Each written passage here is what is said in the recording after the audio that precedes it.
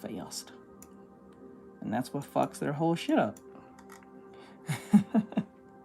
They focus way too much on that because everyone wants to be special. I think that's the biggest ball and chain ever.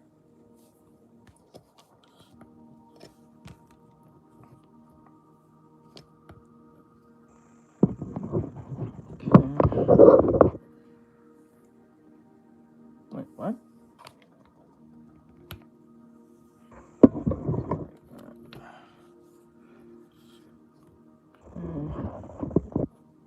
There you go. All right, let's get this job out of the way. Out of the way. If you know the way.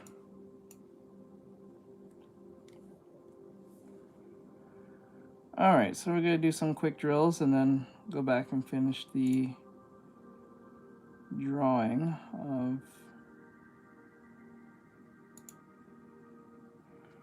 of Amy, and then finish that up. All right, I'm gonna zoom in.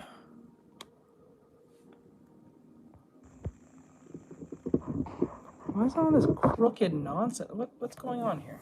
Why is it doing? Okay, maybe it's just me. Maybe I need to push it more like this way. There you go. Hello. Hello, Matrix. What's going on? Okay. There you go. Just trying to get everything ready for YouTube and Instagram.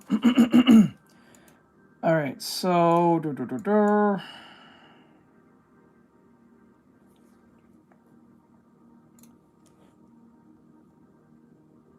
actually, I'm kind of interested in seeing this. Hold up. X that out. X that out. Okay. Now we're gonna come over here. I hate when it does that. It goes to the next thing. That's so stupid. Okay, hold on. I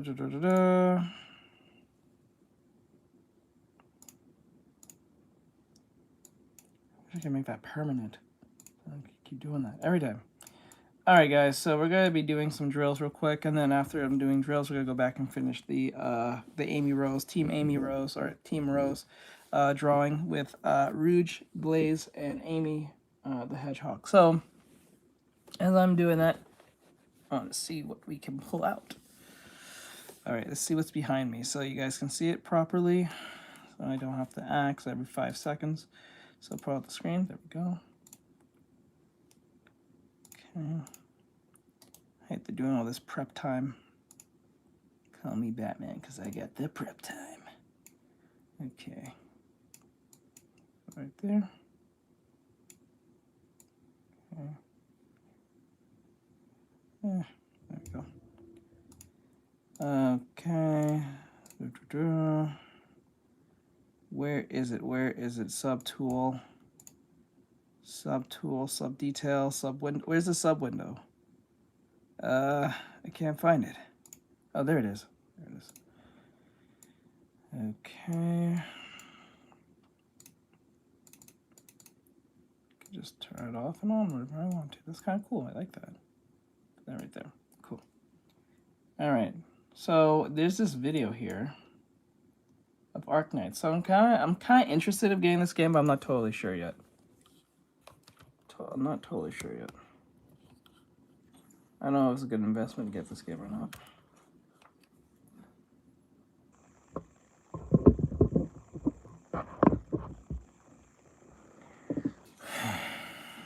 Okay. Where's my... Oh. Okay, let's see.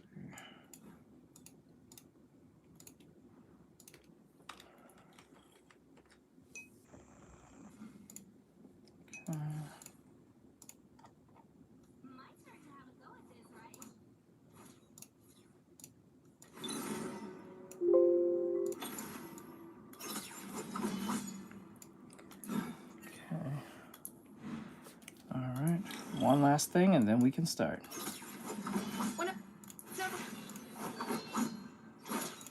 Got something to say?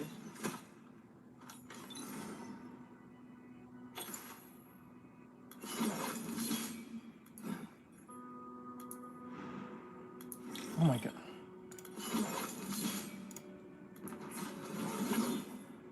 I love the vibe of this place. Good job. Her voice does not match what she looks like.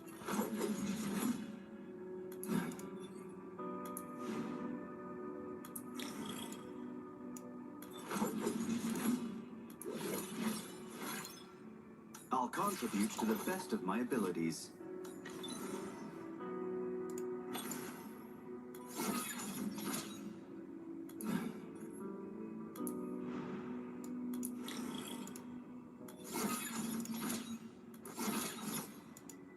I have yet to complete my many quests. Alright. Just to let you guys know, if you guys want to watch this, if you watch the traditional way of doing this, you can come over here on YouTube. Alright. What are we drawing today?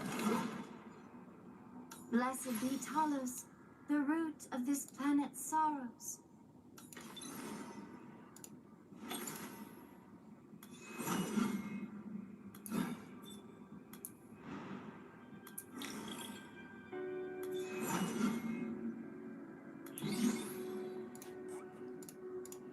I'm getting some decent progress in my research.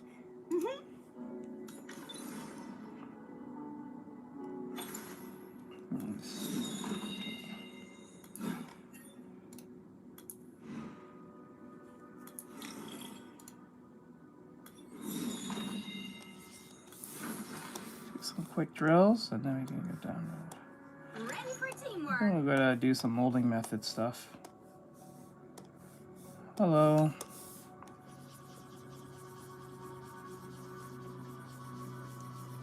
Hello. How goes it for those who are here? Just point the way.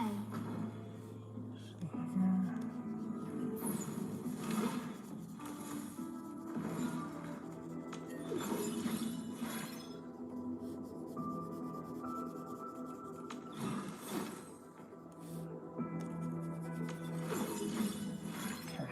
What's up, guys? How's life going?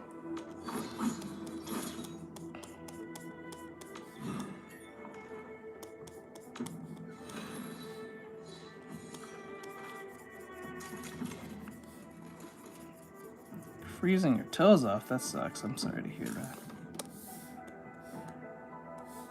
No problem.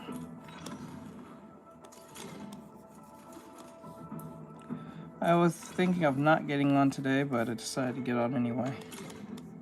You know what?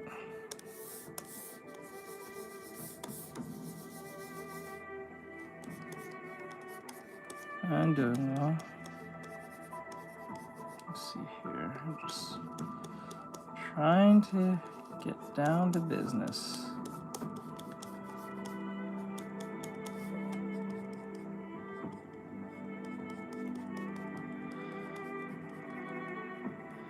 I'm not sure. I really don't know, honestly. I was thinking about getting this game, but I'm not sure yet. I don't know if the game's free or not. I don't think it is. I think it is, but I don't think it is. It's probably free, but it's probably like a lot.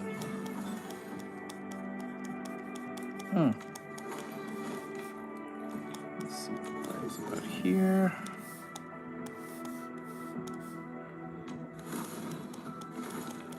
Let's see here.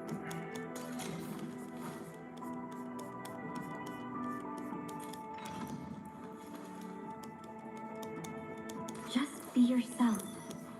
Relax.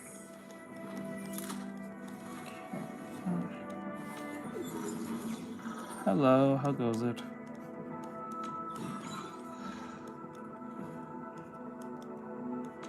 Pizza. That's so specific. Why'd you ask that? I didn't know.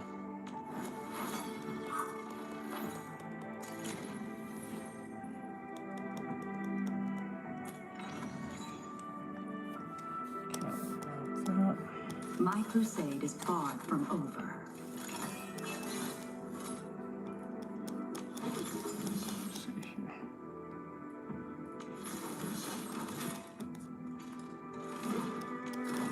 Last time you watched, but no one got no pizza. Yeah, that I know of.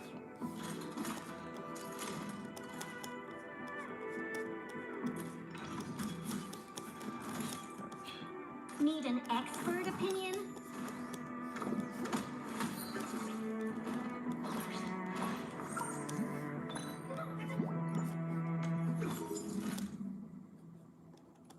I think it's Arknight's Enfield. I think that was called.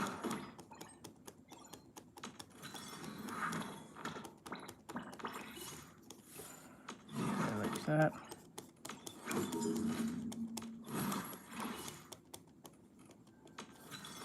Okay, cool. Is that the beta version? I don't think it's.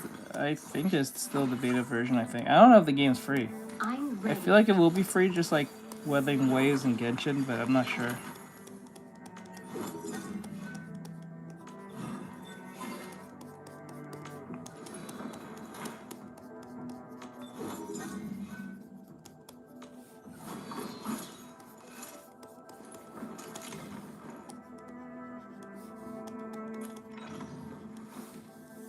What do you want to learn today? It's just a video.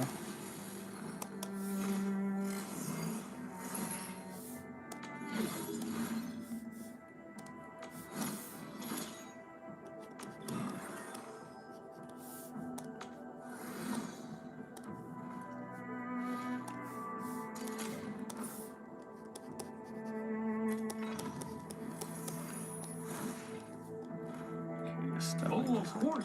You're the boss. You point the way. Big panda. It's always a giant panda eventually. Or some anthropomorphic animal. Always that. I believe that's Arknight's Enfield. Need an expert opinion? Yeah.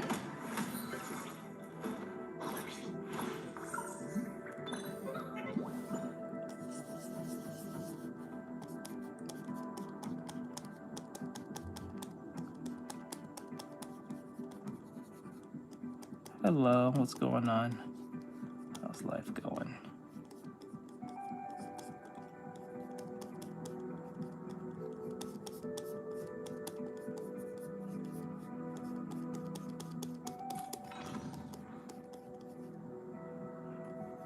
My crusade is far from over.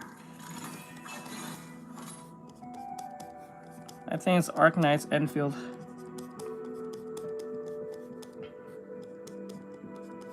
Hello.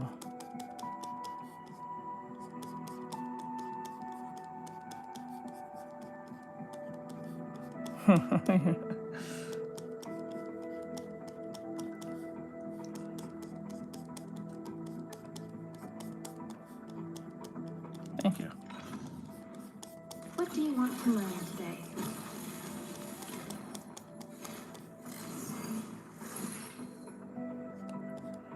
Okay, here.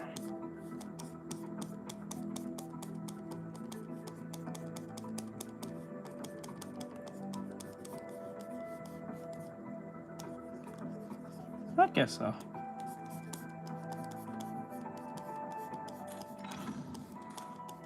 Standing by. The hand is the pinky is about here. Arms about here.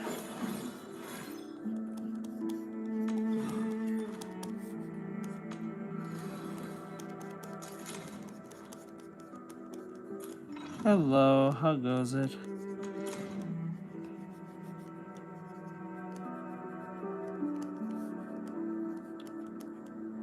How go, Isabella? How you going, hon? How's life going?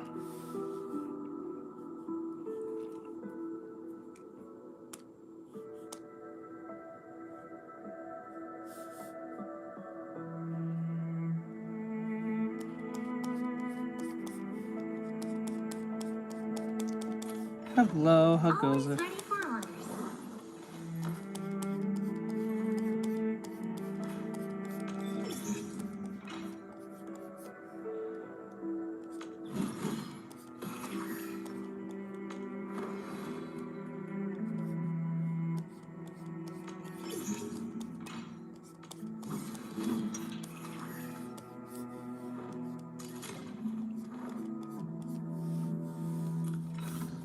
always make the head too big. It's my biggest problem.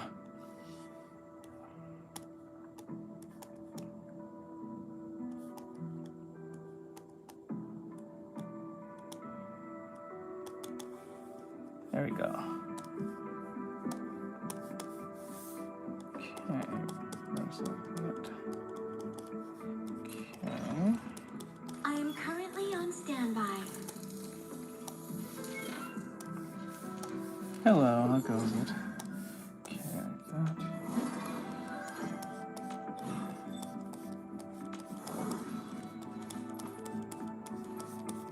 Go like so, like that.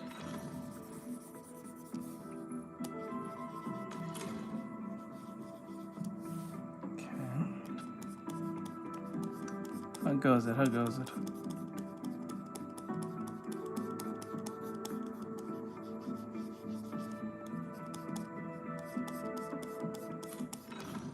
What is it? Hello, hello.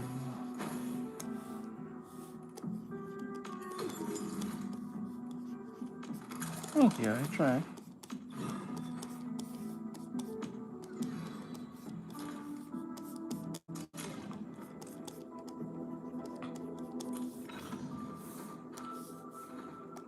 My turn to have a go at this, right?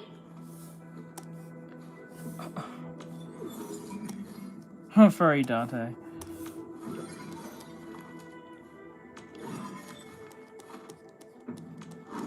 Hello. You gotta just type in Enfield. It's called Arknight's Enfield. Character menu animations. That's all they are.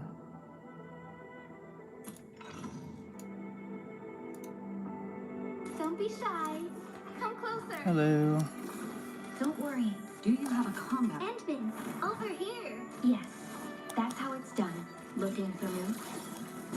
Tell me about it. Standing by. Always ready for orders. I am currently on standby. What is it? My turn to have a just point the way.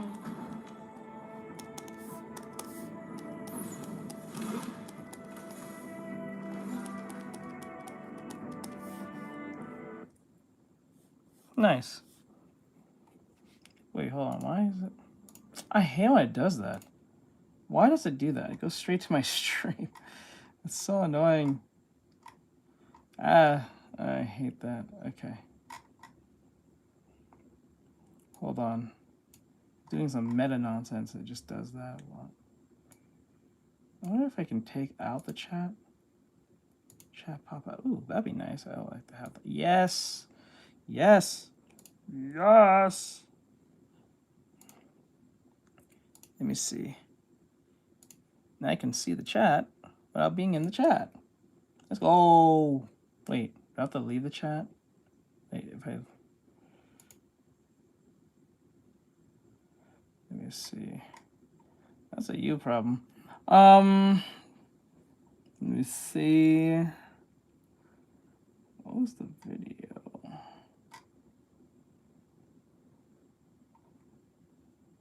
Let me see.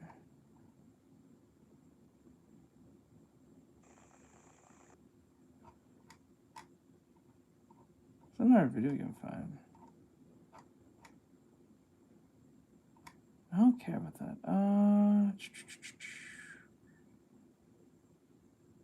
Ooh.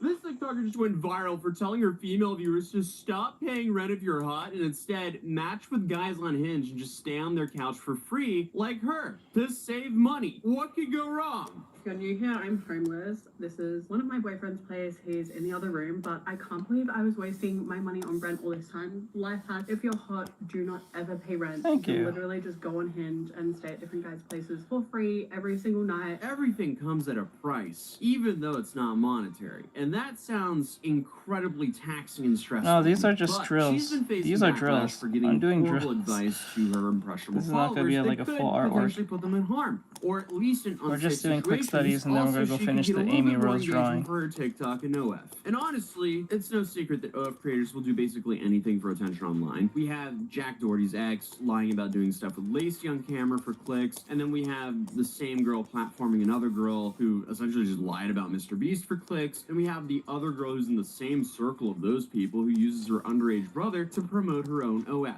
And I mean, you can just go on and on. You're on YouTube. You can just literally go to the shorts. There's nothing new here, but I feel like this blew up because of how bad the advice actually was. Because rolling the dice with that many strangers back to back, I mean, how long will it take until you meet someone dangerous? Who knows? But I would advise women out there to not give strangers that much leverage on them, as I feel like that has a high potential to attract quite a few creeps. Gotta warm up them brain muscles. People getting their bag and doing whatever they want to do as long as it doesn't hurt others. I do think this story is important to talk about when considering the average age of what our TikTok viewers could be, and the kind of message that we're letting these creators blast online to these likely young adults and potentially teenagers, whether they're true or just for content. So, who is this woman sharing all these irresponsible and just probably fake life hacks? Well, she goes by Emily Webb, and she's a 25-year-old OF creator and TikToker from Australia. She also has about 68,000 on TikTok and 179,000 on Instagram, but she clearly uses rage bait and thirst traps on these platforms to drum up engagement and, you know, funnel traffic to that spicy link in bio.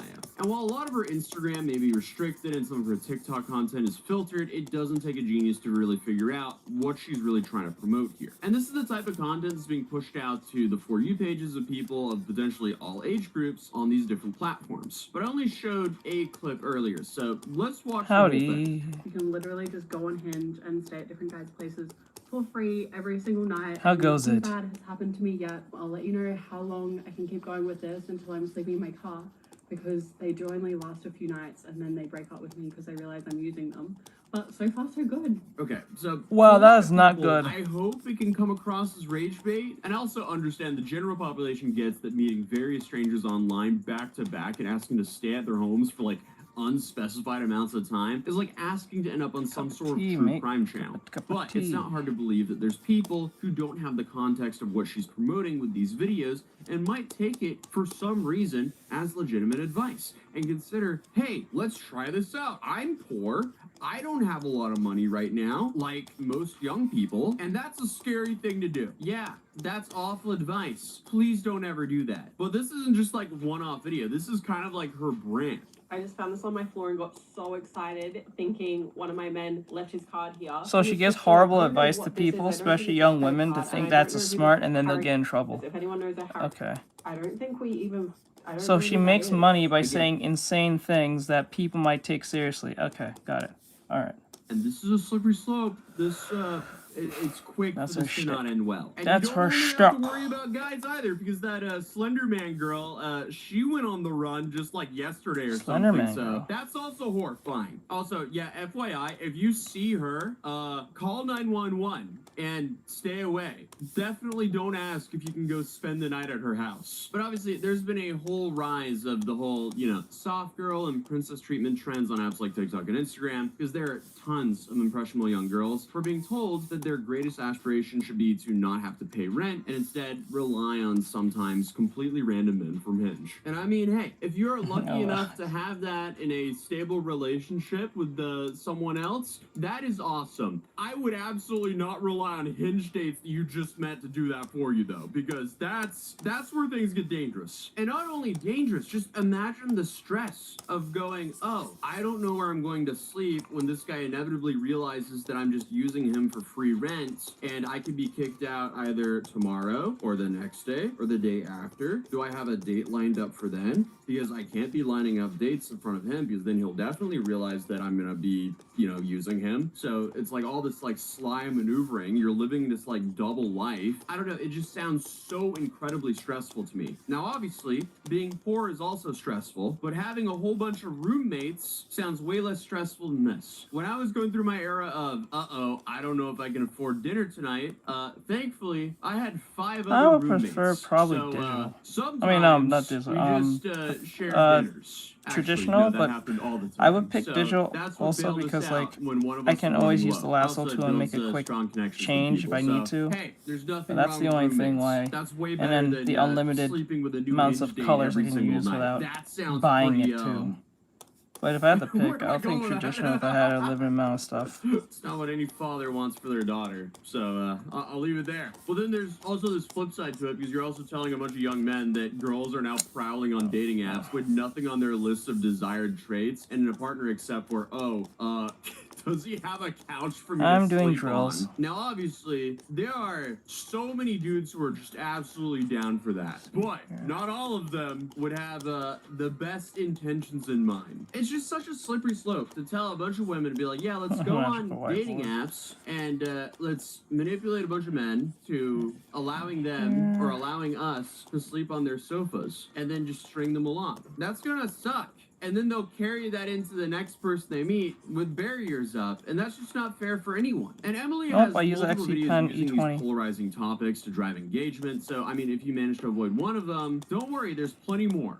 Day 3 being homeless in LA, and Hinge is low-key drying up for me. I think I'm gonna give it quits. Everyone's kind of catching on to the fact that I'm homeless and being like, yeah, you're using me for a place to stay, blah, blah. Anyway, I'm on my way to Rodeo. I heard that's where the rich guys are. So hopefully we find one. I only need a place to stay for tonight. I'm homeless. People are catching on to the fact that I'm using them for free sofas. So I'm on my way to like the most expensive area in the entire city. Awesome. Because Tiger said I can stay at his tomorrow night when he gets home from tour. Thank you. Okay, never mind. That makes sense now. Other Okay, thing well, out. why didn't I see that? But I worst case I scenario, forgot to sleep put. in Thank my you, car. Dario, This for the is a jewels. I good appreciate it. 2026 480. I'm gonna have this here so I can see this. So I can actually see the gifts when they come in.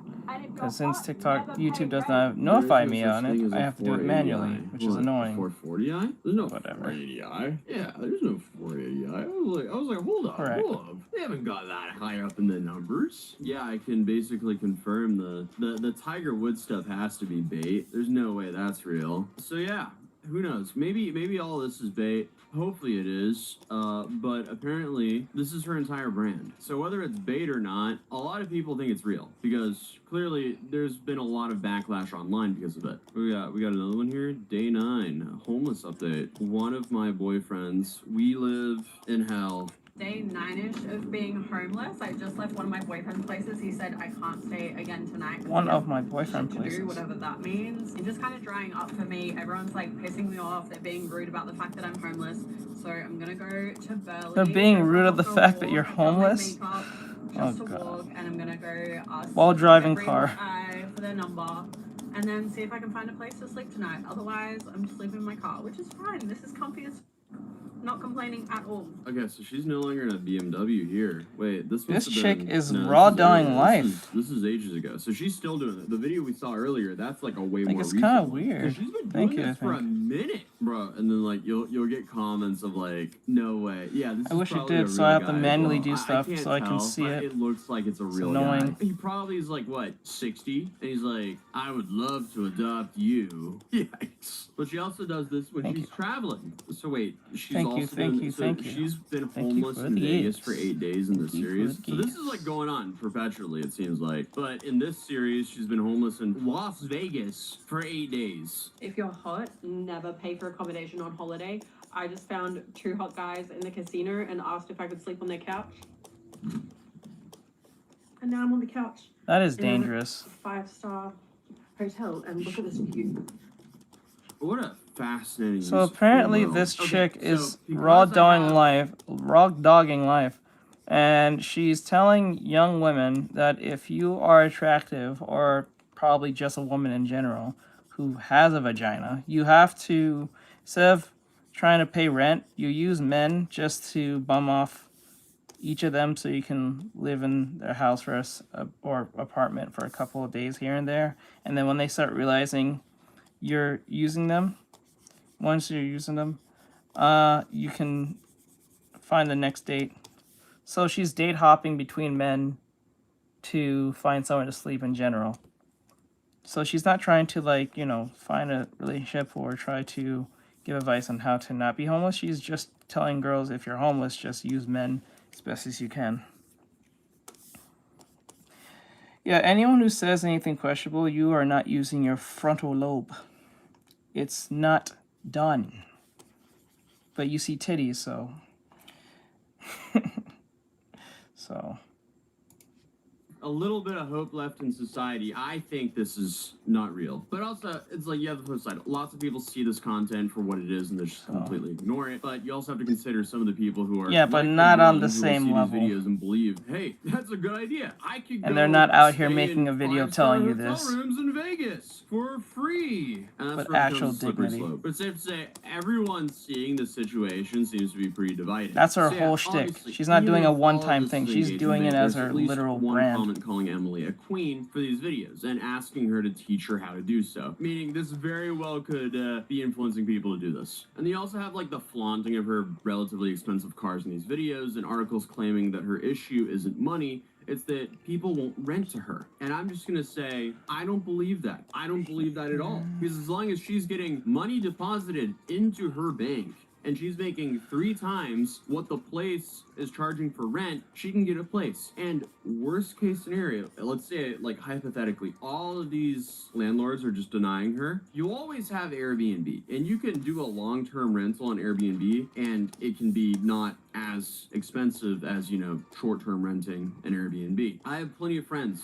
who have gotten Airbnbs in pinches between apartments. Yeah, I try Because my often best. when you rent an Airbnb for a full month and you're not Right in, now like, we're just some doing drills. massive city or like tourist And then after we're done, we're hotspot, gonna do it the will Amy Rose not be and that much we're more gonna finish up expensive Amy Rose than, and you know, a normal monthly Rogue rent for and, like a one Rouge bedroom or whatever. and But the it's other just one. from my experience of looking around and from what my friends have done. And obviously you could probably find examples of showing, you know, 1 month of an Airbnb is like way above the market rate for certain cities. I'm sure that could easily be the So case in plenty of the cities. arms are By the way, she's here. promoting 2 things here technically, like, you know, staying at random dudes' homes that you meet on Hinge, and OF by flexing these expensive cars that she's driving around. And again, hey, Wait, I she has support OF money, but everyone she's trying to doing what bum they off wanna people? do, as long as it doesn't hurt anyone Wait, that else. is But so I do weird. think She it's has... important to... Wait, hold up. She has OF money, but she's trying to bum off dudes on the internet?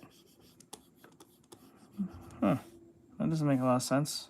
You know, acknowledge how this kind of content could affect young people. Because all of this Huh. is being Thank broadcast you. all across, you know, TikTok, Instagram, and YouTube, where a bunch of young people are. Because essentially she's branding it as a, like, life hack to make it go viral. And obviously it's controversial, hence why we're talking about it as well. But regardless, it's definitely an awful idea. Apparently she also did this, like, POV you trust a man challenge, which ended up injuring her. I didn't know this was a trend, but apparently the whole bit is you run down your friend by accident in the name of Yeah, a she probably viral does. TikTok video.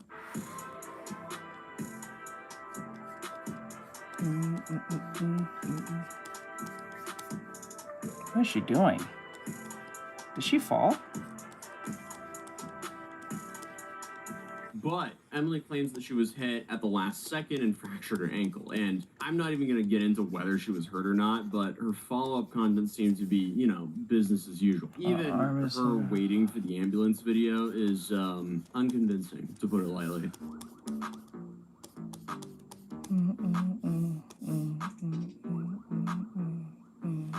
Okay, alright. I think it's all fake. That it is what it is, I guess. Because obviously these influencers are not above rage baiting. If anything, it just boosts their stuff. And then it puts me on the fence of like, okay, do I cover this and indirectly signal boost this? Or do I also cover this to be like, hey, this is a dangerous thing that she's spreading and people should not be, you know, staying at a new Hinge date's house every night. That's a really bad idea. Confession, I've always been really jealous of people that have a double chin because like it looks so funny. Like I literally have to shop. Clips Do You Paint is what the app I'm using. Alright, well, wish her the best of luck. Either way, terrible idea. Hopefully you respect yourself enough to not do this. And if you're a dude, maybe you should be wary of it, because at the end of the day, you don't want to pick up a person that's going to be crashing and guilting you to sleep on your sofa when you're thinking you're going on a date. That's just not fair for anyone. I feel like I'm going in circles at this point. So hey, if you're new here, feel free to subscribe, drop a like if you enjoyed this video, and I'll see you guys in the next one. And Peace. Here. This YouTuber disappeared and got exposed for allegedly scamming his followers for $100,000 through an alleged rigged betting scheme on a live stream. And when people started inevitably asking questions, his sponsor claimed he passed away, all while at the same time claiming that he'd been arrested by Saudi intelligence. So Are you after hearing all serious? that, you're probably thinking, what is going on here? Well, I guess this is just the latest chapter in one of the more bizarre influencer rabbit holes that's been out there. Because this is Miles Rowledge, a 25-year-old from Birmingham, England, who goes by Lord Miles. We're doing online. studies. And the Lord part is literally from a 15-pound joke certificate that he bought online from established titles, if I remember correctly. And that technically gave him the right to use the title, even though he's definitely not a man of high status. But even managed to actually get the Lord printed onto his credit card. How did he get talked to the that? bank, and the whole thing became a part of his persona. What? And this also allegedly saved his life as well. But Miles grew up as an only Yeah, child thank in you the for small the neighborhood hearts. of Birmingham, Yes, we do England, and had a enjoy that you fairly guys give him normal hearts. It's education. really Later cool. on, Thank he you. went to university to study physics, but then a year later switched to finance. And here he established the university's investment banking society, and he also started taking online Harvard classes in 2021. So the reason I'm mentioning this is because the guy seemed to be on a pretty conventional path I'm towards using a finance. But desktop in to power 2019, this. something changed following need a Christmas desktop to exams use during this. the first term of university. Well, you can use Miles was probably invited a by a friend to laptop, spend but I winter wouldn't vacation recommend it. exploring at Chernobyl. And apparently, that trip awakened something within him, a fascination with visiting dangerous or restricted or otherwise off-limits places. And even later on bragged about bribing a security guard in Chernobyl to let him keep the mask that he had taken. And I guess he later okay, on that's sold how he that became a mask lord. to cover Okay. the cost of the trip. But this is when Miles discovered the world of danger tourism. And as the name suggests, it's a practice where people deliberately travel to dangerous locations, so like active war zones or disaster areas for the thrill, but nowadays mostly for social media content. So by 2021, name? Miles was essentially It came with the Googling most tablet. dangerous countries I to never visit bought no and other pen using to do that this. list as a travel itinerary. And in March, to he started forget the planning what pen, would you have to become get his the most tablet. infamous trip yet. Afghanistan. According to him, he wanted to see what life in Afghanistan was like, visit no. historical Christian sites, and maybe do some charity work. Corgi. The visa and the flight Oh, cost him over $1,000 $1,000, but I guess jewels. not too long after purchasing the That's ticket, crazy. he started to Okay. have some doubts until he discovered I actually that can he see couldn't the get a jewel refund. numbers. So, as you can imagine, he just decided to go through with it anyway. How do I say So your to name? fully understand You do know why you're Miles' open for a trip to commission for Afghanistan was that. so reckless, you kind of need to understand what was happening there in August of 2021. Because, you know, after 20 years You can of get a military presence, the United You can States get a announced it was headshot withdrawing commission all for its that. troops from Afghanistan. And the NATO-backed Yeah. Afghan government was supposed to maintain control in their absence, but the Taliban, a militant political group that had ruled Afghanistan before 2001, launched a play to take the country back. You sure? You can throughout really the make summer a of commission. I will do a 2021, the headshot Taliban for you. was That's a steadily headshot capturing commission. territory, moving towards the capital city of Kabul. U.S. You have intelligence 24 hours assessments if you wanna early change your August mind. suggested it would take at least 30 to 90 days before the city would fall. But the situation was clearly unstable and was getting worse fast. And at this time, the UK Foreign Office had already issued warnings against all travel to the country and was urging British nationals to leave immediately. Miles, however, decided this was the perfect time to hop on a plane and go visit. So he prepared for his trip with a GPS-enabled SOS button, planned regular updates to friends online about his whereabouts, and he set up a dead man switch, which automatically dead man posted on his switch? Facebook if he failed to check in. And I'm assuming this is just announcing Oh, that's a the end of thing? his Oh, I life didn't know that or was a his thing. disappearance. I didn't know it was He was like a also word. joking about that 15-pound lord certificate, saying Thank that you, might bro. actually come in handy and potentially save his life, assuming that the Taliban might see the title and think that he was actually worth keeping alive for negotiation power. And what's crazy is he might have been right, because on August 13th, 2021, Miles flew into Kabul from Turkey with a return flight scheduled on August 19th. That gave him 6 days in Afghanistan before he was scheduled to leave. But just one single day into the trip, it was clear things in Afghanistan were already becoming extremely chaotic, with local Hello, people how bank goes runs it? before the banks completely collapsed. So overall, things were looking seriously scary, and when they realized this, him and his guide tried to reach the British embassy. And here, Miles was apparently disguised in a burqa to avoid any detection. And when they arrived, they found out the embassy had already been evacuated and was completely deserted. So they had no choice but to just head for the airport. And on August 15th, just 2 days after Miles arrived, Kabul fell to the Taliban. The Afghan government completely collapsed within hours, and the president fled the country just before the Taliban fighters entered the presidential palace. But here's the problem. Along with Miles, thousands of Afghans who had worked with Western forces rushed to the airport as well in desperate attempts to evacuate, leading to scenes of absolute chaos in the entire city. Miles then decided to start posting on 4chan that he was in a bit of a pickle, and Why suddenly his 4chan? real-time updates from inside Why Kabul during its the fall fuck? started getting attention worldwide. And in an interview, he said that he accepted his end and was fully prepared for it, since, in quote, there was no convincing me otherwise and I knew the risks. That But is when so- people what? started raising That is money so to help weird. him Why escape, there? he told them to donate to charity instead, essentially telling his followers to focus on the people who actually actually needed help and not him who put himself in that situation to begin with. And specifically, he mentioned his tour guide, who apparently helped save his life, but was being denied entry to a safe house because he wasn't from a NATO country. Miles, on the other hand, found refuge in a UN safe house along with about 50 other foreign citizens. But here's where it gets interesting, because 4chan users were actually Thank you for the likes, researching guys. I Taliban appreciate it movements in very real much time so. and providing Miles with updates on where they were advancing, helping him avoid the most dangerous areas, and he later recognized that even though 4chan is clearly a toxic place with horrendous things on there, the people who replied actually gave good information, resulting in saving his life on multiple occasions. And on August 17, Wow, that's kind of 2021, cool. he was evacuated to Dubai on a British Army plane. And after a short quarantine period, which All right, was required laters. because, you know, a Welcome- pandemic was going on then as well, Miles then returned hope you to come England. back, And but once you can Miles always got change back your to the mind, UK, his story though. went mainstream. with You're media around the open for a world covering the commission, British so students you have stuck in 24 hours to Afghanistan. the And next with stream. that, Miles became this sort of like viral symbol of reckless tourism. He did interviews, he had various appearances, and his online following grew exponentially. And it's safe to say that people had very different reactions to what he'd done. But regardless of how people felt, Miles was suddenly known worldwide. And in November of 2021, he signed a publishing contract for the book Crashoutric Lord Miles says in Afghanistan. WSP And bro. that book was actually released Hey. a year later. However, here's where the story takes a turn from danger tourism to something brand new. Hey, Rick, Because what's going Miles on, bud? didn't just go visit Afghanistan once. Crashoutric write his says, book, "How and are move you?" on. He actually went back multiple times to Taliban Doing pretty controlled well. Afghanistan. He started building this whole narrative around being friends with the Taliban commanders. So now we're in April you're doing well, my 2022, bud. and Miles has returned to My guy. Taliban-ruled Afghanistan for a second trip. And to prepare, he emptied his I entire don't like how rooms this for all the his legs belongings. are, He so also gave I'm his gonna roommate probably the keys change to up the access leg everything, just in positioning, case the trip 'cause went this leg here poorly is and kind he of didn't like, return. He don't then know where it traveled through wants to various be, so I'm countries gonna to fix avoid it. being detained by authorities who might try to stop him from entering Afghanistan. And while there, he was being interviewed by the Afghan television station called Baria TV. And then came a bunch of videos of him joining parades and other activities with the Taliban. Then for some reason even tried to sell Taliban merchandise, attempting to use eBay to sell Taliban branded headbands, which were initially Just taken down. wait, you can sell. Yo, at least I think the one thing the Taliban has learned is from G.I. Joe. What did they say? What makes a great terrorist organization? Great branding, great branding, great branding. It's all about that great brand. I remember seeing that in fucking Family Guy. It's great branding. That's how they know you're serious about your terrorist group. Before eBay apologized and said the listings would be restored. And in June of 2022, his Instagram account was suspended after he posted Get the a selfie merch! with an armed Taliban fighter. But despite his profile getting banned, he always kept coming back. And throughout all this, Miles cultivated this narrative that he had developed a genuine friendship with Taliban leadership.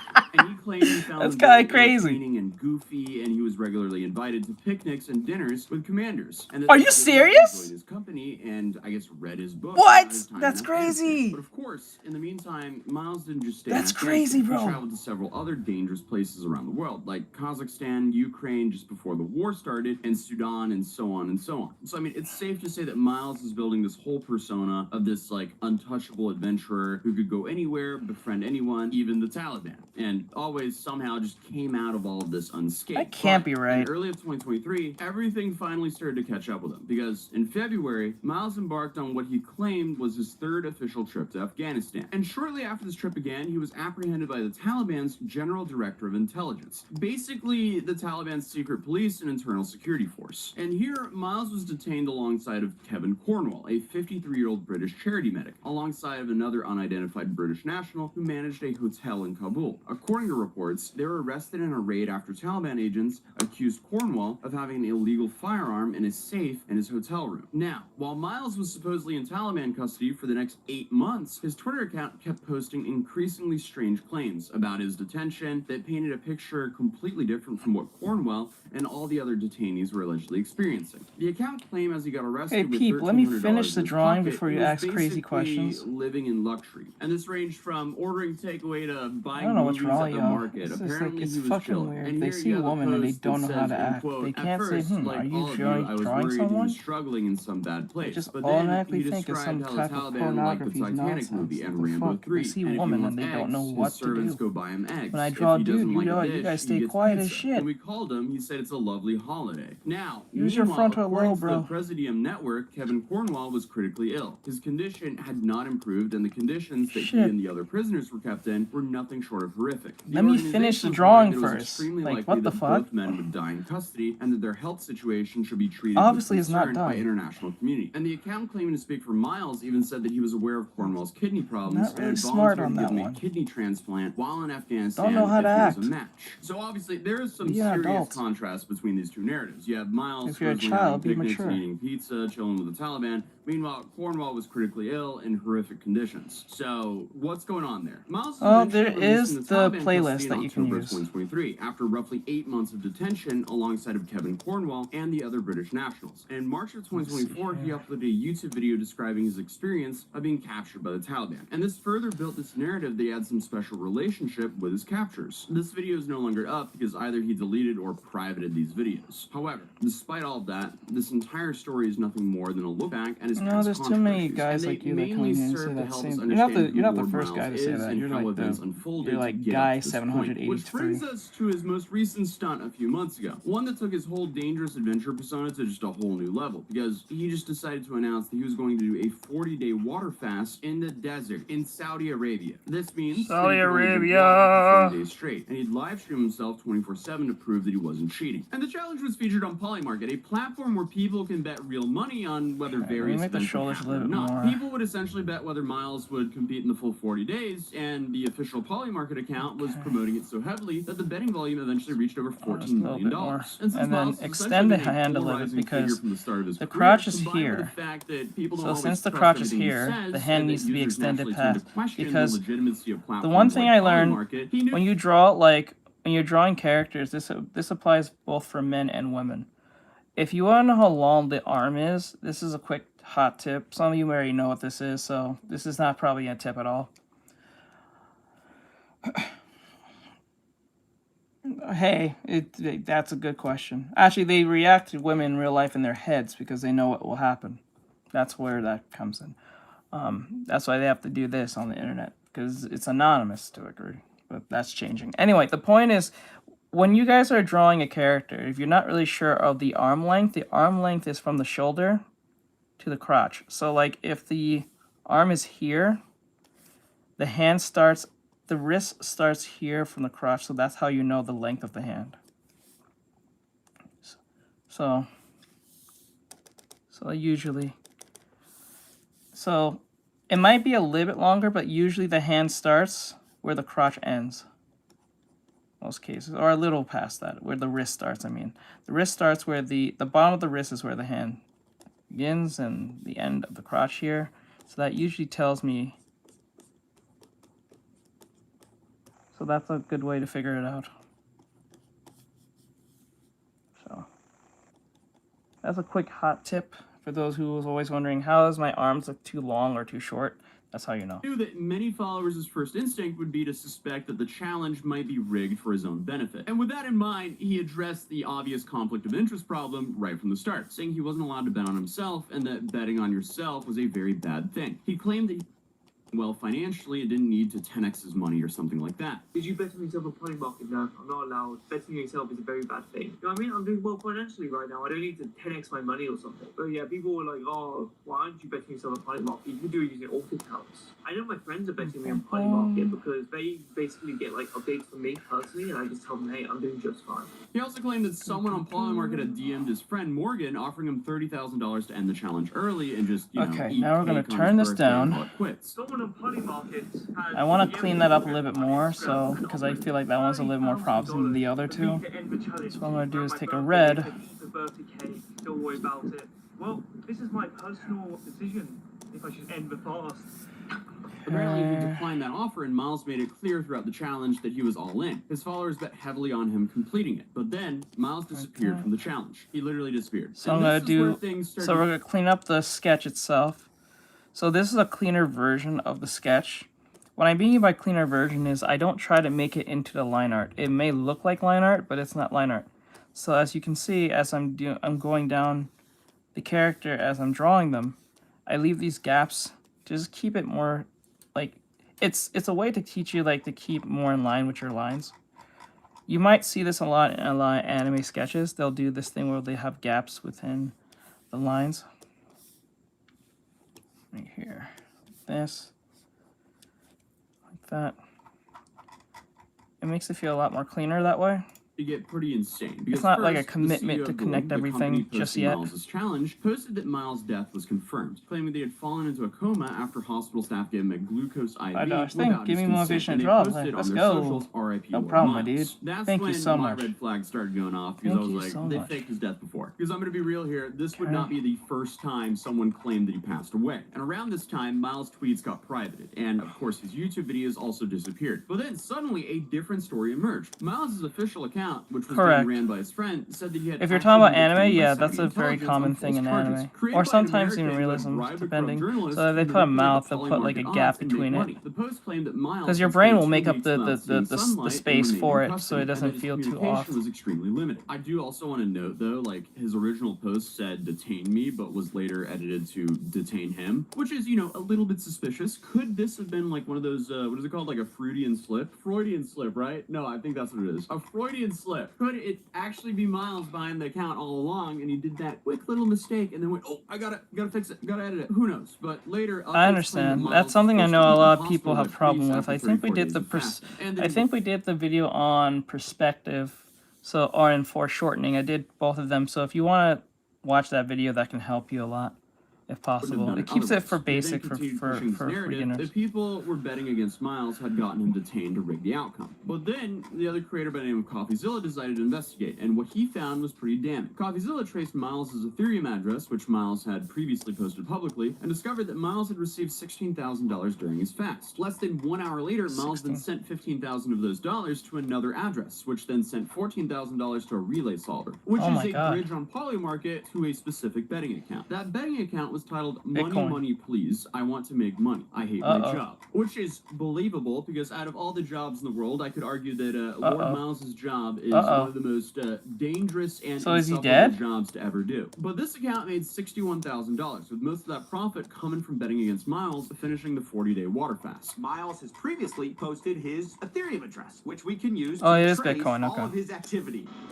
Some guy was meant to pay me $16K today. Around that time, we see the Lord Miles Ethereum address get paid $16,000 during his fast. Well, less than an hour later, Lord Miles sends $15,000 of those dollars to this address, OX613, who then sends $14,000 an hour later to this relay solver, which is a bridge on Polymarket. That's an account that has made $61,000, titled Money Please, Want to Make Money, I Hate And My this is Job. this is why people ask me, when I start the stream, I want to get better at drawing hair. I also want to, like, this is why a lot of people ask me, why don't you do like full length artworks on stream? The reason why is because I'm trying to improve.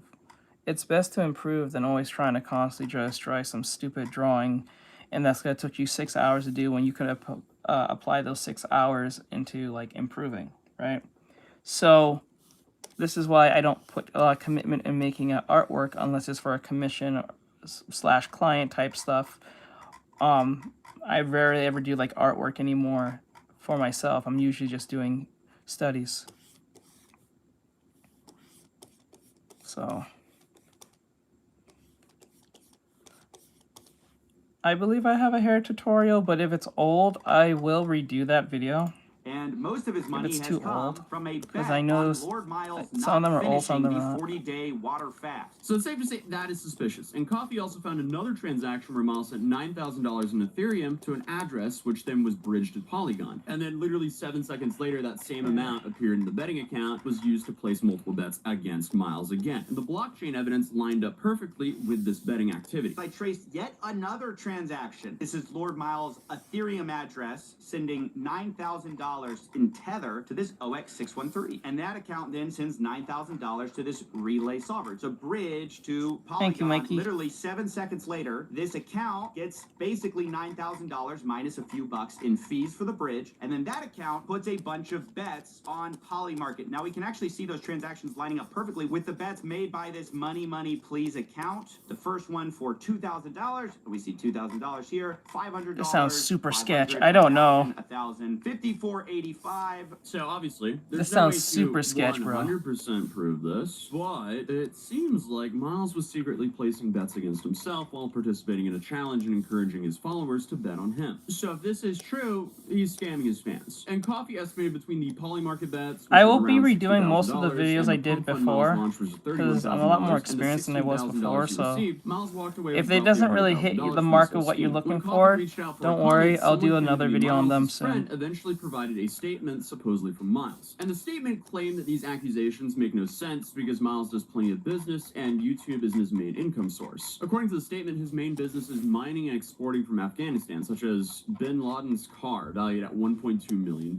It's like, Bin oh, Laden's look, I'm car. making so much money, why would I ever scam? That's such a bad excuse because I'm using we've an covered XP so many people that have E23, I a think, bunch if of I money remember who right. also were outed for scamming. Unfortunately for some XP10. people, greed makes it so they never have enough, so I am not buying that excuse at all. They did admit, though, that the betting accounts in question belong to an Afghan national who helps Miles transfer money due to international sanctions, and that crypto is ideal for this. In other words, they're basically saying, yeah, Miles sent money to that account, but he didn't know the Afghan helper was betting against him. So that's also an interesting statement. So it's like, oh, I didn't know that I was technically scamming my fans? Well, the statement also claimed that Miles was detained by Saudi authorities for up to 6 months without charges because someone who knew his location realized how much money they could make by doxing him. So if Damn! this seems credible, honestly, it's hard to blame anyone for thinking that. The simplest explanation here is that Miles rigged his own challenge, bet against himself through intermediaries, and made about $100,000, and then created an elaborate story about being detained to explain why he disappeared and couldn't finish this challenge. But who knows? We can only speculate here. Then obviously you have the sponsor that away, the edited tweets switching from detain me to detain him, the perfectly timed blockchain transactions showing money going from Miles to betting accounts within hours. So I mean, if you just connect those dots, it all points to one direction. However, on October 5th, 2025, Not gonna lie to you, update on his own this is why the internet's gonna get crazy, because you can't virtually just like get away with stuff.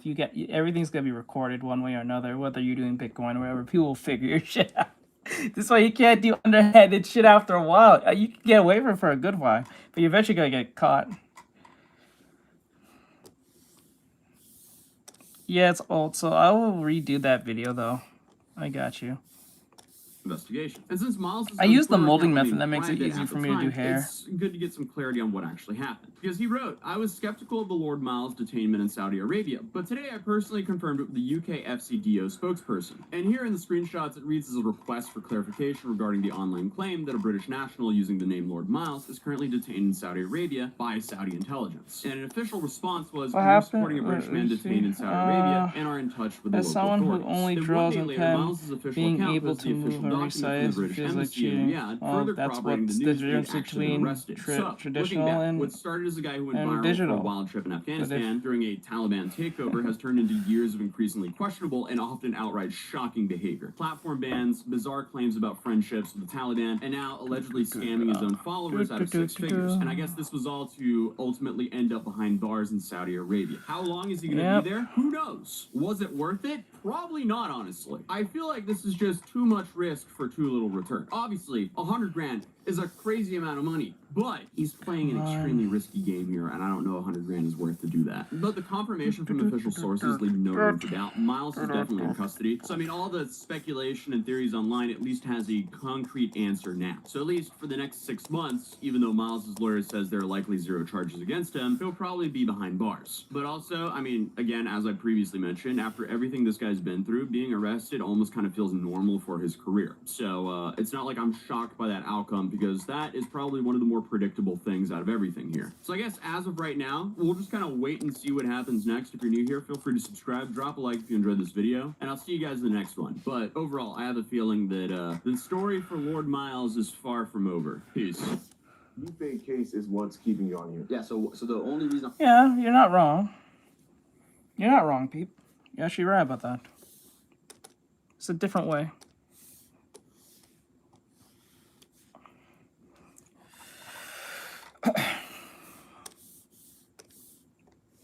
Yeah, I can't do the finger thing. That will annoy me after a while. I can't do. Hey, Allie, I can't do the finger thing. I can't. That would no. I would be so irritated by doing that. I'm stuck in Korea is because of this gif of 2 people kissing. Yes. So it's like unfair, malicious prosecution, you know? Because the two people that are claiming I made a deepfake about them. This dude is still in. Somebody put. Bro, I don't care about Johnny Salami. That bro needs 40 straight years in prison. An attorney in hell. I don't know what to tell you. Like what the fuck? Like I'm so tired of bro. Body cam.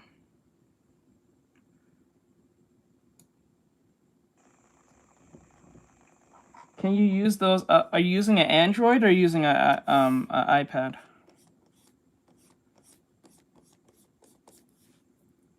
It is a curse, and it is a great thing to have, but it can be a curse. You can rely on it a little too much. This is why you gotta be. This is why we jump back to doing traditional work, because sometimes doing digital work can put you in a mindset that you won't really realize.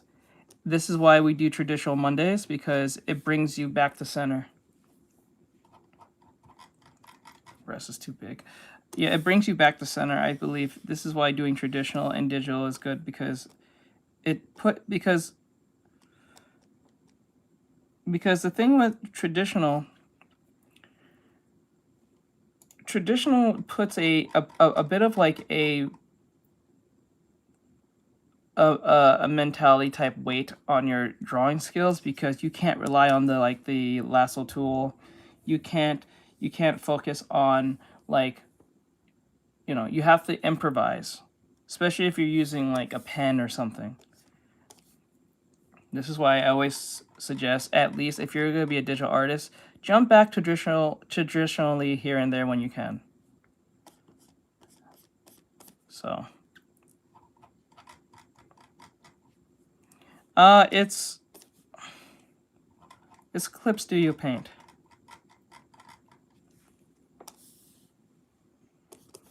Okay, there we go. So this is this game called Body Cam. It says Body Cam gets a new trailer dealing with what you can expect from the ultra-realistic multiplayer first-person shooter. Watch the new Body Cam trailer to see what unique, which brings CQB power gun map, a new zombie map enhanced. Oh, okay, let's see.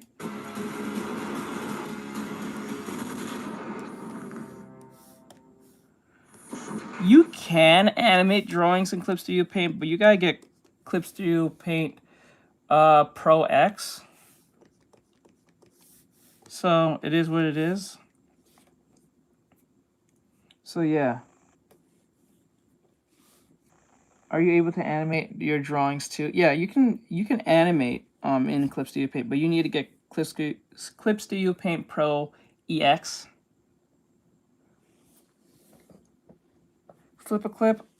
I realize you can't animate on the computer very well in Flip a Clip. I think you have to download a certain like plug-in or some shit. So I use I'll be going back to using the other program I use. I have to do studies on that. Let me see here. I think the breasts are lined up, but yeah.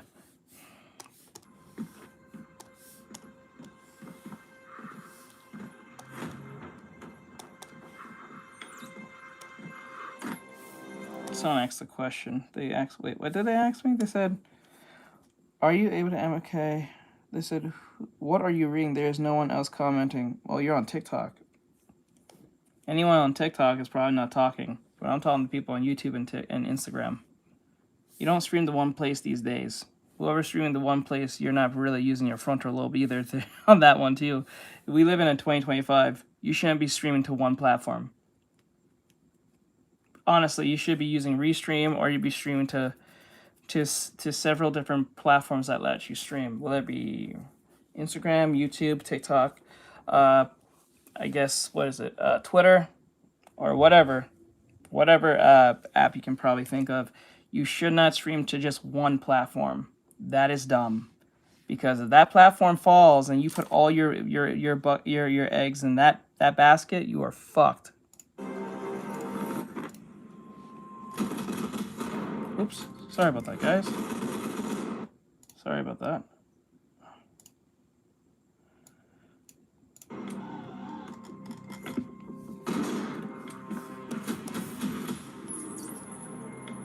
New zombie map.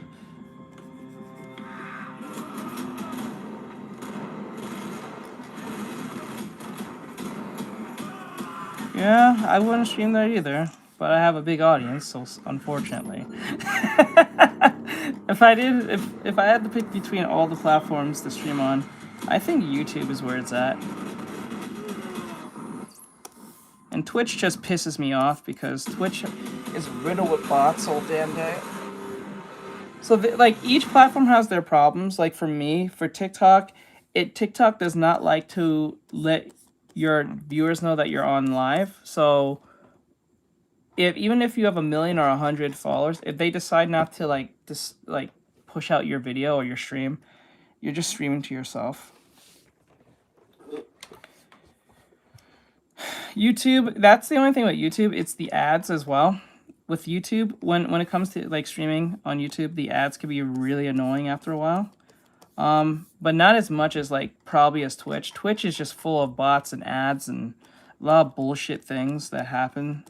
And the ban hammer, or at least the punishing on that, is very biased or not that great.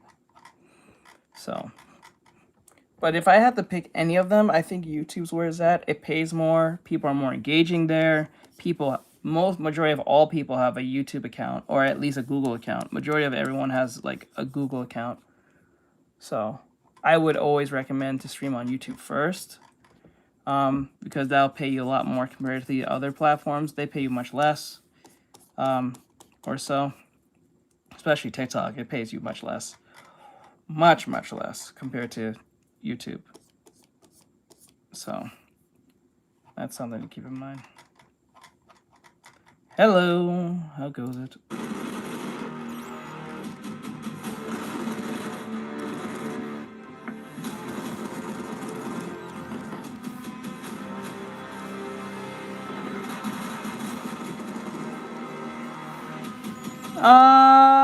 Yeah, ish. If you watch enough Hassan Piker, you know what I'm talking about. It's super left, but like I think Tom Clancy. I think his name Tom Clancy, Bill Clancy, whatever the dude's name, the dude who owns it right now. I'm pretty sure he has to get back to center eventually, because I think he's called up for Congress for court because of the nonsense that's been going on with Hassan. And they're close, and he knows him personally, so he eventually has to make a choice: either be friends with Hassan and let Twitch burn, which is already burning, or get rid of Hassan, because Hassan is probably the leading man on this. If you Gunnar Clancy, yeah, fuck Clancy, like there's the shit up.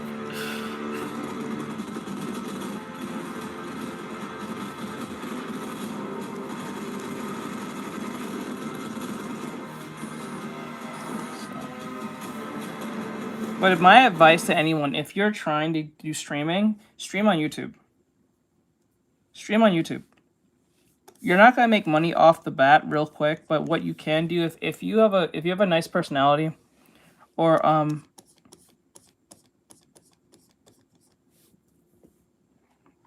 well, after a while of drawing. Okay, so like I like to apply this question to the riding a bike method. When you ride a bike long enough, you eventually know how the bike works. So like this is how I usually tell my students. I would always tell them, if you're going to learn how to draw, look at the human body as a puzzle piece. Don't look at it as like a whole. Look at them as pieces, and then recognize the pieces for what they are. So like, for instance, the head is really rounded. Most likely it's not like the hand. The hand is not rounded. It's like a box, right? So if you make it apparent to practice drawing the head, and just the head alone. I have a student right now who's improving very fast, and I'm very quickly. That's Bob, actually. He's really improving. He's been taking my advice to heart, and what he does is, I told him, you have to draw for 60 days, 30 days. I gave him an option, 10 days minimum. I'll say 30 days, and max 60. So what that means is you have to draw that one thing, that one particular thing, for the amount they pick. So if you pick 60 days, you have to draw, like, say, hands for 60 days straight. You have to at least draw hands once every day for 60 days for at least 1 hour. Because I know everyone don't have time to be drawing for 6 hours, 7 hours like I do, and who got lucky enough to do something like this to make money. So I would say do that for a while. I even said this in my YouTube video, so I'm not saying anything that's exclusive that they're paying for, that they're losing, that I'm giving to you. I already put this on a YouTube video. So apply by doing that for like 60 days straight, or 30 days, or whatever days you pick, and just focus on that particular body part and draw it in different like angles everywhere, just all around, by very different perspectives of that particular body part. And if you do that, you're going to have a more familiarized understanding of that particular body part. And then once you feel comfortable drawing it to the point where you're not nervous of drawing it, you move on to the next thing. But I wouldn't say go from head to straight to hands, right? I would build down the rabbit hole from head all the way to feet, and then do arms and hands last. So if you build like the head, the neck, the torso, and, you know, the mid half and the lower half, and then the legs, and then thighs, legs, and knees, and so on and so forth, you're going to have a better understanding drawing those things, giving time to them. And it might sound like a lot of time, but it really isn't. Because let's just say you put, say, 15 days in each body part.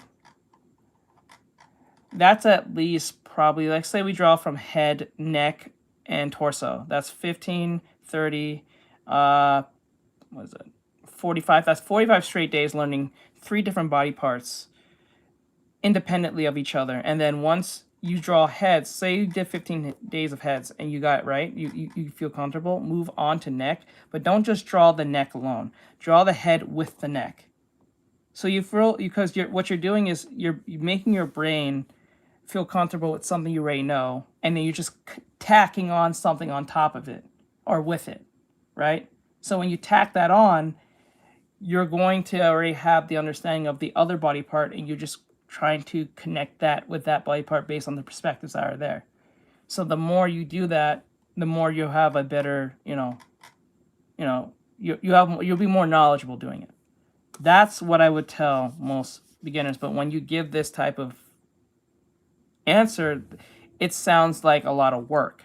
And that's where they kind of fuck up here directly. That is what gets them. It's not even the plan. It's executing the plan itself and keeping it consistent. That's really what it is. That's why a lot of people come in here and say to me, how do you get so good at drawing? Because I constantly do what do you call it, like warm-ups first before we get into doing something like this.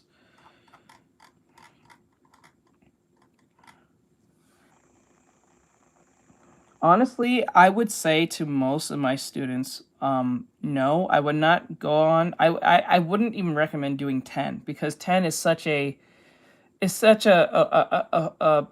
blow into the wind that you didn't really, retain the information. You just kind of like raw dogged it for 10 days, you know what I'm saying? But if you do like 10, if you do 30 days, you have more of a crystallized understanding of what you're dealing with, because you're drawing it for, and I would say an hour a day, but if you have more time, add more hours to it for each day. So let's say you're off, say, on the weekends, and you don't go out, you don't do anything. I would put like, 3-4 hours a day. That's what I would do.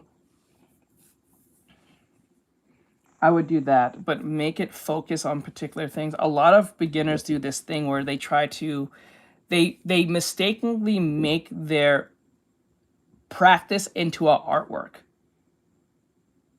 You know what I'm saying? What they'll do is, I'm going to draw hands, right? They draw one decent hand and then try to make it into an artwork. No, don't fucking do that. No. You're gaslighting yourself to a degree, because what you should be doing is trying to understand what the hand does, trying to understand the mechanics of the hand, all that. Not trying to make it some art piece for you to post on Instagram. You know what I'm saying? This is why when you guys see me post, it has a specific reason why I'm posting this and why. Whether it's a fan art or some type of, like, I don't know, some type of learning aspect. There's a learning aspect to it. Yes, it should look like something like this. That's it. It shouldn't be like you're trying to make some type of fan art. That's not the goal here. We need to stay focused, brothers. We need to stay focused, right? So like it's like learning the code, right? You're not trying to like make a video game. You're trying to understand how pieces of your game works. So you build little things and then understand them, right? You understand those mechanics, those aspects, those functions, whatever those things are. And then when you have a good understanding, you start connecting them as the building blocks based on those information you get, right? So it's like that. When I started drawing, yeah, over and over. Yeah, correct. Over and over, but different perspectives.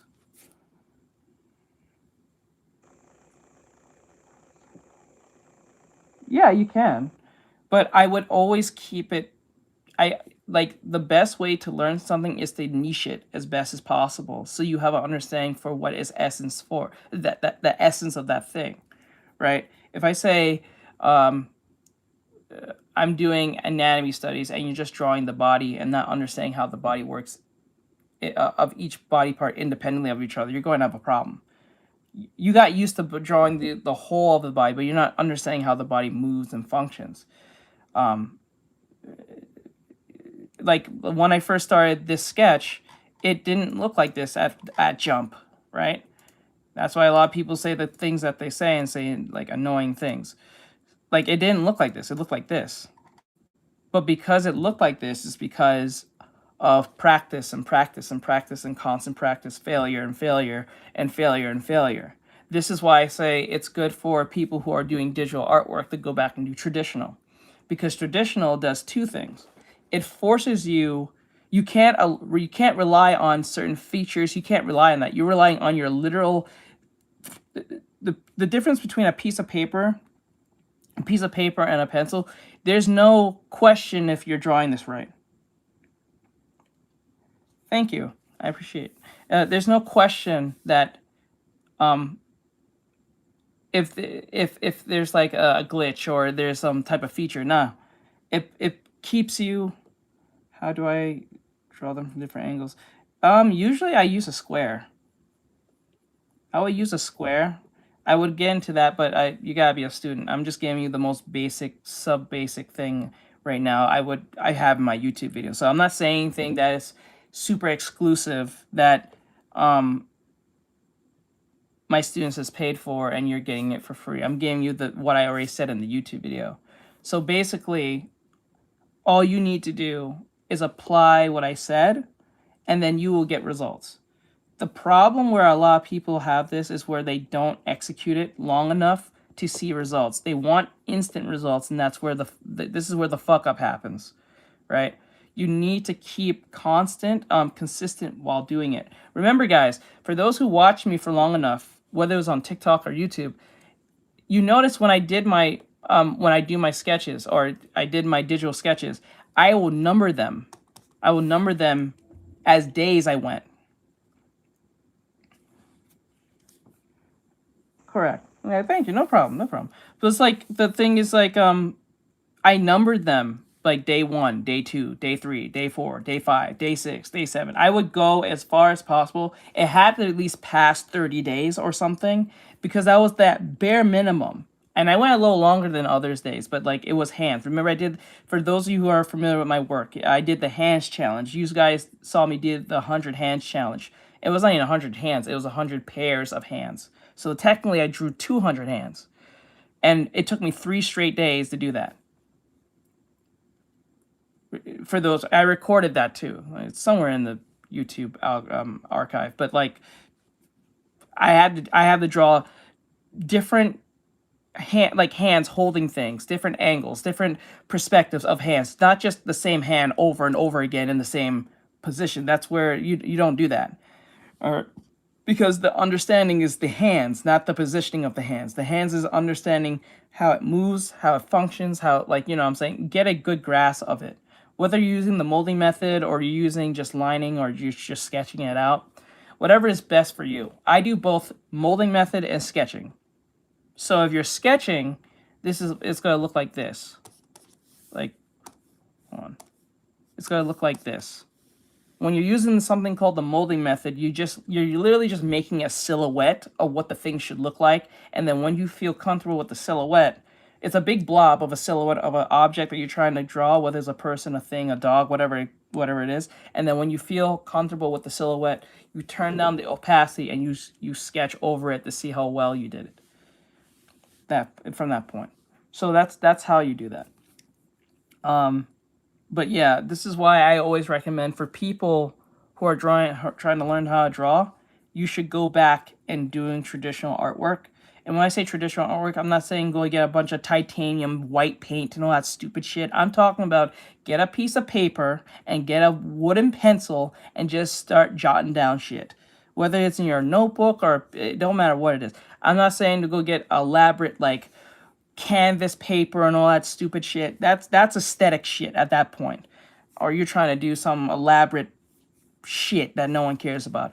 You're trying to improve. We're not trying to be Picasso, okay? So the point is you're trying to understand what you're trying to draw. Whether it's a dog, whether it's furry shit, whether it's anime shit, realistic shit, stick on one niche, keep on to that niche, understand that niche, and then apply it. So the same thing I would say to someone who's trying to draw anime, I would say the same thing who's trying to draw furry.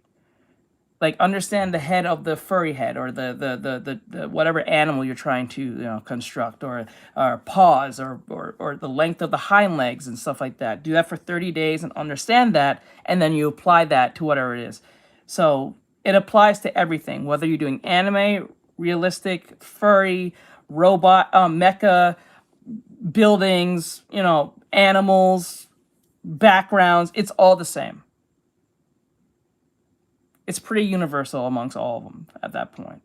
So, and like, after a while of understanding that niche, you can actually jump to other niches and apply your knowledge onto those things and learn shape language and apply it. So like, for instance, I have never drawn, let me see if I have it. I have never drawn Grunkle Stan from what do you call it? Gravity Falls before. Never once. Never in my entire life. Never practiced this. Never draw Disney like that. Like this. Right? I've never drawn this character at all in my entire life. Never practiced this type of art style. But because I have good understanding of shape language and shape perception and depth and all that stuff, I can apply this onto any art style and pretty much get it. You know what I'm saying? So I usually draw things like, hold on, thank you. I usually draw things like things like this.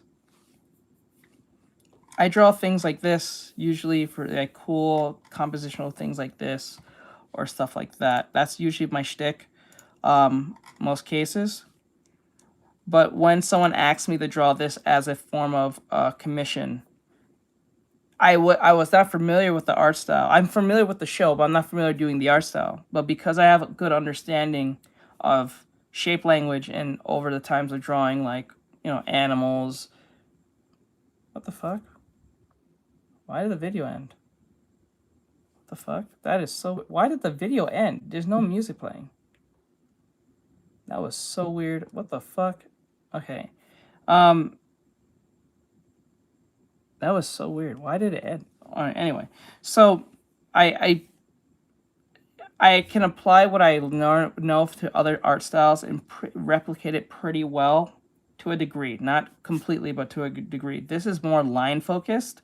So because it's more shape and line, because Western cartoons really focus on thick lines and also just like overall like shape language, like very obtuse like shape language most cases.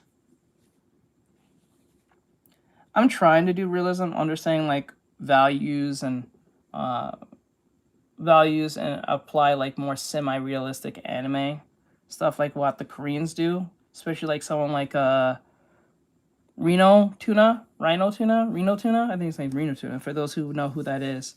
That's something I'm trying to accomplish. So, well, first you gotta become a student while telling your followers, and you gotta become a student. But like to become a student, you gotta be a YouTube member or buy me a coffee or Patreon. Either one you can pick. It's your choice, which one you like.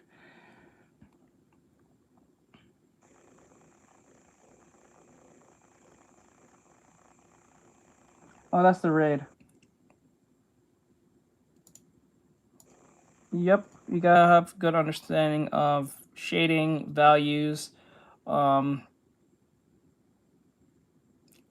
form of depth perception, all that stuff.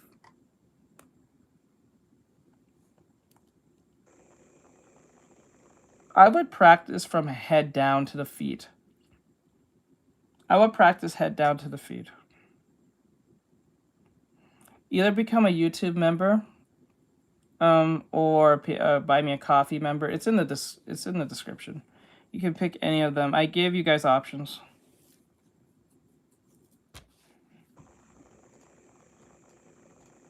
Hold on. Let's see here.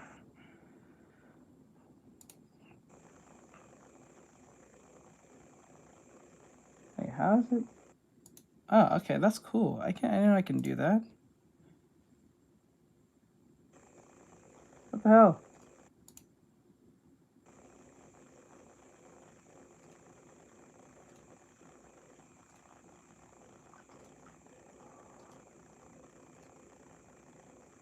Yeah, I got you. Me also, I have another headphones. I can play a game if you're down tonight on this. Okay. Hopefully, you can do this before the stream. Can you clean up the kitchen? I'll figure that out. It's alright. You can... It's alright. You can just check it out later when you have the time or when it comes to you. Hold on. Let me put this in the corner. I'm trying to put this back. There we go. Sorry about that. Okay. I would become a student, but I don't have money right now. Okay, the video stopped. You could be better at giving us a... The video is stopped, so you could be heard giving better some advice tips. Okay, it is just me, or when the sketch like my friends make me think. Wait, is it just me, or when sketch like that your friends are stupid. I don't know why people think when you see... I'm sorry to say this, but your friends are stupid. I don't know why people do this. Whenever there's a woman on screen, they instantly think something horrendous. When I draw Goku with his shirt rippling, with his shirt off, and his muscles rippling and everything, with blood and everything, no one says anything.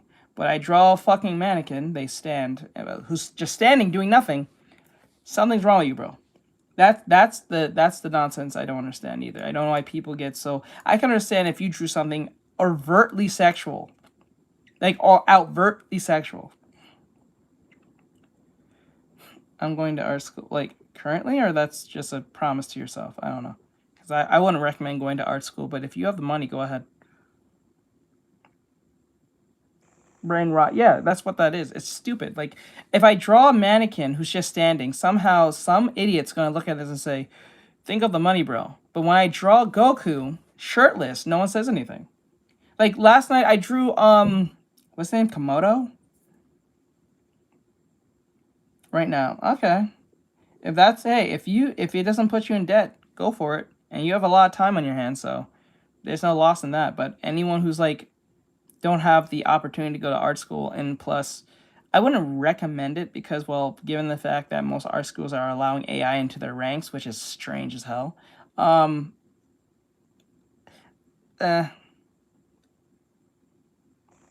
2 circles in mid-session. Right? If I do that, someone's going to say something's wrong with me. Right? If I do that, someone says something's wrong with me. But if I draw any character that's a male with no shirt on, no one says anything.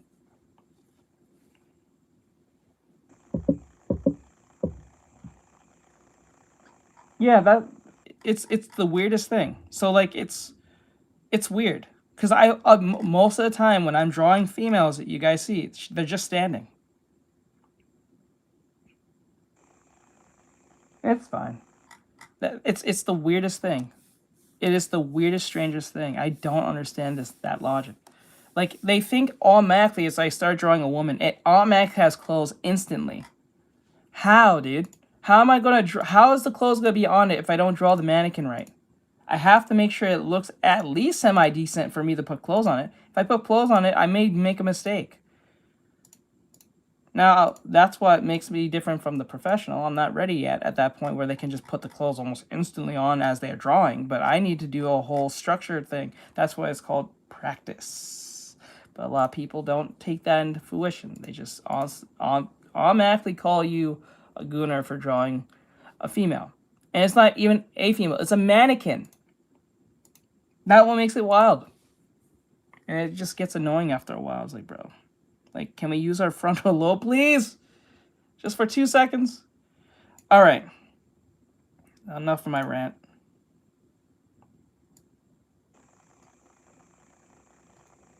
Yeah, they lose their mind. I understand. It's the weirdest thing. It's like what JR said. It's a brainwash virtue signaling at its highest. It's fucking annoying.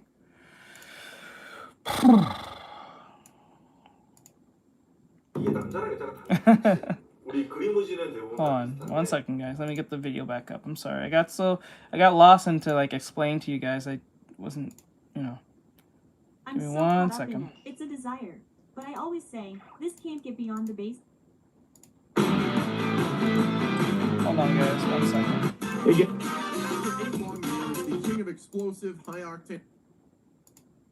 So apparently, I've been hearing a story where Metro Prime 4 is coming out, or it came out, and people are not happy because there is a particular character in Metroid that is insufferable as shit to deal with, and he's happened to be like an NPC companion that you're stuck with, and he has they gave Metro the Marvel treatment, apparently.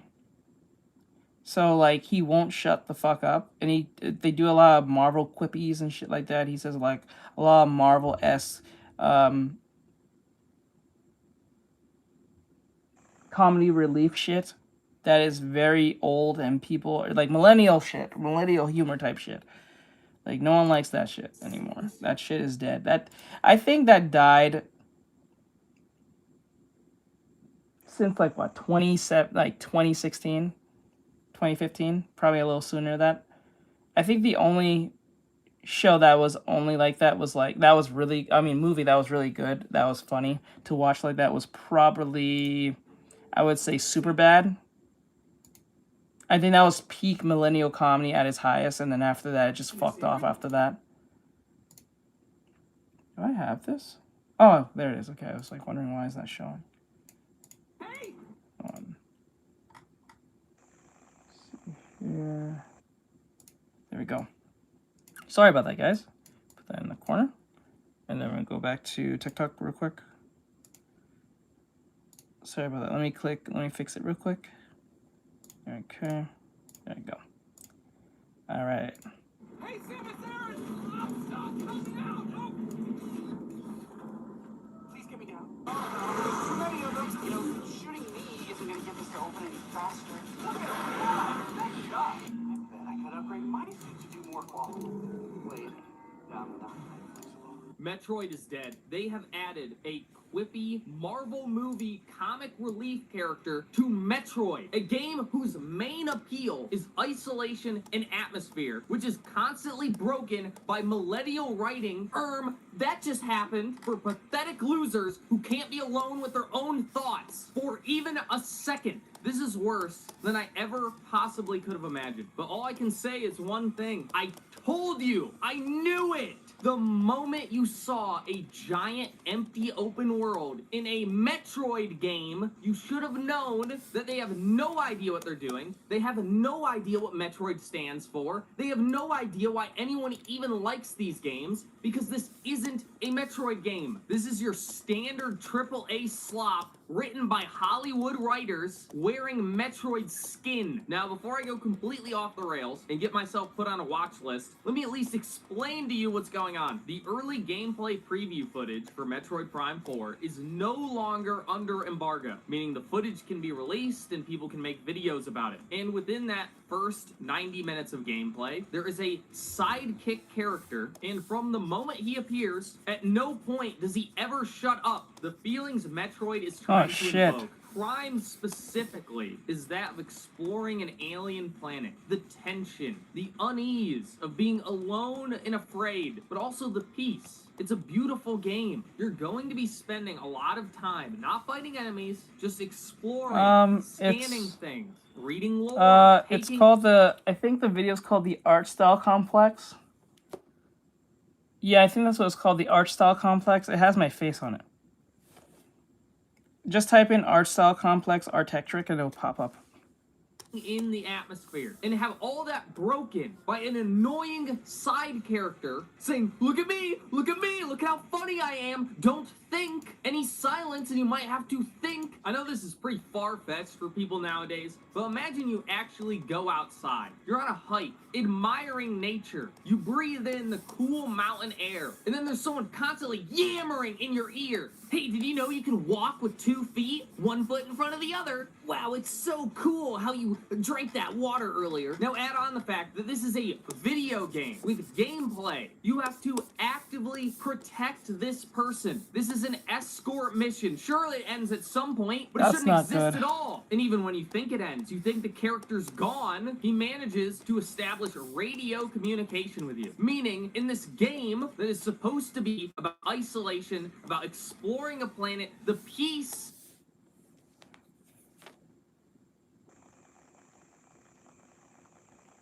Oh, I didn't like. Did the Game Awards already pass, right?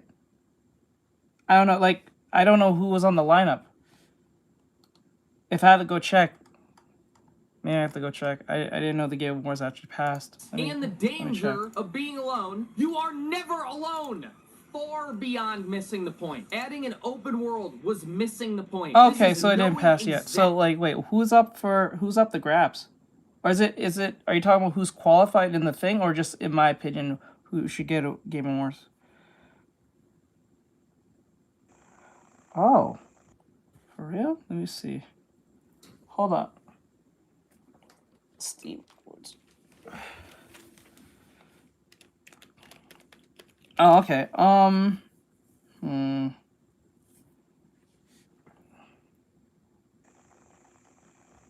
Just make sure. So slightly off topic. Which game do you think deserves Game of the Year?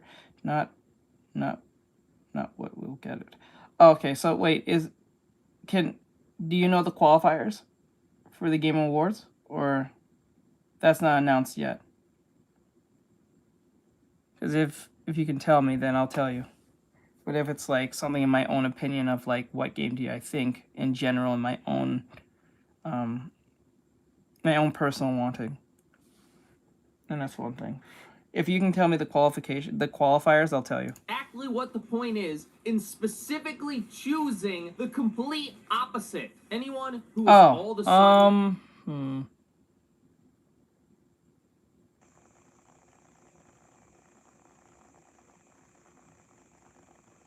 Right now, I would just say Battlefield. That's serious. I think Battlefield right now. Honestly. Right now, I have not heard anything bad about Battlefield. People enjoy it. People like it. It's not annoying.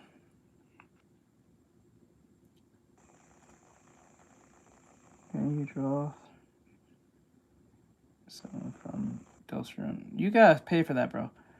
I'm just gonna say Battlefield.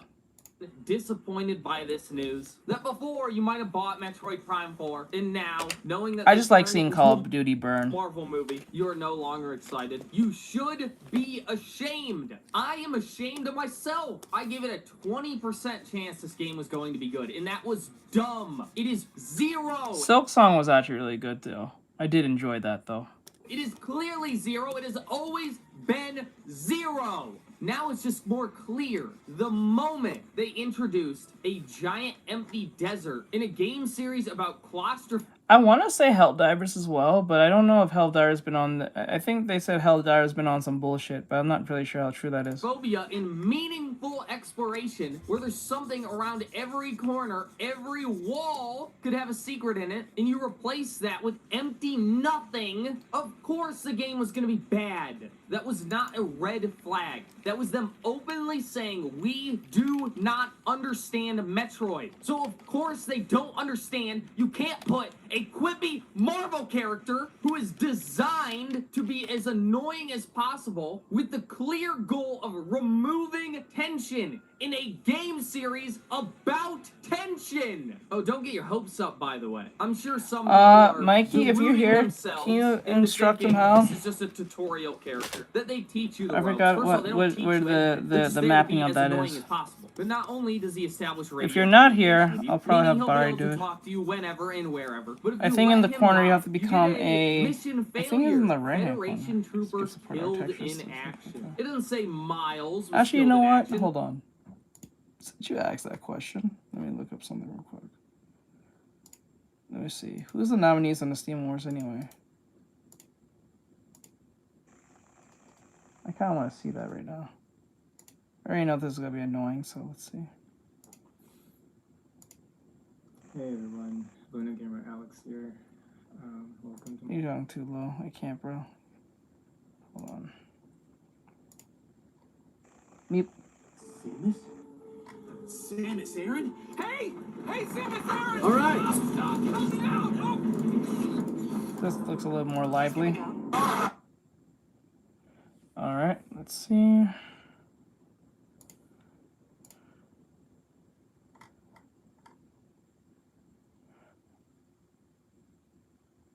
Or something like that. If it has my face on it and it says Art Complex something on the thumbnail, then yeah.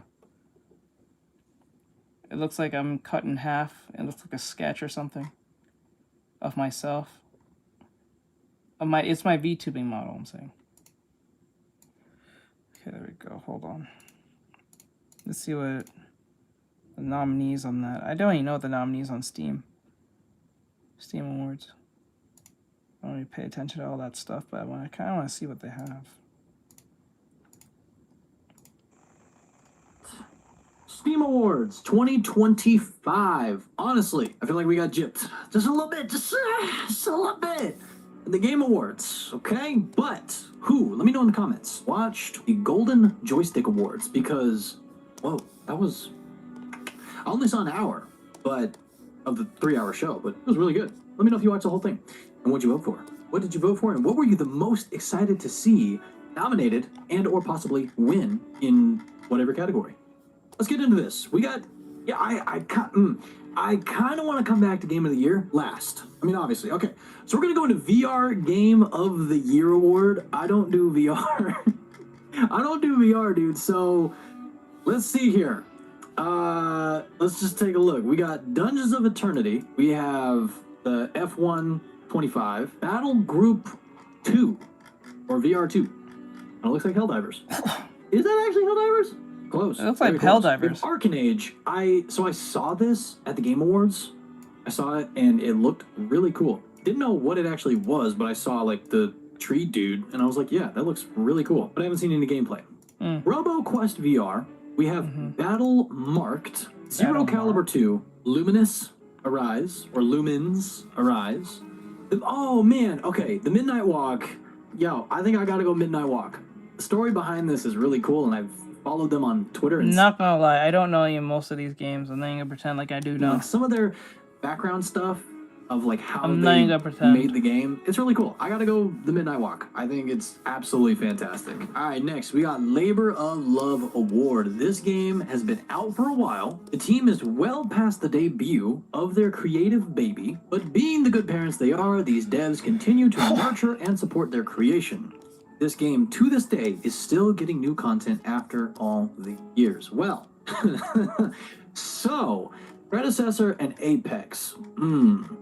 We also have Liza P. We have become a Lords student. of the Fallen, which did become actually a student, get you have insane.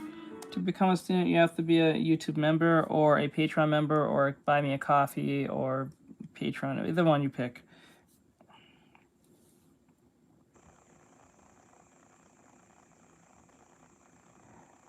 Oh, you wasn't here the other day. Just a day or two ago, we was watching the whole No Man's Sky debacle from its announcement all the way to its whatever it is now. Like, it was kind of fun to watch. Amount of updates long past its launch. Space Marine 2, I have not played, gosh, in so long. We have Baldur's Gate 3, Lethal Company. I think that's what's fantastic. happening Oh my goodness. here. Another Crab's I thought Treasure. this was going to be a little bit more lively, but I don't know. I wanted something more lively, but it just feels like it's kind of feeling that way. Let me see. Okay, so I think it's some... Where is Mikey? Brian, are you here? So Mikey can assist this person who can become a member. Let me see here. The Game of the Year Awards. Every year, I stand here in my basement on camera and I nominate the games that I believe will win the categories in which they are voted on. But this is the first Yo, Brian, can you year get Mikey? where Can I'm you nominated contact Mikey? for Someone Content wants to be a Creator member. of the Year. I don't know from the top of my head Yeah, from the layout on that. And I gotta be honest, He knows I it don't better know than if I this am. is Nintendo's year, which is kind of crazy Someone wants because to become a it is student. their year, really. I mean, they released the Switch 2, and there's been a bazillion games come out for it, a lot of first-party stuff, but I don't think any of it has really knocked it out of the park. I mean, even Mario Kart World kind of had a smattering of applause, and then it died out Yeah. pretty quickly. And I You can just message don't him on know if Instagram. Nintendo can bring home many wins this year. And it actually seems pretty clear that another game is an absolute lock to sweep this year. However, Nintendo, you also don't seem to care about Game Awards at all, so I don't think you mind. Oh, and by the way, I got really passionate somewhere in this video and promised that I would give one of my subscribers $1,000.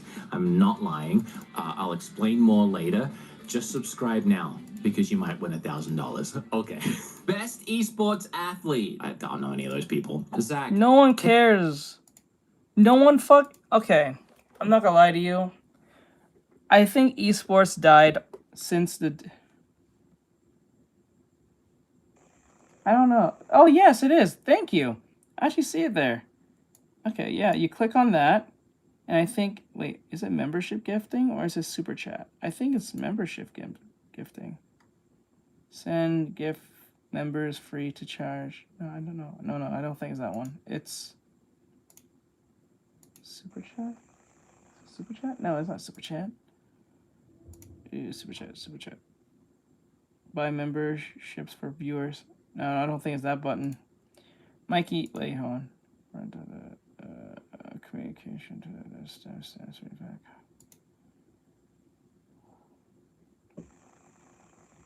Yeah, it should give you a membership for different tiers somewhere. I don't know from the top of the layout because Mikey knows better than I do because I can't see it from where I'm seeing it. So he might give you... When Mikey comes in, which he'll be back, I'm pretty sure he'll be back because Mike went to go get him. He'll instruct you on how to do it because he knows how to do it better than I do. But yeah, let me see. Membership to No Man's Sky is my thing. The real Game Wars is better in my opinion. It is not. Little to the towers next to the thing. No, I think that's just donating money or Take the clip giving gifts of what to I people. said about esports games from last year and just put it into this video so I don't have to repeat myself. Best esports game. Zach, could you do me a favor? Could you put best esports games? Yeah, I'm not gonna lie. last year? Fucking. I'm not saying that esports is horrible. I think it just died since like 2017. It kind of like not in 2017. Like around when the pandemic came through, it died. like almost instantly. Because a lot of like esport things was supposed to happen in 2020, but that got destroyed completely, especially with the Valorant scene and everything.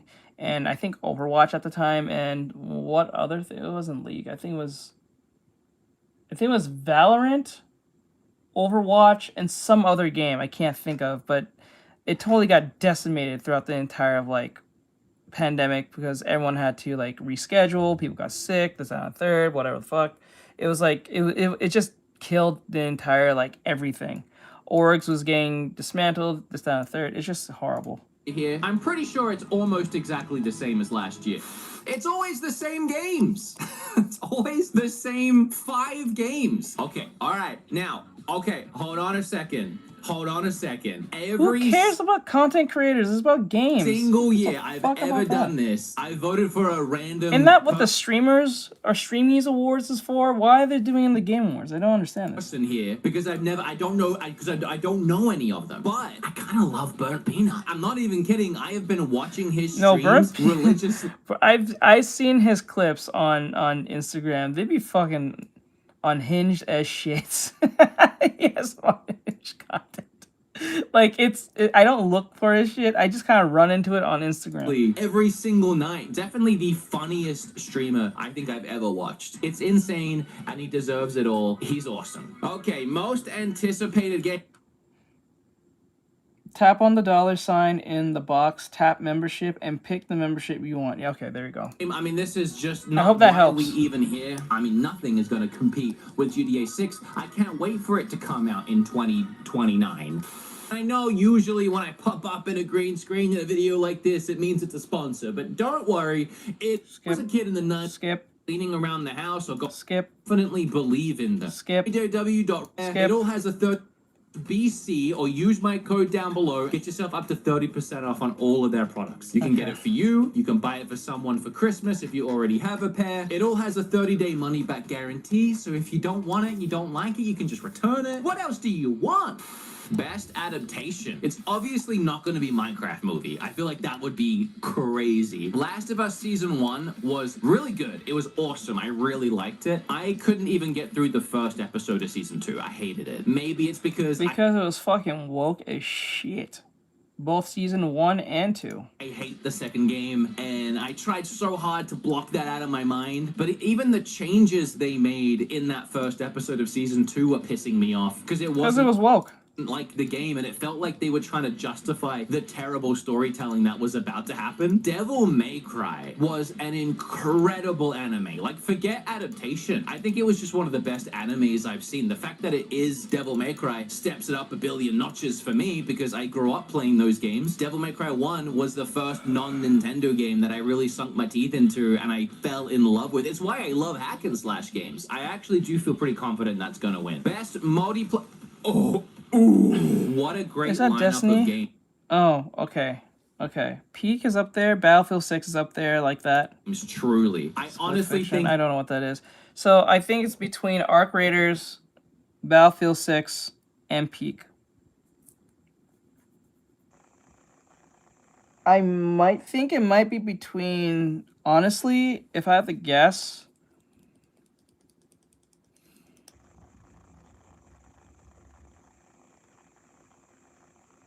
It's somewhere between Battlefield and because I still can't believe they turned the devastating pregnancy discovery scene into a second. Yeah, that was horrible, right?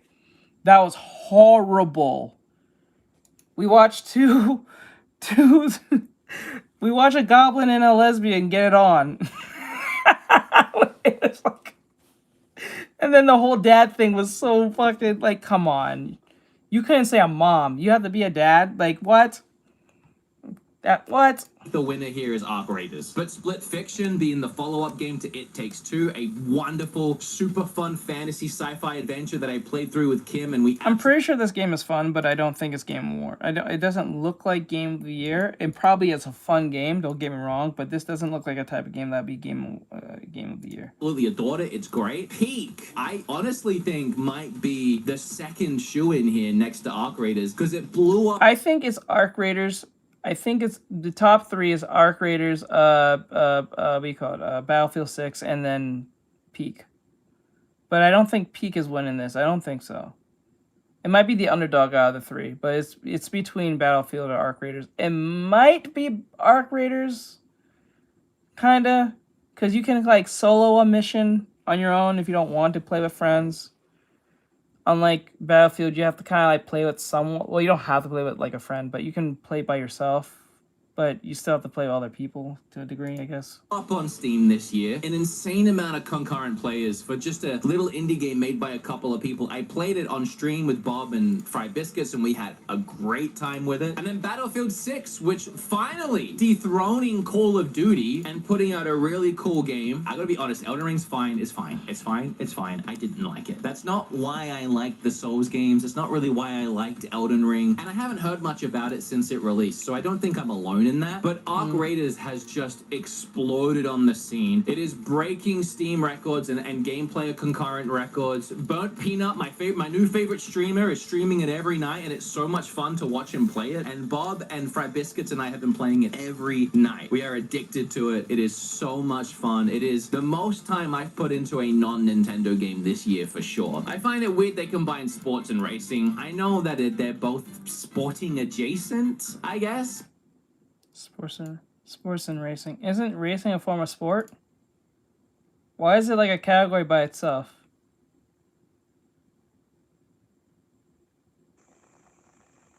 Isn't racing a form of sport? Isn't that considered a sports game? Am I crazy? I don't know. Like I always considered like racing as a sport. What the fuck? Why is that a thing on its own? You got all the endings? Let's go. That was to your brother. But they feel like just two very different categories. If you like soccer games, you're not necessarily going to like Mario Kart. Mario Kart World definitely fell off for me. Yeah, but people who play hockey is not gonna... I don't think people who play like a hockey game is most likely gonna play a baseball game.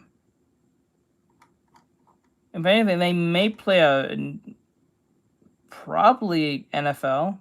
Maybe basketball, but I don't know.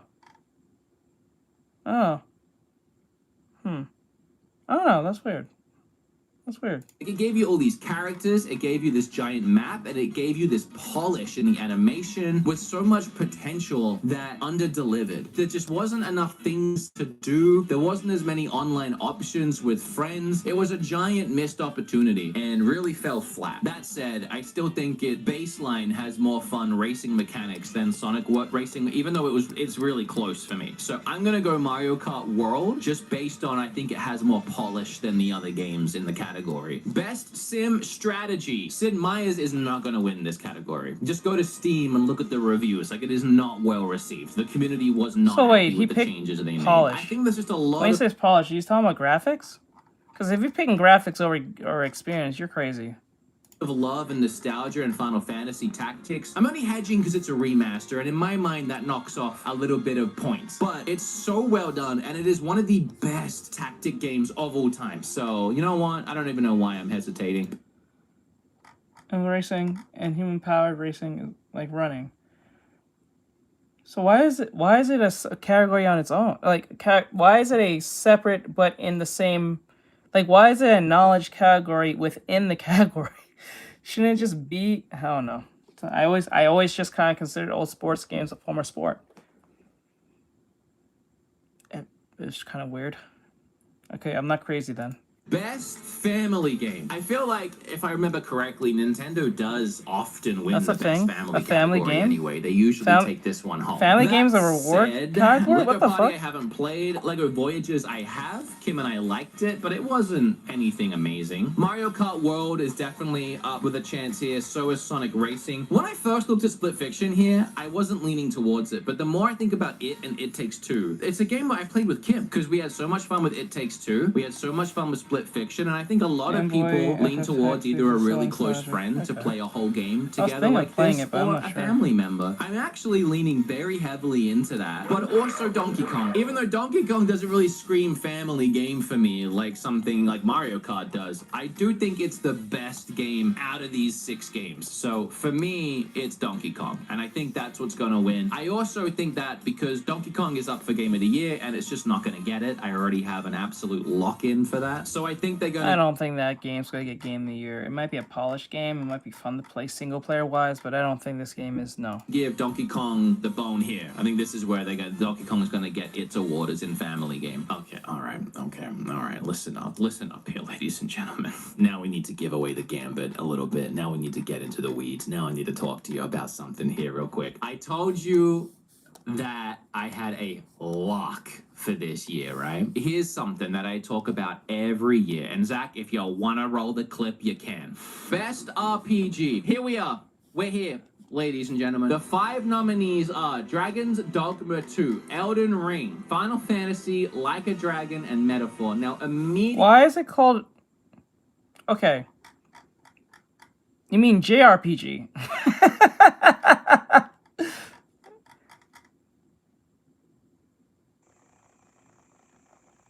I'll give an exception to a turn-based game if it's fun. Like, if I can't lose... Like, it's hard for me to say that because, like, what I consider... I don't really like playing turn-based games pretty much because But then again, I've been getting into games that makes me think more often. Maybe because I'm older now. But, like, I like playing games that make me think, like, strategize-wise than I used to. I still love playing hack-and-slash type games and all that stuff. But, like, I've been more open to doing more, like, the game makes me think and how to, like, get around a certain enemy or something like that.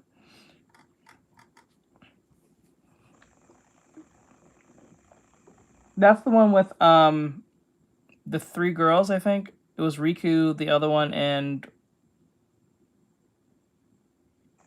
Yufa, I think. Or Yuna. I think it was Yuna. Forgot the one in the middle. The one with the mohawk. Immediately, you can completely roll out, no matter what your opinion is on these, Dragon's Dogma 2 and Like a Dragon Infinite Wealth. Because neither of those are that's nominated X2. Fuck. Yeah, I'm thinking of X2, my bad. Is it the X one with Titus? What is his name? With the sword? Titus? The one that laughs. From the laughing meme one.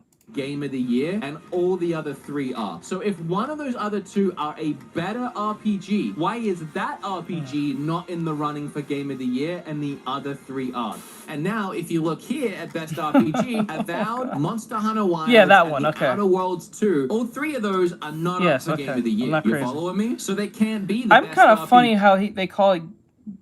They are RPGs, don't get me wrong, but they're specifically JRPGs. Isn't there, like, a difference between the 2? Right?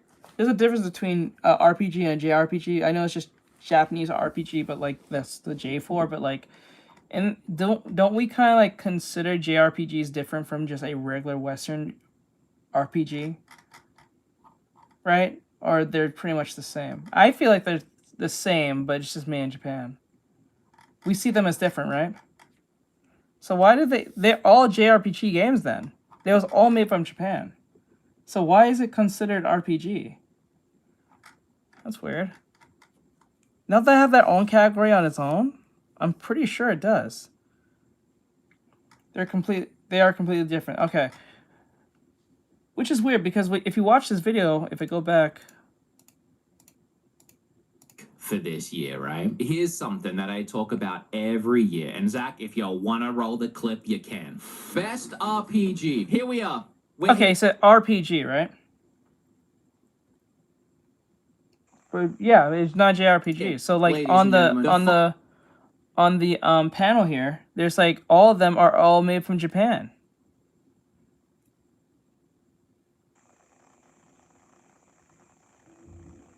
Well, it's modified vehicles. Okay, but it's still a sport, right? It still has to do with a human element somewhere down the line, right? Because even though most of it is like the heavy lifting of the the machine doing most of that work, the other half is like being mentally aware, you know, knowing what to do in situations of like fast racing and all that stuff, right? JRPG is a subgenre. Oh. I guess that's fair then. Because, like, I don't know, like, in my head, when I hear RPG and without the J, I just think, oh, it's a Western game like Skyrim or Avowed or, like, what's an RPG?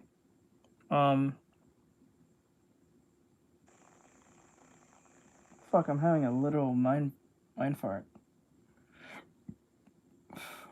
I can't think of anything right now. But I think of, like, those, even though Avowed is horrible. But then again, it's like, I think of those. Dark Souls. Dark Souls is made from isn't Dark Souls made in Japan? Isn't that a JRPG? Right? Isn't it made from software? So it is. Exertion. Sports. I think so too. Because, like, it still has a human element somewhere down the line. It's not like you're not it's not like you're watching the machines like race themselves. You know what I'm saying? Because any fuck up, you end up you become like a what do you call it? Paul Walker. You end up being a Paul Walker if you don't know what the fuck you're doing. Skyrim. I guess. Okay. 5 nominees are Dragon's Dogma 2, Elden Ring, Final Fantasy, Like a Dragon, and Metaphor. Now, immediately... I love how none of them are Western games. That tells you everything you need to know, though. Can completely rule out, no matter what your opinion is on these, Dragon's Dogma 2 and Like a Dragon Infinite Wealth. Yeah, I heard people didn't like Dragon Dogma 2 compared to 1. Like, I think it fixes the problems of Dogma 1, but it also brings in new issues alongside that. I don't think it's like story reasons. I think it's just like functioning reasons. Yeah.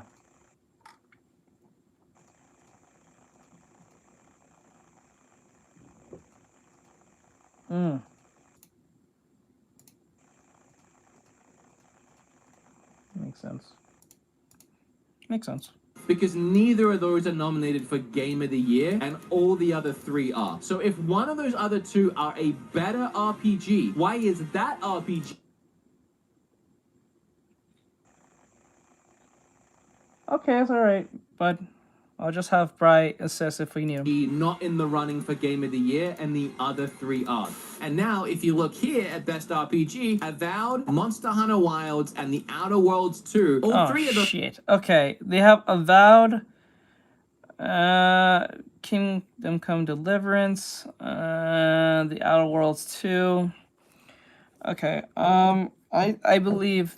I don't know about Expedition 3. I think it's between I believe, if I have to guess, the 2 that are the best out of these 5 here, I would say it's going to be Expedition 33 or it's going to be Monster Hunter Wilds. I think so.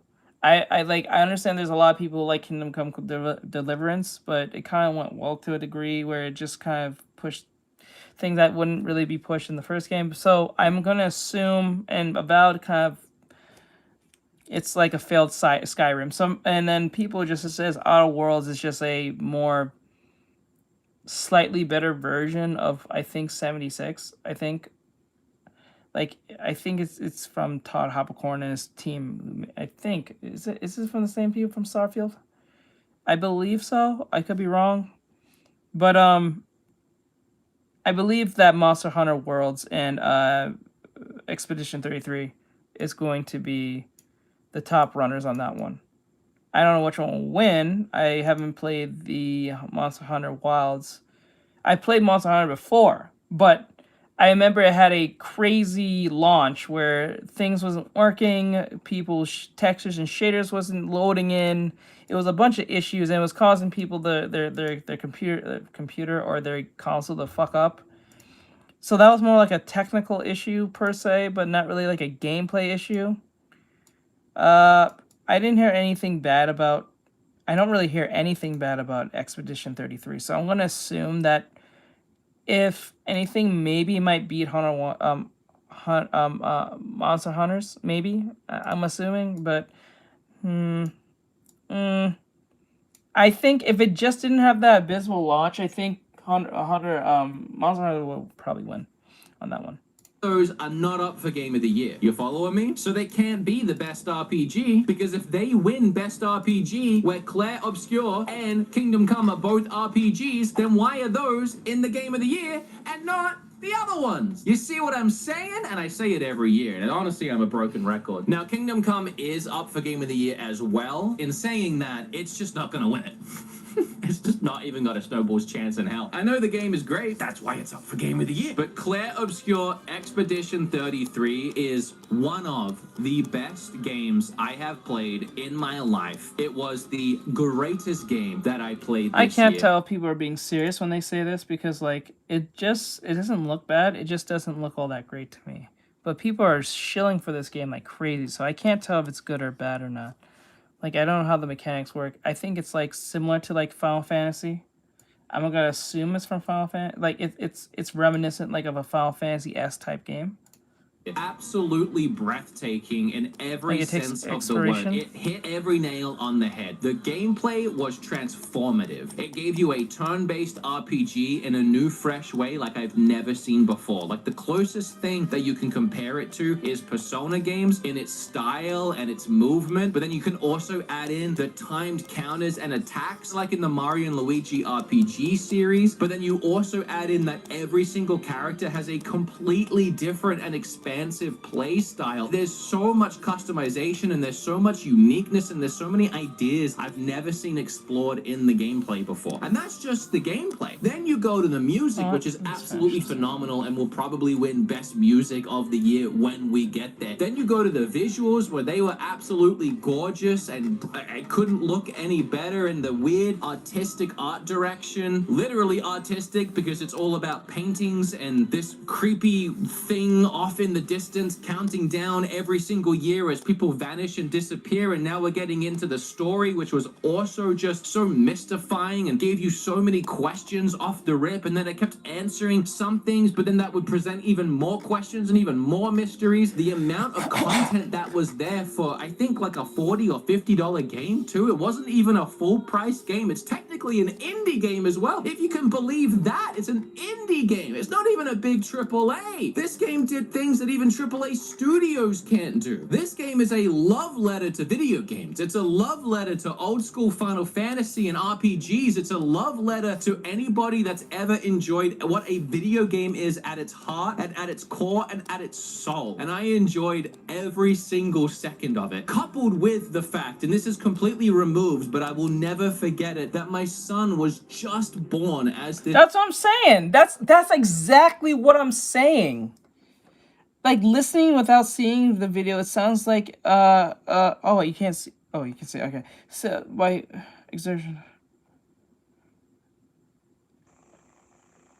I never heard that either. Like, especially it's not like a Final Fantasy or anything. It's a new IP. So that makes it even more on the nose for me. Like, listening to this without seeing the video is like such an exaggeration.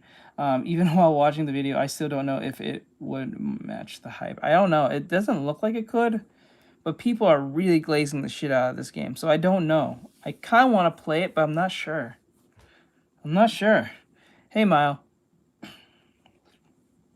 Hey, Keza, what's going on? This game came out, and when my son was born and he was a tiny little baby and we got him home from the hospital, all he did was sleep. And my wife and I, we traded shifts. I stayed up all night long for like 12 hours and I would play games. I actually have a photo of me playing PlayStation 5 with his hand on the controller that I posted on Twitter. And that game that I was playing at that moment was Expedition 33. I played that whole game on my night shifts with my son. We played that together. It was technically his first ever video game. I can't wait to play it again one day. Like, it is phenomenal, phenomenal, phenomenal. And Zach, you can leave that whole rant in the way that it is, because I've never been so impressed by a video game and a work of art. That said, I do think Outer Worlds 2 is going to win. Yeah, obviously I I'm don't pretty think passionate so. about that one. There's no way it doesn't win. In fact, you know what? And I'm doing it again right now. I did it with Elden Ring, I'm pretty sure, where I was so confident that I put $1,000 on the line. I'll do it again right now. I am so confident that Expedition 33 is going to win. If it doesn't, I will give $1,000 to somebody that subscribed to me. And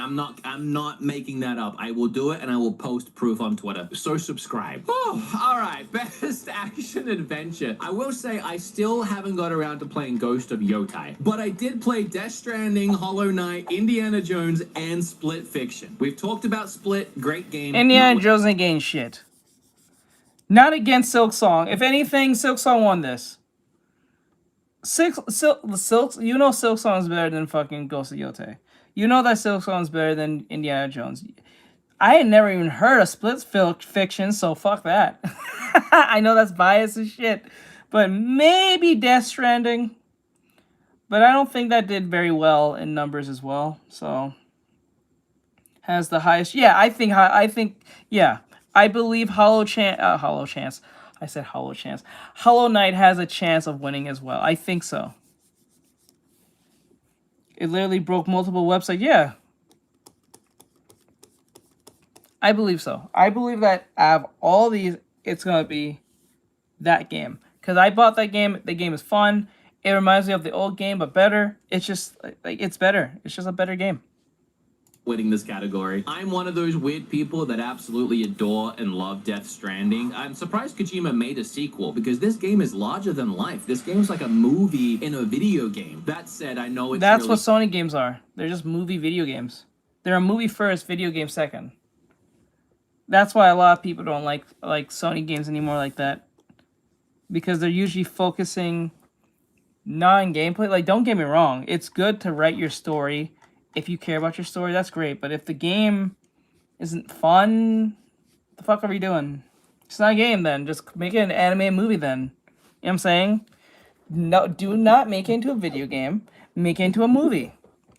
So, Sony's got the money to do it too. So, like, shit, I wouldn't put it past them. I think it was still Sony that made, what, the Resident Evil movies, the anime one? Niche, and I don't think it's the best. Indiana Jones I liked, I didn't love. That's all I'm gonna say about that, but I appreciated the quality of it. I'm beating You mean the modern audience quality of it? on a silky songy bush here, but it's Hollow Knight. I had a moment where I did think to myself, before I locked in Expedition 33 in my mind, could Silk Song actually win? And I do think that Silk Song is the closest second. I think Silk Song is the one that could dethrone Expedition 33 if anyone can. I just don't think Game that of the Year. Okay, you mean Game of the Year? I don't know. I never played Maybe I don't know. I never played it, so I can't say.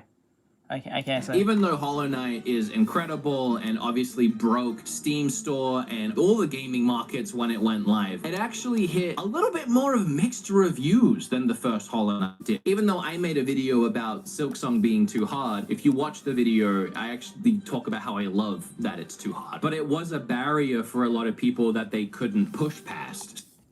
Get good, scrub! Get good, skill issue! Still very good, of course, and still one of the best Yeah, I games. tell you something. If Silk Song came out in like between like 2012 and 2015, MLG will be on this thing's ass. You can see right now, Hornet wearing like a Mountain Dew cap, drinking a bunch of Red Bull and shit. Get good, scrub, MLG.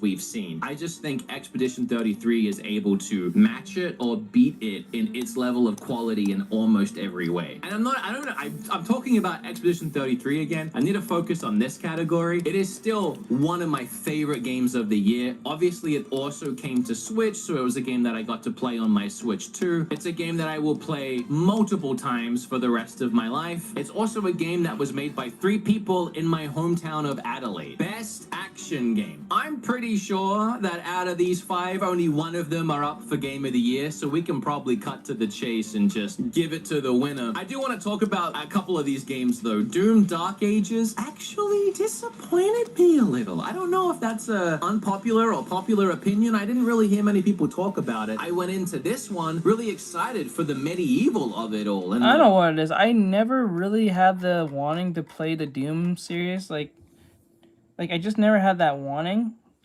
or really need to play it. I kind of just look at it and I can kind of tell what this is about, but like, not in a bad way, but just like, eh. And the shield Kinda like and shrug the my vibe. shoulders. And then it was a weirdly like semi-open world type game, and the pacing got really slowed down by that. But I don't think there's anything that can dethrone Hades 2. I mean, it's the game of the year. It's up for game of the year. I don't need to justify it. Hades 1 is in my top 5 indie games of all time. Hades 2 stepped it up a notch over Hades 1, giving you essentially as much content that was in that first game times 3. Not only is there a whole hell that you can descend into, but there's a whole heavenly side that you can descend up, each with varying different bosses and enemies and different ways to tackle it with all these new items and abilities that you have. I would almost even say that for Game of the Year, Hades 2 and Silksong could be neck and neck in my opinion. I'm a Okay, that I can get behind that.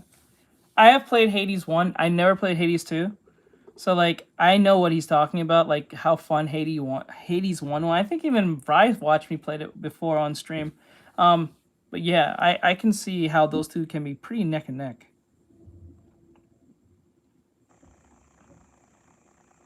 Sorry, it just bug. Character. Yeah, I get you. It's like it's more of discovery on how you run things, and I love that about that's one of its charms for Hollow Knight, yeah, the Hollow Knight series, especially like Silksong. Because there'll be situations where you think, like, you don't feel like it's scripted. It's just kind of, like, naturally happening in the game. That's hard to do. And it's, like, especially that one time when I went back to, like, the main hub at the very beginning of the game to get something specific, I believe, to give something to a specific bug. And when I did, this monster just popped out of literally nowhere, destroying the whole area. Almost killed. I think it killed me in the process, but like it was so naturally how it happened. It took me by surprise, like almost instantly. That was like one of those moments, like, wow, this game is amazing. At first, I thought I did something wrong in the sense, like, did I bring this bug here myself? I didn't remember that ever happening, or I didn't think bugs can go that far. But no, that was part of the game. But it was like naturally happened. It was a good. And then we had a funeral for one of the bugs that got killed in the fray of things. I was like, bro, what the hell? I was like, this game is different. VR fan, and every year I have really strong opinions on VR. Unlike Hades, Hades is just a dysfunctional. It's a fun game wrapped in a dysfunctional family type story. That's all it really is. So love to hype it up. However, with everything that's its relatability in Hades. Everyone has that dysfunctional family or that one dysfunctional family member that you can't get along with for whatever reason.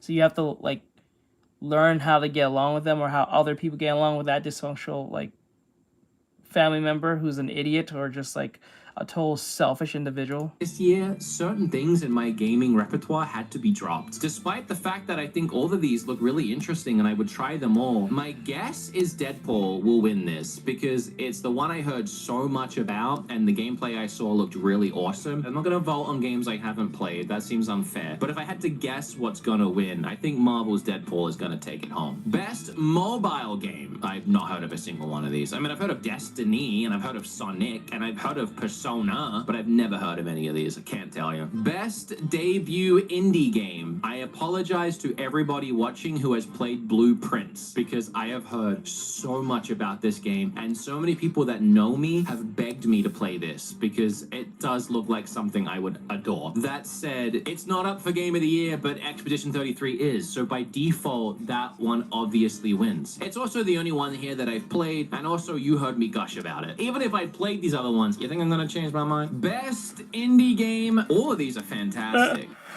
I don't think that's a good thing to say. I know that makes you sound extremely biased. I mean, I haven't played Like, this I get one, it, but Bull X Pit, I've been playing on my Switch too. I love it. Blueprints, we just talked about, and then these three, which we just spent the last 20 minutes talking about. Anyway, it's Claire Obscure. Ugh, bleh. Zach?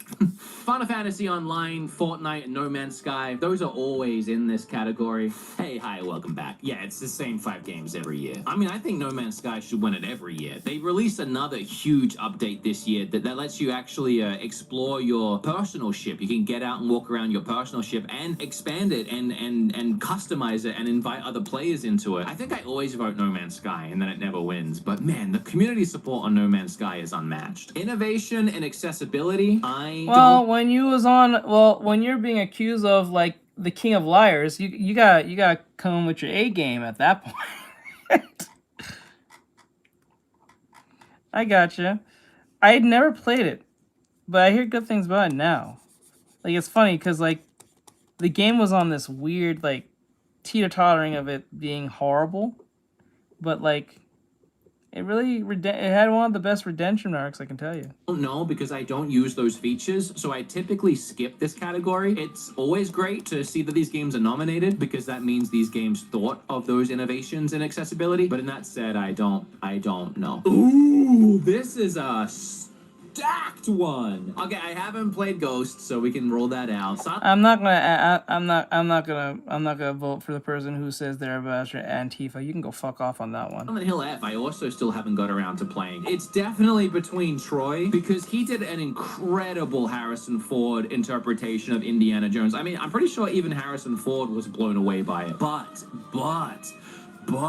Expedition 33 had some of the best writing and dialogue and actors that voiced that writing and dialogue and did such a great job at their roles. I think I'm getting drawn towards either Ben Starr or Charlie Cox. I just think they both nailed those characters. I really don't know. They all did so. This is really tough. I'm gonna go Ben Starr. It could honestly be anyone in this category, though. That's a really, really big one this year. Best audio design. I always get this wrong. When I play a video game, I'm often swept off my feet by the music, but I feel like audio as a whole is not something I pay super close attention to. And I can think about Claire and be like, oh my gosh, the music, or even Death Stranding, and think about all the wacky creatures and designs and monsters and people and how they all like came out of the goop and the sounds of the Death Stranding even. But then it could easily be something like Battlefield 6, which just delivers this incredible battlefield audio of things exploding and jets flying overhead. I really don't know how you...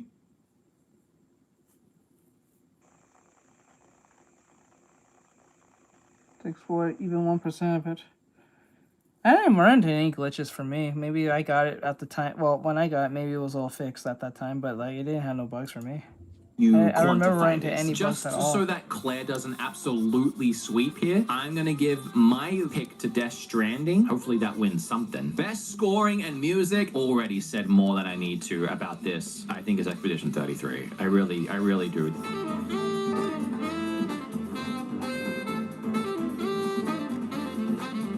Wait, what song? Hopefully that wins something. Best scoring and music, already said more than I need to about this. I think it's Expedition 33. I really do.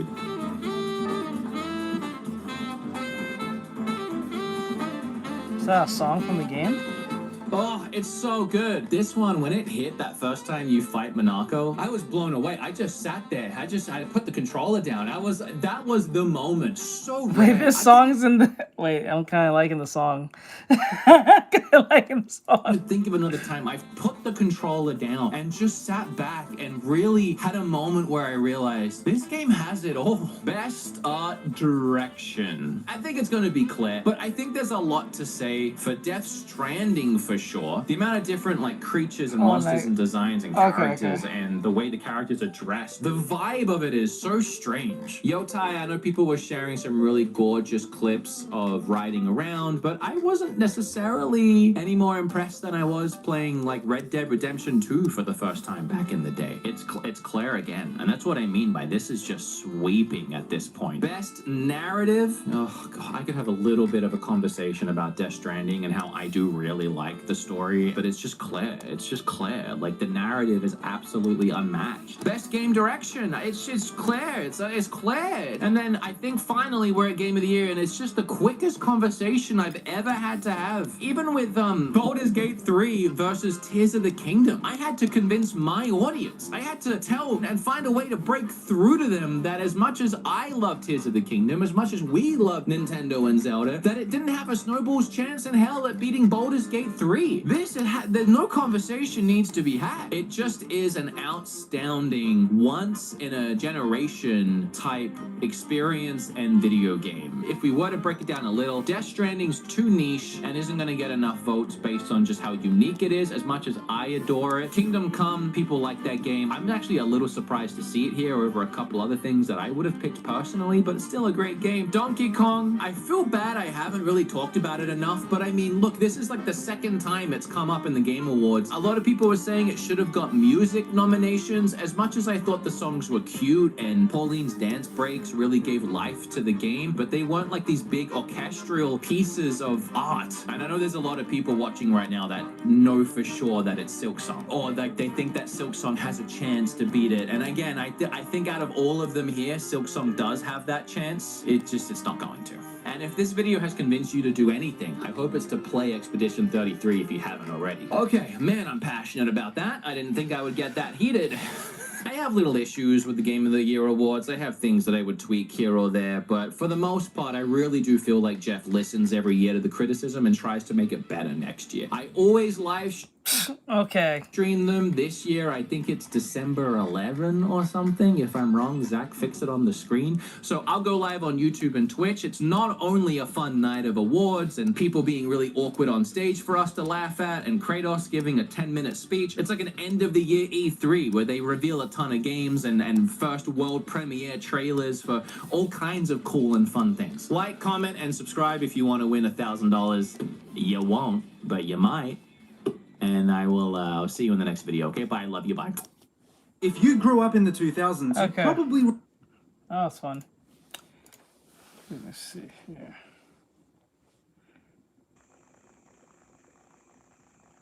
Oh, they use AI in the One Punch Man movie?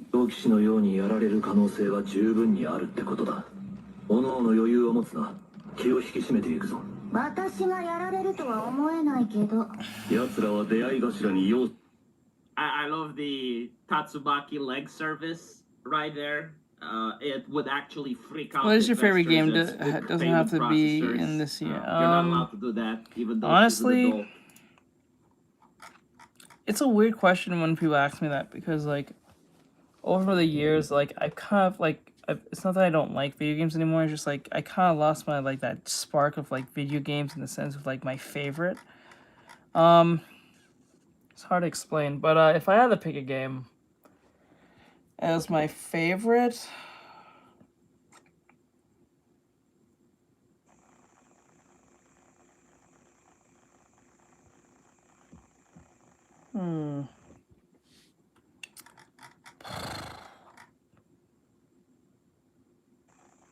I'll get back to you on that. You need to understand. I will get back to you on that. I gotta think that pedophilia, one. right? It raises the number of grooming gangs in Britain if you show that to the public. So need to crack down on that. Like we have evolved so much as a society since the time the material used to train the AI was invented, right? Like we can look back on the previous generation and think like, wow, you were disgusting pieces of shit. But anyway, what's happening here is that someone used AI in order to recreate the scenes from the manga.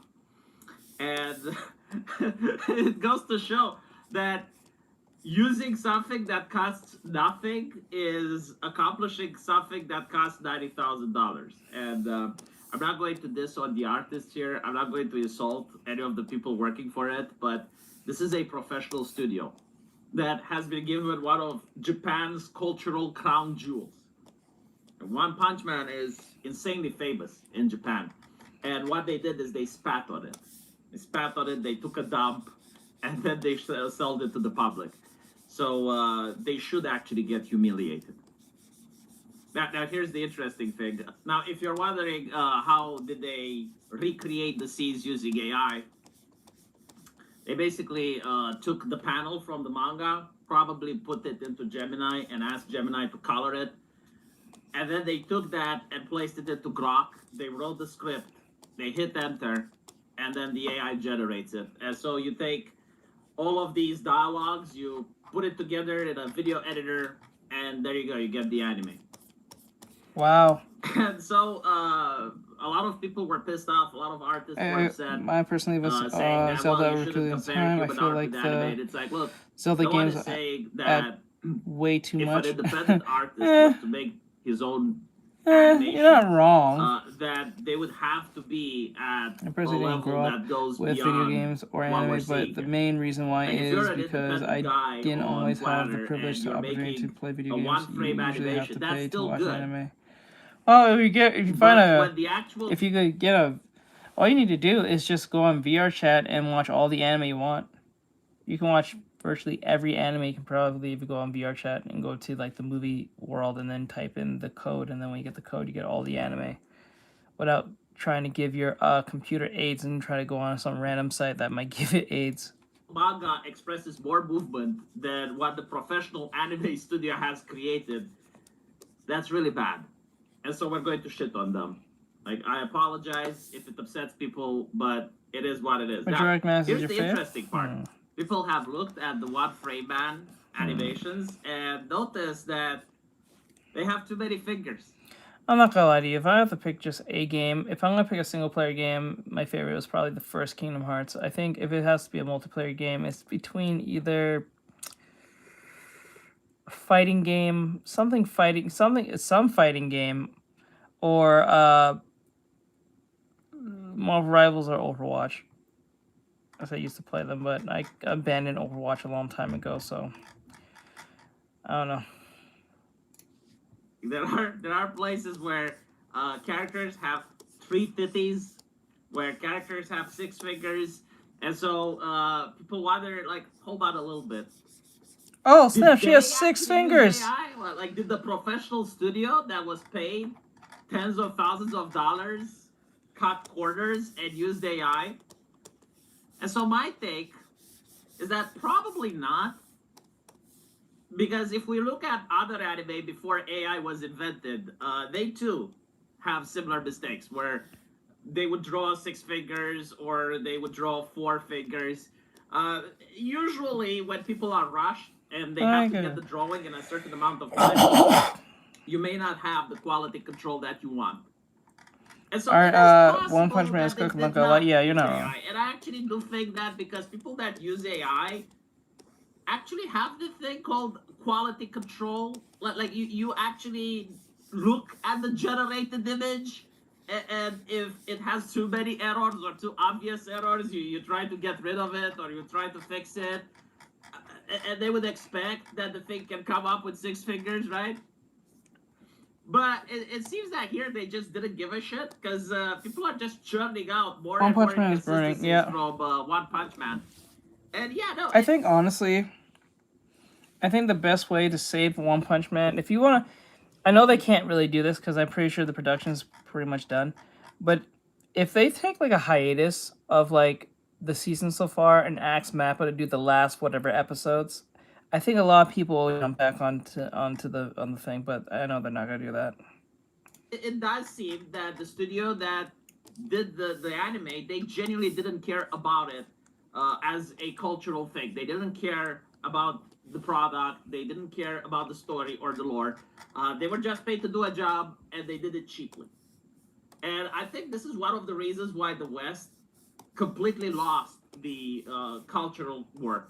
It's because they stopped viewing entertainment, and they stopped viewing art as being artistic. They started viewing it as a product, like something that comes out of an assembly line, and you have a deadline, you gotta churn it out, you gotta make the money, you know, investment, how much did you invest, how much are you making? They stopped. Mappa can save it but have too many projects. I believe that is true. Mappa have been pumping out like banger after banger after banger, especially with their animation. No, you can't make, you gotta make paid drawing requests. And a drawing request is at least 1,000 jewels. At minimum, you can get at the minimum you can get for a drawing is 1,000 jewels. The max is, I think, 3,000. Wait, if I'm right, let me see. Just make sure I'm not saying. Yeah, 3,000 jewels. I'm thinking like artists used to think in the early 2000s, where some people may even create something for free just because like they wanted it to be beautiful, or other people decided to associate with each other and created a video game knowing that they may never see the money back, but they just wanted to give something to the world. Yeah, those are dead. And pretty much that's what Japan was doing a couple of years ago with that anime, where a lot of stuff was just done so that they can put out something wonderful. And now they're playing the Western game. They're like, oh well, the payment processors. Oh well, we can't have fan service. Oh well, we can't have romance in high school anymore. Oh, we can't do this. We can't do that. Oh, we gotta ship the thing really fast, because if we don't, we lose money. Oh, we need to outsource. Find some Chinese that do it for cheap and just push it out, and maybe hire some community manager to put those bitches on Twitter back into shape for having the audacity to criticize us. Maybe one of the people associated with the production can shut down his X account in order to show how evil the bullies are and how they don't deserve what we're offering them. And this is pretty much the Western playbook. This is how the West destroyed its comic book Finally, industry. drawing Sonic Life. Well, I'm not technically drawing Sonic Life. I am drawing Sonic characters, don't get me wrong. But I'm doing this for a particular reason. I have drawn characters from Sonic all the time. If you want to see my work, you can type in my name and type in Sonic. You can get a bunch of Sonic traditional work and some digital work, I believe. But, and some animatics I've done of Sonic characters. If you enjoyed that, that'd be fine and cool and dandy, but don't always count on that, though. Destroyed the TV show industry, how it destroyed their movie industry, with moralizing, with saying that these things are taboos, you're not allowed to have them in, with treating art as a business. And it's not even like, the problem is not that you're treating it as a business. The problem is that they're industrializing it. They're treating it as if it's something coming off the assembly line, as I mentioned before. And so you can't create awesome things with it. And so people shitting on one frame man completely deserved. I have no mercy, sweep the leg. Anyone that comments and tries to defend this should be criticized as well. Absolutely scorched earth. Like, if you don't gatekeep, if you put up with this shit, if you entertain people that are defending this, you will experience what the Americans experience with their comic book industry. No more nor less. At least the Americans had the excuse that it never happened before. Like, no one expected Marvel or DC Comics to become unpopular. No one expected Blizzard or Ubisoft to fail. But at least for the Japanese, that now they actually have case studies. Now they can actually see what happens if you entertain this path. Hopefully they won't walk it. Who knows? Maybe One Punch Man is just one off. We'll see. Let me know what you guys think, though. And as usual, I will see you in the comment section. Take care. Do I read manga? I would like to read more manga, but I don't have time. Baldur's Gate 3. Let me see here.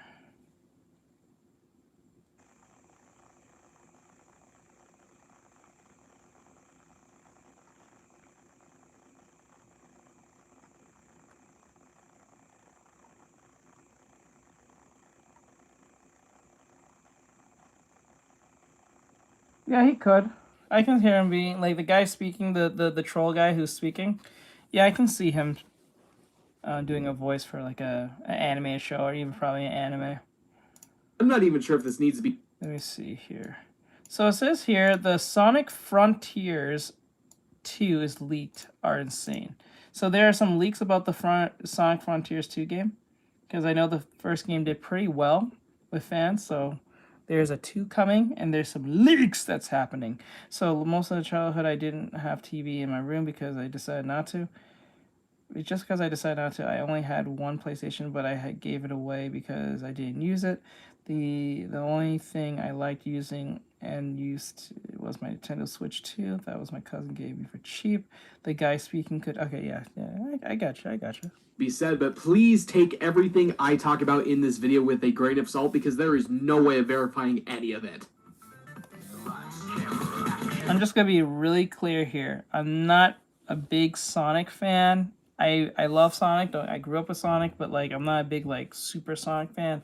The only reason I'm even watching this is because I want to hear how leaks happen. Because I'm surprised how leaks happen. Like how does that happen? Like it's just weird to me. How does leaks happen? Is that a data mining problem? Before we end that though, make sure to subscribe because we're trying 4,000 subscribers whenever we do that, and I live stream every Saturday at 11 a.m. PST, 2 p.m. EST, unless otherwise posted. Please come check it out. We always have so much fun. There has been a bunch of fan speculation about when the Sonic Frontiers 2 reveal is going to happen, and most of us think it's going to be at the Game Awards, so I quickly just want to make a video talking about all the recent leaks that have, like, actually lined up with a lot of things that we've been seeing recently, and hopefully we can get a better idea of what this game is about. Obviously, we're going to be getting pretty much all of our information from the most trustworthy source on the internet, 4chan, and a lot of these do come from Unleash's videos, so if you want to go back and look at his Frontiers 2 leak videos, he's been pumping them every so often, every few months for the past year, so just go check those out if you can, because this is where I get most of my information from. Although there are some more recent ones in there, so don't worry, this video is at least somewhat original. Okay, so before I even talk about anything, I'm going through some of these, and some of them I just realized I'm not really that interested in talking about because it's like one of those weird things where it's like it kind of gives you information, but like it's not really,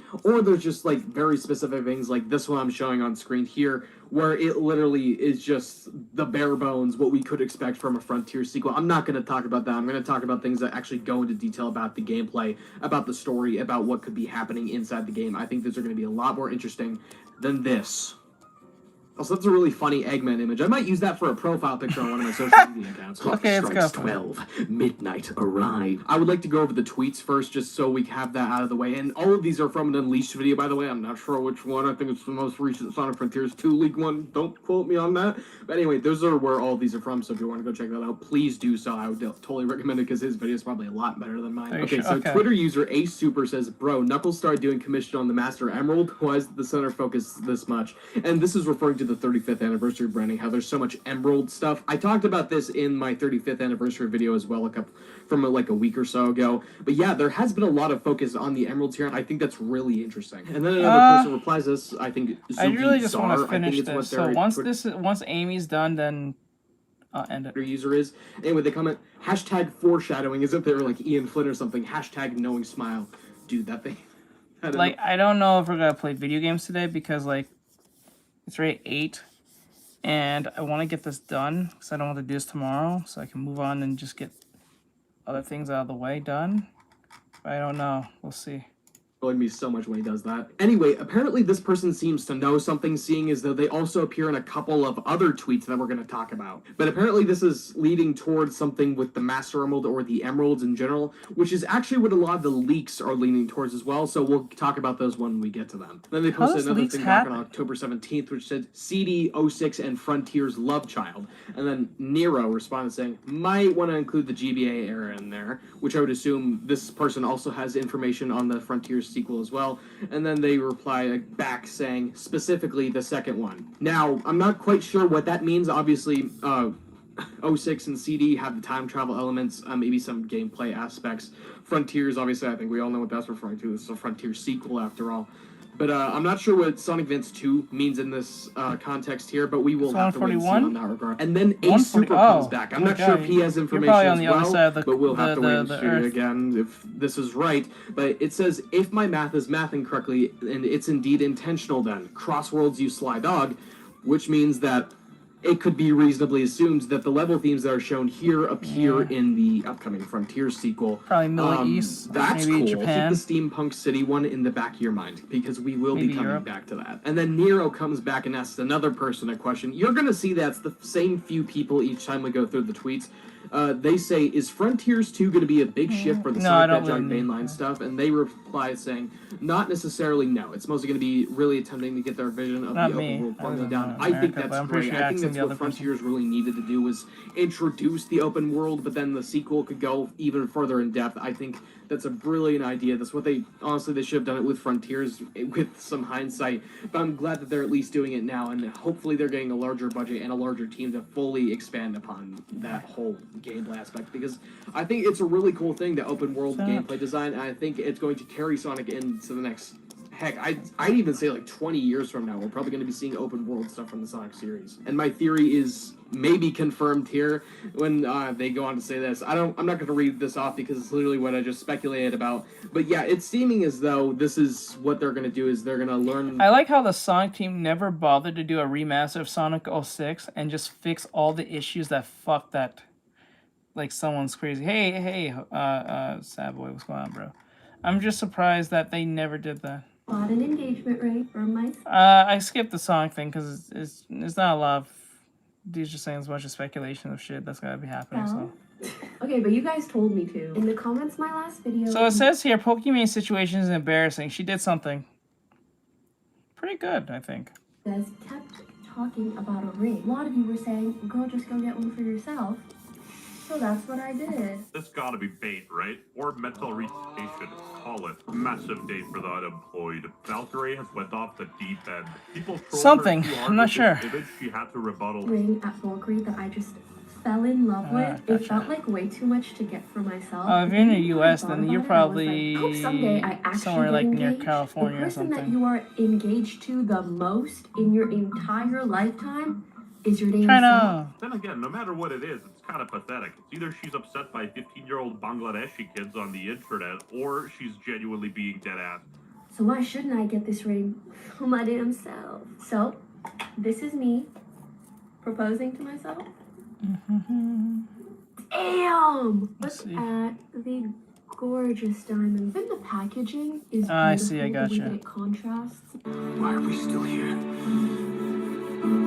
Just to suffer. You know when jewelry is so pretty, Aw. you want to eat it? Is that just me? Like, it's so delectable. Whoa, big word. Impressive. Will I be with me for the rest of my life? Well, yes, I've no choice. But yes, I'm gonna have the opportunity to gift my husband the sickest engagement ring for men that there ever was, and What? I cannot wait. What is this to bitch know talking about? How much I love gift giving, and just that idea makes me so happy. I mean, let's not pretend people aren't getting all up in Pokemon's grill, practically asking her to get married. And I think she's open to the idea. She's talking about a husband, but engagement rings for men are gay. Get that a Rolex. Even Tectone replied, "Holy this is the most pathetic thing I've seen in my entire life. Good lord." Man, that nigga bitch Pokemon. That bitch on God has no children. You are pushing 40. Get off the videos, Wait. Grandma. and No. Get in the kit. No. No, wait.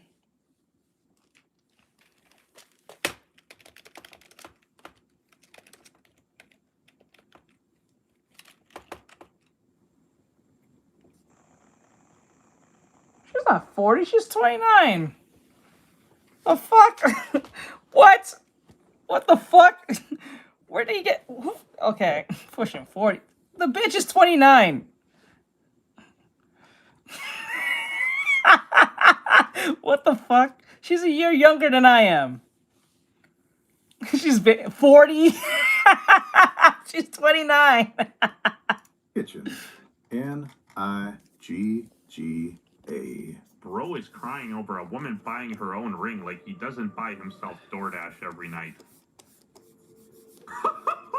Bro, you ain't even got DoorDash where you from. Pipe down, buddy. You know, at this point, Pokemon's like Andrew Tate. Only third world. She's an aunt. We actually an aunt. Okay. Channel, you know, good choice, Pokemon. The ring does look pretty good. Here's why I'm not married yet.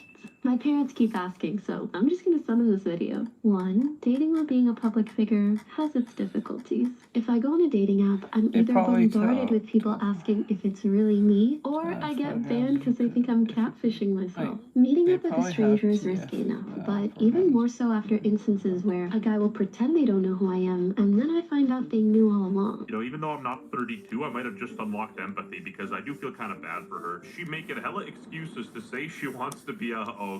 Annoying, sure, but Pokemon isn't really much of a hoe, to be fair. But the fact she has to explain not being married at 29 shows how cooked the internet Voice? is. Some of y'all want women to be married by 22 like it's medieval Europe. Well, I guess in Nigeria they get married at like 14. It's not even a hot take to say that if you want children, you should have them earlier because the longer you wait, the more complications can arise. Arise. This absolute demon said, push at 30 and still having a hoe phase. You're expired, buddy. Her personality sucks. I get why neighbors won't date her. I also think that as a career-oriented... I don't know why girls embrace that hoe phase nonsense. That shit is so stupid. That shit is so stupid. And I don't want to settle for someone who's insecure about what I do or wants to control me. I'd never want to be that way towards my partner. Sure, buddy. 2, I went through a rather traumatizing experience. Oh, you mean August? August the duck? Once you see the emotional, psychological, and even physical impact that someone can have on you, it makes you cautious about entering into anything new. So then I was like, what happened to This this lady? bitch is not that... Oh my god, I'm sorry. This bitch is not that pretty. I'm sorry, she's not ugly, but she's not that pretty. I don't know why people glaze this bitch. She's not that pretty, bro.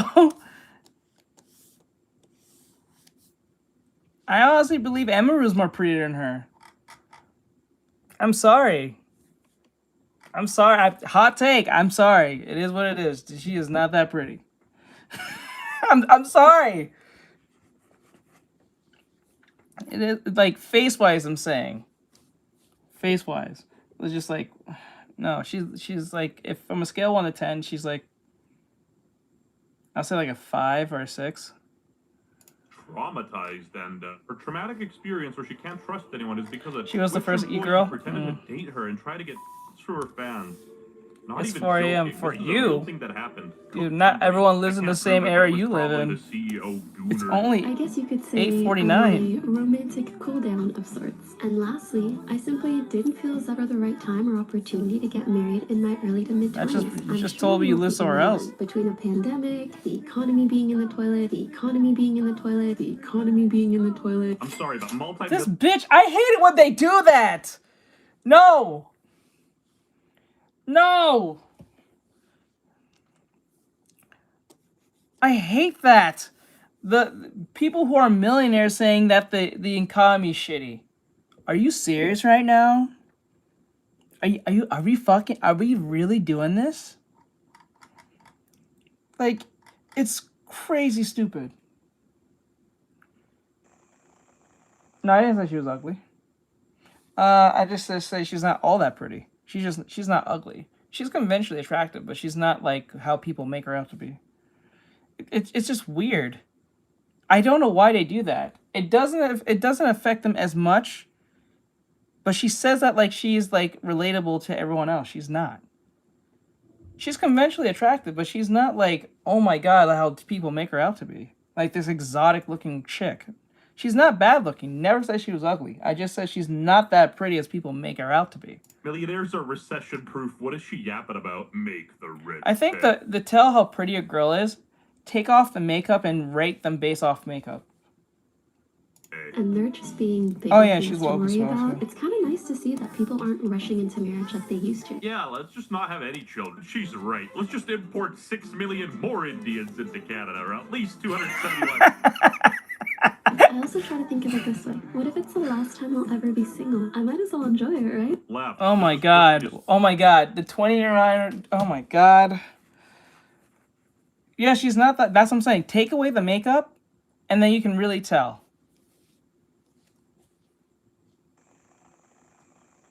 So like that right there, if you're pretty, naturally pretty, I go for natural pretty. It's like if you're naturally pretty without makeup, if you can, like, and makeup tends to enhance the looks of a person. Like now, she's not bad looking, and the makeup helps, but I don't think it's like, oh my god, she's so fucking no. She's not like an 8 out of 10, nothing. She's like, what did I say, 5 to 6, like 5 to 6, probably a soft 7.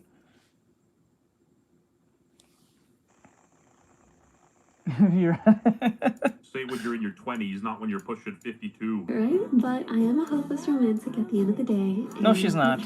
I hate when girls say stupid shit like this. They usually are not hopeless romantics. They're not. They usually are not. There's their perfect match somewhere out there. You're welcome, Pokemon. I found you an engineer. WestJet, you are a bitch.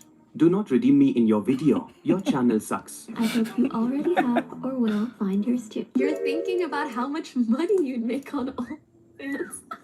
Listen, have I had the thought? Like, I wonder, mathematically speaking, how much I would make. Sure, most girls probably have thought that. But have I ever actually considered doing it? Nor app. You know what? Makes sense. Every day, yeah, you're right. Yep, you're right, Hannah. You're right, Hannah. You're right. You are right. You are right. I don't think makeup should be used in certain situations. It shouldn't be used every fucking day. I don't think so. You are right.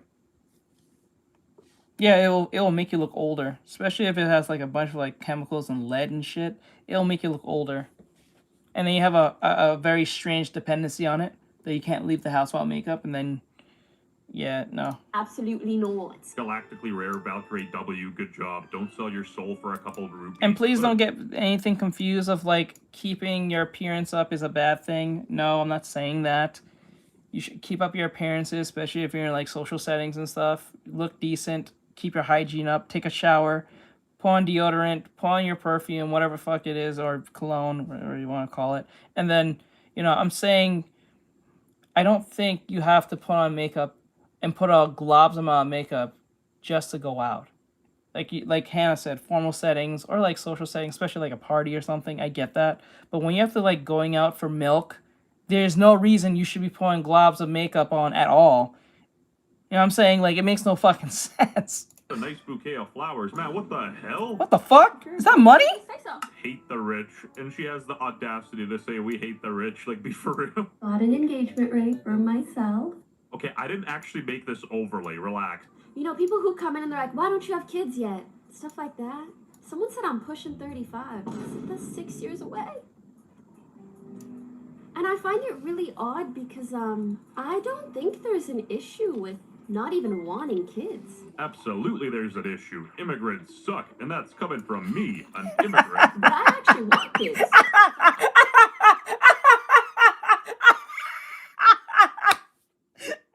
Immigrants suck. And that's coming from me. Why are you... Okay, how about Stop this? him! You know the term pocket watching when you're paying too much attention to what someone else is spending their money on? It's kind of like uterus watching. Like pussy watching. Why do you care if there's a baby in my uterus? Shouldn't you like go get a partner and worry about their uterus? She has a point. Like, she has somewhat of a point there. Like, usually people are asking if you're pushing 30 are usually people who are who is not in a relationship either. They're just kind of saying it sometimes, most cases.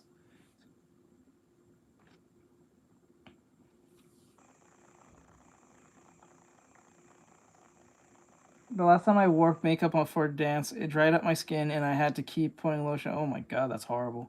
I think skincare is basic hygiene. Is all you need to look decent when just going out to do something, but less formal is the... Okay, I got... Yeah, that's believable.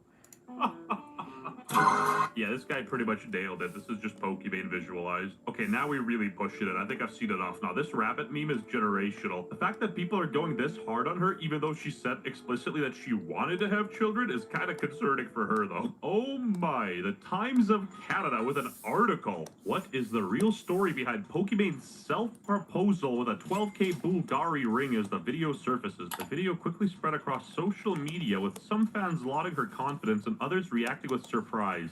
I mean, that's one way to put it. Way too much to get for myself, but then the more I thought about it, I was like, oh wait, I forgot. I'm rich. You don't need to have kids. You don't gotta have kids. You have no obligation to have children at all. I hate to say it, but Kaisenat is right. It's not even that crazy when I hate to say Kaisenat's right. Oh my god. Opinion. I'm sorry, but I think most people do not care if she has children or doesn't. They just think the rabbit meme is funny. Because she looks like she's genuinely getting pressed by this, people are gonna keep pushing. It's just how they... Like, I'm not gonna lie, she doesn't look like she's in her 30s. Let's call for it. Like, a lot of people who are in their 30s like I am, especially in their early 30s like I am, they don't look like they're in their 30s. We do not look like we're in our 30s. If anything, we're in our like mid-20s. That's it. Or early 20s, or mid-20s. Like when people see me, they don't believe I'm 30. They still think I'm like, what, fucking 20, like 19, especially how I sound too. That doesn't help either, because a lot of people think I sound 17 or much younger. So like it doesn't help. It does not help.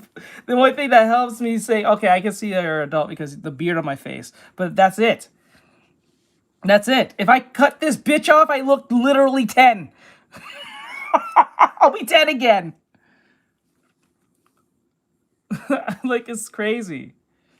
That is crazy. Let me see. I look 35 for a 12-year-old now. Yeah, something with you kids. Something's going on. Like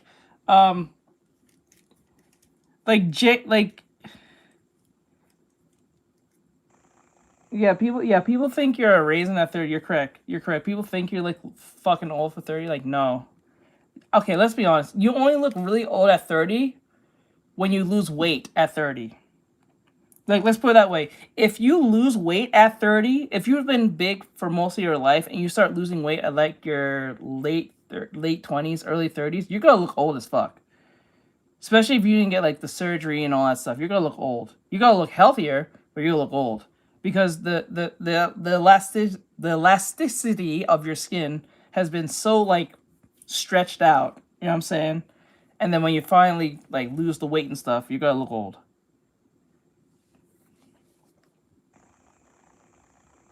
Yeah, that too. Yeah, right? I can probably still pass as a teen. That's sad, though. That's fucking sad. The collagen as well. So, like if you wasn't overweight, but a very reasonable... And meth, too, yeah. If you do drugs, you'd be fucking old. Like, I don't know if smoking weed cause aging. I'm pretty sure it does. Like, any form of smoking is not good for you at all. Like, I know that just cigarettes ages you pretty fast, and it gives you it does a lot of fuck shit to your skin. It destroys collagen, I think, as well. So like that's not good. It ages you pretty fast, I think, if I remember. If you don't do drugs and you took care of yourself pretty well in high school and even in your 20s, you didn't eat like crazy horribly, you'll pass just fine, most cases. So, but if you was like overweight and you're losing your weight now at like your late 28s, 29s, 30s, it doesn't what the tapes do. Oh, okay. For that work. I mean, but the economy vapes, excuse in her position is actually a joke. The person that you are engaged to the most in your entire lifetime. I've never vaped. I've never vaped. Never smoked. Never did all that shit. Never did any of that shit. Never did.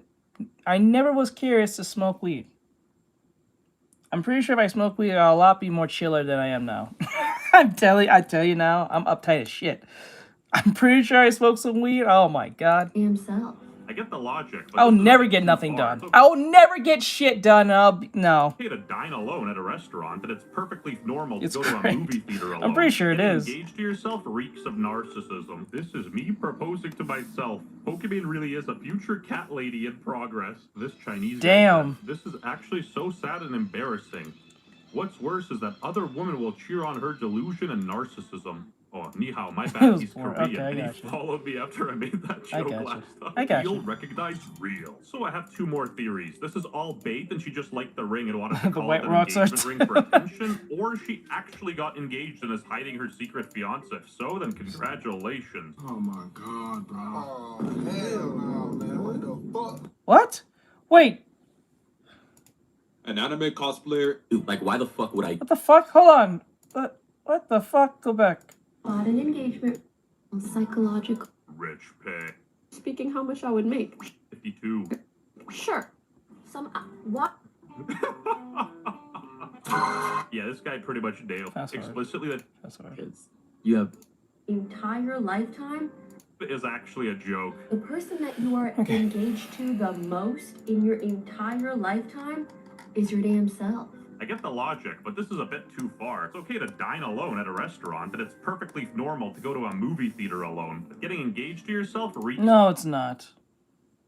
No, it's not. I'm sorry. I understand some people may say this. You guys might... Hot take on my behalf. I don't give a fuck anyone says. whether you guys follow me or not, whether you believe it or not, going to watch a movie at the theaters by yourself is fucking miserable. Why would you do that? Why would you do that? Why would you go and watch a movie theater by yourself? That sounds horrible. Like, I can understand going to a restaurant and eating by yourself because you're fucking hungry. You're not there to eat. You don't have to eat with people, right? Especially if you want to just try something. That's a difference. But, like, when you deliberately go and buy a movie just to sit with other strangers in a dark room just to watch a movie for 2 hours, when you could have just probably ripped that movie off the internet from home. You know what I'm saying?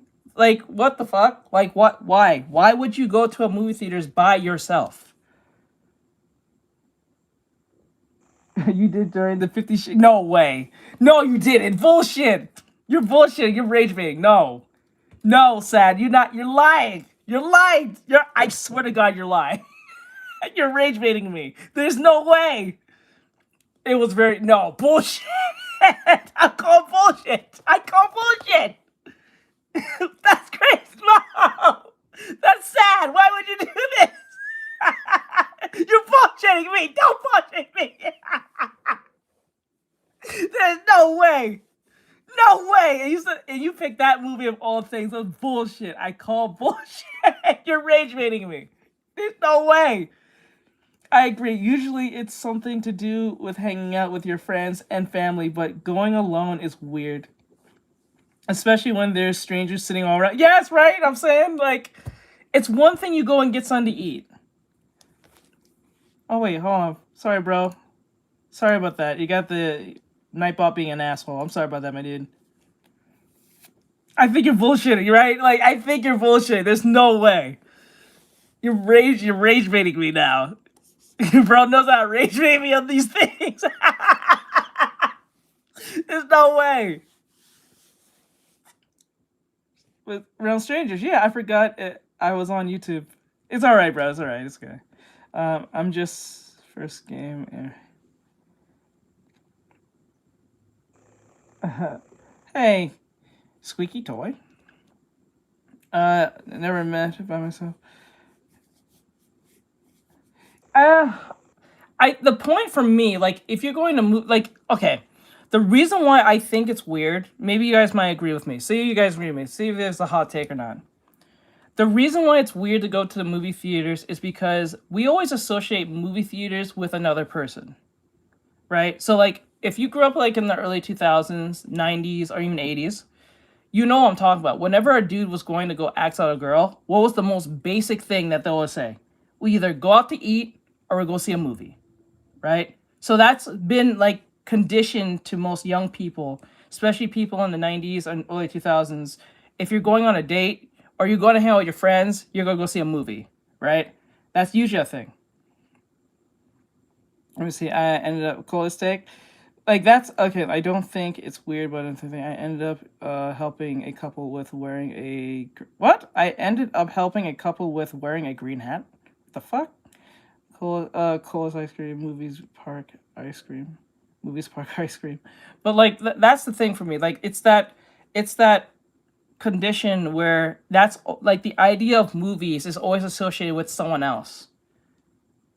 You never hear someone saying, I'm going to see a movie by themselves.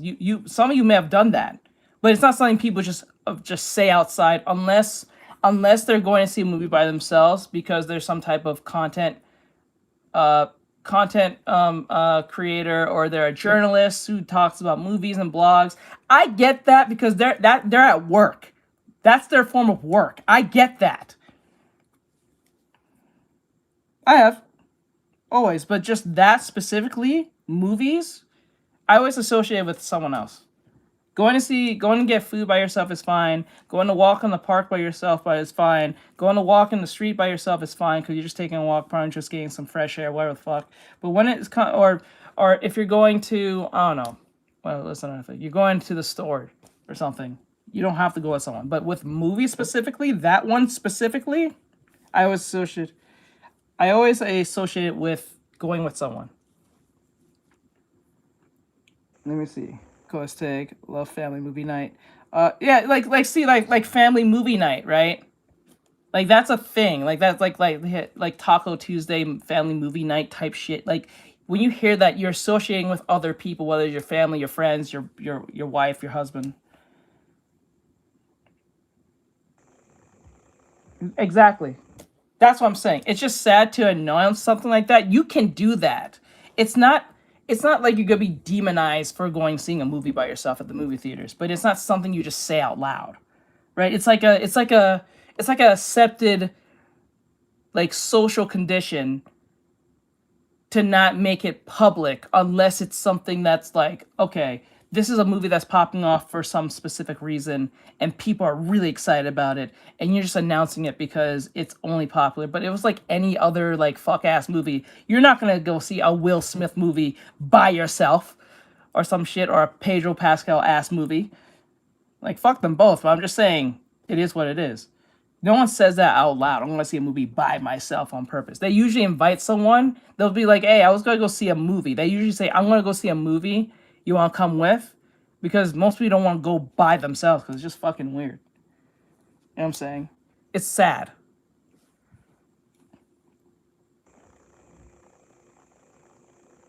Yeah, that's what I'm saying. Yeah. It's a weird thing.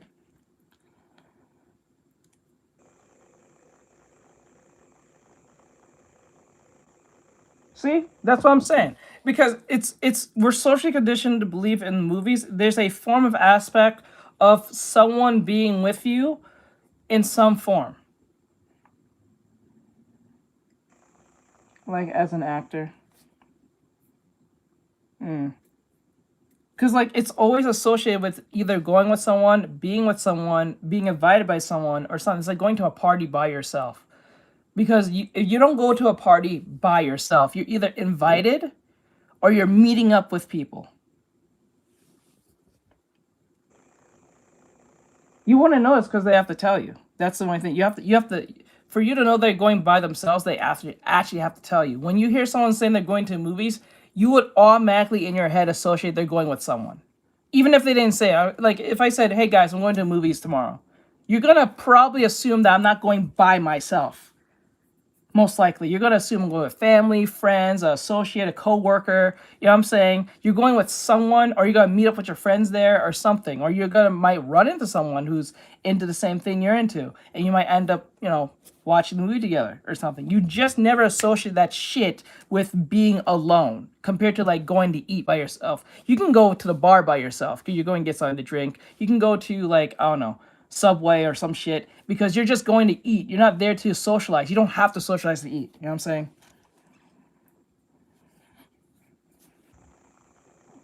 Yeah. Feels weird. Yeah, you're just by yourself. You're socially by yourself. Yeah, see? Like, I would ask who you're going with. Like, right? Like, that's just like, oh, who you going with? Your family, your friends? Like, it's like, it feels like something that is naturally accepted in that sense. You know what I'm saying? You can, like I said, you can watch a movie by yourself, right? You can go even see a movie theater by yourself, but it's not something you just announce. It's just kind of socially accepted to not announce something like that unless there is a specific reason. You're a content creator, so you need to get the latest deets on that movie to do a review to put out on YouTube to make money. I get that. That's your work. That's how you make your money. Cool. That makes sense. But when you're just literally going for the sake of an experience, you usually want to share it with someone, or you're inviting someone, even if they're not in the same movie. They want to go out. They want to just do something. You know what I'm saying? So that would make sense. But when you just go by yourself on purpose and you plan that shit out, something's weird about that shit. You look like you have no friends. Or you hate your family or something. It makes sense if no one wants to see the movie. That might be a thing. I think the streaming is usually that's what I'm saying, because streaming is a better choice. Even if you don't have Netflix, you can probably just go on VR chat and watch movies on there anyway. Or like if you're like if you're really excited to see a movie and no one can't go with you this week, I can make an exception. Especially if it's something you was really anticipating for, right? I can get that, because when you're really into something, you don't really give a fuck. But like when you are just going to see a movie because you're bored and you don't invite anyone, I don't know. Something about that feels a little weird. Like, you can still go by yourself, but still. Maybe you don't like the company of others. Happens. That's reasonable.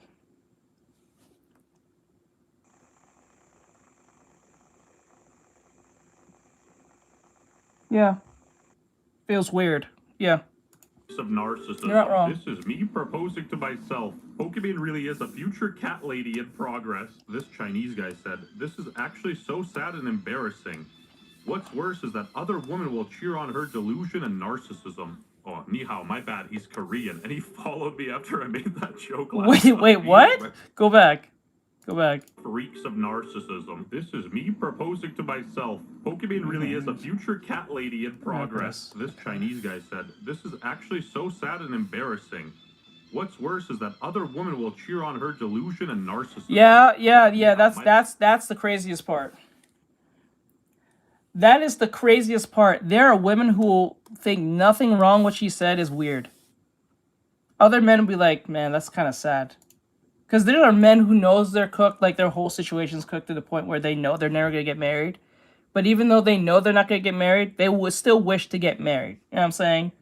Or not get married like off rip, but like someone that they like.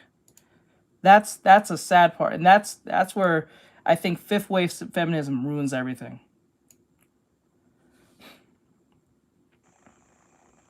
No. If you paid and the person did not show up, go watch the movie. Because the difference between someone not making it and you purposely going by yourself are two different things. You can't help if someone doesn't make it in time. You know what I'm saying?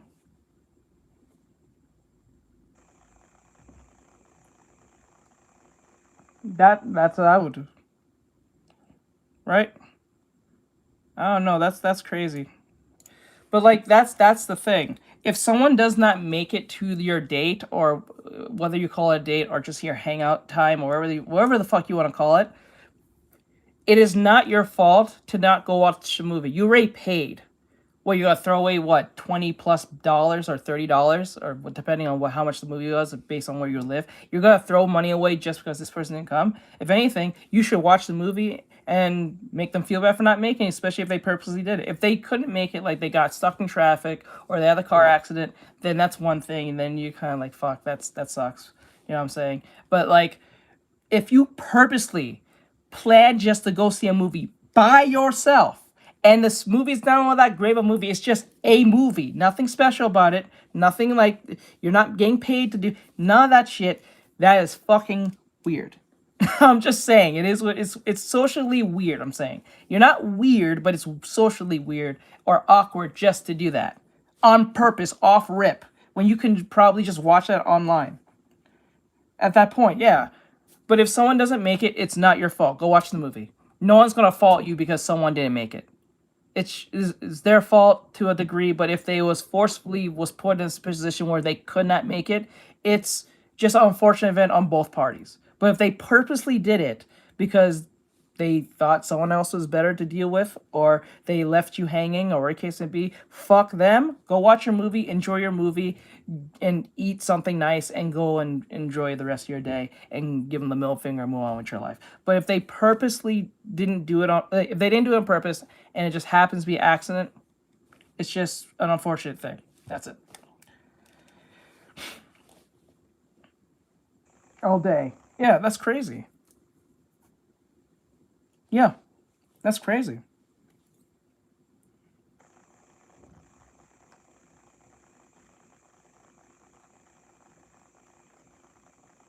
Well, it ultimately is, though.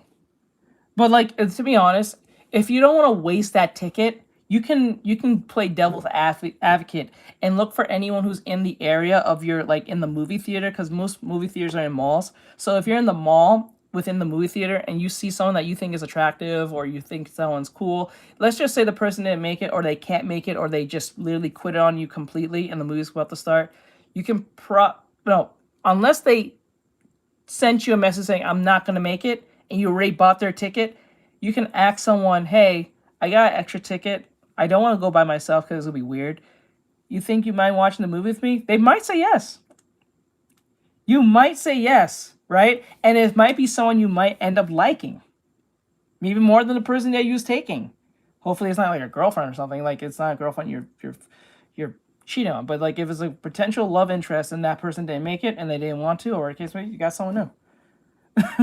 He's a play. No, it's just we don't want to waste money. I don't like wasting money. That shit pisses me off. I'm not, like a bitch did that to me. She fucking bought pancakes, eggs, and bacon and a soda, which is weird. And this bitch didn't even touch the soda. She ate like one pancake. I got so mad. I was like, bro, this is why I was like what? Was I 16, 17? I was so fucking mad. Like, I paid for that food. You didn't touch it. I ate my food. You ate breakfast. It was on afternoon time. And you picked a soda? That's a weird combination to put together. And you didn't even drink the soda. Like, fuck. That pissed me off. Like, this bitch. I got so mad. Like, Bad. He's Korean, and he followed me. And she had the most shittiest attitude. Shittiest attitude. Sure says LMFAO. That shit pissed me off.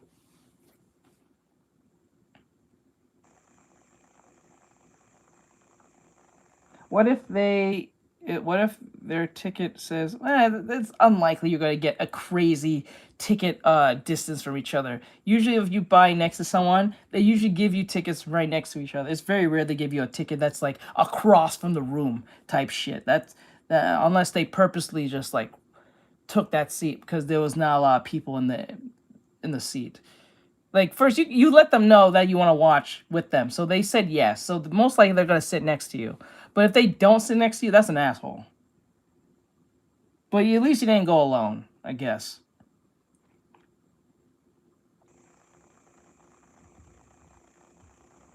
The food was perfect. It was shit. They made the food right in front of us. It was breakfast food. They made breakfast food right up there in front of us, and they put it on the plate and everything. It looked nice. Nice pancakes with condensed milk and eggs and syrup and fucking what do you call it? Bacon and shit. It was a basic breakfast meal, and she brought Pepsi.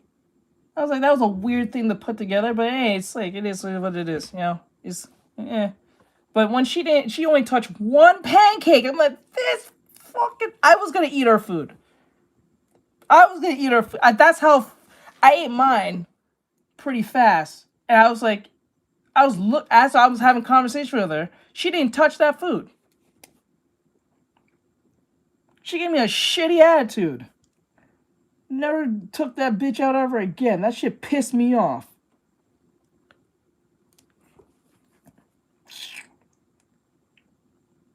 You know pre-booked things?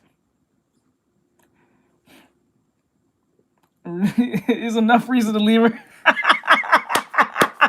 Let's go. I would eat it. The only time I wouldn't if the food wasn't good. Okay, I read that part. Okay, you know you can order beef starting off at the movie. You can?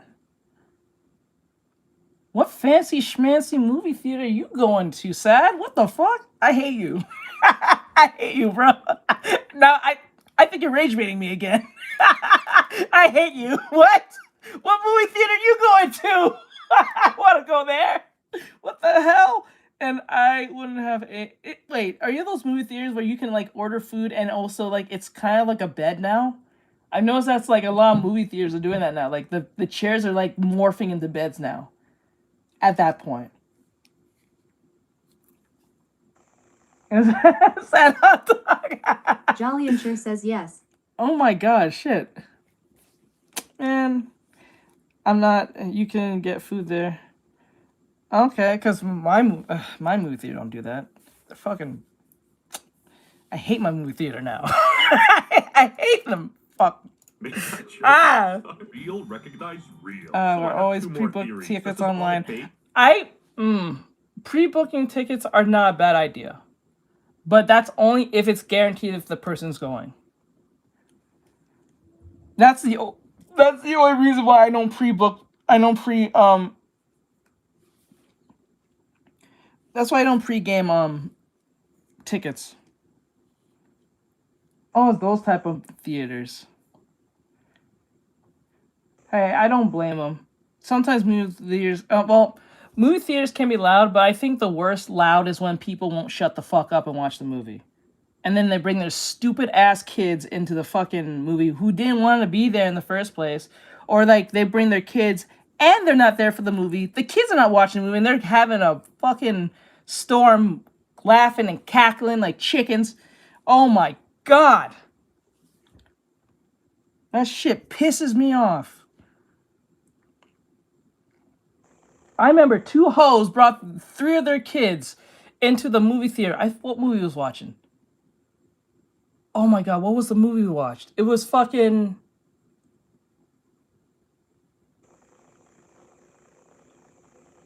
Shit, what movie was it? It was, Oh my god. Bro, no, it was Spider-Verse. Holy shit, I now remember. It was Spider-Verse. It was 2 hoes, 2 fat hoes and their stupid kids. And they wasn't even watching the movie. They was crying and fighting one another. The bitches was on their phone. They was talking loud and cackling and shit. They was not even paying attention to the movie. Me and my friends was getting fucking mad. I was, oh man. I wanted to be such an asshole.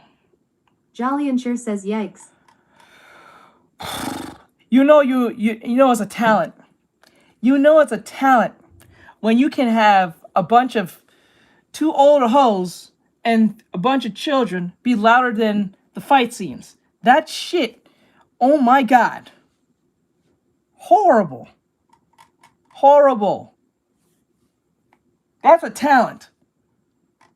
Oh my god. My dad was supposed to think, I thought it was pre-booking the norm, but I hardly ever go. I like the idea of pre-booking, but I don't like pre-booking when I'm not totally sure if the person's going with me.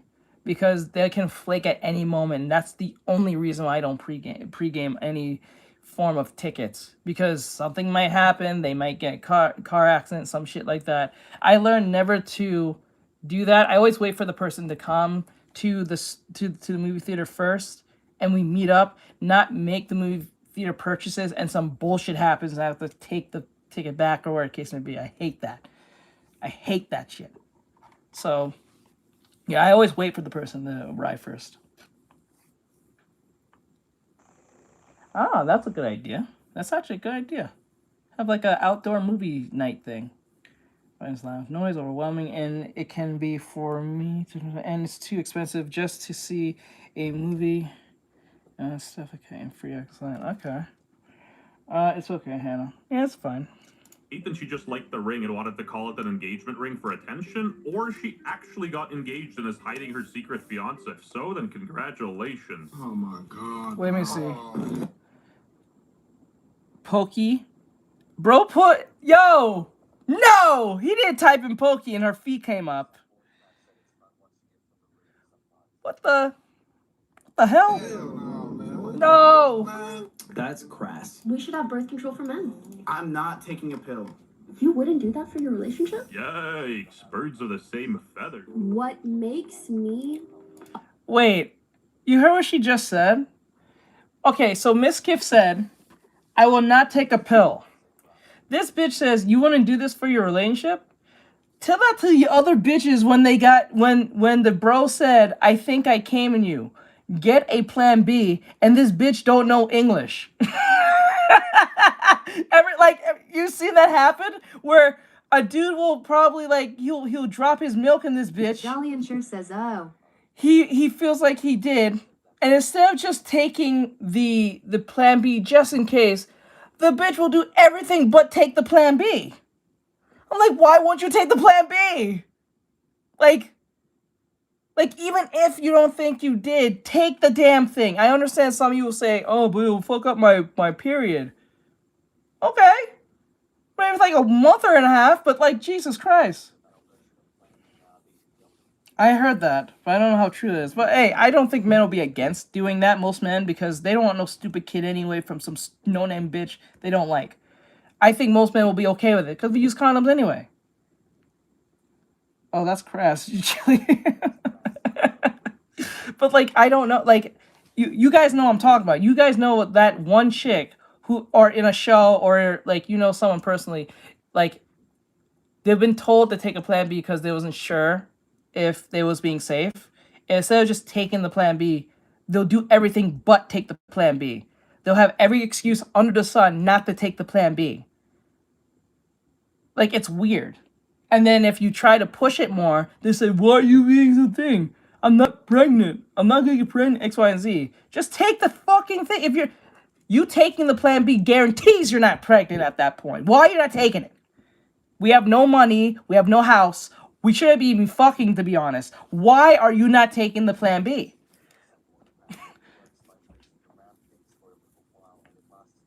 $30 days. Plan S. But wouldn't the sperm just die within, like, whatever the time may be within the womb? It won't just, like, within the 30 days, right? It will die within, like, the first, 48 hours? Will that be correct, or am I wrong? A good candidate to be a parent is the fact that I haven't had kids yet. Is the fact that I want to wait until I know I'm in the best place in my life and Jolly and Sure says yes and no. I've found the right partner to have a child with. Yeah, she's a bit. Oh, okay, Mama. Later, bro. No problem, my dude. I'm glad that you came in. Glad that all you are here. Thank you, guys. I appreciate it. Thank you. For those who need to go, if you guys need to get some sleep or jump out of here, that's fine. We're near to the end anyway. Later, Mama. I don't have any. I have no problem with what she just said. I think a good sense of parenting is if you know you're not ready, don't have children. It must be. But like just like to be honest with you, I have no problem with what she just said there. I'd rather you be childless and not destroy a child's life than have a bunch of kids and you fuck up them kids' lives and then they become a whole problem in society next in a couple of years, or become a issue for someone in the far future because you didn't know how to like take care of them. I have no problem with women who know they're not ready for kids and don't want no kids. I respect those women more than the women who try to have kids, knowing that they can't have them or can't take care of them, or they're not mentally sound at all. You know what I'm saying? It's best to have no kids and not fuck up their lives than have kids and fuck up all their lives and then they end up fucking other people's lives and probably yours in the process in the far future. Even more. That's just how I see it. I don't think there's a hot take in that. I think that's sound thinking. I'm just saying. Overhated here, but unfortunately, I personally don't want children, even if I was ready. Let's see. I think things, and I have children can change your body. That too. I understand. Bro.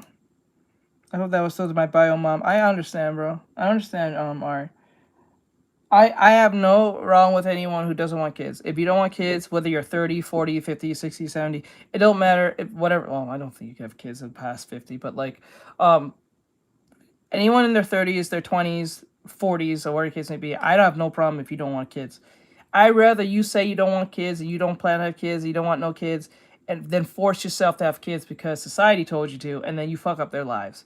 And then they become little demons or criminals in the far run. This is a funny freeze frame.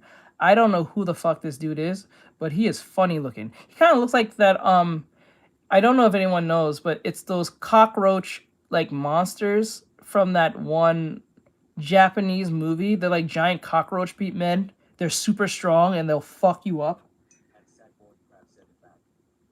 You know what I'm talking about? I'm pretty you guys know what I'm talking. If you're an anime fan, you know what I'm talking about. It's like a giant, ugly looking phase rug. Is that are they from Phase Clan? Is that from? Is this dude from Phase? Oh shit, that's funny. we ran out of time for this video. That's crazy. An anime cosplayer is no longer with us, and it's because of racism. Ashley, who went by the username SquidKid1111, She was a Terraformers. That was it. Terraformers. Terraformers. That's what it is. They're not even trying to hide it anymore. Blaming black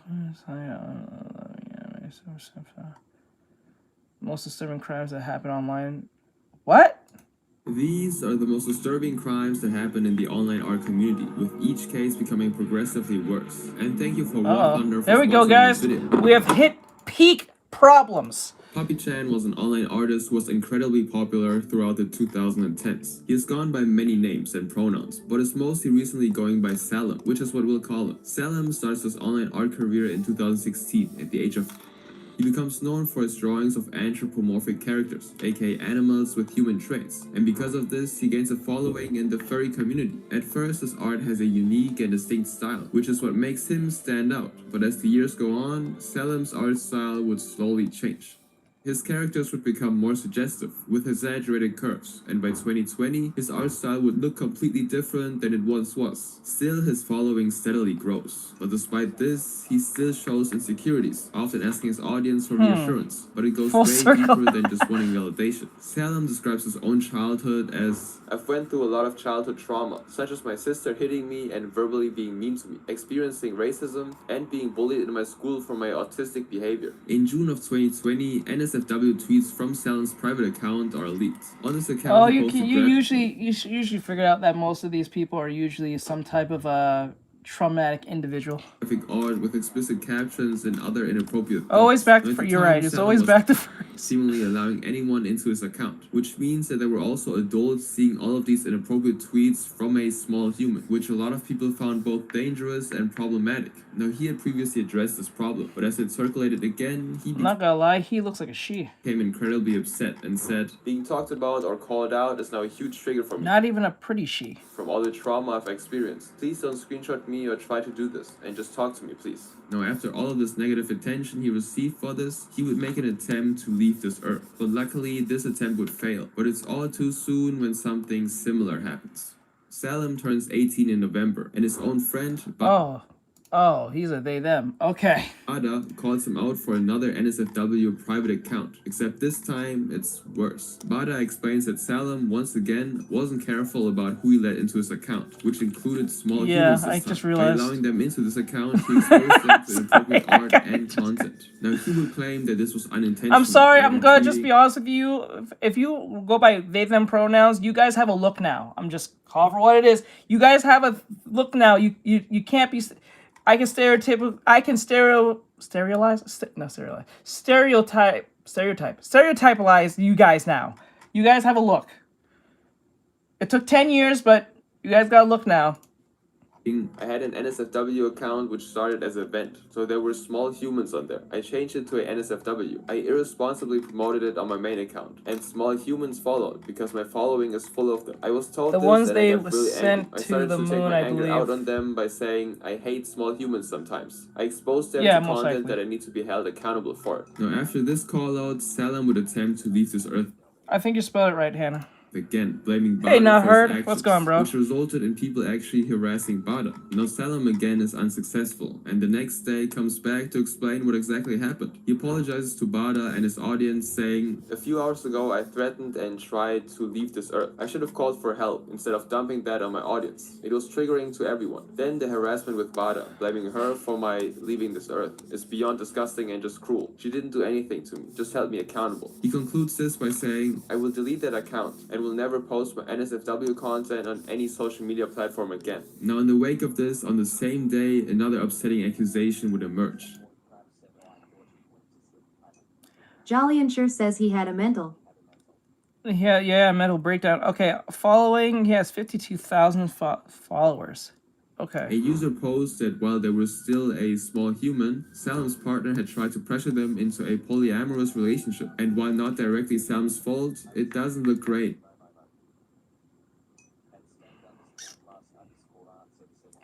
Okay, now I'm under the impression. Okay, I have the impression that this is a biological female who goes by male pronouns. I'm starting to think this now. after the controversy. Now this would result into Salem taking a brief break after this to work on his mental health, but he would return shortly in January of 2021, claiming to be better and on medication. But despite what he says, his post would tell a different story. He would start getting into arguments and constantly threaten to extinguish himself when called out. And while this may be unhealthy behavior, it's nothing. Okay, I'm gonna just be honest with you. If you're a person who is quick to being triggered, or a person who's quick to want to, like, I don't know, end your life subscription, get the fuck off the internet. You are not allowed on the internet anymore. Like, it's I think it's best not to be on the internet. It's hard to tell when you're taking like, I think it's best just to stay off the internet. If you are a person who is very, like, not mentally well, get off the internet. I don't know why arguing with the internet works. It does not work to argue on the internet, because you never truly win on arguing on the internet, because, well, even if you are the right one, usually the person you're arguing with will admit you're right anyway, 9 times out of 10. You're not going to win. You're just going to waste your time. Compared to some of the other claims he makes throughout the year. Like, for example, claiming that it's his destiny to be a martyr. The most notable instance of his unhealthy behavior is when Salem creates a gender-swapped goth version of Garfield, called Gothfield, a concept that would become massively popular, and other artists, of course, would make their own version. Now, over time, a lot of the artists would actually stop crediting Salem as the creator, which would in turn really upset him. So he would send his fans to harass any artist who don't credit his idea. And when he got criticized for that, he again threatened to OD. You know about this? This time he had a new perspective. He believed that he will survive.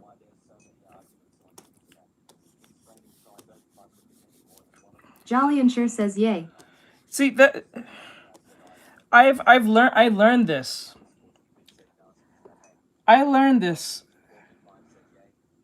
Yes, it's Amy. I've learned this. Never try to argue with people on the internet. It just defeats the whole point, because they're not going to admit you're right. It's very rare someone's going to admit that you're right. Very rare. So you're better off just not bothering in the first place. Just once you get into a situation where you end up arguing with someone, stop talking. Go do something else. Stop talking. Whether you're right or wrong, stop talking. Go do something else. You'll forget about them almost instantly. It just makes no sense. Survived this attempt and says, "I will do this because I am God, his disciple." Now he fails once more, and when this he is my comes first time back, hearing he this. suggests that he may have DID, or multiple personalities, blaming some of his past behavior on what he calls the crazy one. Still to this day, he identifies as having this disorder. Yeah, I think this is a biological female who identifies as a male. I think this is what's happening here. 2022, Salem then brands his account as 18+, and would start again posting NSFW stuff, and doesn't do much to discourage young people from interacting with his art, which people notice and again criticize. I notice people like this is always into this type of shit. All of these controversies seem like nothing compared to what happens a few months later, March 29th. Correct. Yep, I would just leave. You're correct, Hannah. They don't. The human ego is a wicked thing. The human ego is a wicked thing. I know I have an ego myself, but at least I am aware of it. The point is, like, I know other people are not aware of their ego. And sometimes they don't even think they have an ego. They think they're such a good person that they have to, prove that they're right. So therefore, just forget it. My father always says something. You don't always have to prove that you're right. Even if you are, you don't have to. You just don't have to. Just let it go. You'd be surprised how much you can get a lot more done when you just let that shit go and do something else.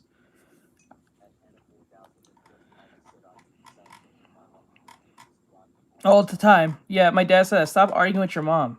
Even, like, he said something that I didn't like this, but I understand what he's talking about. He said, even when she's wrong, you're wrong. Even when, like, if you're arguing with your mom, he said this, when you're arguing with your mom, if you're right, you're wrong. And when you're wrong still against your mom, because no matter what you do, it's not going to change the aspect of what's happening already. You're already in the argument. It's not going to change. Yep. There's a reason why he's saying that. And I was like, okay. At first, I thought it was like a simpish way of saying that, of saying don't argue with your mom, but I realized what he was actually saying to me. 15-year-old girl named Green accuses Salem of doing inappropriate things with him. Green says that Salem blocked him without any explanation, and now that they are no longer friends, he wants to reveal what Salem did to him. And a tweet on Salem's private account would actually explain the situation. I followed this one artist who's a small human. They like call me mom, talk about around me, and even found my NSFW account and started showing/saving my suggestive pics from there. They make me so uncomfortable, but they're like a mentally unstable young person. And we This is a young crazy people intertwining with other young crazy people. Did you hear what they just said? Let's listen to what they just said. Let's go back a little bit on that. That's wild. An anime cosplayer is no Let's go back on that. These are the most disturbing crimes that happen. Experience and income boost intention of the end of it. The account would actually explain. They just said people this. notice and again criticize. But all of these controversies seem like nothing compared to what happens a few months later. March 29, a 15-year-old girl named Green accuses Salem of doing inappropriate things with her. Green says that Salem blocked him without any explanation. I don't know what they mean by that.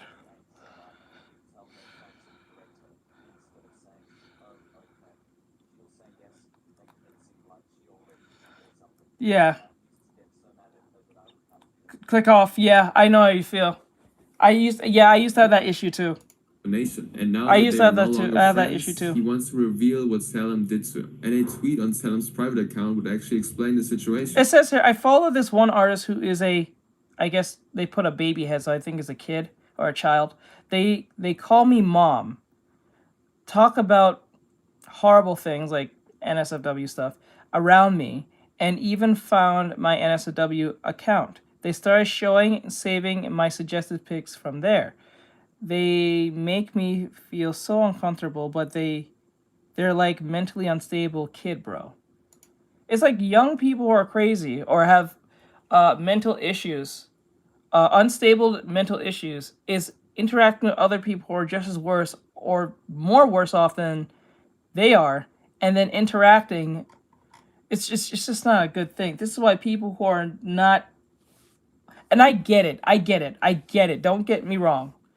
Sometimes you can't be at home and be yourself because your parents or your siblings make it difficult, or what the case may be. I get that. I understand.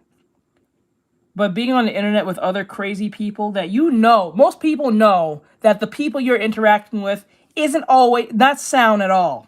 Because if you're not sound and they're just hanging out with you and they're not sound, they're just not doing anything to you right now.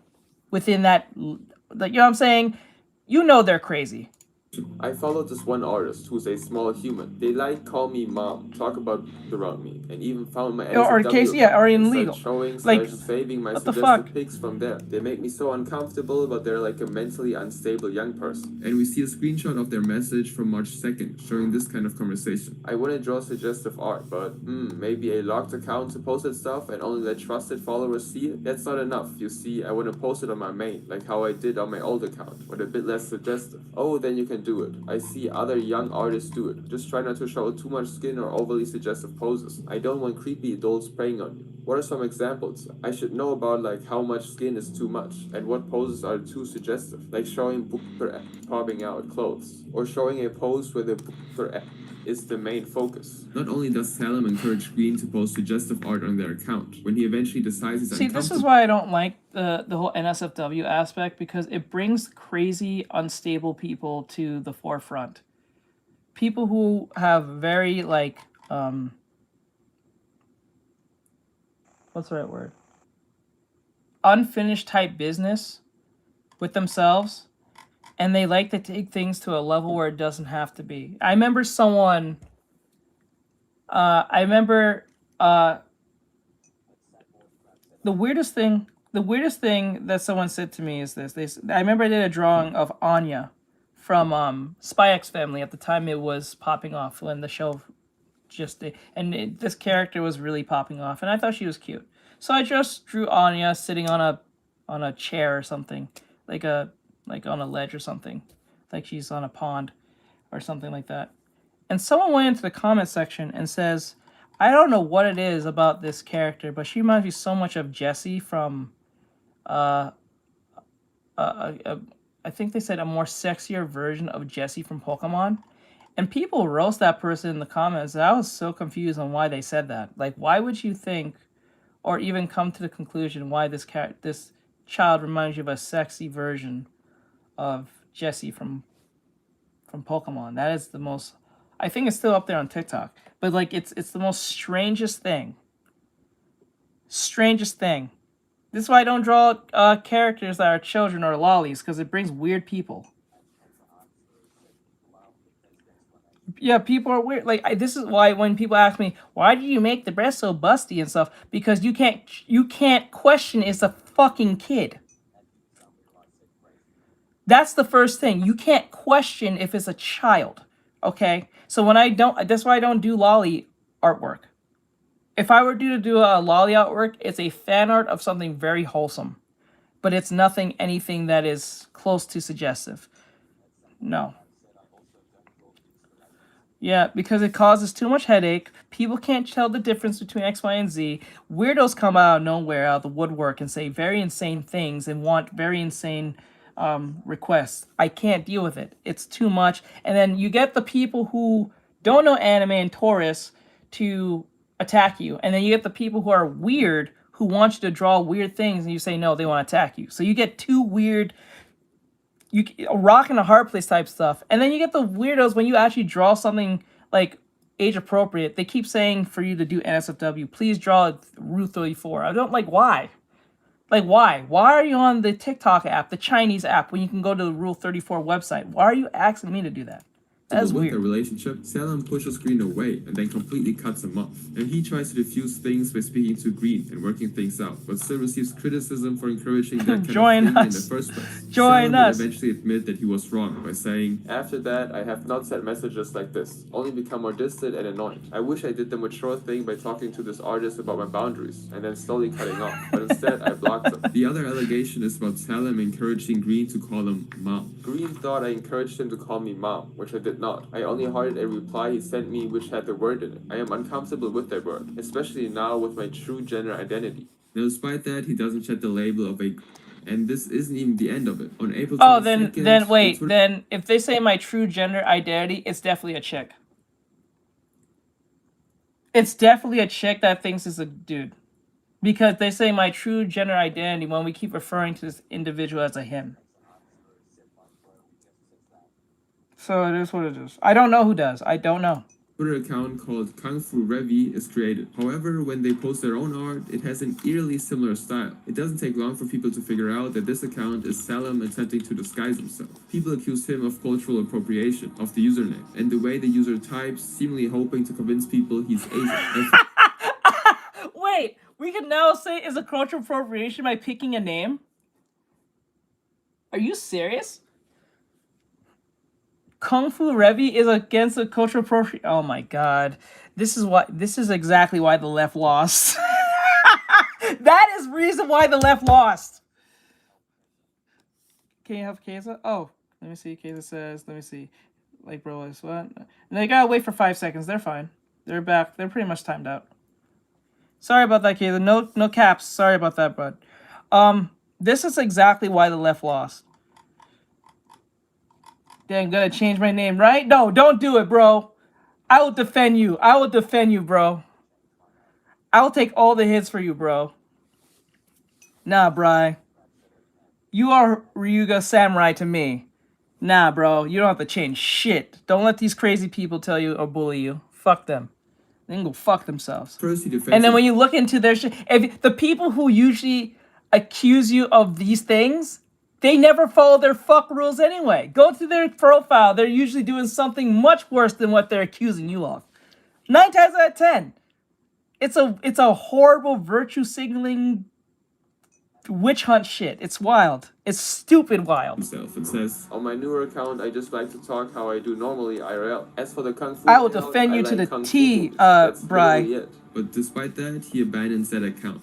Now, Salem is still active on Tumblr and Blue Sky, and has now rebranded under the username WolfTinger666 and shed the Puppy-chan persona. And as chaotic as Salem's saga is, Jolly and it Sure is not says as unique as easy, you I think. meant. The next person we're covering shows shockingly similar behavior to Salem. If people came to you asking if we had, please do not say we did. People in Kiwi farms are trying to say you because of loose proof that they had. But before I talk about that, I want to take a moment to talk about today's sponsor, War Thunder. War Thunder is a massive military game available on PC, no one console, cares. and mobile. Fast forward, fast forward, Keep fast you forward, fast forward, option of fast forward. 1,000 Silver Lions, the Eagle of Valor vehicle decorator, and a full week of premium time. It's available for October 2023. At an alarming rate, Francis went from meme creator to one of the most mocked people online. And it all began with just a few brushstrokes and Microsoft go back. artists known as Francis. But while you can, and support this War channel Thunder. at the same time. And now let's get back to the video. For nearly 2 years, the internet watched the rapid rise and collapse of a Twitter artist known as Francis. At an alarming rate, Francis went from meme creator to one of the most mocked people online. And it all began with just a few brushstrokes and Microsoft Paint. It's October 2023, and Francis makes a new Twitter account called Fallen Chungus. The next month, he starts posting a webcomic. It's simple, just two panels poking fun at how internet culture affects the way we react to things. One character states, "Yes, I went to visit my friend," and the other one interrupts with, "Bro visited his friends." It quickly takes off and becomes one of the most popular memes on Twitter. Francis' follower count rises fast as different versions of the meme spread, most of which also mock internet culture and toxic online behavior. But little does he know that these silly jokes were a grim predictor of his future.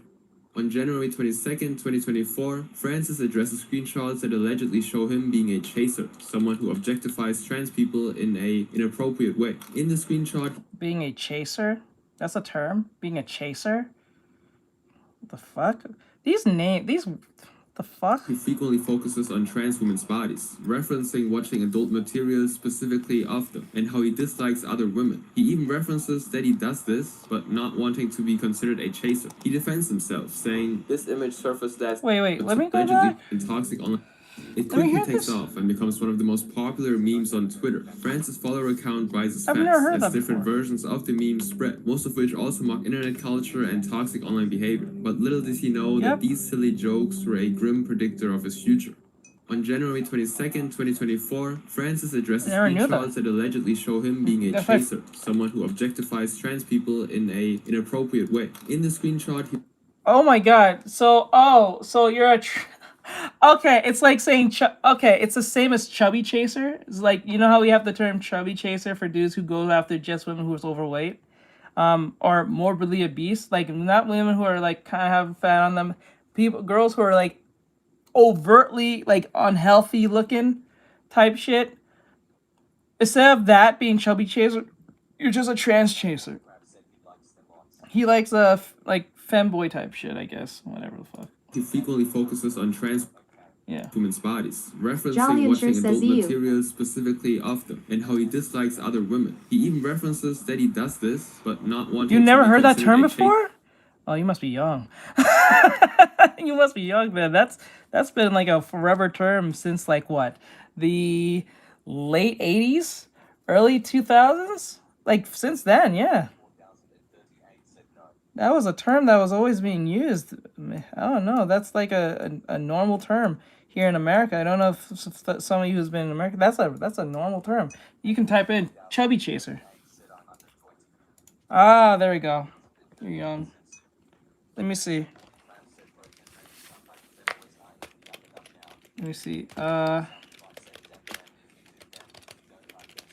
Right? Chubby chaser? Okay, chubby chaser. A chubby chaser is a person with a specific sexual attraction to overweight, obese people. This term is often used in a derogatory way to imply fetishization rather than genuine attraction, sometimes suggesting the chaser doesn't see the individual beyond their body type. It can apply to people of any sexual orientation. So yeah, that's what that is. They just took the word chubby out and just put chaser. He defends himself, saying, "This image surfaced last year, after a weird period where a lot of..." Well, actually now, given the fact that we live in a very overly hyper sensitive like world now, the word chubby chaser is probably some type of offensive term now. We just call it chaser now. So yeah, just obese. That was the term. That was literally the term back in the day. Now they probably just changed it to chaser to any form of sexualization, to any fetishization of any type of like specific sexual attraction. It doesn't even have to do with the person, they said. It just has to do with them being overweight, and that's it. It doesn't have to be to do with their intelligence or anything like that. It's just them being overweight. That is a qualifier right there.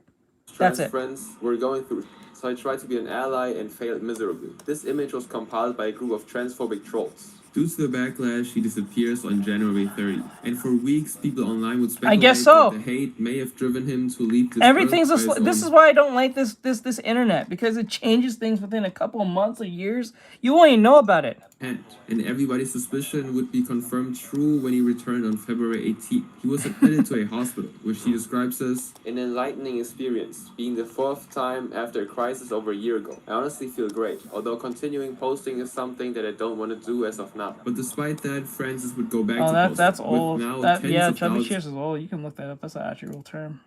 That's an old term. The followers. However, it used to be mentioned a lot in the early 2000s in like a lot of comedy movies.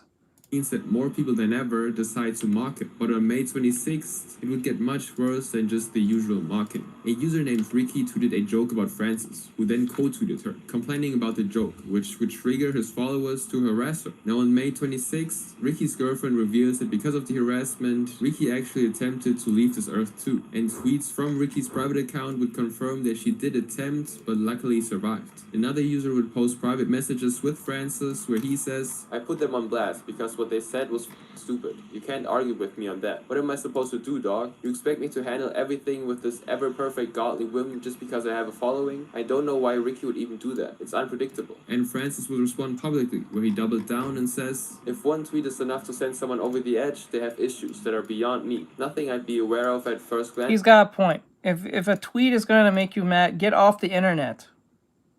Like, is that never, like, a choice? Like, get off the internet. Don't have internet. If you can't handle what people say to you on the internet, whether they're very vicious, horrible, even a death threat, get off the internet. Well, you can get the police, but that might not go that far. So, also get off the internet. Whatsoever. To put the blame on me for this is fucking insane, and I hope you can eventually understand that. And he would even go as far as accuse Ricky of lying. The backlash he would receive because of this was extreme, and about an hour later, he would tweet, alright, I give up. Anything I was trying to build, it's over. I don't care about the money, the partnership. The BBW. Oh. Isn't it Jack Black? First 50 Dates, is that what you're talking about? I think, are you talking about Jack Black? You're talking about the movie First 50 Dates, right? I think that's what you're talking about, right? Or even the fans anymore. There's no meds left in the house. My parents hid them, but I'll find another way to do it. I always do. The next day, Francis would post a short video that implies that he will do something drastic, and then once more, he disappears. And 2 weeks later, Francis would confirm that he tried to leave this earth I think again, that's what you're talking about. And has been checked in I think it's a mental First 50 hospital. Dates. And while there, he was actually doxxed. He tweets, for what it's worth, I'm not coming back, period. I want my story to serve as an example of both not to do and what to dreadfully expect when you find fate. But he replies to the original statement, changing his mind and saying, I just want to put it out there, that me returning isn't a 0% chance, although it'll be way, way later when I feel like I've matured enough to withstand the toxicity that comes with platform management. But Francis doesn't stay away for long. On June 22nd, he reveals to everyone that his home life is even more chaotic than his online life. He explains, for anyone wondering, my mom has essentially been controlling my entire life since I got home. Further elaborating in another tweet, he says, they took away everything and threatened me being kicked out if I went online. And on June 29th... Hey, they're doing you a fucking favor, bro. They may be horrible people, but that's at least the most parenting thing that they're doing. Get them off the internet. That was a for real? Damn. Post confirmation that so I was not that I'm not that often. I'm just an old relic of my time. And he's now homeless. He says that this is the worst situation he's ever dealt with, and again ends up in the hospital. And when he returns on July 19th again, he claims he will take an actual break this time. However, his breaks never really last long. And in August, Francis comes back to ask for help finding somewhere to stay, and eventually looking to get back into game development. Now he does again find himself in a minor controversy when he creates an NSFW account, which people criticize due to his fandom, including a large number of young people. people, which prompts him to delete it after 2 days. And for a couple of months, things are actually fairly calm. He announces in late October that he wants to sell the Fallen Chungus account. This sets off a chain of events. He frequently changes his mind and backs out of the sale, gets scammed by the buyer, and allegations of Francis scamming another user come out, all within a few days. And at the end of the day, the user who actually took over his account becomes known as Liquid Chungus and still has the account today. This is like, that's up to you. But if I'm honestly gonna tell you, if you're gonna make an NSFW account, I am going to at least advise you to be very aware. Be aware who is your customer, because 9 times out of 10, people are not doing NSFW because they're just so sexually oppressed. They're doing it because they know there's money in it.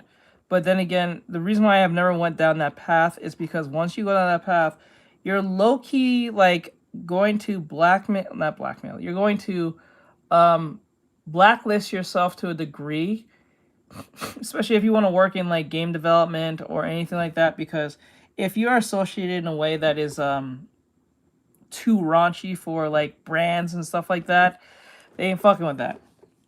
They ain't gonna fuck with that. They don't care. They don't care.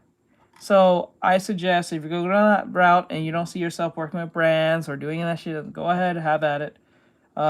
But be aware of what you're making, because if you're making characters, like, I understand that people do this thing where they age up characters to be sexy, but that doesn't really work too much because people have the character. If the character wasn't aged up canon-wise, people don't take it serious.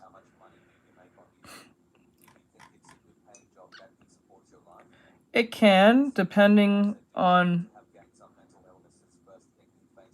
Let me see. Wait, they asked the question. They said, how much money do you make? I can't say that on YouTube. I'll get in trouble. Do you think it's a good idea, paying job to... It depends on what you're trying to do. So, like, if... It really depends. So, like, say if you're a person who does fitness, right? And you do fitness YouTube videos. You're going to make money because people are trying to... Because it's more of a need than it is a want. Because it can be a want to be looking good, but it's more of a need to be healthy. So people will most likely... You're most likely going to build an audience if you know what you're talking about. You don't give shitty, like, advice. You give half-cocked answers or something like that. Or if you're just doing, like, workouts and that's it, you don't have to give, like, advice, but it's good to, because people are always looking for a way to improve. I get this all the time with my artwork. So if you're going to go on YouTube, please be expected that you're going to have to explain yourself somewhere down the line, depending on what it is. So, like, say you're in game development, that you can make some good money doing that because you're showing your progress or your process on how you do things. People really enjoy that type of stuff, especially if you're good at video editing. That's a big thing. Unless you have money, you can pay someone to edit for you. That probably might make production faster, a lot faster. But if you don't have no money, you have to do a lot of editing on your own. Yeah, with skill, like, let me see. Do I need to have to gain some mental illness for... no, you can be mentally sound to make NSFW. I don't think... It's usually a lot of people who... It's a lot of people who are... I noticed this, not all, but a good portion of most people who are in NSFW are not usually sound. They're not doing it because... Well, the money part comes in, but they are usually doing it for their own broken desires. Yes, I'm under contract relation at the toe. I'm in trouble. They'll terminate my X, Y, and Z. I can get in trouble for that. Most cases when you sign up on these programs, you're not allowed to say that. Just like how I can't say certain things on YouTube, I'll get in trouble and get flagged. Same thing. So I have to be very cautious on how I say things. That's a big step from NSFW to manga. I think that's a giant step. I think you should back up and just do illustrations. Because, like, if you're doing NSFW, then you're doing probably illustrations, right? I wouldn't jump to manga unless you're doing a one-shot. Then, oh, okay, fine. I guess that's not that bad. It's going to take some time, but, you know, if you know what you're doing, I think Clip Studio Paint might be the best option to make manga, especially if you're doing webtoon stuff. But if you're doing it traditionally, I don't know. You guys have to do some research. But yeah, if you want to make money on YouTube, you can. You just need to know your audience, know what you're doing, and don't waste people's time. If you're trying to just entertain, you're gonna be here for a while. But if you're trying to entertain and educate, you're gonna soar pretty fast, because education will always beat entertainment, because everyone's always looking to improve their situation, whether very small or really big.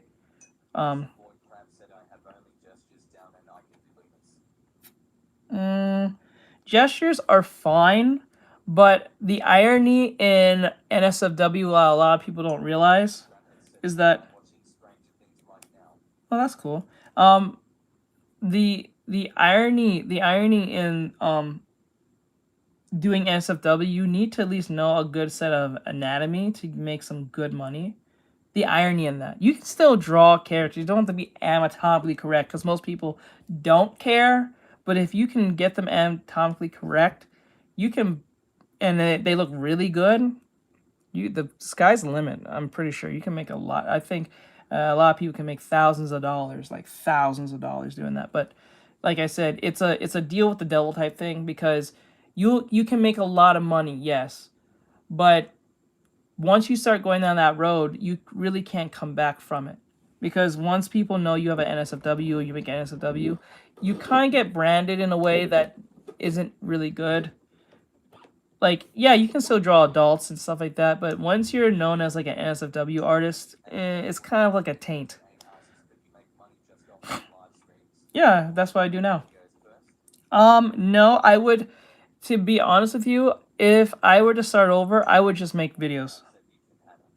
You can make I make money off live streams. Like here, I make money right now. Like as we're talking and stuff, I make money whether people donate or people watch. They pay you based on your retention time. They don't pay you based on views. They pay you based on your retention time. So retention time is like how much attention you're holding people to watch the video. So I think my average retention time is like 6 to 7 minutes. So that's like the average most people stay when they're watching my stream, whether they're learning to like draw or we're doing these like reaction type stuff. It really depends on the day and what we're reacting to. So like things like this wouldn't really hold a lot of retention because it's like very serious topics. But when I'm talking about like art stuff, like you gotta pay for that. So like the thing is, what do you mean? Yeah, you can make money off thing. If I were to start over, I got you. So like what I'd like what most people don't understand, I would make videos first. The reason why I would expect you to make videos first is because once you start live streaming, if you don't hold up that particular live streaming like schedule and you're kind of erratic with it, people are not going to take you serious and they can't tell when you're going to be on. I usually am on around 4 p.m. latest 5 p.m. but usually around 4 p.m. 3 p.m. Guys, that's what my analytics tells me on YouTube.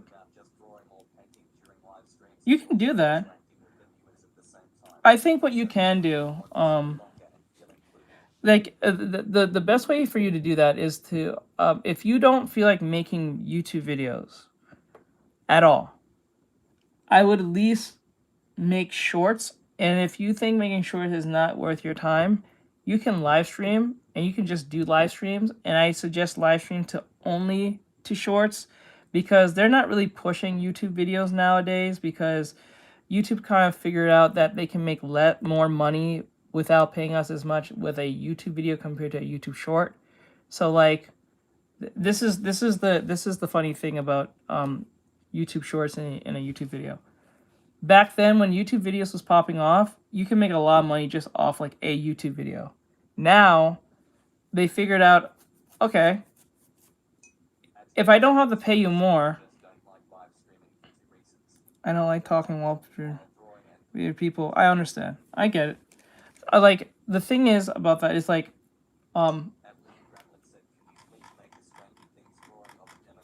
you have to pay for that, bro. I don't do free requests. You have to pay for that. I don't do free requests. Sorry. No matter what it is, you have to pay for it. If you're on YouTube, you can pay for it by getting a 1,000, that minimum 1,000 jewels or higher, or so. Yeah, so like to answer your question in a sense, like I would do videos because videos will do most of the hard work for you. Because at first it's gonna be hard work editing a video, but if you can get a video once a week or twice every week, you can build a following pretty fast, especially on what the subject is. If you're jumping on like subjects that are very controversial, you can actually pull a following pretty fast. But you're kind of, like I said, dealing with the devil at that point because if you take hot takes that can be very challenging, you can end up building more enemies than you are building like a fan base. You can still build a fan base, but you might build a lot of enemies. And if you don't mind building enemies, then go for it. But I would recommend for anyone to just do videos first. But if videos are not in your thing, you can't make a 10-minute video. I would make shorts, but make the shorts engaging. And they have to be at least a minute long, or at least less than a minute long. If you want to put music over it, if you don't care for putting music over it, and you have a message you want to like share with the people, or you want to share your expertise in something, fuck that. You can make a 3-minute video or 2-minute video. It depends on whatever case may be. I suggest make at least an under a minute video because you can at least use the songs to really bring up engagement because the songs will carry the video.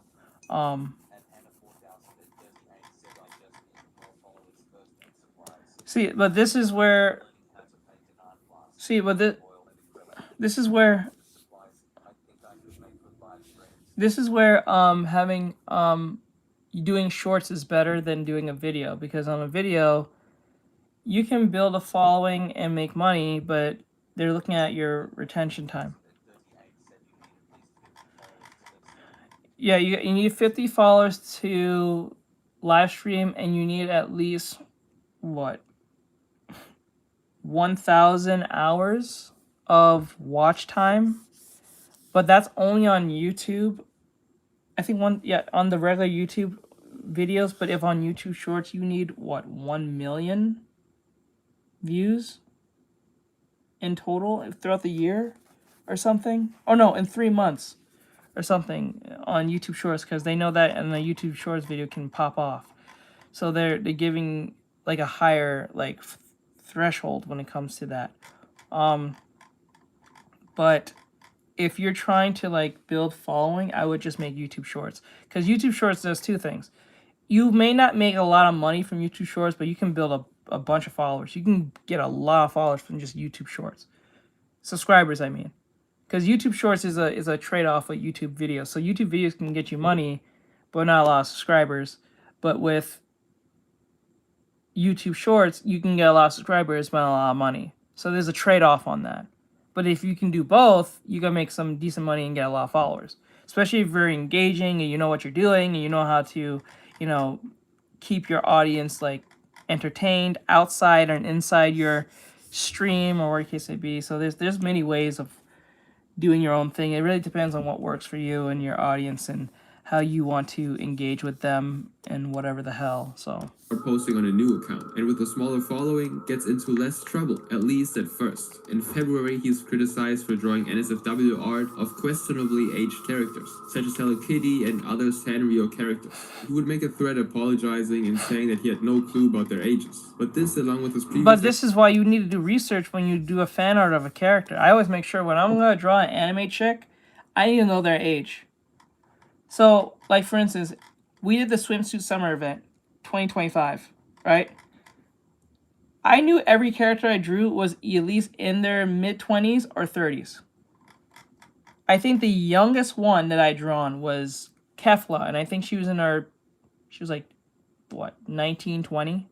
I think she was the youngest one that I drawn for the swimsuit summer event. Everyone was in their mid-20s and 30s. I think even someone was in their 40s.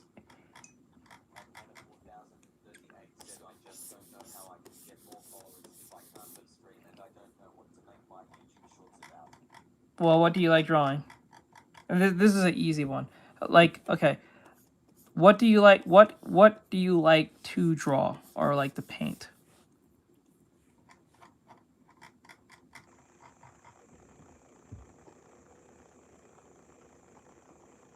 That's the question. What do you like to draw? What do you like to paint? Accusations seem much darker in May, when France's biggest controversy occurs. On May 15, 2025, users on Kiwi Farms circulate rumors and allegations that in 2024, Francis and a girl named Isabella had relations. Their main evidence is 2 tweets from August 10, 2024, one from each of them. At the time, they were both in the same program, at the same hospital. Francis was 18 and Isabella was freshly...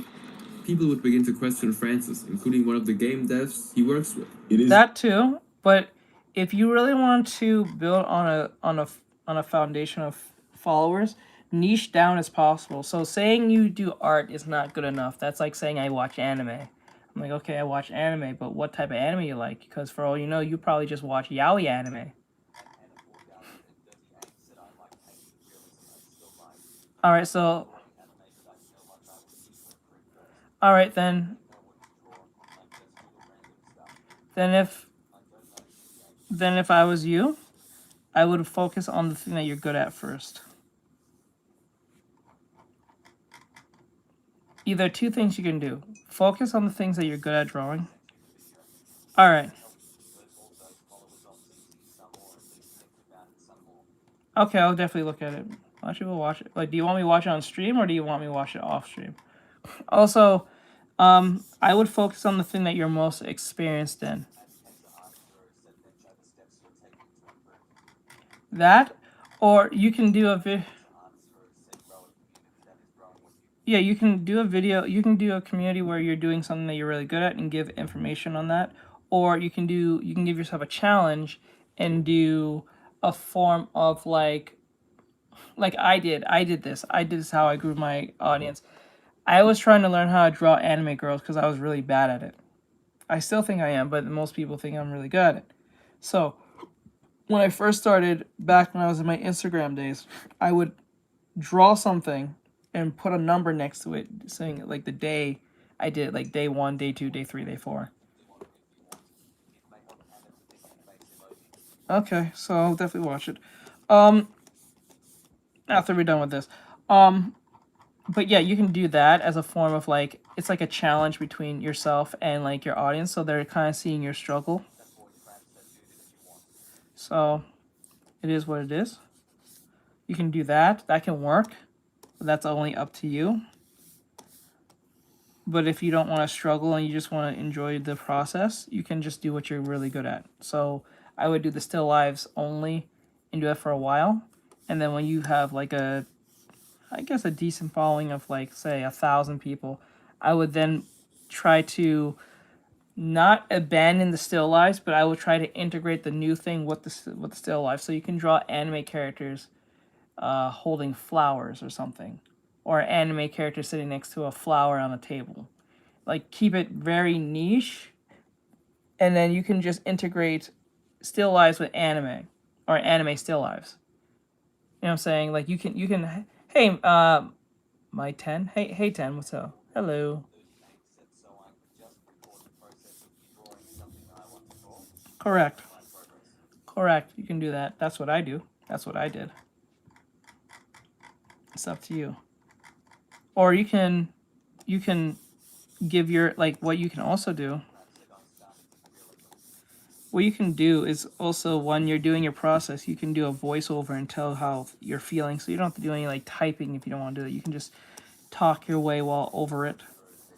It's up to you. There's the sky's the limit on how to do this. It's just what is more easier for you and what are you willing to do. What doesn't sound like work. The worst thing you don't want to do is do this as if it's a job, because that defeats the whole purpose, right? To a degree. This is supposed to be something that you're having fun with. So if I was you, I would avoid trying to make more work for yourself. It's still going to be challenging, no matter how less it is, but it's going to be new. That's what that's the work is. It's new, so it's going to feel like work. But once you get used to it, after 60 times of doing it, it's going to be so natural to you. It's going to be like nothing. It's discomforting, but for 2, if you can, disprove it. I don't care. He denies it completely when asked, and claims that this is all just to dunk on him, and it shouldn't be taken seriously. There's obviously so much distrust going on. I'm just gonna take my leave. I don't care. Because once you start seeing it like work, you're going to quit pretty fast. Most people quit because it feels like work. This is why a lot of people who say they're going to do their New Year resolutions only last 2 weeks because it gets hard, and then they go back to old habits and just say, you know what, fuck it, I'll do it next year, type shit. So like that's where a lot of people fuck up. They try to, yeah, yep. That's why I don't mind getting on stream. Like just today, I got up, and I was so tired. It is intoxicating to a degree. I won't lie. It is a bit validating. I'm not gonna lie to you, but you gotta always get back to center and say, okay, that did well, but don't get a big head over it. Let's see how we can replicate that again. Now, if it doesn't work the second time, maybe this was just a fluke, or we can just do it a few more times. If it does not work, it was just a fluke. It was just one of those algorithmic situations. We just need to experiment more, or we're just not ready, or this is just a sign that we're not ready yet, or something like that. I don't care if this is deflecting, it's not. I am so unbelievably tired of having to deal with Kiwi farms, having to deal with everything. I'm going full turkey. When directly asked about the tweets, he says, "This is not proof of any interaction between us. It doesn't prove that we had relations, or that I performed anything on her. I don't even know why she tweeted that so soon after my tweet, which was a random joke, as per the usual humor of the fallen Chang's account at the time." Now, due to their age difference, people take this pretty seriously, some even claiming it would have been illegal at the time. But while denying it, Francis still makes it clear that due to age of consent laws, where it occurred, it wouldn't have technically been illegal. But this doesn't make it much better for him, as people point out that he met Isabella when she was only... and he was... In a Discord screenshot from March 2024, Francis even references their age gap and worries about it. He says, "Let me lay it out for you. I'm turning 18 in May. She's turning in August. Is that too wide? I mean, she's gone through similar given we met at an outpatient program." Now this makes it look even worse, because he seemed to wait right after she turned, which would have been the age where she was able to legally consent. Struck with this evidence, Francis finally stops denying it. He admits, "I'm tired and rather would own up to it than spend my entire life lying. It wasn't technically illegal by any means, given the age of consent in Pennsylvania. But yes, we did. She came on to me, and it didn't really last long, as I was almost instantly regretting it mid-act." He goes on to say he regrets, but places a lot of blame on Isabella. "I did everything in my power to not assert a power dynamic, to make it an equal exchange, but that doesn't matter in the end, as I failed the moment I let her do her thing." But this is only the beginning. Isabella herself is asked for her side of things, and the story she tells is almost entirely different. Isabella starts by saying that they never actually had relations, the way he described them. They had 2 encounters, as she calls them, and she shows screenshots of Francis messaging We her didn't have relations, we had 2 encounters. So, we didn't have relations, we had 2 entanglements. She just rebranded. Did she just rebranded that shit? That's crazy. Let me see. He's like, "What does I say my name?" Huh? At first, he begged her to lie, and later, after he posted his original confession, he messaged her again, saying, "I had literally no other way to defend myself, so I just said we had... Now I have to delete everything. No one respects me anymore." And when asked why she thinks Francis would lie about all this, Isabella says, "He wants to look like the victim. He wants people to think, oh, look at this poor kid I'm bullying. He got a... I should stop now. He doesn't realize that it will never happen." Despite this evidence, Francis accuses her of lying, which will lead to Isabella eventually publicly addressing everything, basically just confirming what she said earlier. While it was consensual on both of their parts, it didn't go very far, and she would end it by saying that he is a victim of his own mind and refuses to get proper help. She then shows a series of texts where she begged him to go offline. But as everyone expects, he returns on May 17th with a long thread addressing the situation and finally admitting the whole truth.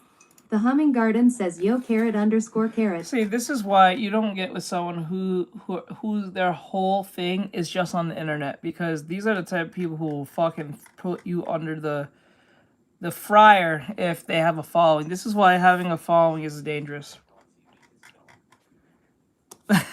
Like, this is why having a following is very dangerous. Jolly and sure says you. And not everyone should have a following, because some people don't know how to... that's a lie. This is why a lot of people should not go viral and get a bunch of followers off rip overnight. Because people who don't know how to you know, hold their audience attention or don't know how to, because you gotta look at it like having a bunch of followers that fast is like equivalent of getting like, someone said it, I think it was Sadboy who said it. It's like, or was it Mike? Someone said something around the lines is like being dropped at level 100 when you're just a level 1. You don't know how you got there, but you're there. And even if you try to do anything, things go left. Or something like that. Yonder simulator. Is that still... Are people still playing that? He starts with an apology to Isabella, saying, Isabella, I never got a chance to really formally say sorry. I never meant to take advantage of you in any way. I never considered us as unequal. I've been stunned for as long as I've been alive because of the environments I've lived in. It doesn't matter if it isn't technically illegal, it was incredibly wrong of me to even try and be your equal. He then further apologizes to his friends and fellow game devs he lied to. His final thoughts in the thread are, I'm not seeking a lick of sympathy from this thread. Not my goal at all. My plan going forward is to simply leave and live in the real world for once. I plan to go to college by the end of this year, and I start work soon. However, as always, Francis just couldn't stay away, and by July he would post that he was recently back in the psych ward, and is actively and frequently posting again. Now what Francis and Isabella... See, this is what I'm talking about! This proves my point! People who are crazy should not have no fucking internet! This dude can't get off the shit internet! This is like back when Trump was fucking president the very first term. Says real. Take the fucking phone away from this man. It's like, stop tweeting, stop talking. It's not working. It is not working. You're just pissing off more people. I get it, but Jesus Christ, stop talking. This is the same why a bunch of lawyers will tell you, if you're in a legal bind and you expect me to help you, do not talk to anyone. Really, they should not. Drunk. I had to say that wrong. Anyway, but like, I'm saying, stop. If you're not mentally well, get off the internet. I told you guys this. This is like the thing I said. How you notice that old people, I mean like old ancient people who are crazy, somehow know how to work TikTok, but your old grandma, your sane grandma, and your sane grandpa don't know how to work this bitch, and they got constantly asking you how you do X, Y, and Z. You notice that? You notice crazy people know how to use internet, but they don't know how to get off it? But people who are sane don't know how to work it? The irony. The irony in that shit. That shit's wild. Technically illegal, but it's the tip of the iceberg that shows what being chronically online can do to a person. I wasn't a good boyfriend, and it ended up being pretty damaging. I was a massive, inconsiderate, emotionally unavailable. Hey, Hyojin Choi, known online as Wizzy, was a popular online artist, animator, YouTuber, and Twitch streamer who rose to prominence in 2017. By January 2018, Hyojin managed to garner 100,000 subscribers on YouTube, and her following continued to grow over the years. However, in 2022, Hyojin's ex-boyfriend Ed, also known as Punk Duck, would post 2 tweets that would shatter Hyojin's reputation forever. In 2019, multiple scandals involving Hyojin broke, following her involvement in the accusations against YouTuber Michael Kucharski, better known online as Lazo. It all began when Hyojin's close friend, Che, accused Michael of SA and abuse. Che posted a tweet longer titled, Why I haven't been posting and what's been going on. Right? Thank you. I appreciate it. Thank you. Thank you so much. Let's go. There are too many details to go into everything, but in summary, Michael would eventually post a video titled My Side, debunking most of the claims and taking accountability for some of the behavior he admitted he regretted. For example, Che made the claim in her tweet longer that Michael was incredibly demanding of sexual favors, and would often guilt or force me into situations to which I was not comfortable. If I was to try and deny or argue against him, he would become aggressive. Eventually, it came out that most of her claims were untrue, though. In his video, Michael provided screenshots that show he did not behave in an aggressive... I never ever fell into these situations. How do you... This is why it's really difficult for me to, like, almost sympathize with most of these people, because I don't find myself in these predicaments. I've always noticed that every YouTuber is always in some type of crazy sex scandal. Why? Why? Why? It's weird. Why? Like, I'm the type who, like, makes content, put the content out, we're done with the content, I go fucking sleep. I'm not talking to no one. Except it's either my mods or my family. That's it. I don't talk to anyone outside of those two things. So it's like, I don't get it. Wait, when Che expressed discomfort. Because when you were there, I specifically said, hey, I'm really not in the mood for that stuff for me. You still did it. It made me feel like a bit of an object. I know you didn't mean to. I don't know. I don't want to fight. I'm sorry. I need to take no for an answer. I was in the wrong, like and flirting? I apologize. I hope you forgive me. Along with other proof that some of her specific recounting of events was blatantly untrue. Like, I'm not gonna lie. Bri can vouch on this. When I don't really, like, interact all that much unless I truly have to. Like, when Erin needs something and she keeps spamming my name in the group chat, that's when I actually pop up. Because I'm ever hardly in the group chat. Because I'm too busy trying to get something up for streams.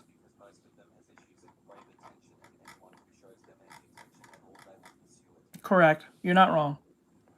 I believe you, sad boy. I believe that's true. Most of them these are usually lost souls who don't have connection with their family. They have no God or anything like that. Now, I understand when I say no God. I know a lot of you probably think I'm super religious. I don't think of the aspects of being like being in church like that. I'm just, when I say lack God, I'm talking about lacking a sense of morals, or at least social moral or understanding of like self-awareness of morals. Oh, she does? Okay. There you go. See what I'm saying?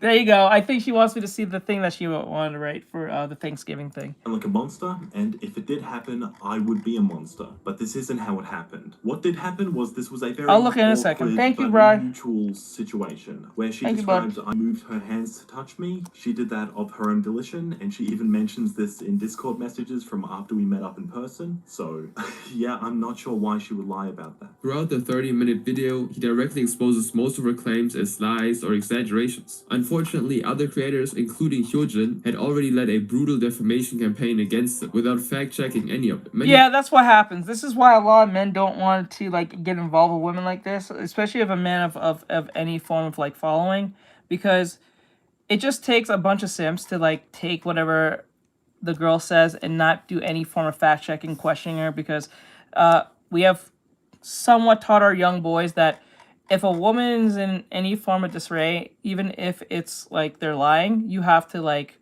not be mad at them or something. It's like it's like some form of victim blaming. I'm like, no, bro, you're trying to understand the facts. Fuck the victim and the perpetrator. We need to know who, what happened, and then make sense of whatever story's given, and then make a valid judgment, unbiased judgment for that situation, so no one gets prosecuted or executed wrongly. You know what I'm saying? But a lot of people don't believe this. Right? So like I don't care what she has to say or what he has to say. It has to make sense. And usually you can tell a liar by just the things that they say. It has to line up. It doesn't make a lot of sense. Like when you know it doesn't make a lot of sense, you're like, there's a lie here happening. You know what I'm saying? We know you're lying, but you know, it is what it is. Of those we just can't prove it just yet. We need a little more context. Eventually apologized, but Hyojin opted to double down, stating on Twitter that she didn't have a hand in writing the tweet longer at all, and acted only as complete moral support. This was prompted after DMs between Hyojin and other creators were leaked. With events coming up, I want to make sure no one else associates with her. Shay, do you remember? Oh, not all, but there was that one girl, I think some of you may know I'm talking about. That one girl who made a accusation against the entire football team. I forgot what university. I mean, what high school.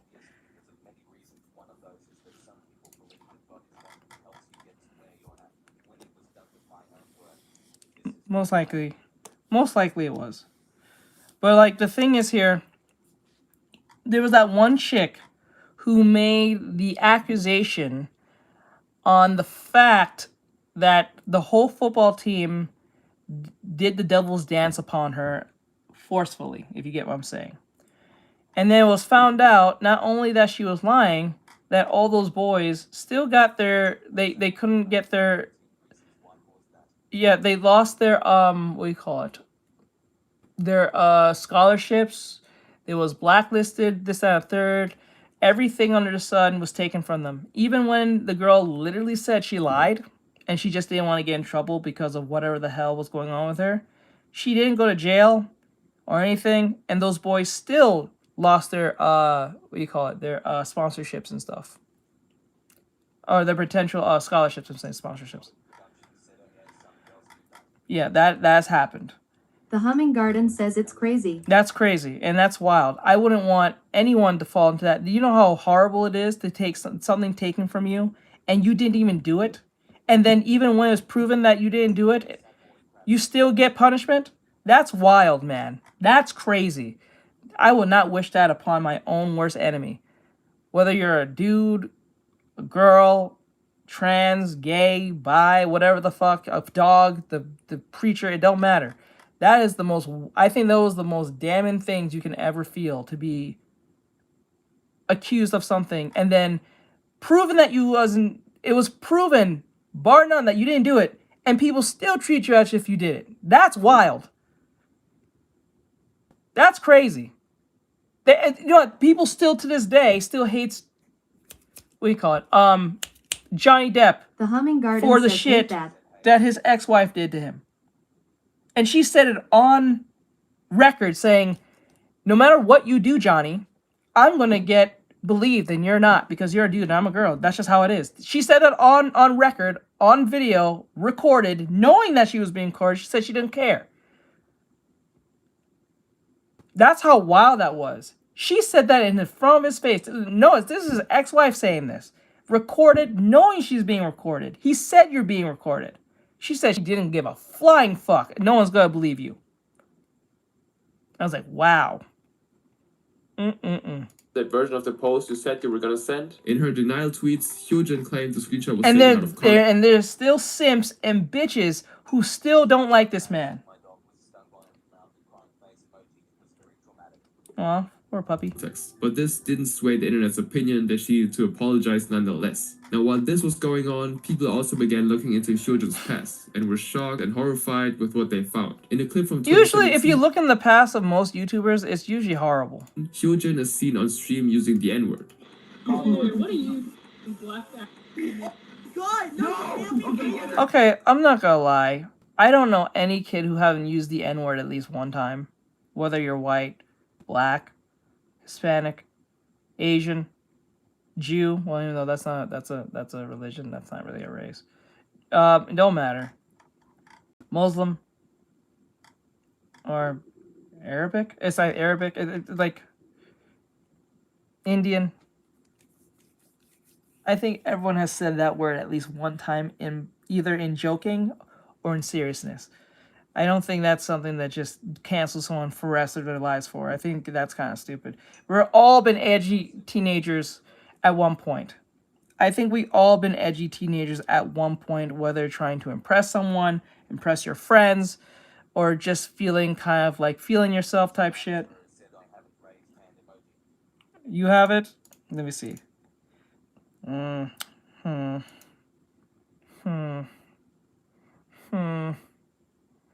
Hard to believe, but I can't say you have or haven't till one day. Oh my God!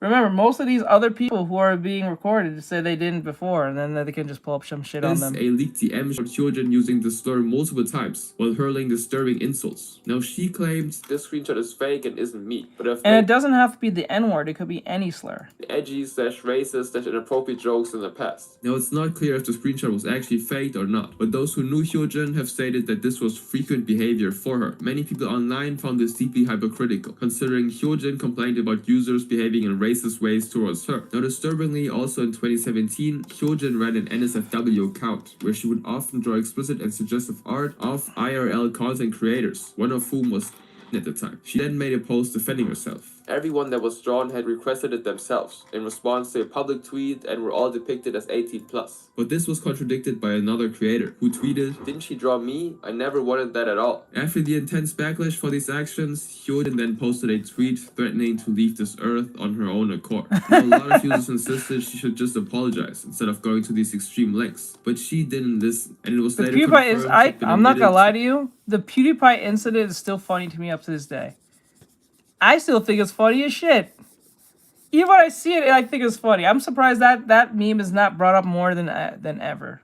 I think that shit is fucking funny. to a mental hospital. Despite all of this, Hyojin would return to the internet, citing that she was doing better. She also thanked Ed for being the biggest Chad and flying 24 hours just to visit me in a dingy, broken down hospital ward. But her mental health struggles did not deflect from the fact she still had to apologize to Michael, even going as far as to mute the word Slazo from a Twitch chat. Eventually, Hyojin decided to apologize on Twitch. Unfortunately, the link to the clip is now broken and it doesn't seem like any archives exist. However, users on Reddit claimed the apology was dismissive and defensive, stating that while she should have looked at both sides of things, she didn't because the accuser was her IRL friend. Now, Che disappeared from the internet shortly after this, but Hyojin somehow maintained and expanded her large following after this, hitting 1 million subscribers in June of 2022. This all changed though on July 19th of the same year, when Ed, the ex-boyfriend, posted a tweet containing 4 images, packed full of text that outlines the horrifying experience of his 2.5-year relationship with Hyojin. Ed and Hyojin would begin their relationship in 2019, You're not a real and over ninja? the course of nearly 3 years, Hyojin would consistently emotionally abuse him. She would tear him down for everything, break up with him multiple times, and threaten to hurt herself, and much more. For the first 6 months, Hyojin would apologize when she would have these outbursts, and promise Ed that it wouldn't happen again. And Ed would actually believe her, not knowing that this was only the beginning. 6 months into their relationship, the truly heinous behavior begins. When Hyojin flies to visit Ed in early 2020, she unfortunately arrives only days before the COVID-19 restrictions are put in place. And when this forces her to return to Australia, she screams and insults him as he tries to help her, saying he is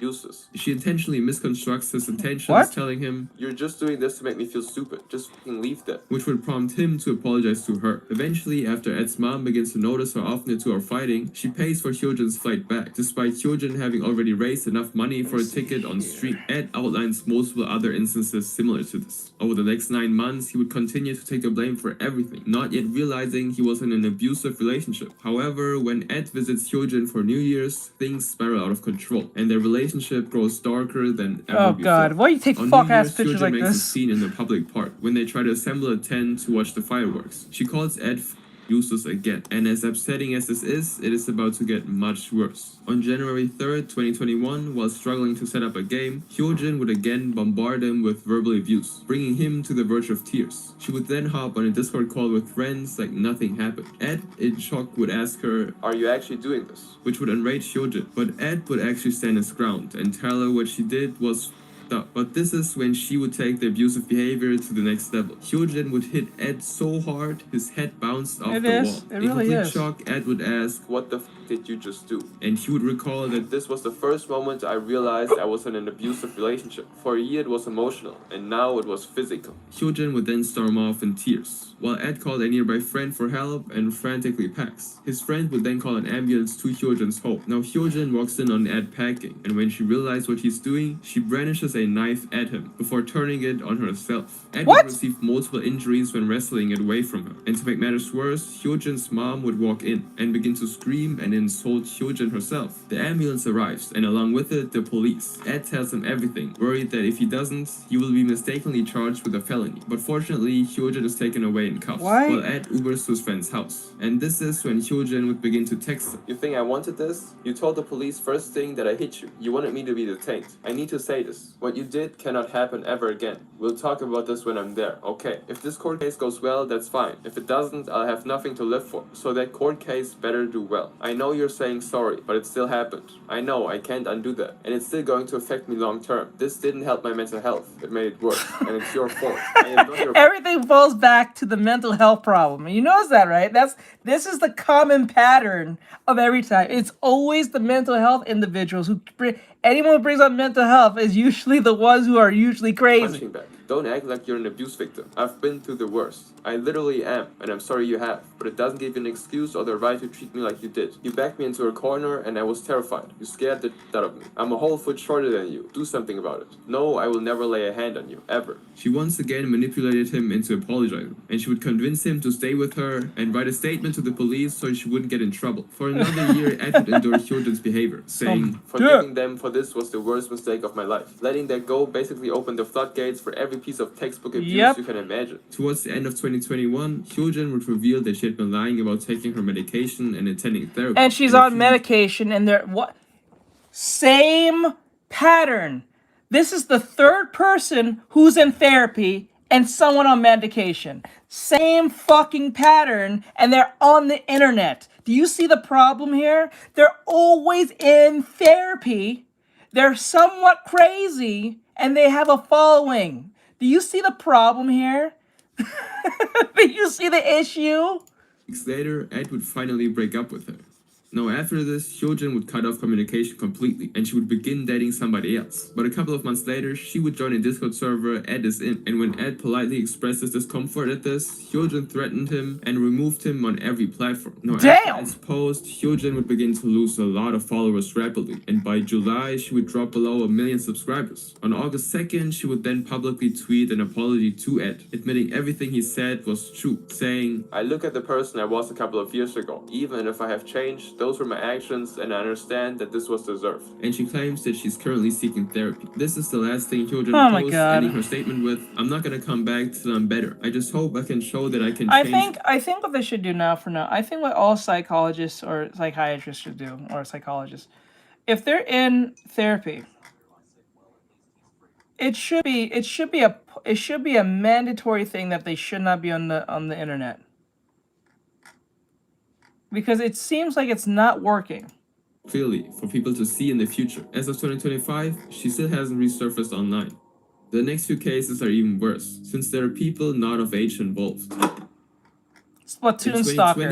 Splatoon? Oh no, here we go. Twitter art community is hit with back-to-back scandals. In less than 1 month, 3 prominent artists are exposed for actions that range from suspicious to downright criminal. The first to be outed is Honoel A. Ibardolaza, a popular artist in the Splatoon fandom, who went by Hi or Nami online. On August 18th, a 15-year-old boy named Charles, aka Chibins, posts a tweet longer titled, My experience with Get Good Nami. Since he uses multiple names, we'll be referring to him as Nami throughout, since this is how Charles refers to him in the post. It all begins in 2015, when Nintendo releases the game Splatoon. Nami begins posting his comic series Get Good Nami on Nintendo's old social media platform, Miiverse. And Charles, who frequently played the game, recalls, Nami was a big inspiration for me. I stumbled upon the Splatoon comics around 2015, and I was a huge fan of them. By some chance, I found them on Miiverse. There was an existing friend group that I was slowly absorbed into. This group of commenters was nicknamed the Nami Crew, and I was glad to be a part of it. Now, when Nintendo announced that they were shutting down the Miiverse, Nami decided to create a private Discord server for the group, and on December 31st, 2016, Charles would join. Now, he's incredibly active in the server, and says, I was at the time, but I was still having a good time. I talked there nearly every day, and I talked to Nami in DMs a lot, like every morning and night. It didn't take long for them to ask questions about me. Keep in mind, Nami is an adult. Now, Nami's exact age isn't known. However, it's clear that he's at least in his 30s, because of his long history publishing books and comics, going as far back as the 90s. One user shows Discord messages where Nami confirms it. So you're saying you've been doing this for 25 years? I suppose I am. Man, you've been at this longer than I've been alive. Yup. A grown man becoming so close with a small human is already strange. But things are he just refers to him as small human, okay. From strange to downright sinister. The first time Nami makes Charles feel uncomfortable occurs when he unexpectedly asks Charles to send a picture of his face. Charles recalls, I really didn't want to do it, but I use an XP Pen E20, I think? I forgot what was the model's name because it's brand new compared to my old one. Hello. Nami explicitly said that I looked cute. Now, once Nami is able to convince Charles to send that first picture, it opens the floodgates for increasingly disturbing behavior. He also mentions a group between Nami himself and his friend named Eli. Yes, where Nami continues to test boundaries. Charles describes the group chat as, Nami liked to ask about my feet and talked about and make stuff about me and my friend Eli wearing pajamas. Over the next couple of years, Nami pressures him to send more and more pictures, continuing to make I'm confused. Is Nami Wait, Nami's the perpetrator here, right? So if they're the perpetrator, wait, Nami's a she, or is it a he, or is it a he pretending to be a she? I don't know. What the fuck? I was not paying attention. Nami's a guy. Okay, I was like, okay, because I'm hearing Nami, I'm thinking One Piece. I'm sorry. Oh, that's good. Hope you get it, though. Hope you get it. Comments and threatening to leave the server if Charles refuses. Charles says they'd pretty much condition me to take pictures for them whenever they wanted. At one point, after Charles mentions he's moving houses, Nami not only asks for pictures of Charles' new room, but also asks for his old address. Now, Charles would actually say no for the first time, but Nami would simply ask a couple of days later. And when Charles refuses again, Nami makes vague comments in the server that Charles knows are about him. In June 2018, when Charles asked his brother for help to take pictures for Nami, his brother expresses, "Your Nami friend on Discord is a creep, and I don't want you to send any pics of yourself to them ever again." Shortly after this, on July 1st, Nami then abruptly leaves the server, unfriending. So we're watching disturbing things that happen into the art community. It's just one of those creepypasta, like, oh, not creepypasta, these actually happened, but it's like one of those creepypasta reaction type things where we're just watching, like, hearing that happen on the internet, like horrible things that happen on the internet, not on purpose, just happen to stumble upon it. Sounds interesting. So we're just watching it. Yeah, they were just reacting pretty much, and since I do art, it just kind of keeps people engaged because they get really curious while I do the artwork here. I believe it does happen a lot too. I don't want to admit that. I feel like that happens. This happens a lot more than we're being told.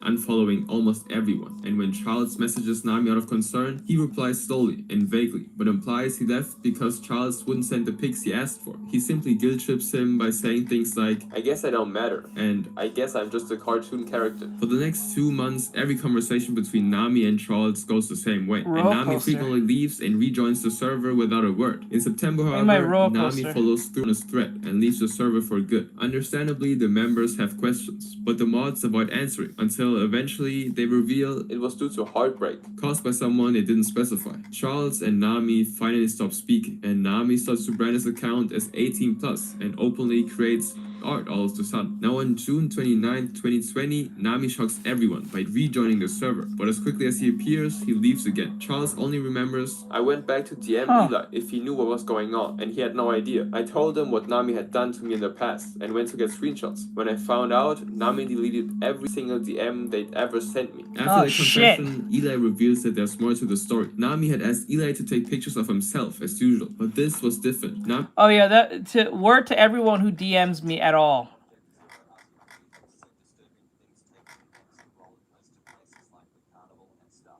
Oh, those are like real things that happen, or the creepypastas? I feel like those are real things, right? You're talking about. Sounds interesting. We might have to watch those. But just let everyone know, for those who DM me, I don't delete our DMs.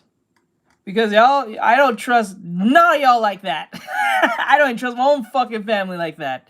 I keep every DM ever. I don't delete them. I keep them just in case. I might archive them, but I don't delete them. The Humming Garden says same. I keep that shit on lock. So if any one of you go crazy and want to say something insane, I got the entire fucking thing. I keep that shit on lock because I don't trust this internet. I don't trust y'all like that. I don't even trust my mother with my shit. Fuck that. Nami wanted pictures of Eli in his pajamas, and worse, in his underwear. Just like with Charles. Like, I love y'all, don't get me wrong, but I don't trust y'all. Just straight up. Nami had conditioned Eli to send pictures whenever he asked to, and once he received those pictures, Nami used them for artistic inspiration. He posted a less suggestive drawings publicly, have you guys but in seen private, he sent Eli Gacha ones Life with community? just underwear. Gacha Life is a thing? I can just imagine the Gacha Life discords. The discords in Gacha Life must be insane. The Humming Garden says yay. Bro's laughing so hard. We'll remember this. Like a sad boy will remember this. Like a telltale thing. It's a telltale thing. The chat will remember this. Love it. Oh my god. Nami knew that. He just didn't care. Now Charles' Twitter post spreads like wildfire, and Nami would have no choice to respond. So on August 19th, one day after Charles' post, I don't know if any of you, I know most of you are new, but there are some of you who have been here for a while, and I think some of you may remember Jade. We had a viewer named Jade. She used to be a prominent member in the stream, and then she had one argument with one of the mods. I think it was with Ari, and I told them both to stop arguing. It's not that serious. Ari stopped arguing instantly. This bitch got so mad. She sent me an angry message on Discord saying something around the lines of, "I will rule the day." She put it. The Humming Garden says, "Damn." Jade with the cake. Yeah, bro. When I knew she wasn't well when she wrote me an angry letter saying, "I will rule the day," in caps. I will rule the day. I was like, okay. I was like, bro, all I told you was just calm down. You don't have to argue over nothing. She took that as such an attack. I was like, I felt like I was talking to Neville. Guys, if you guys watch iCarly, you know what I'm talking about. You will rule the day. Rule. I will rule the day I'll ever cross paths with her again. But she blocked me. I was like, okay. Like, yeah, like iCarly, the guy for like Nevi, like, look at the like bar thing. Exactly, that shit was crazy. I laughed so hard. I think I showed you guys. I think I showed it in the group chat. I think Bryce saw it too. I was like, but this bitch crazy. All I said to her is like, dude, you don't have to argue with the mods. You don't have to argue. It's not that serious. We're on stream. You don't have to argue with them. It's not that serious. She took that serious. Like, you see, Ari? This is why Ari's a mod. I told her to stop. She instantly stopped. She knew what to do.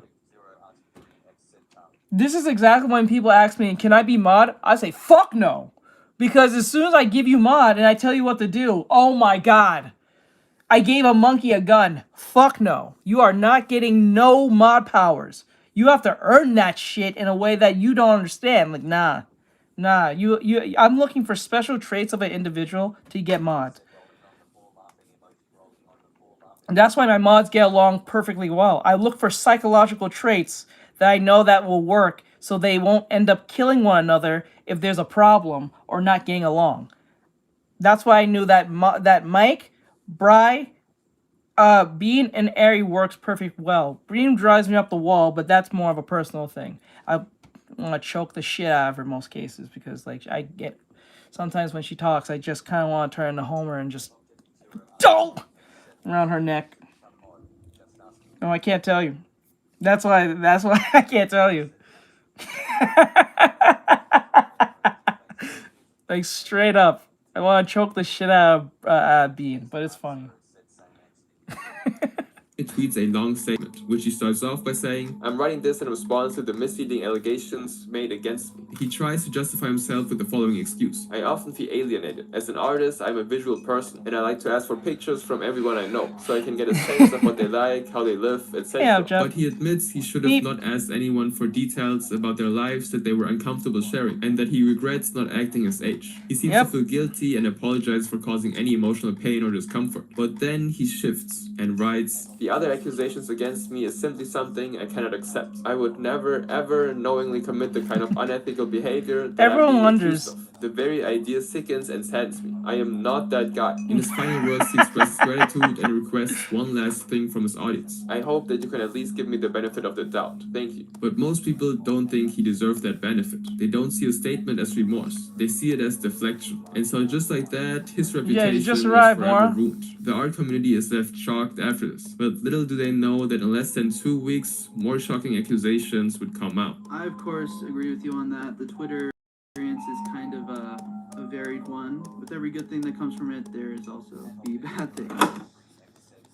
John Bob was a popular artist, game developer, and animator. He initially gained popularity on Twitter from a Oh, simple wait, what did he do? Okay, wait, what did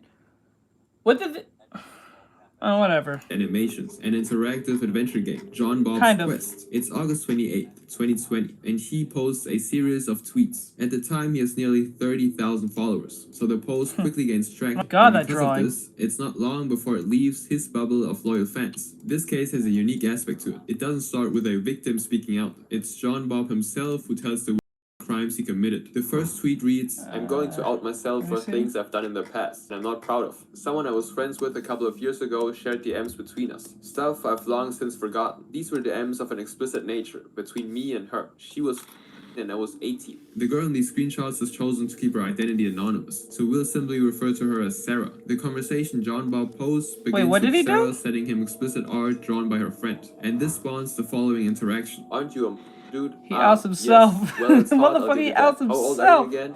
And a half. What would you say if I actually exploded to this? Haha. What do you John mean continues I've to been thread here and before? attempts to explain his actions by see, saying, bro, the next part is just for context, Put 7 not emojis, I guess. justification for what Yeah, I did. we can't To be put clear, like she more had than 7. initiated the We can explicit put like nature of the 3, but not that conversation. I much. wasn't picking her out to prey upon. She had started it, but I was 18, a legal adult. I should have known that that was not okay. I was very ignorant of how I should have acted. I guess in my mind, a 3-year gap didn't seem bad to me. I didn't know then that it was not okay for him to You interact can. with You can't just NSFW put a lot. content at all. After all, I had looked at adult stuff when I was, but that doesn't make what I did okay. He goes on to apologize for his actions and hopes that people can forgive him. In the final tweet in the thread, he claims he's not posting this because someone is threatening to come forward, and it is solely due to how ashamed he is. Now here's the twist. A few hours after John's last tweet, Sarah makes a Twitter account to talk about the situation and tell her side of things. She clarifies, to be clear, I never initiated anything. I never intended to flirt with him. I never wanted him to say the things he did. You can believe whatever or whoever you want. And she would also share the screenshots of before and after the out of context ones John posted, About where we 5? see John offering to Yeah, draw you can put about 5, I NSFW art guess. for her original character that is based on Sarah herself. When Sarah reveals a friend of hers had already drawn art like that, he asks to see it. In the screenshot that takes place after John conveniently cropped his post, he says, I'll draw explicit stuff of us if you roleplay with me sometimes. Now she thinks he's joking at first, but when she realizes he's serious,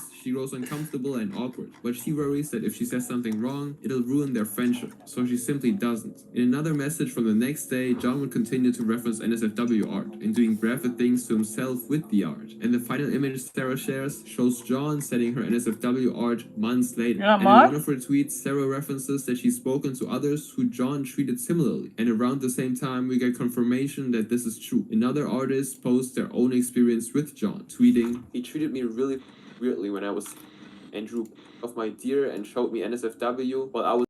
I always knew it was weird, but I was scared I was overreacting. I just want people to know that the person in the screenshot isn't the only person he's been like this towards. There are others too. And another few hours after this, a thread is posted showing more ways John lied about the situation. Leaked Discord messages show him sharing that Sarah messaged him and told him beforehand she was planning to go public with the screenshots, not just sharing them with him privately as he implied in his first tweet. Shortly after all of this new information comes to light, John quietly deactivates his Twitter, although he returns in the morning to address the new developments. I get why deactivating was a coward move. I'm reactivating to give a final statement, and then I'm going away for a long time. You have every right to be disgusted by me. I don't deny that one bit. I'm going to try my best to make things better, not just for me, but for those I've hurt. He acknowledges that he sugar-coated, victim-blamed, and tried to tidy it up to soften the blow. He retweets some of Sarah's posts and the threads exposing his lies, and then deactivates later the same day. But that doesn't mean that the story is over. His ex-girlfriend Bridgie would also come forward the same day to reveal herself as one of John's earliest, potentially first victims. For reference, I was his first girlfriend.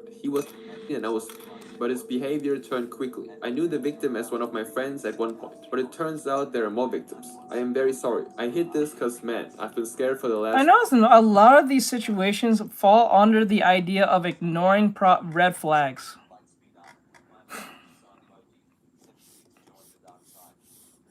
I come to the kind of conclusion that majority of these people who are always in these situations tend to ignore red flags, and it's where bad things just happen. That's usually what happens here. 4 years. He really destroyed how I see relationships, and I've not managed to feel okay since. She also reveals that John has an addiction to illicit materials, and in a Discord conversation between the two, John doesn't deny it when she mentions it, which adds up with his obsession regarding NSFW art. Bridgie says that in retrospect she considers the age gap disturbing, but even if others don't, what he did would still be considered a form of emotional They can fix them. and calls him a manipulative, egotistical jerk. After this, Bridgie's friend would also post confirmation of John's abusive behavior in the past, describing him as toxic and controlling. The next day, September 2nd, another user would make a Twitter account dedicated to their experience with John. They've also chosen to remain anonymous, so we'll call her Avery. In her first tweet, Avery says that she was friends with John from 2017 to 2019, and she begins to post screenshots of her private conversations with John. In their earliest message she posts, John asks her to send. While the tone is lighthearted, based on other examples, it seems like he's testing the waters for the future, and it doesn't help that he only asked for her age after he sent those messages. How old are you, by the way? I am that of tiny... Oh, nice. Haha. Lol. Well, I was... when I started my channel. This She was conversation 14. takes place in late 2018, when John is already 18, but it doesn't stop him. In the next screenshot from a month later, John makes Bro, jokes. she and tells you who she... Like, bro, I can't feel bad for you dudes when this happens to you. When... I don't feel bad for y'all like this. Because you directly ask. She'll tell you. She has nothing to lose to tell you. Why would you... As soon as she said, you just stop talking. Stop talking. Or say, oh, never mind. Gotta go. Bye. Don't speak. Why you keep going? Stupid. Idiot. Meme about being... In another conversation from early 2019, he comments that if Avery wasn't gay, he would kiss them. At one point, he also asked her what they considered too big of an age gap. Right? In And then what's last wild is like, these are people with followings too. That will be the weirdest part. Take place after John's 19th birthday. In one, he yet again makes a lewd joke, and in the last one, he calls Avery baby girl, and she calls him adult boy. That night, John would return for one final post. I acknowledge that I hurt a lot of people through my of young people. I wish nothing but peace and happiness for the people I've hurt. This isn't an attempt of self-pity or trying to justify what I did. This is a final message to the people I've hurt. Victims, I'm sorry for my unforgivable actions. To all the people I let down on the side, you are right to feel betrayed. Please don't accept or decline my apology, unless you were personally affected by my actions. As of this tweet, my account is now defunct, but I will delete it in the future. And John would actually delete his account shortly after, and disappear. Since being outed, some of John's former friends have come forward to talk about even more creepy and off-putting experiences from him over the years, further proving how consistent his behavior was. In 2025, he still hasn't returned to social media. And for the next case, we need to rewind just a bit, because before John's scandal was done playing out, one of his friends would end up in a shockingly similar situation. But, one thing I Isn't that really shocking? That's not that shocking, bro. will say in this situation, I do consider myself a victim. Tarhead, who we'll just call Tar, was another fairly popular artist in the community. At the time, Right? Nearly 13,000 followers, and was known for his distinct horror style and original character of the same name. Accompanied by a drawing of his character and John happily hanging out together, Tar tweets, I always a personally furry. don't think John Bob is a monster, but a pervert and touch-starved simp for sure. And that is what is judgment. You need to keep these kinds of feelings in check, because you might do something you regret, and hurt people at the expense of your desires. Get help. I definitely experienced him making some of my friends uncomfortable with his weird advances, taking the slightest opportunity to flirt, and this is what ultimately got him in trouble. Tar even replies to a post referencing how many had been called out in 2020, calling it unfunny and not cool. After this, he continues to tweet like normal, unaware that in a matter of hours, everything is about to change. A new account is created and tweets, I am finally coming forward about my relationship with @Tarhead. I hope you will at least read what I have to say about the incident and make your own assessment. We gotta stop doing this stupid shit. Stop going to the internet and telling us if they did a crime against you, stop doing this. I don't take you serious. I'm sorry. Fuck you. I hope nothing great happens to you. Stop doing this. Stop doing this. Go to the fucking authorities. On the situation. At the time, the account is anonymous, but eventually the accuser will reveal their identity, so we'll just go ahead and refer to her by the name, Chucky. Chucky starts off by saying that due to Tar's devoted fans, he's been too afraid to come out with her experience until now. In tweets posted on her personal account from the day before, I like how you say came out, it's for when you're drawing Sonic. You're not wrong. Let me see. Do you support furries or is it just UBU? I don't support anything specifically. As long as you're not fucking killing anyone. If you into furries, that's cool, whatever. But if you're mentally ill and you're into furries, well, you fit the stereotype. Let's just call it for what it is.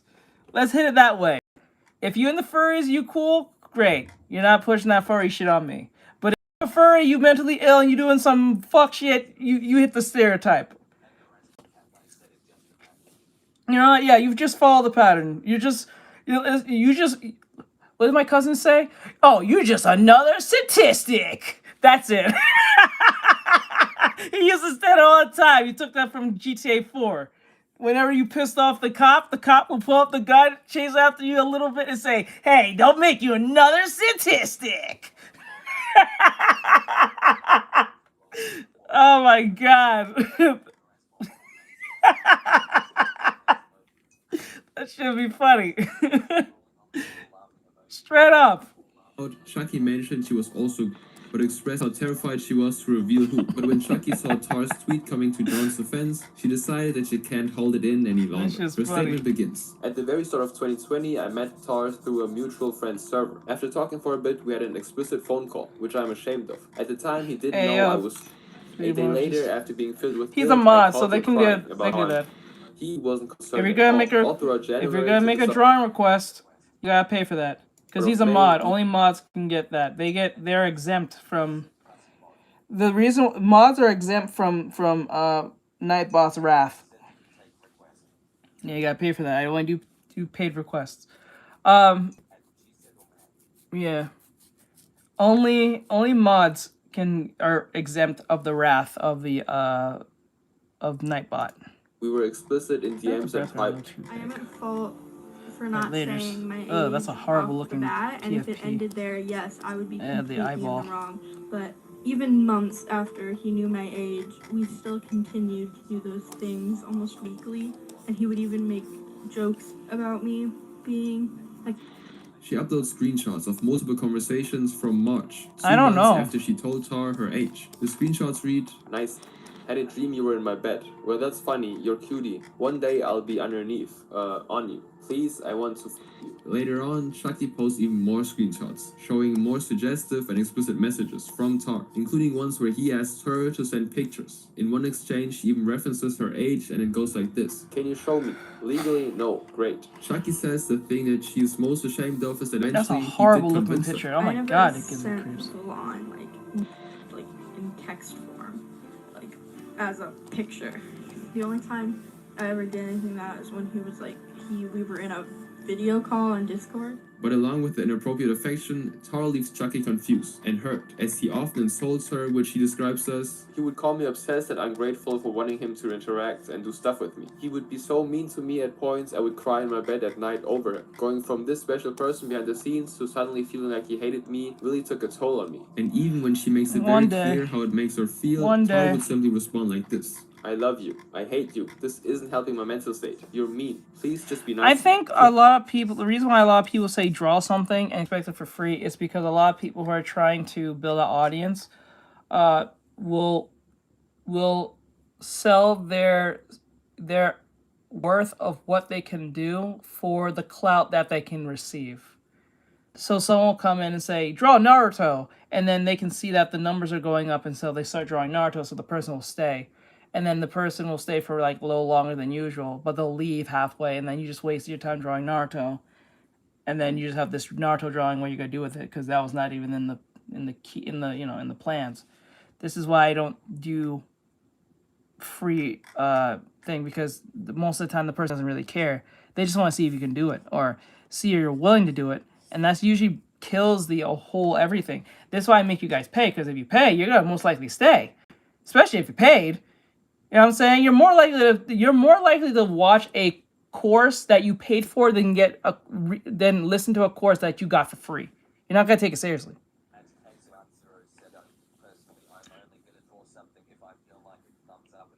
Yeah, but when I'm drawing something that I feel like, I usually have something planned for the stream. So when I'm streaming, I have something planned already.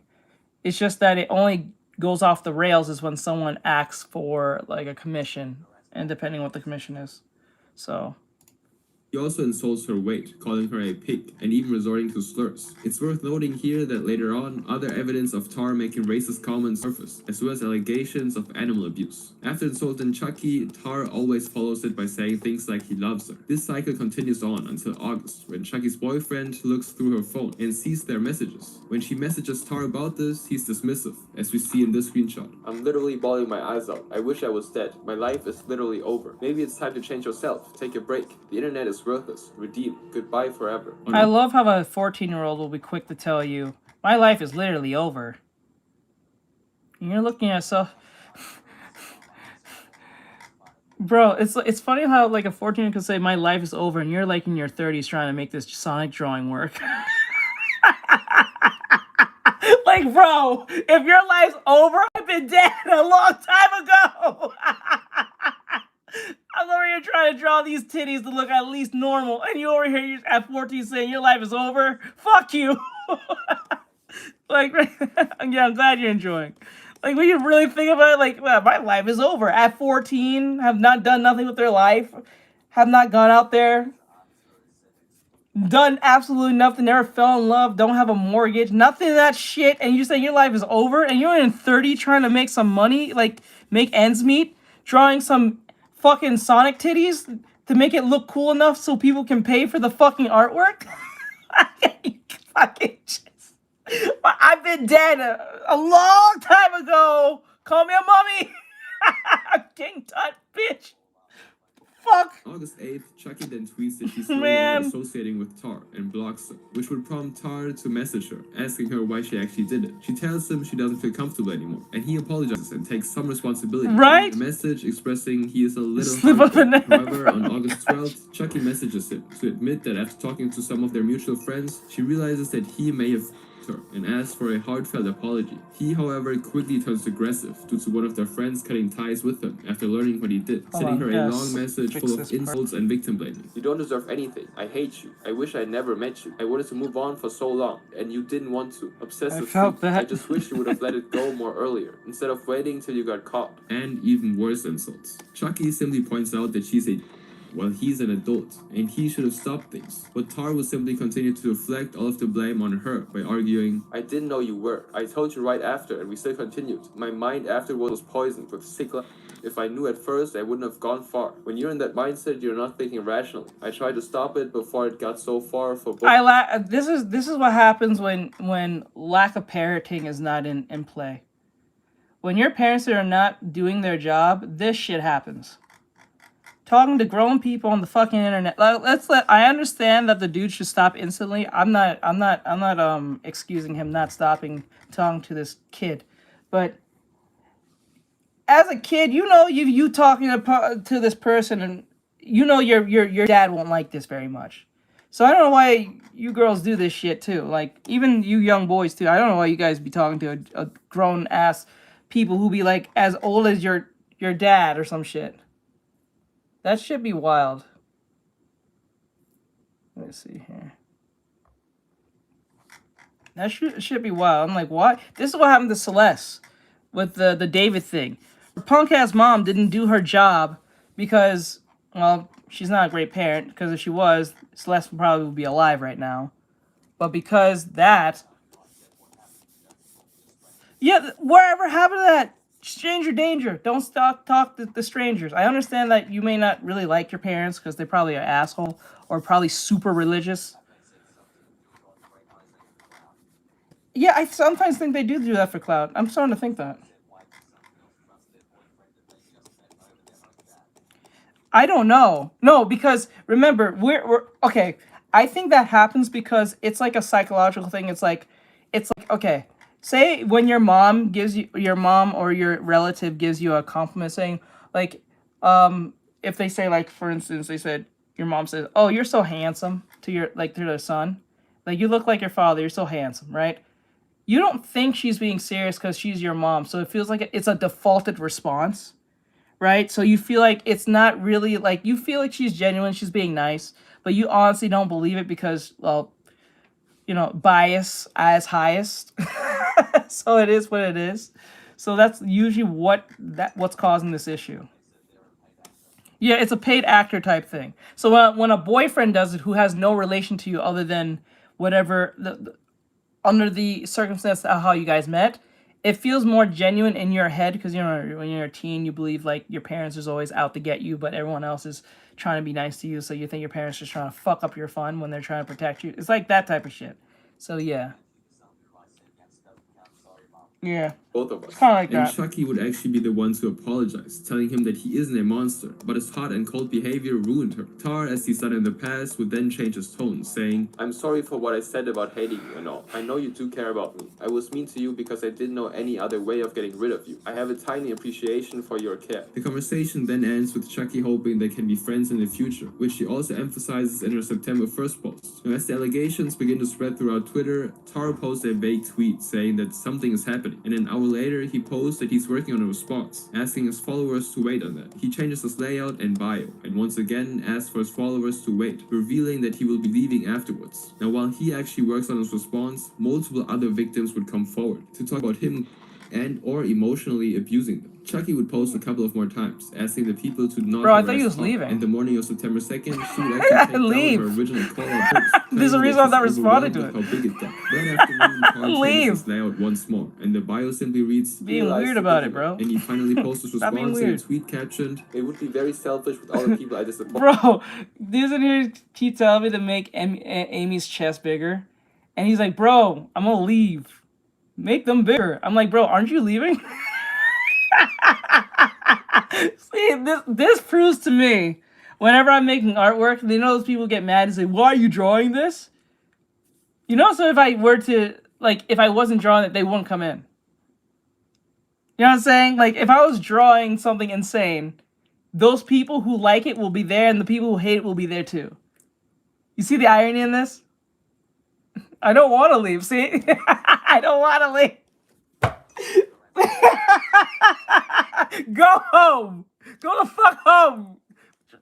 Are you a furry? Are you a fucking furry? Get the fuck out. You are another statistic, sir. Oh, shit. I'm just kidding. I'm just playing fun. I'm just fucking around. I'm like, womp womp.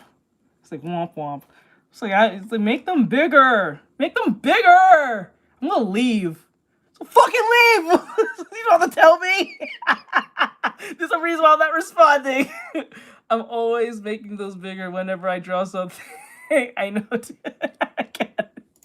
Just fuck. Okay, let's go. Alright, we're done here. Logging off after posting this. Gonna better myself with counseling. That shit's Support funny. the people affected. Make of it what you will. Goodbye. He attaches What's a your long power- statement telling a what's story your from his power point of view, level? and after that, Chucky reveals her identity and apologizes to him publicly. However, your in the power follow-up level? post, she says that after speaking to other people, she feels the need to admit her real motivations for deleting the original call-out post. Have you? Is that a legitimate question, or that's just a comment? Have you ever ran into someone who judges the high prices of art without realizing the time they spent making it? See, that's the thing. Okay, so that's a weird like not a weird question, but it is a weird medium. You have to look at it in this sense.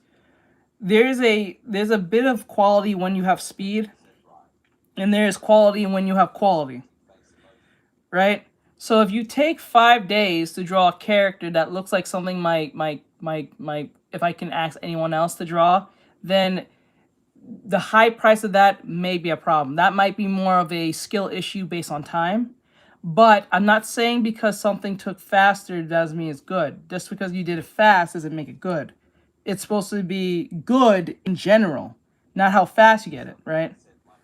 So it's a weird thing you have to like balance to a degree where you have to make sense. Okay, is the quality of work I'm giving good enough to the time I spent on it? So if it took me 5 hours, oh my god, this is a horrible PSP. I can't. That's gotta go. I can't. Hold on. I can't focus. That shit look weird. I do not like the look of that. It is pissing me. I don't care. Skip. Okay, fuck you. Anyway, the point is, so like, let me put it this way.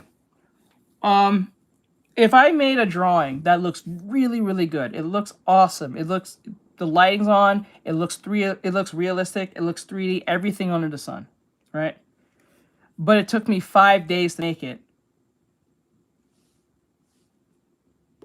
Is it worth the price I'm putting it? Because if it's at a quality that you can't ask your friend to do, then the 5 days is worth it. But if it's something that your friend can do, instead of going to a professional, but your friend can do it, then you wasted your money. So it doesn't matter how much time you put in it, it's the quality at the end of the day. So if it took me a week to do one drawing that looks really good, it's worth it. Yeah. It's a real problem. Yeah, so like you have to, like, sometimes time is not the ultimate factor of the price. It's the quality. Because you'd be surprised how many people have like a mediocre art style, or they're not there yet, but it took them 3-4 days just to do like one headshot, and the headshot's not all that great. And it's like mediocre stuff that you can ask your friend to do. You kind of feel like you just wasted your money to a degree. But if it's something that like it looks professionally made, looks good, the quality's good, the line's good, the art's good, the color's good, there's not even a single nothing with it, then it was worth the 3 days of that paying. You know what I'm saying? That's how you have to look at it that way. Sometimes speed isn't always the highest factor. It's all about the quality of what you're getting. So keep that in mind. Beneath the video that she's spoken to Tar and he's in therapy. Now, to answer a question, if you're saying I'm trying to price, but it takes me 3 hours plus to do something, then that's more of a skill issue. Then that means if it takes you longer to make something that took someone a lot more qualified of the same level, not who's higher than you, because a lot of us do this. We'll be like kind of starting out and then comparing our skills to someone who's like has 30 plus years of experience type shit. No, you should look at other people who are in the same skill level as you and genre, right? And then see how they're pricing their shit and how long it takes them. And then you can kind of make a good estimation on how to like really make that work on your behalf. It's all right. But yeah, that's how you can figure it out. So that's a good way of figuring out if you want to.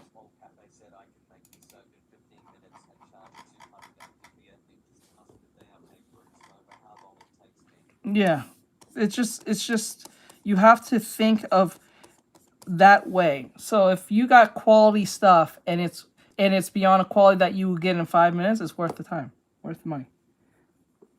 Oh, Mora makes soap, so she's telling you how she goes through it. She makes soap.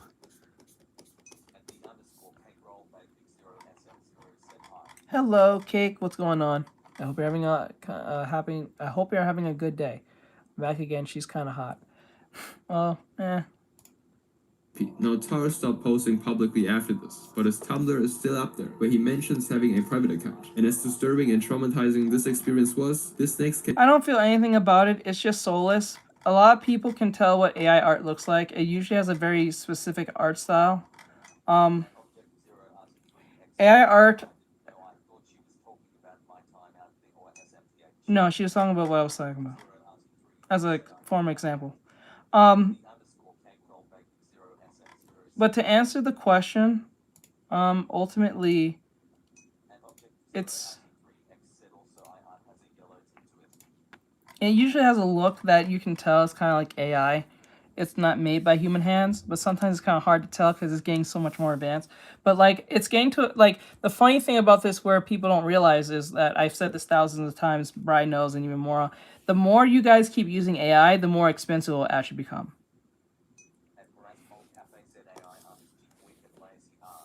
It's just lazy art, and you really can't get anything much out of it. But like, it's gonna get expensive. Like, it's cheap now for y'all. Y'all in the beta testing era.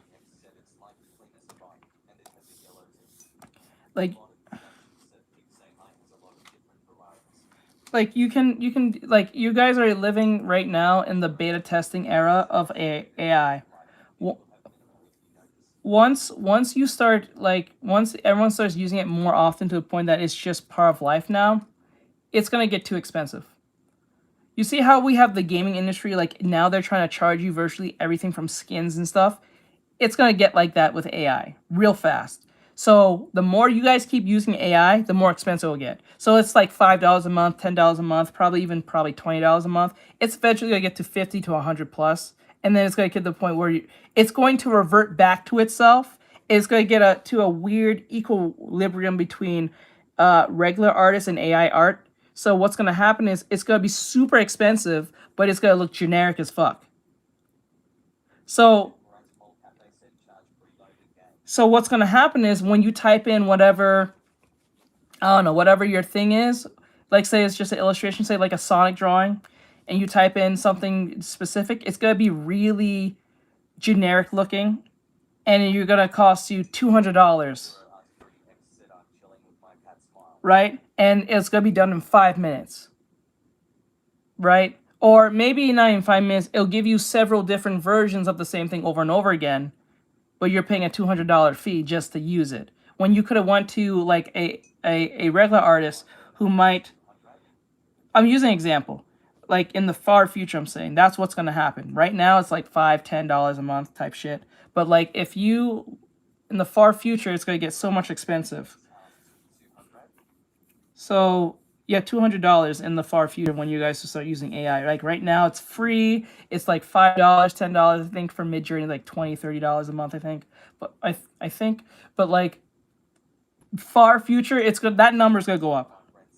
So it's going to equalize itself to the point where AI art won't go away, but it's going to just be an option. It's not going to be the mandatory thing, because it's going to be so normalized in regular life that companies are not going to be like, well, you're making 200 like copies of the same thing for $5 a month. Let's up that a little bit.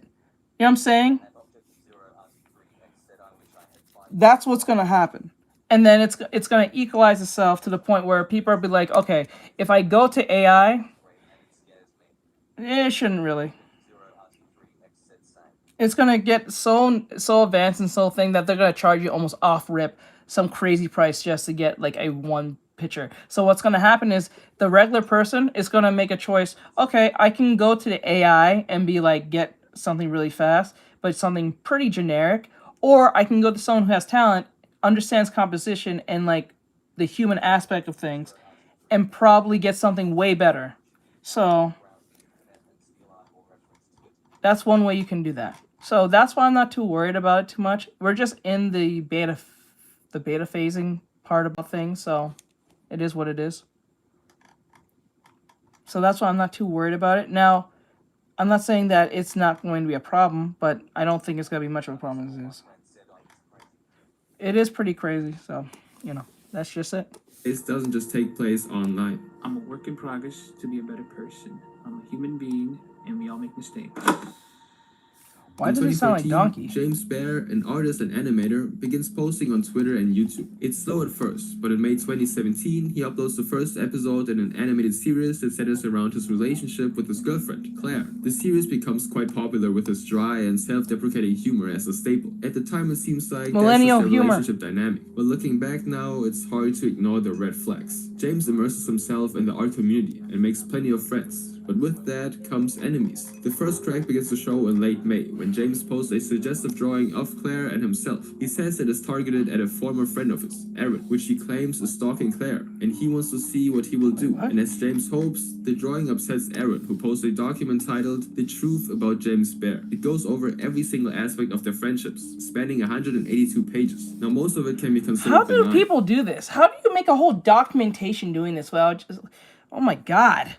That's a lot of... God damn. But buried within Aaron's rambling is an accusation that is almost too disgusting to believe. In a private Wait a minute.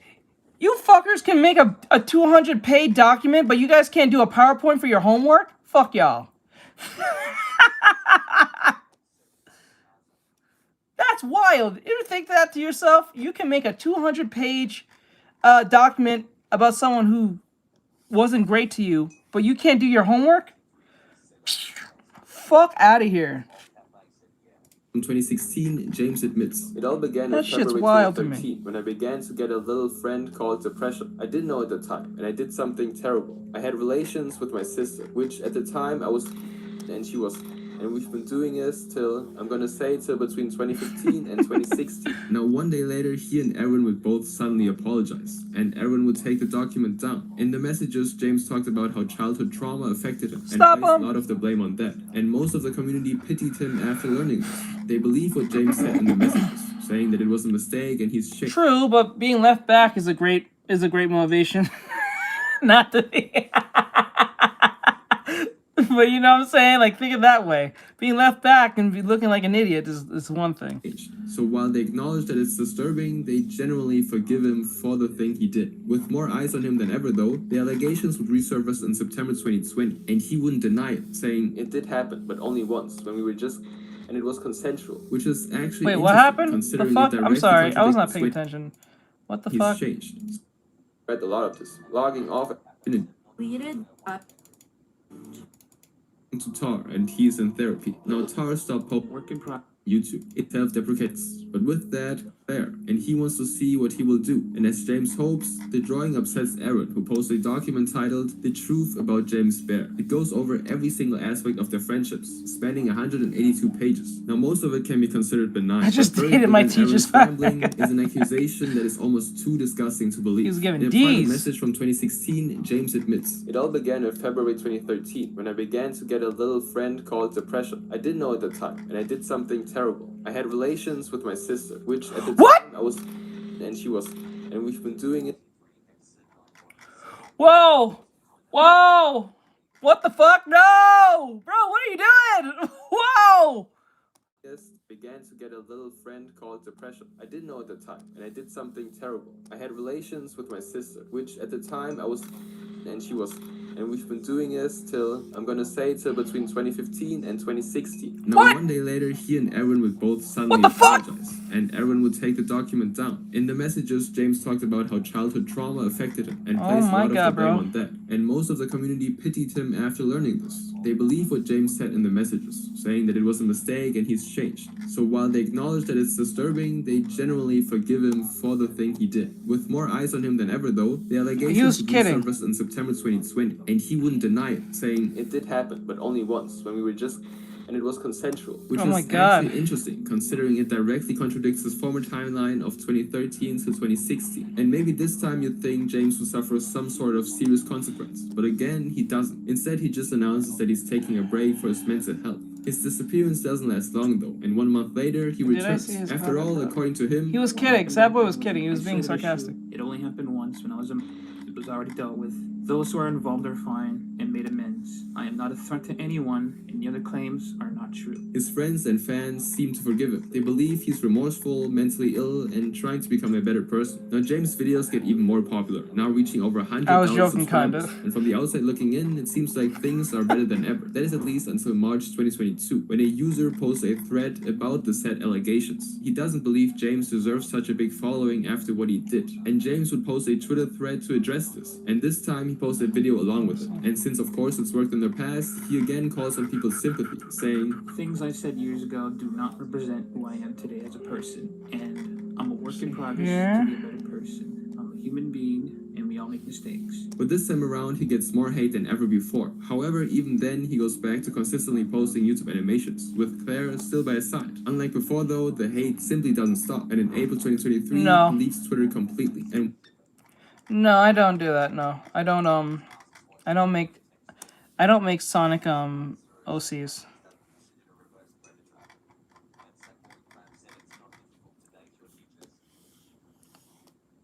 Well, if you're of age, yeah, you can date your teachers if you're of age, if you're in college age. So.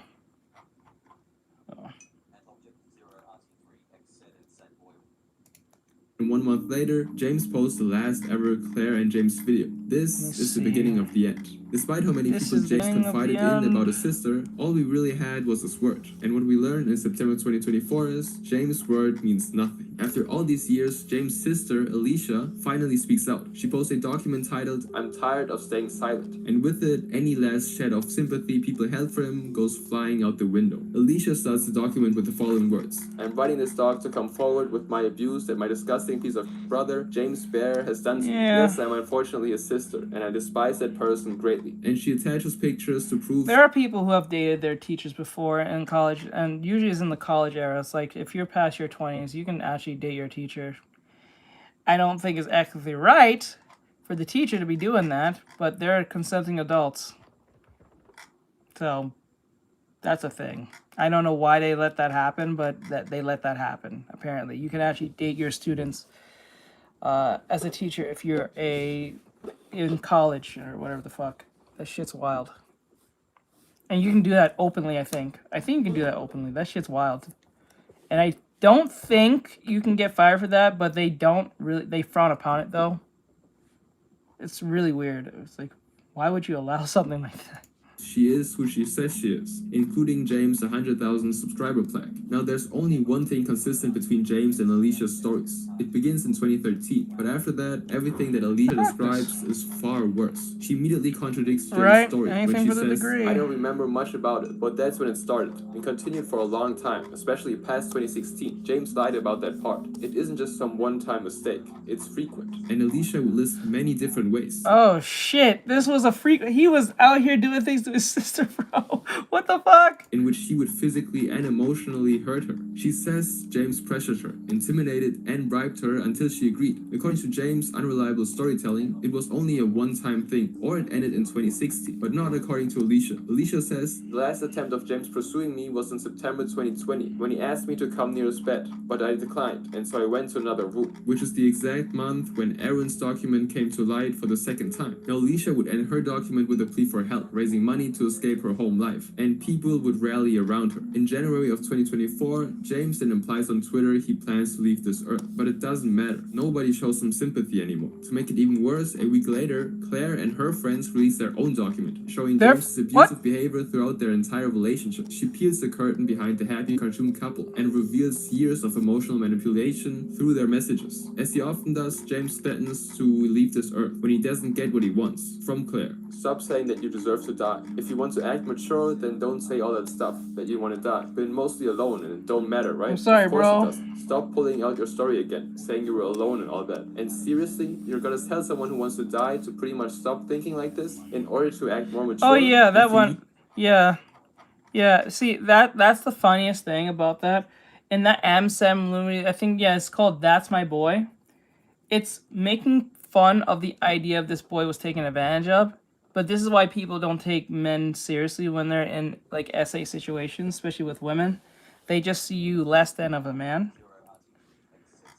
It's not a good thing at all. That is really horrible. So that shit was wild. That shit was wild. So that shit is crazy wild. Or so.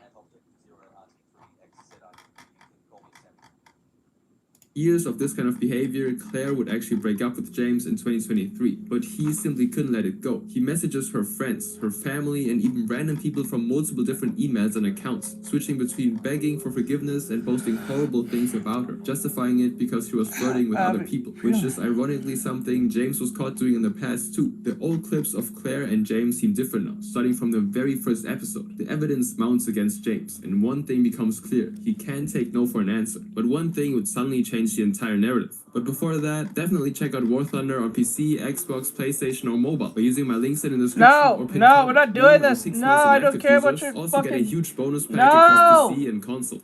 Days after Claire's allegations come out, Alicia would suddenly delete the donation page and post the following tweet. "Me and my family had a talk about the situation, and it would be best to not talk about it anymore. I caused nothing but stress along them, and they don't deserve it. I take full responsibility for my actions, especially with doxing them." This raises concerns, especially because in the document, Alicia very explicitly spoke about her family ignoring her abuse when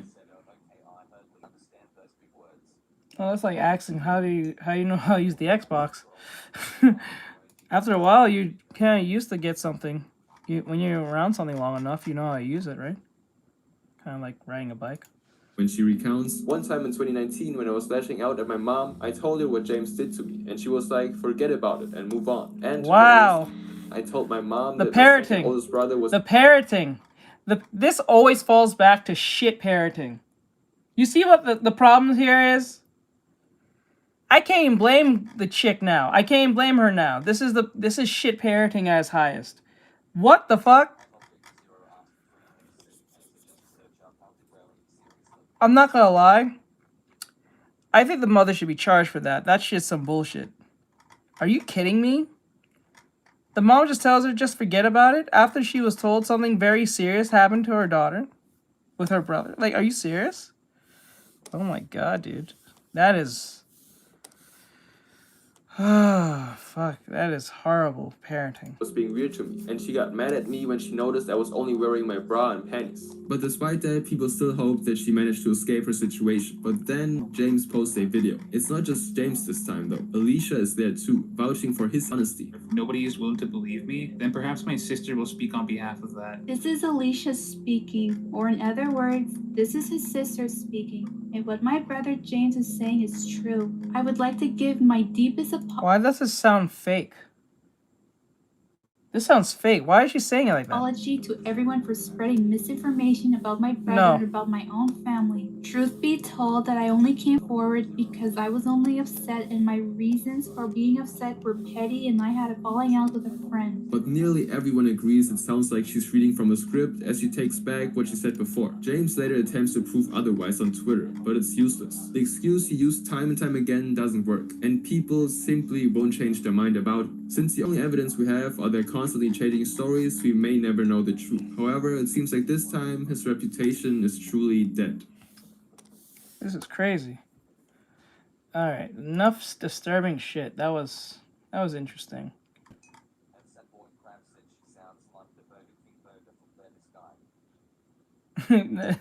Chill. You know what? Let's see what Chills is up to. I haven't watched him a good... Wait, let me see what Chills is up to. Is he still making videos? Hold on. Chills. Let me see. No, that's not Chills. There's no way. Here we go, here we go. No, I don't think she is. There he is. Number 5. My bro grew a beard.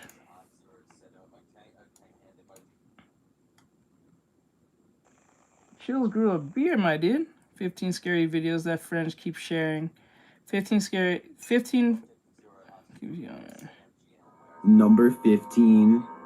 Why would you ever chase a ghost? Ask these children who came across one while playing at night. The description of this video explains that a week after a woman took her own life, the residents claimed that a female ghost with long hair was plaguing the area after curfew.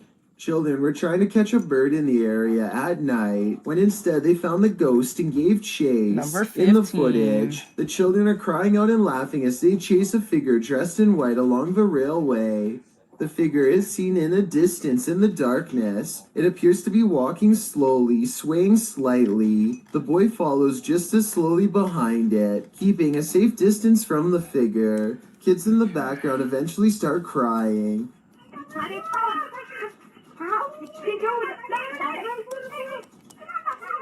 At the end of the Can't see video, whatever the hell's the happening. figure leaves the tracks and disappears in the darkness. If you ask me, they're lucky they Hello, didn't sir. catch Hello. it. Number 14. A man is traveling down a road in Indonesia when his path is blocked by a small child. Holy shit! What the hell? So sure about this one. She also kept climbing back motorcycles, all of her hair in front of her face. He gets off his motorcycle to look She disappeared. in Indonesia when his path is blocked by a small child. What do you want? He stops just in time, only to find the person has vanished. It looks like a little girl with slumped shoulders and all of her hair in front of her face. He gets off his motorcycle to look around for her, perhaps worried that he knocked her back into the woods, and then this happens. She appears for only a split second and then disappears. I understand why he would get off of his motorcycle if he was worried about her safety and wanted to look for her.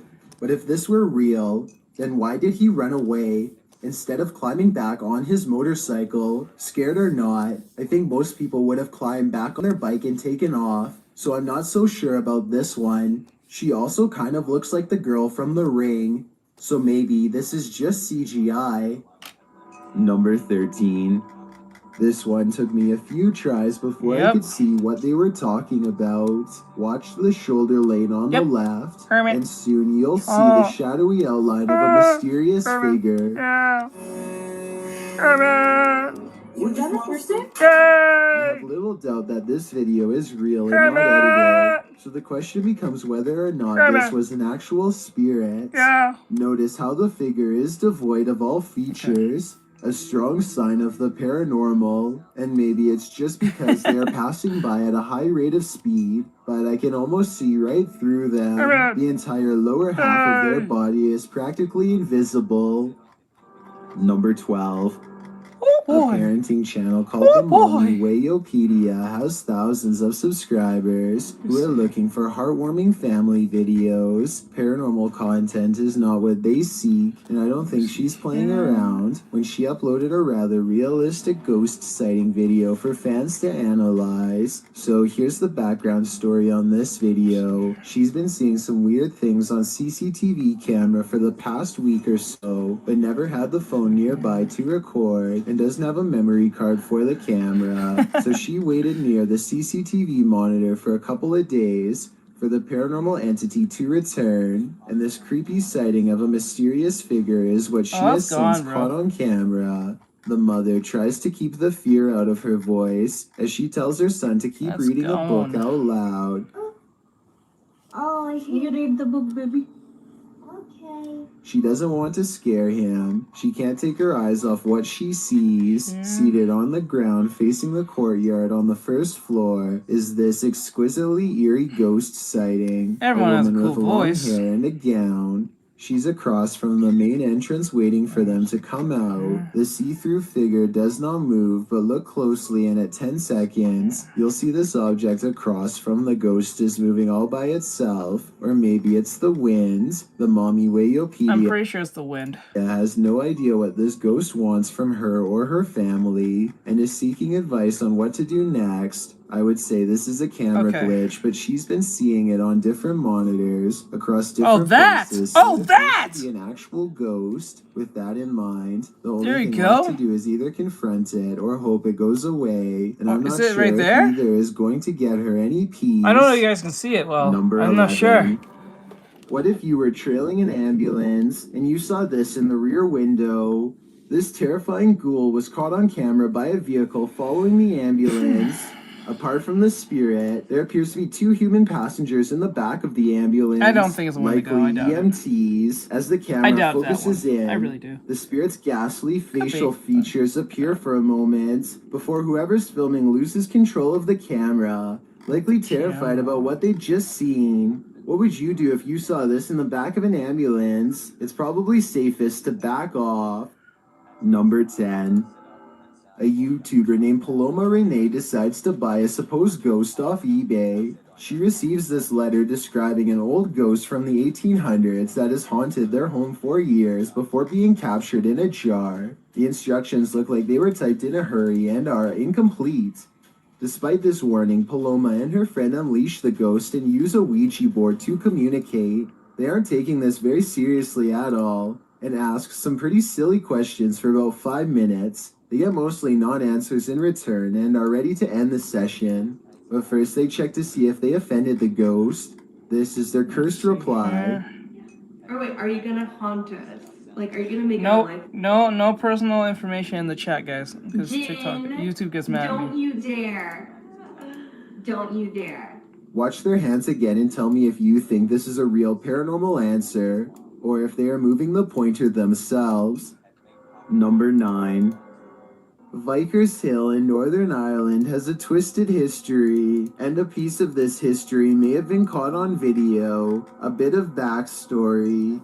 The footage shows a shadowy figure in Georgian attire cross the street around noon near the Church of Ireland Cathedral. Normal looking enough at first, that is, until it vanishes into the wall of the grounds opposite the cathedral. The ancient city of Armagh has a rich Georgian history, so the dress is befitting of the area. According to the man whose grandmother caught this on camera, she was still hyperventilating from the shock of seeing the ghost. If you saw what appeared to be a solid figure vanish like this, wouldn't you be? And considering the history of this place, it's not far-fetched to think this is paranormal.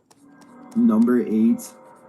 Have you ever seen something out of place reflected in the window? Posted to the Haunted subreddit by Please Recycle Those. This Redditor did, and he is wondering what these are. The Redditor explains in the comments that his dog heard a sound downstairs, so he followed the dog down with the camera rolling. As he is panning across a dining room area, when he captures his own reflection in the window. Panning past, something strange is reflected behind the cameraman in the window reflection. The Redditor is wondering if it's an arm. Some in the comments say it could be a ponytail, but the Redditor has short hair. Others think it's a fast-moving ghost or something leaving the scene. What do you think it is? Whatever it might be, it'll knock your socks off. Number 7. Not every old creepy basement is dark and haunted, but some are. And this one certainly could be. Going down there gets scarier every time, because paranormal activity is always on the rise. The creepy things down here always start with a ghost slamming the door.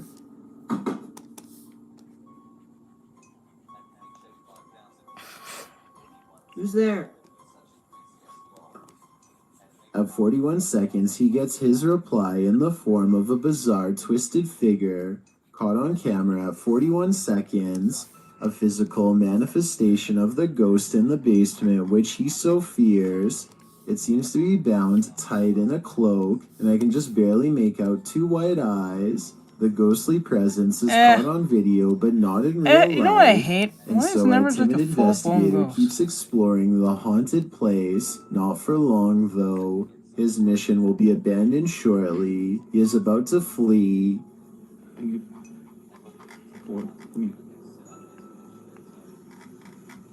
New bed.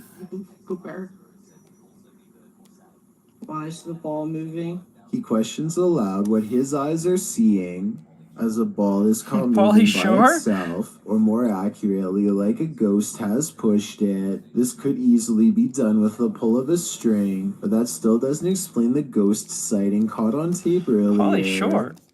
Number 6. Pauly did not talk like This that. is one of the most haunted places in the UK, and an aggressive entity called the Black Monk is said to be its resident ghost. YouTube team KJ Hauntings spends the night here, and they find the Black Monk is up to no good.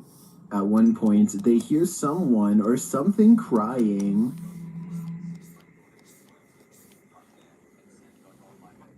The cry is heard after an earlier noise that also sounds like a cry to me. In the ER. And those are not the only creepy sounds they hear. They also hear disturbing bangs and bumps, like this one.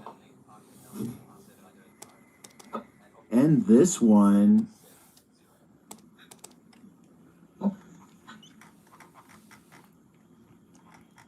Judging by the terrible cries and odd bangs, I think something nefarious is going on here. And if they don't get out of here, soon they will be next. Number 5. three bankers have a conversation during a slow day when the silhouette of a child darts across the empty lobby. Watch this part and try to translate what is said immediately after.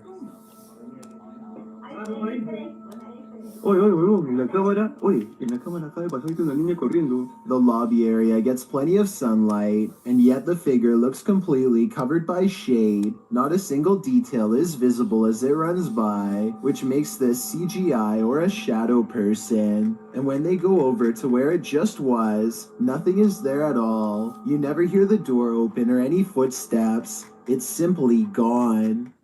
Just sounds like a 4. dude who's just went past. This is the same house that made number 2 on my list about mysterious things caught on tape in Texas. In that video, I verified that somebody really did have their life taken while exploring the premises. Now, someone may have actual footage of their ghost.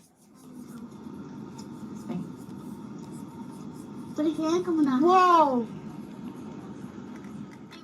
You can see what appears to be a small hand beacon them from the window. I guess they could have had a third person climb to the second floor to make this video as a prank.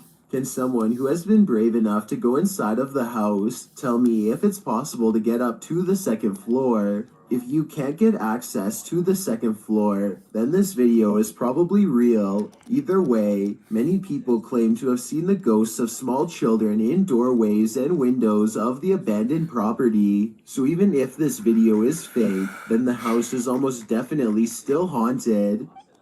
Number 3.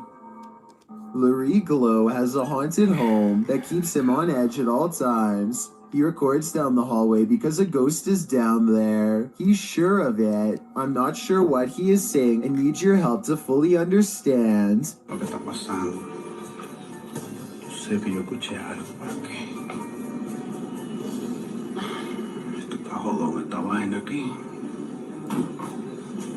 He hears a loud noise from behind. As the ghost walks past and touches a light, the living room is where he experiences the most paranormal activity. So there's already a second camera all set up. Here is the same scary moment from a different angle. As you can see, he hears a bang, turns around, and that's when this stuffed animal gets possessed. Is someone pulling strings off camera, or are these objects moving on their own? Number 2. A ghost hunting channel in India called Kayatha knows of a haunted railway. I believe fucking Indians are the ones that are most haunted than anyone because they always got some bullshit. Where plenty of lives have been lost, and therefore plenty of paranormal evidence to be found. K2 meter in hand, they walk down the paranormal path and wait for a sign. Occasionally they feel watched and stop to scan the horizon, but nothing is there. Soon a general feeling of unease becomes so unbearable that they stop to put down the K2 meter. They know a life was lost here and a ghost is nearby. They can feel it, and then... Yep. भाई editing देखो कितनी तेज आई है अच्छा हमें sign मिल रहा है The ghost. And then they're usually doing some strange rituals. They got some strange ass rituals. Ghost hunters aren't surprised to see the K2 meter spike hard for the very first time all night. They stand around for a long time staring into the darkness and getting nothing on camera. But just when they're about to give up,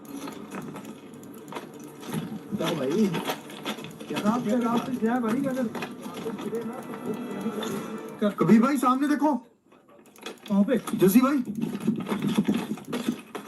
they go a few steps forward but stop when they realize the ghost has disappeared, or at least that's what they claim. They should have kept running if they wanted to prove it really was a ghost, but they were so creeped out by that point that maybe they didn't want to. It's easy to say that this is fake because they don't go forward far enough, but you never know how you'd react until you're the one having a ghost sighting. This paranormal ghost sighting video could be real. What is going on here? There must be a story to explain what is happening here.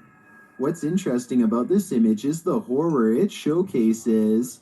What we're seeing here is nothing short of terrifying. This image is currently trending in the Arabic-speaking YouTube community. I came across it on a popular YouTube channel that creates content in this language, and I wanted to share it with you. It's a great example of how unique elements of horror can be found all around the world, each with its own twist. So, what do you think is going on here? And more importantly, do you think it's real or just a clever effect? Let me know down in the comments. I've got a challenge for you. Since you've made it this far, why not like this video and hit subscribe in the next 5 seconds? Because I upload 4 new scary videos every week. If you're curious about what I look like in real life, then go to my Instagram at DylanIsChillinYT and tap that follow button to find out. Number 1. Hold on. This convincingly real ghost sighting was caught on a Ring doorbell camera, tilted at an interesting perspective that shows us more than most other scary doorbell cam videos ever do. The mysterious figure appears from nothingness, which is scary enough. But what makes one of the creepiest things ever caught in the history of doorbell cameras is how the apparition continues to walk down the street for 37 seconds before disappearing again. Feel free to prove me wrong, but this could actually be a real ghost sighting caught on camera. Freaky, right?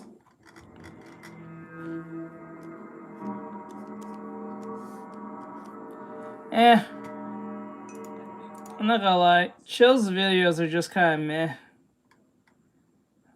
So we watched the tip and what his thoughts. 4 disturbing, bizarre Japanese causes that never was heard of. I don't care about that.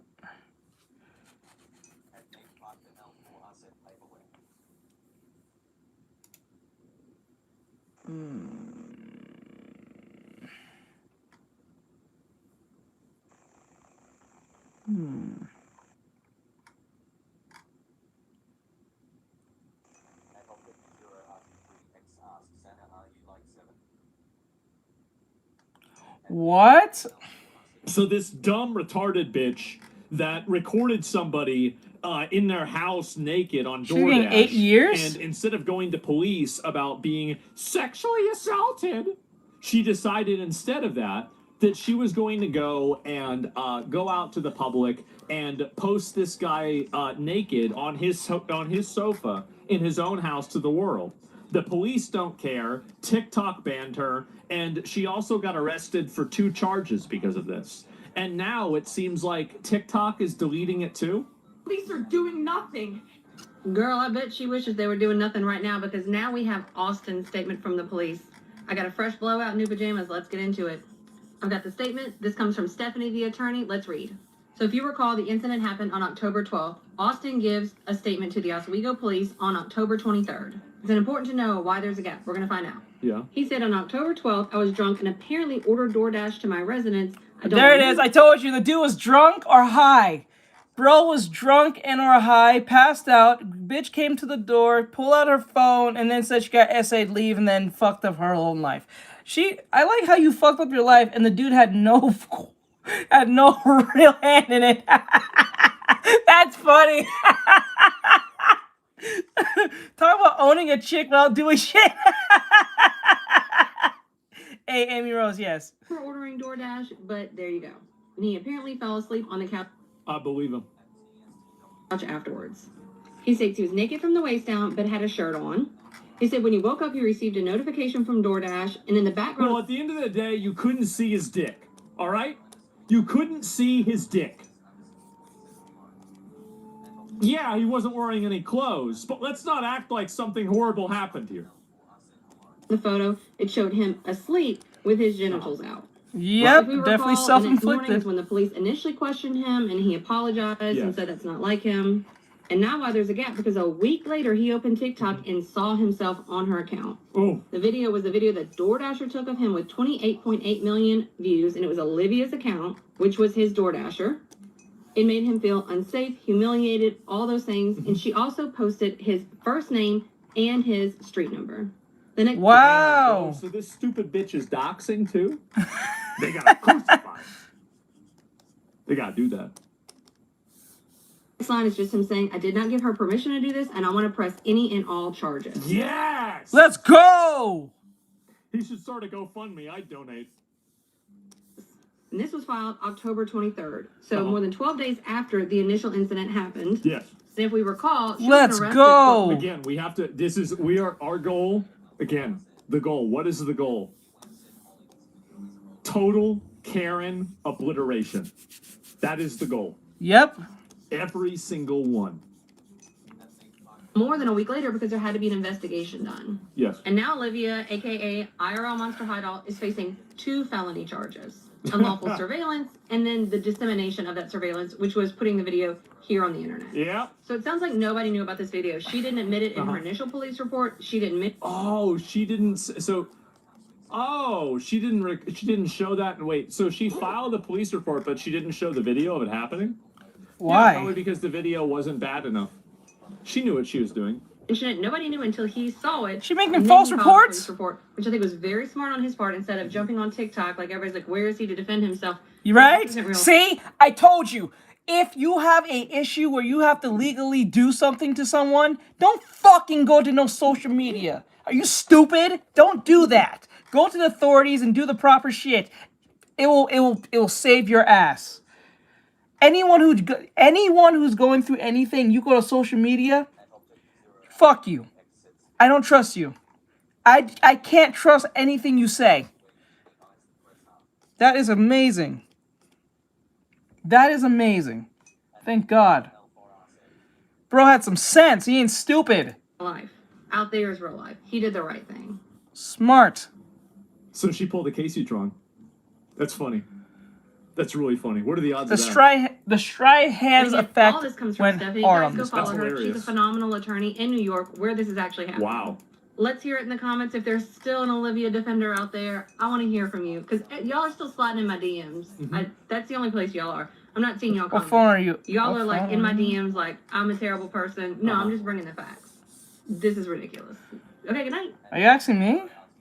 DM me instead. You cry to me instead. You want to crash out? You want to get mad? Cry to me instead. That way I can use you for content. I love this story. just fired me, and the police are doing nothing. I lost my job. You stupid bitch. You stupid bitch. Guys, no personal information given to each other. Stop that. Violent victim to felony TikTok will get, defendant. I mean, YouTube will get mad at me. Wow, how does that happen? Saying that she was essayed on the job. If you guys want to exchange stuff, do that outside of the stream. Posted herself. 3 days ago, October 12th, 2025, I was a victim of SA by a DoorDash customer while I was doing my job as a DoorDash driver. The DoorDash customer requested that their order be left at their front door. Their front door was wide open. Their lights were on. They were sleeping on the couch within eyesight of the front door with their pants and underwear pulled down to their ankles, and they were indecently exposed to me. Well, as it turns out, that's not exactly what happened. If you need a perfect it's too example of how bad, fast huh? a viral victim story can flip upside down, this is it. Because this video was posted in mid-October by Olivia. By the way, this girl that did this is the kind of stuff that makes people not believe girls that come out with stories Correct. of sexual assault. Yep. Is disgusting, weird parasites like this. Like, this girl was made to dig potatoes out of the ground and, fucking not even know how to read. And it is a true crime against humanity that she was given a computer. It's like giving a monkey an AK-47. You're not helping the monkey. He doesn't need that. Henderson, or IRL Monster Hideout on TikTok. And she went viral Just the way pretty it fast is. as a DoorDash driver who claimed that she That's was how it is. essayed on the job. And now, Or as if of the last son- week, yeah. she's been arrested, charged with 2 felonies, and could be facing years in prison. And depending on who you ask, she's either a woman who reported a traumatic event or someone who turned a drunk, sleeping customer into content and then lied about it for clout. I Well, reported she it obviously lied about it. Like, yeah. to DoorDash, and DoorDash did ban the customer, and then 2 days later, DoorDash banned me, which doesn't seem unrelated. They didn't even provide. If I was DoorDash, I would have done that exact Same thing. I would have said, oh, okay, this is a problem. All right, everybody involved is banned. Everybody's fired, everybody's banned. Me a reason for my deactivation. They're Yeah. supposed to send an email. They didn't. And within Don't. 12 hours afterward, they had already denied my appeal. Go to DoorDash Uber Eats. deactivated me. DoorDash punished me for exposing my assaulter, and TikTok is currently punishing me for exposing my story. I really hope she gets sent to jail. I think the probability of that is so low, but hopefully That's all the court crazy. fees and everything like that will be enough of a punishment. I can't wait to see this get worse. I also reported this to the police, and the police are doing nothing. I was assaulted. I lost my job. I'm I'm the victim. Yeesh. So No, you're not. Yeah, You true. are not no victim. If This anything, whole you are thing the starts back perpetrator, on October sir. 20th in Oswego, New I'll call York. you Olivia sir. was delivering an order for DoorDash, Ma'am. and according to her, the customer had asked for the food to be left at the front door. She said that she walked up to the house and found the front door wide open, lights on, and the customer lying on his couch with his pants and underwear pulled down to his ankles. She described him as fully exposed and said that she'd been put in danger simply by doing her job. Now, obviously, that's not an ideal situation to witness on the job, but it could also be... That's one way to say it. Explained as a guy who got super drunk, ordered some Wendy's, and then passed out before it got there. Not a great look, but... I mean, if I was DoorDash and I had a person report that a guy did that, I'd ban the guy too. Like, I don't think DoorDash did anything wrong. Like, because, again, like, you don't know whether she opened the door or not. Like, basically, like, it was kind of dumb that he did that. But if the door wasn't open, then she is 100% in the wrong. And if the door was open, she's only 90% in the wrong. I think it's illegal to do that, especially because he was in his own house and he wanted the order at his front door. No, I'm not. This was posted 2 hours ago. I'm watching Asmongold talk about it. It was just now announced this bitch is getting 8 years. We already knew this bitch was getting in trouble. She was arrested. We didn't hear she was getting 8 years. That's brand new. That would make me click on this. She's going to prison for 8 straight years. That's a new one. Holy shit, that's crazy. So no, that's not content for me.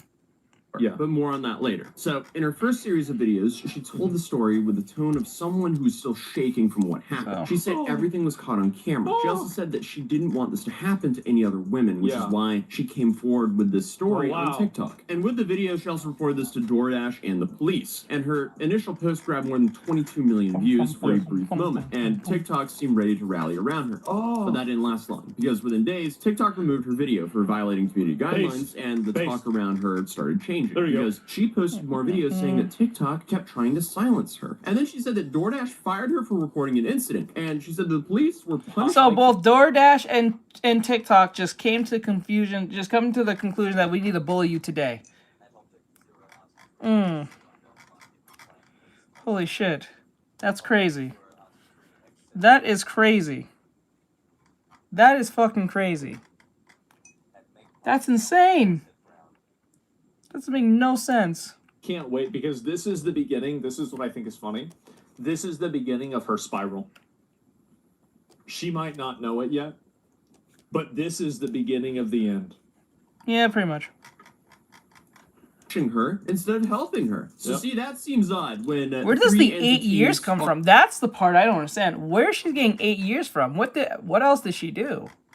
That's no way that as much as she's an idiot, how is she getting 8 years though? Are suddenly going against That's my confusion. So everybody thinks that she's retarded. The police think she's retarded. DoorDash thinks she's retarded. TikTok thinks she's retarded. Huh. What's going on? One of the biggest points in chaos of this entire story is the debate over whether Olivia actually walked up to an already open door or pushed it open herself. In the first video, she insisted the door was actually wide open when she arrived, meaning the guy on purpose left his door open. Oh, doxing him. Okay, that's where the 8 years coming from.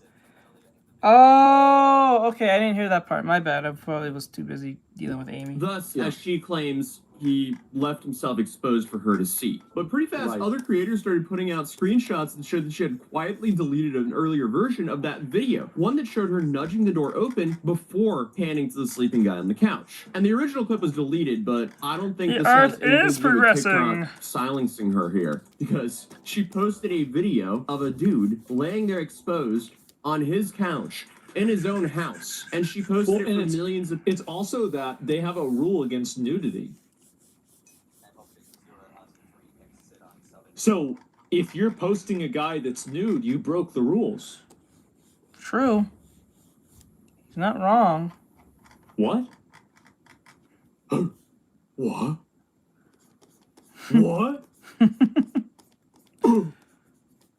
People online to see. I don't know about you guys, but I think the video got deleted because of that. So obviously, that's not allowed on the platform. Wait.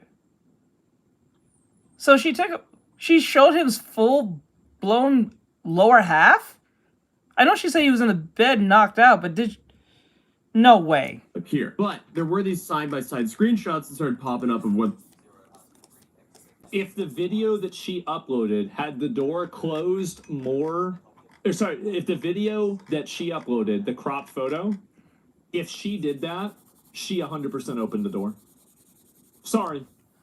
No, you don't, because again, where there's smoke, there's fire. A person engaging in good faith would never do that. Only a person that's trying to deceive you would do that. She needs to be on the sex offender list. I agree. I totally agree with you. The door was closed or left open. Either way, dude is in his own Sex house. offender list? I don't know. That's a little bit harsh, even for me. I don't think that fits the crime. She's an idiot. Don't get me wrong. She's a fucking idiot. But like, I don't think she should be on the sex offender list. She's a dumbass. If anything, she should be. There should be a list for false accusers. That should be a thing. So, is this illegal? No. But my main question is, why is she walking around in this dude's house? Like, drop the food on the doormat, take a picture, and move on to your next order. You don't need to be... Right. Hello? There's no reason to play Resident Yeah, there was no reason for you This to whole go situation all up in the house. No one told you to go there. doesn't make sense whatsoever. Should've just left Did the she food just right out the use door. This as a ploy for attention? No, I'm not. Ah, jeez, guys. Oh, Hello. I wonder what I'm upset with you. Fraud. You were supposed to see the message Yep. on Facebook. Something about the kitchen? That's right. Yeah, I couldn't move. That's it. I said before you stream, but most And likely hey, you she started got seeing the Oh, that's attention. way before that. Yeah, I figured. From the police, because Well, now I she's can getting deal with charged that. with 2 felonies. Ah, too bad. How is it hard to understand to not walk into someone's house and post a video of them laying naked Yeah, on that their doesn't make couch any sense. to millions of people on the internet? That's just so Oh, she got 8 unacceptable. years. But I think one of the reasons this whole thing was She so got 8 straight years, bro. For real. So, like, she got 8 years for doxing the dude and also posting this picture of him half naked. So, I don't know why they're saying that. Aren't they new? Haven't you not been here before? Like, how am I? Sorry. What the hell? I don't know why they're saying this, because this was posted 2 hours ago.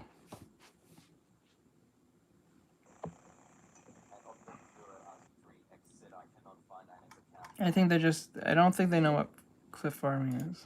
viral, other than the fact this girl's thought process is borderline crazy, is that no one could agree about the push door or was the door wide open. And I mean, I get why there's a hang up here because if she She's in a house. If she deleted a version with the door that's more closed, that's the end of the conversation to me. For real.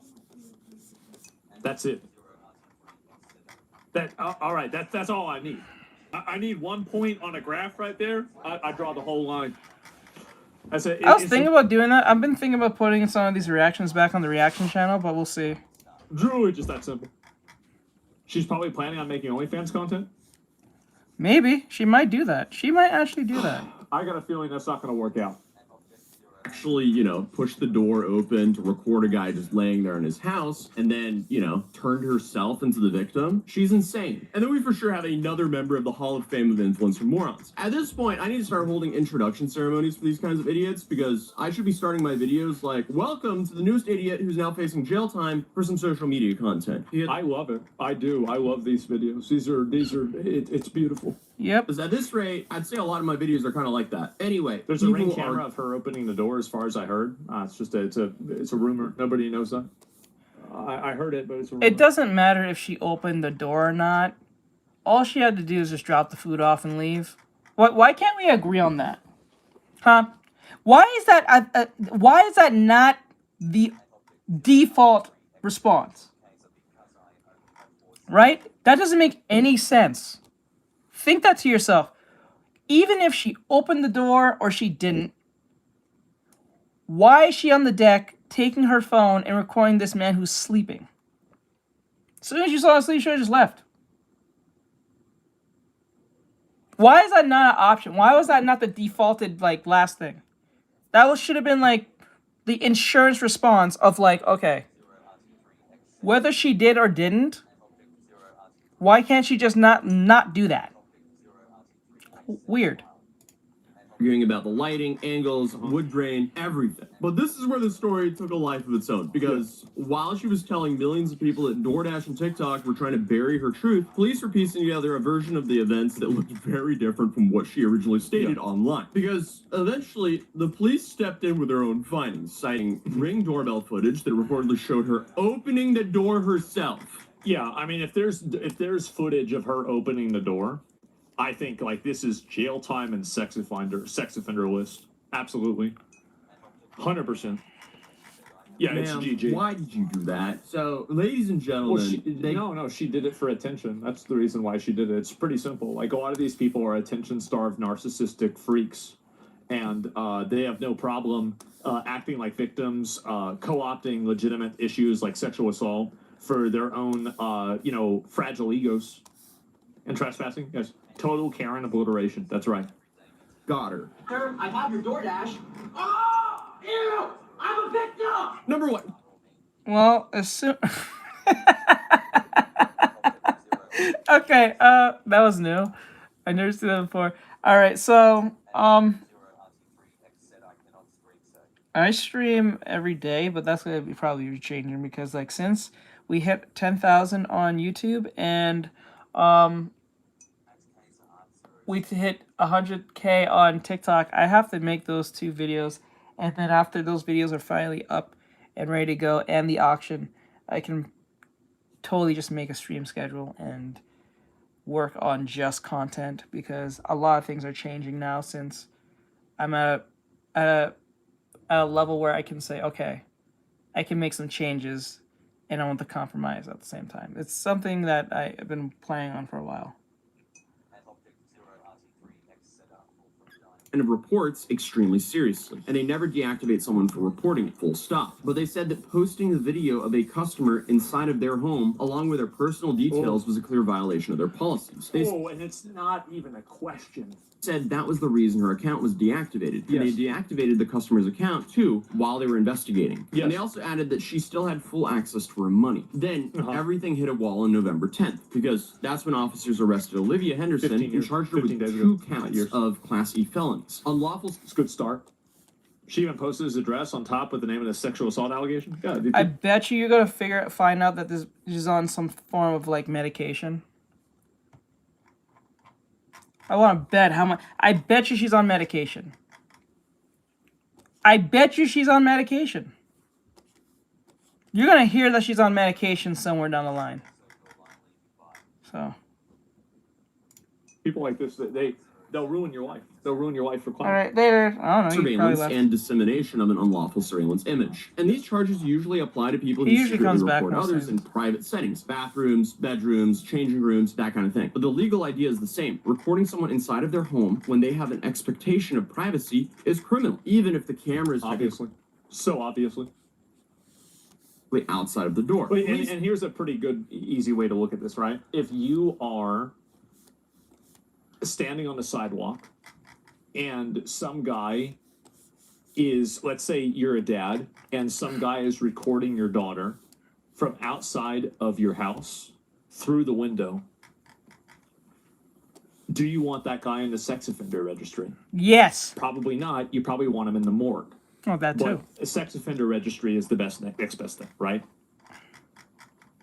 Yeah. So that's it. Shut up. No, that's just the way it is. That's the way it is. It's obvious.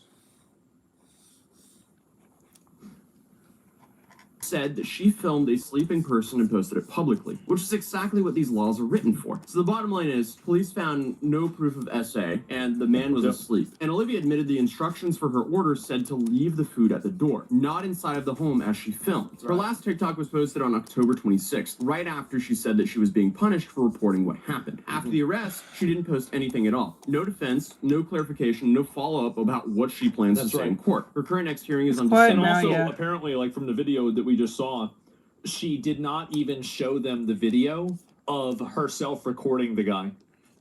That to me is like so damning. That not only did she post a seemingly edited version of the video on TikTok, but she didn't give the police the raw video as admissible footage whenever she recorded it. Oh, she didn't do that. That's Okay. crazy. Stupid. Very stupid. And depending on how the judge sees all the evidence, she could be looking at a whole lot of time here. And this could range from probation to years in state prison. She's gonna get 8 years in probation, I bet you. I don't think she's gonna go to jail like that. I think she's gonna get 8 years probation. I plan to actually color this one.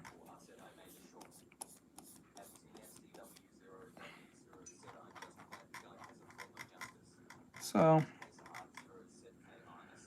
yeah. Like a Class E felony in New York can carry up to 4 years, and she's charged. There's no way she gonna It's a white girl. She's not gonna go. Yeah, she's not gonna go to jail. I'm not even gonna bring up I'm not gonna bring up the race thing. I'm gonna bring up the gender thing. Like, watch. She's going to get 8 years of probation. That's it. That's what's gonna happen here. She's probably gonna get off. Yep.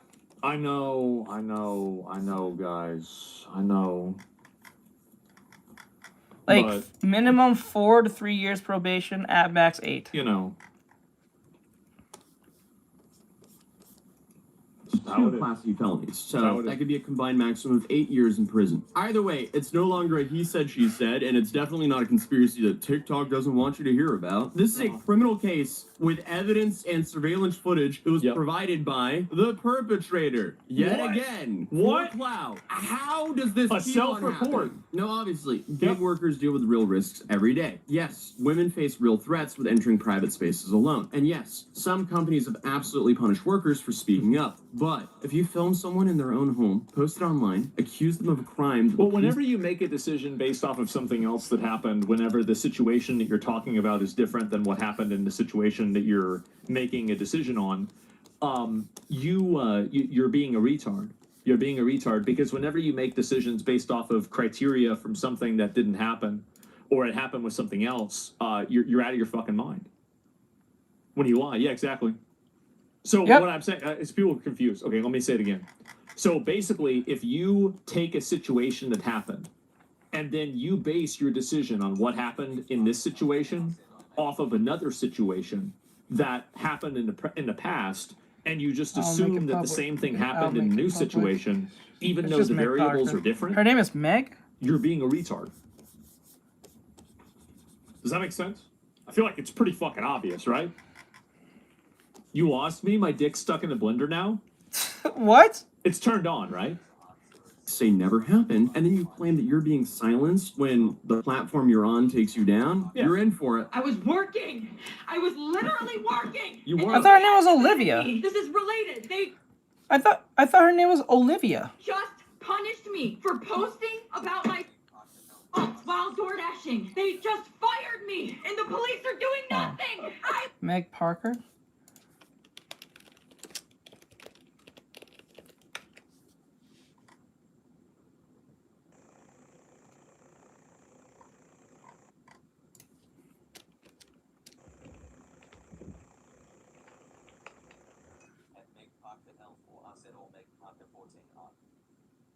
Oh, that's your name. I'm stupid. I lost my job. That was my only way to make money to pay my bills. I'm just saying, that's not advocacy, that's just clout chasing. So, it'll be interesting to see what actually happens in December, and I'll keep you guys posted as more details come out. So, feel free to subscribe if you're new, drop a like if you enjoyed this video, and I'll see you guys in the next one.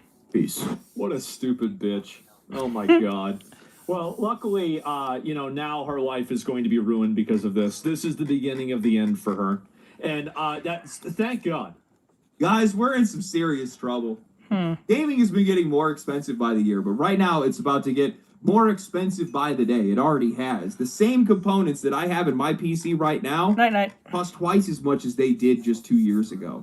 RAM just rose by 200% in just the last 2 months. And I know some people are going to look at this and say, oh, well, this is a PC problem. No, all these different components, they're used in just about everything. Handhelds, consoles, whatever else. Everything is going to get dragged up with all of this. What's happening right now is that AI is taking over the world. Who would have guessed it? And these data centers are doing everything they can to be able to keep up with this AI gold rush because everybody wants a piece of that money.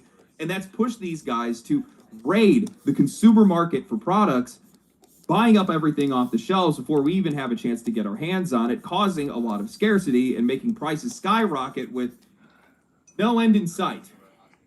The part that really bothers me with all of this is just how obvious this play is. These guys are just getting way too sloppy for me. It's starting to aggravate me at this point. Like, if you're going to be a scammer, you got to try to hide it a little bit. But these guys don't even want to bother hiding it anymore. They're not trying to do anything to fix any of these issues. They're not scrambling to fix any of these supply issues. Instead, well, they're milking it. They're keeping their production tight, they're raising the prices, and they're using AI as the best excuse possible for them to just continue to take advantage of regular people, to squeeze you harder than they ever have before. And they're doing it all with governments backing them. They're going to drag this out as long as they possibly can, because every single month that they keep these prices higher, they're just going to continue to rake in record profits. So today what I want to do is I want to talk about those insanely high prices and who's causing them. I want to talk about how I think the games industry is using this moment to be able to manipulate us, and how I think this entire thing might backfire on them in the most glorious of ways. This video is sponsored by Displate, and right now they are running their biggest sale of the year. From now until the end of their campaign, you can get up to 46% off site-wide using my code LEGENDARY at checkout. 1 to 2 metal posters for 37% off, 3 to 4 for 43, 5 or more at 46. The full breakdown is going to be in the pinned comment. How many people are watching on YouTube, on TikTok? Hold on, how many people are watching? Like, honestly watching? I don't think none of you are. 4. Guys, you come over here on YouTube, because TikTok's being a puss. So I'm gonna stop it for TikTok. Come over here, yeah, come over here on YouTube, because TikTok just told me some stupidness that don't make no sense. I'm spraying hate speech. Oh, fuck you. This is why you're dying. This is why I won't stream on this thing for a very long time. I'm gonna end it on TikTok, guys. Come over here on YouTube.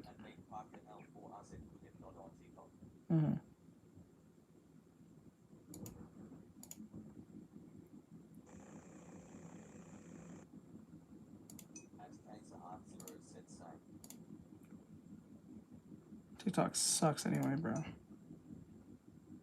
And on the on-screen banners, but this is the best deal that you're going to see all year. Displate makes high-quality metal posters that mount magnetically, no tools, no frames, and no wall damage. You just stick a magnet to the wall, snap the poster on. It only takes seconds, and these guys have over 1 million designs to be able to choose from. Games, anime, movies, fantasy, tech, you name it. And they're still running their officially licensed Path of Exile 2 collection. I definitely check that out. I got a full set that was sent over to me, and every single one of these looks incredible in person. Now, if you're looking for something a little bit more personal, check out their custom displays. You can upload your own images, photos, arts, memes, whatever you want, maybe a family portrait, and turn it into a gift-worthy metal print just in time for the holidays. Use code LEGENDARY at checkout, hit the link in the description, and take advantage of this year's biggest sale.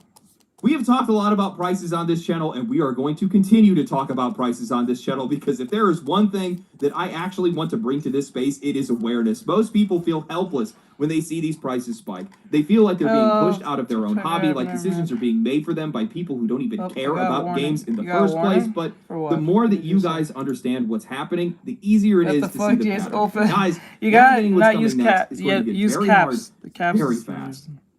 After the reveal of the Steam Machine, the first thing I saw was everyone arguing about the price. A lot of people were convinced it needed to be $500 or $700 at max, and that Valve should subsidize it to bring in more users. A whole different topic for another video, because Steam does not need a loss leader to get more people through the door. But I took the time to actually dig into the potential hardware costs and ended up chiming in on Twitter saying that Valve isn't posting the price because they're hoping that things change. The AI bubble has pushed RAM to obscene levels, almost 200% this year. People are saying it should be $500. That's the price of RAM alone. Now, this is a bit hyperbolic. Sure, I was using the highest end hardware prices, but the more that I researched this trend, the darker the picture became, not just for Valve's console, but just for gaming as a whole.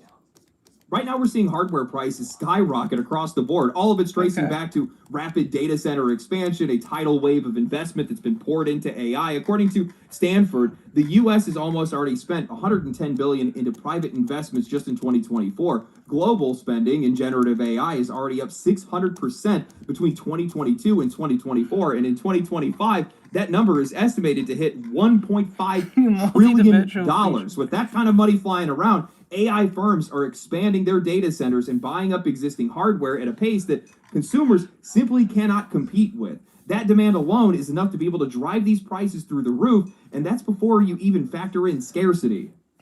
I feel like I'm losing my mind. How many people have been ignoring this? We have seen companies and even the media try to blame these price hikes on tariffs. They've been doing it all year. We've covered it on this channel, but this isn't about trade policy. This is an increase that's driven by raw demand for components, and everyone is just letting these hardware companies and these software companies spin whatever narrative they want, whatever narrative benefits them, with almost no pushback at all. How has nobody questioned this? These hardware companies are making record money off of the AI boom. They're selling hardware by the truckloads to these data center giants. They're soaking up billions of dollars in new investment, and they're still not expanding production for consumers. Instead, they're keeping their supply tight, they're raising prices, they're pouring all that new money into high bandwidth memory for AI. They could ease the pressure on the consumer market if they wanted to, but why would they do that when scarcity is letting them charge more? So squeeze the normal people while feeding the AI expansion that's only going to just make all of this so much worse. Thank you for the jewels. Gizmodo only recently picked up on this issue with an article titled "We're So Screwed," written by Kyle Barr, where Barr wrote,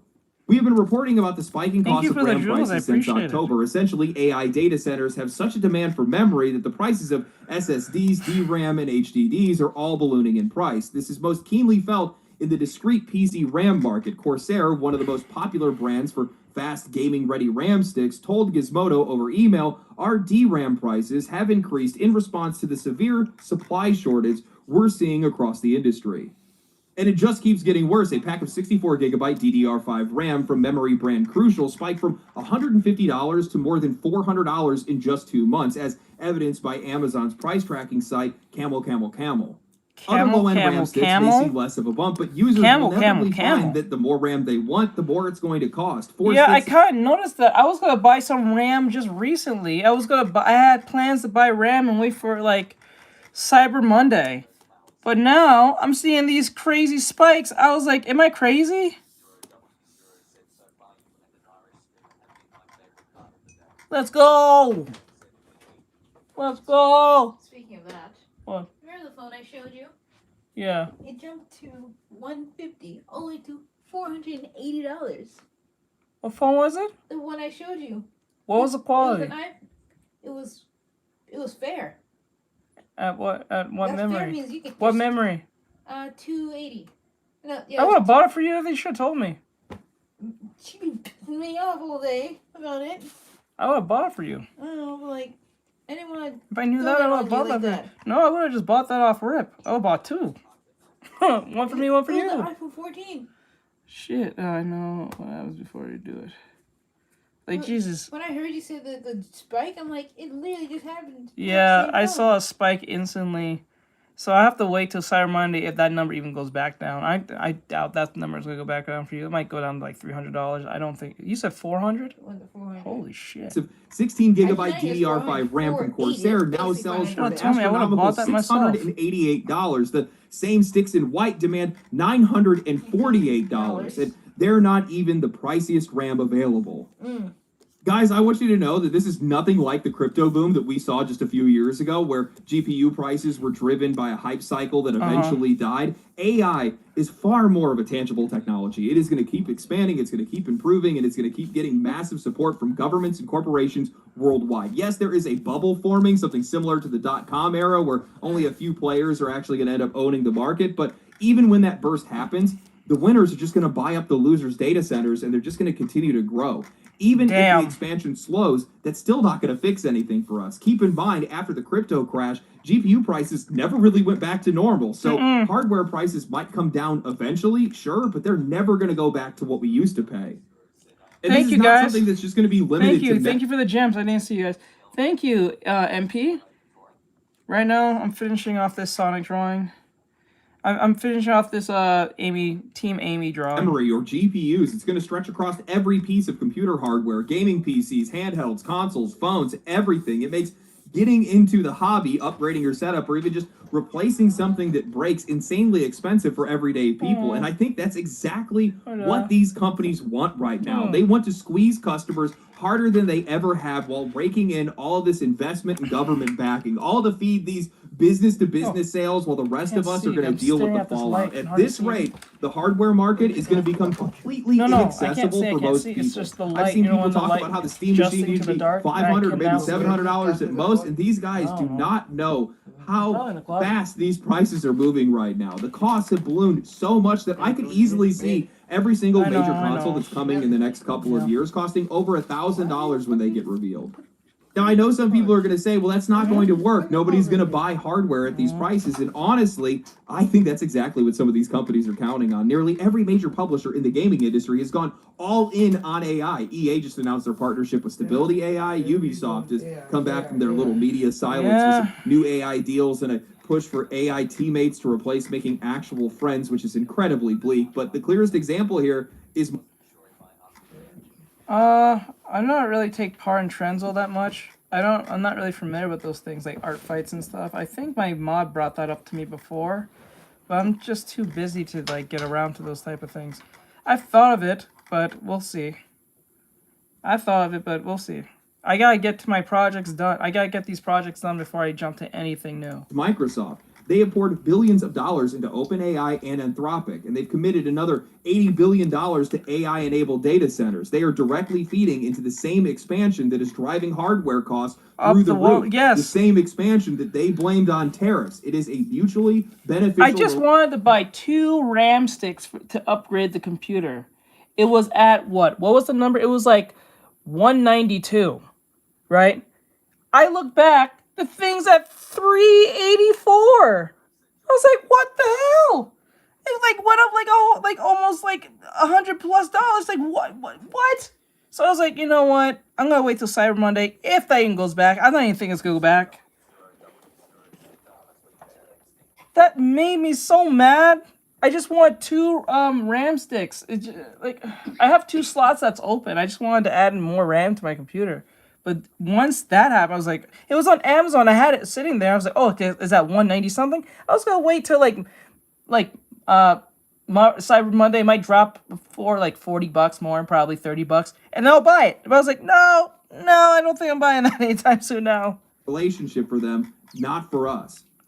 Guys, this is the oldest trick in the corporate playbook. Create a problem and then sell the solution. If people can't afford gaming hardware anymore, well, that becomes the perfect opening to be able to push cloud gaming, where you don't need to have a console or a PC. Oh, there it is. Subscription. I talked about this in my video. This is the last warning where I argued that Microsoft was pushing prices higher on purpose to be able to funnel players into... Oh my god, it makes sense. Think about it. They're pushing the whole like digital ID thing where they have all your information and they track you wherever you go alongside the cloud gaming thing or cloud anything. So you have to, for you to access the cloud thing, you have to put in your ID so they can watch everything you do. It's all perfectly planned, dude. Oh my god, dude. Oh, thank you, Sunday. Thank you for the Sunday. I appreciate it. Thank you for that. Thank you. Cloud services where they already have been testing ads inside of their games. LD, you're crazy to think that. You're crazy to think that this is all connected. Guys, I do not think you understand how big the gaming industry actually is, okay? The U.S. entertainment sector is the largest in the world, and gaming alone is 3 times. It makes 3 times money than movies and what, TV shows? As film and music combined. It's still young. It's still easy to manipulate. Because it's always easy to replay a game, but you can hear the same song that's like 3 minutes long, and then you get bored of it after like an hour and a half. But you can play a game that's 8 hours long and you can replay that game, or you can do the plus version of that game and get harder levels or get DLC. So that's something that can last you longer compared to like buying some stupid song from some artist or something. Wait, and there is a lot of money on the table for anybody that can wedge themselves. I'm the only in one that watching ecosystem. you right now. Oh, you're the only one right now on Especially if they can Instagram. figure out how to force ads into whatever they want, whether we like it or not. So when I see this, I do not see a bunch of different trends happening all over the place. I see one big pattern. And I'm not saying that, oh, it's gaming that's helping to push this entire AI situation. No, it just so happens that, well, speed running, just falling in the perfect spot for these companies to be able to take advantage of it. And of course, they're going to be taking advantage of it. That's exactly what they're doing crazy, right now. guys. It's where coincidence and opportunity have collided for these guys. And it just so happens that your money, your hobby, and your enjoyment are caught in the middle of it. Ironically, this is happening at the worst possible time for us because the console wars are effectively dead. Exclusivity is largely gone at this point outside of Nintendo, and these guys don't care about pushing their games to be able to make profit. They're trying to profit off of their services and off of their hardware now. All the stars are aligning in the wrong way for us at this moment. There is so much money hatting going on in AI right now. It's just absolutely crazy. Every single one of these companies has their hand in each other's pockets. If you see where some of this money goes, you see one company gives it to another, that company gives it to another, and then it goes straight back to the source. It's just circling all this yes, while it squeezing us recycles as hard itself. as they possibly can, trying to make as much money off of us as they possibly can, Is that and force Amy? us Yes, into nice round. Yes, poverty. it's Is what Amy. it Sorry feels about that, like. bro. Probably actually exactly what I don't want to talk about that right Really now. specific with this I mean, hammer. Nvidia and Microsoft Thank you. are the biggest Kevin, perpetrators here. thank and you. both of these Thank guys you. Thank you have for the jewels. cloud Let's go. gaming services. They have Let's no go. problem with hardware prices Let's get spiking them and people jewels. not being able to get into higher end hardware. That sounds great to these guys. And they're going to continue to expand. They're going to continue to invest. And they're doing that off of the back of investments that they're getting from private and public investors, and also Is he talking about the from cost? No, government. not technically. He's talking about the high prices of GPUs and CPU, not CPUs, but like it's mostly like anything hardware is getting more expensive because people are using AI more than ever, and I guess it's affecting the hardware boom because a lot of people are trying to do a bunch of AI stuff, and it's taking more like processing power to do these things. Just like how we had like the crypto boom thing where everyone was buying GPUs to as many GPUs to like build on how much coins they can get from using having GPUs in their their sheds and having like ACs and having the power go up and let it just run all damn day and then they make money and blah blah blah. That was the point. Now things are changing because now everyone's putting all their money into AI. It's causing more trouble than it is doing more you know. No good, no multi-dimensional. Yeah, so yeah, that's what he's talking about. So it's affecting gaming alongside everything else. Like I just said earlier, I was going to buy a RAM, and the RAM was like 192 or something, or 193. No, it was 194. And then a couple weeks later, because I was going to just wait till like Cyber Monday comes in, and I was just going to buy it for like probably at 140, 150, probably like that, or even lower. Found out the thing is like $394. I was like, bro, why is it near $400? Like what? For like 2 RAM sticks? Like, are you serious? I'm like, okay, whatever. Whatever. And this the thing I'm talking about is what he's complaining about now. Now everyone's being affected by this. Whether you're buying a video game, a console, anything that's anything that's hardware based. Now they want to push their cloud gaming or their cloud service. So, and it aligns perfectly with the whole like you having a digital ID. So if for you to use their cloud services, you have to give your digital ID so they can track you. So it's like it's all in one cohesive bow to keep you in check. So when you're playing game, they're watching you. When you're on your phone, they're watching you. Whatever you say to anyone, they're watching you. And I'm pretty sure those same laws that is going on in the UK will eventually slip up over here. And then you're going to get arrested because you was playing a competitive game and you got a little heated in the game. You said something a little mean. So, therefore, do you play War of Thunder? No, I don't. It's insane. These guys effectively have price control over the hardware industry because Well, they can just order them out of stock. Well, right now this is limited to higher end hardware. It's going to trickle down to lower end hardware. Always. I've seen some people talk about, well, I'll just buy DDR4, it's cheaper. You're not the only one thinking that. And because this scarcity is largely inauthentic and inorganic and is being controlled, well, that means that they're just going to affect those markets regardless. The same thing goes for console markets as well. They can use the exact same excuse. Well, because the data center expansion, sorry, the GPUs or the RAM or whatever else is too expensive for this console, it's going to have to be more expensive. They're going to push it there too. And the reason why is because these guys do not need hardware to be able to make money off you anymore. It's not necessary for them. They can farm the people who can afford it, and then they can push those who can't into subscription services and cloud services where they can feed you ads or you pay a monthly sub. Bro, I hate subscription services. I hate it. You can't just buy something and you have it. You have to have a contractual a subscription to it. It's annoying. I'm just using my phone. I'm just using my phone. And it's just an old phone at that too. I'm using my iPhone X, SX, or XR, whatever the hell. And this used phone from back March, it was called. It was an iPhone SE. Both of them are old. They're not even like brand new phones. I'm surprised they're still kicking to this point.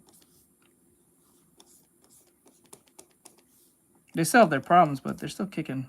And they do the job, so I don't complain. Let me see. It's fun, but I don't recommend it playing though. It's kind of boring playing that game. I got you. Doesn't that just sound lovely? Now, I'm sure. Correct. It sounds great to these guys. That's what I'm sure they're all in on this idea. And if I was in one of those rooms, it would probably sound pretty good to me. But this entire thing is incredibly risky for them to do. Not because anybody's actually going to come in and try to interrupt it. That's not going to happen, at least not for a while.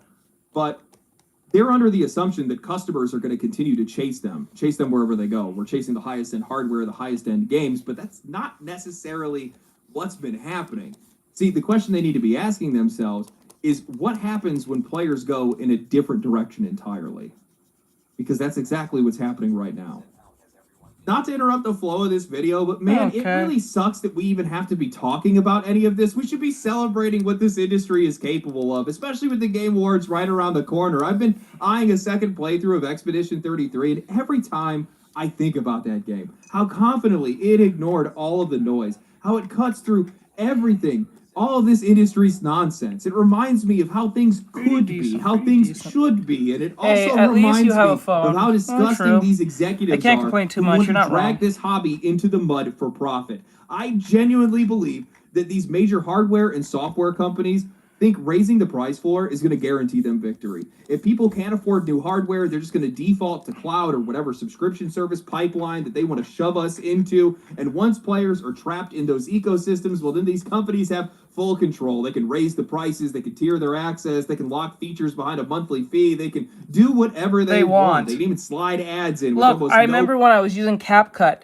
CapCut used to be free off rip. Now, like several months ago, I think it was like 5-6 months ago, CapCut was actually charging you to actually like export the video itself. So if you only exported 3 videos, you have to pay a fee.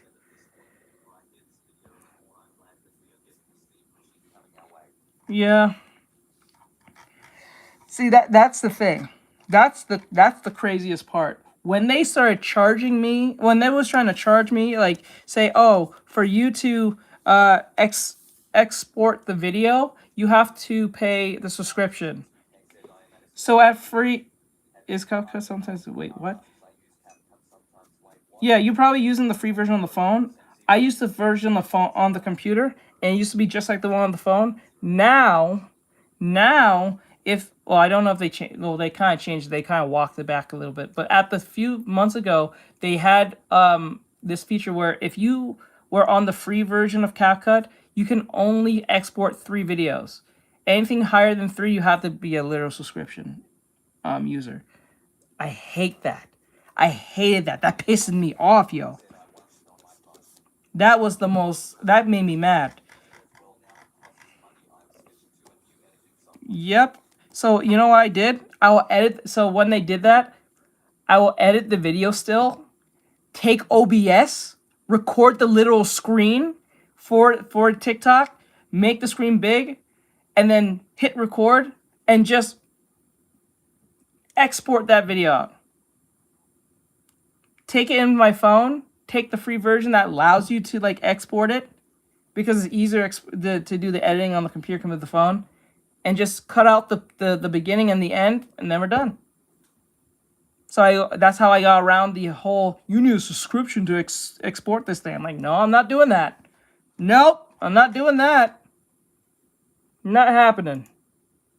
Nope. No friction. That is the future that these AAA publishers It was a pain, because doing that is just a pain, but hey, I'm not paying no subscription. Now, the problem for them is that I don't think this plan is actually going to work in the real world. It's built on the assumption that everybody needs the highest end experience, that we are all desperate for cutting-edge AAA titles, and we'll follow the industry wherever it tries to push us, but that ignores the biggest risk in their entire strategy, one that is already happening right now. What if people don't buy in? What if players stop chasing high-end entirely? What if they split into a different direction, a shift that ends up starving AAA while fueling the rise of studios who can thrive without expensive hardware? Now I'm going to give you guys two business terms: demand destruction and market bifurcation. Demand destruction is when prices stay so high for so long that people just stop buying a product altogether. Market bifurcation is when a market splits into two groups that behave completely differently. The haves and have-nots in this case, if you will, and we're seeing both of these happen in the gaming industry right now, even if the shift has been relatively slow. Just take a look at Steam's latest hardware survey. NVIDIA's brand new 50 series GPUs, they're not even in the top 10. They're not even in the top 15. The 5070. I was that annoyed that I had to use my brain just to get around that. That made me mad. And the reason why I didn't even give up on the thing, because I was already balls deep in a whole editing situation for YouTube. So I had to edit that video. I had to get that video out on the deadline. So I had to do something to get that video out. I was not going to pay no subscription, though. Just to get a video out. That'll piss me off just to turn it off? No. Cards, they might as well not even exist at all. The top 5 are dominated. And I'm glad I did that, because I was able to weigh out when they stopped doing that. All right. Laters. We're at 30 and 40 series cards, and the GTX 1650, a 6-year-old GPU, is still holding strong. People are not upgrading, and when they do, they're choosing the cheapest, most sensible option they can, either because of the cost or because they don't see any reason to chase higher-end hardware anymore. I think that this industry has completely misread this. I think that they're looking at these numbers and assuming that people want the highest-end hardware but simply can't afford it. But that doesn't really track with reality. The Switch 2 broke US console sales records by selling over 2.4 million units in only 3 months, and nobody believes that that's cutting-edge hardware. People bought it because they wanted the games, not the specs. And beyond that, these companies are operating under the idea that players want to upgrade just to be able to play the latest AAA releases. But why would anybody want to do that? No one wants to do that. Oh my god. No one wants to buy the latest anything just to play a AAA game that's probably mid and super woke. No one wants to deal with that. People want to play a game that is legitimately fun. You love it, chat? Thank you. Girl, be so for real. Have you been in my stream before, or is this your first time? I'm not sure. I know you said you love my chat, but have you seen me do reactions before, or just doing artwork? I'm saying. I said that weird. But yeah, I hate it when people they conflate the idea that the reason why I want the hardest specs is because I want to play the latest AAA games. Yeah, there's some AAA games that are fun, like Battlefield, but I don't want to just play Battlefield. Yes, like, it's best to have a mediocre PC and play your games with your friends and you just enjoy it than have the high-end thing just to have it. You know what I'm saying? It makes no sense. You guys see me play Repo than playing some AAA game. You know what I'm saying? Like, you don't need crazy specs to play Repo. Honestly, you don't. Or Peak. And this is where a lot of young people are captured in this subscription-based, pay every second type nonsense. There's a mediocre game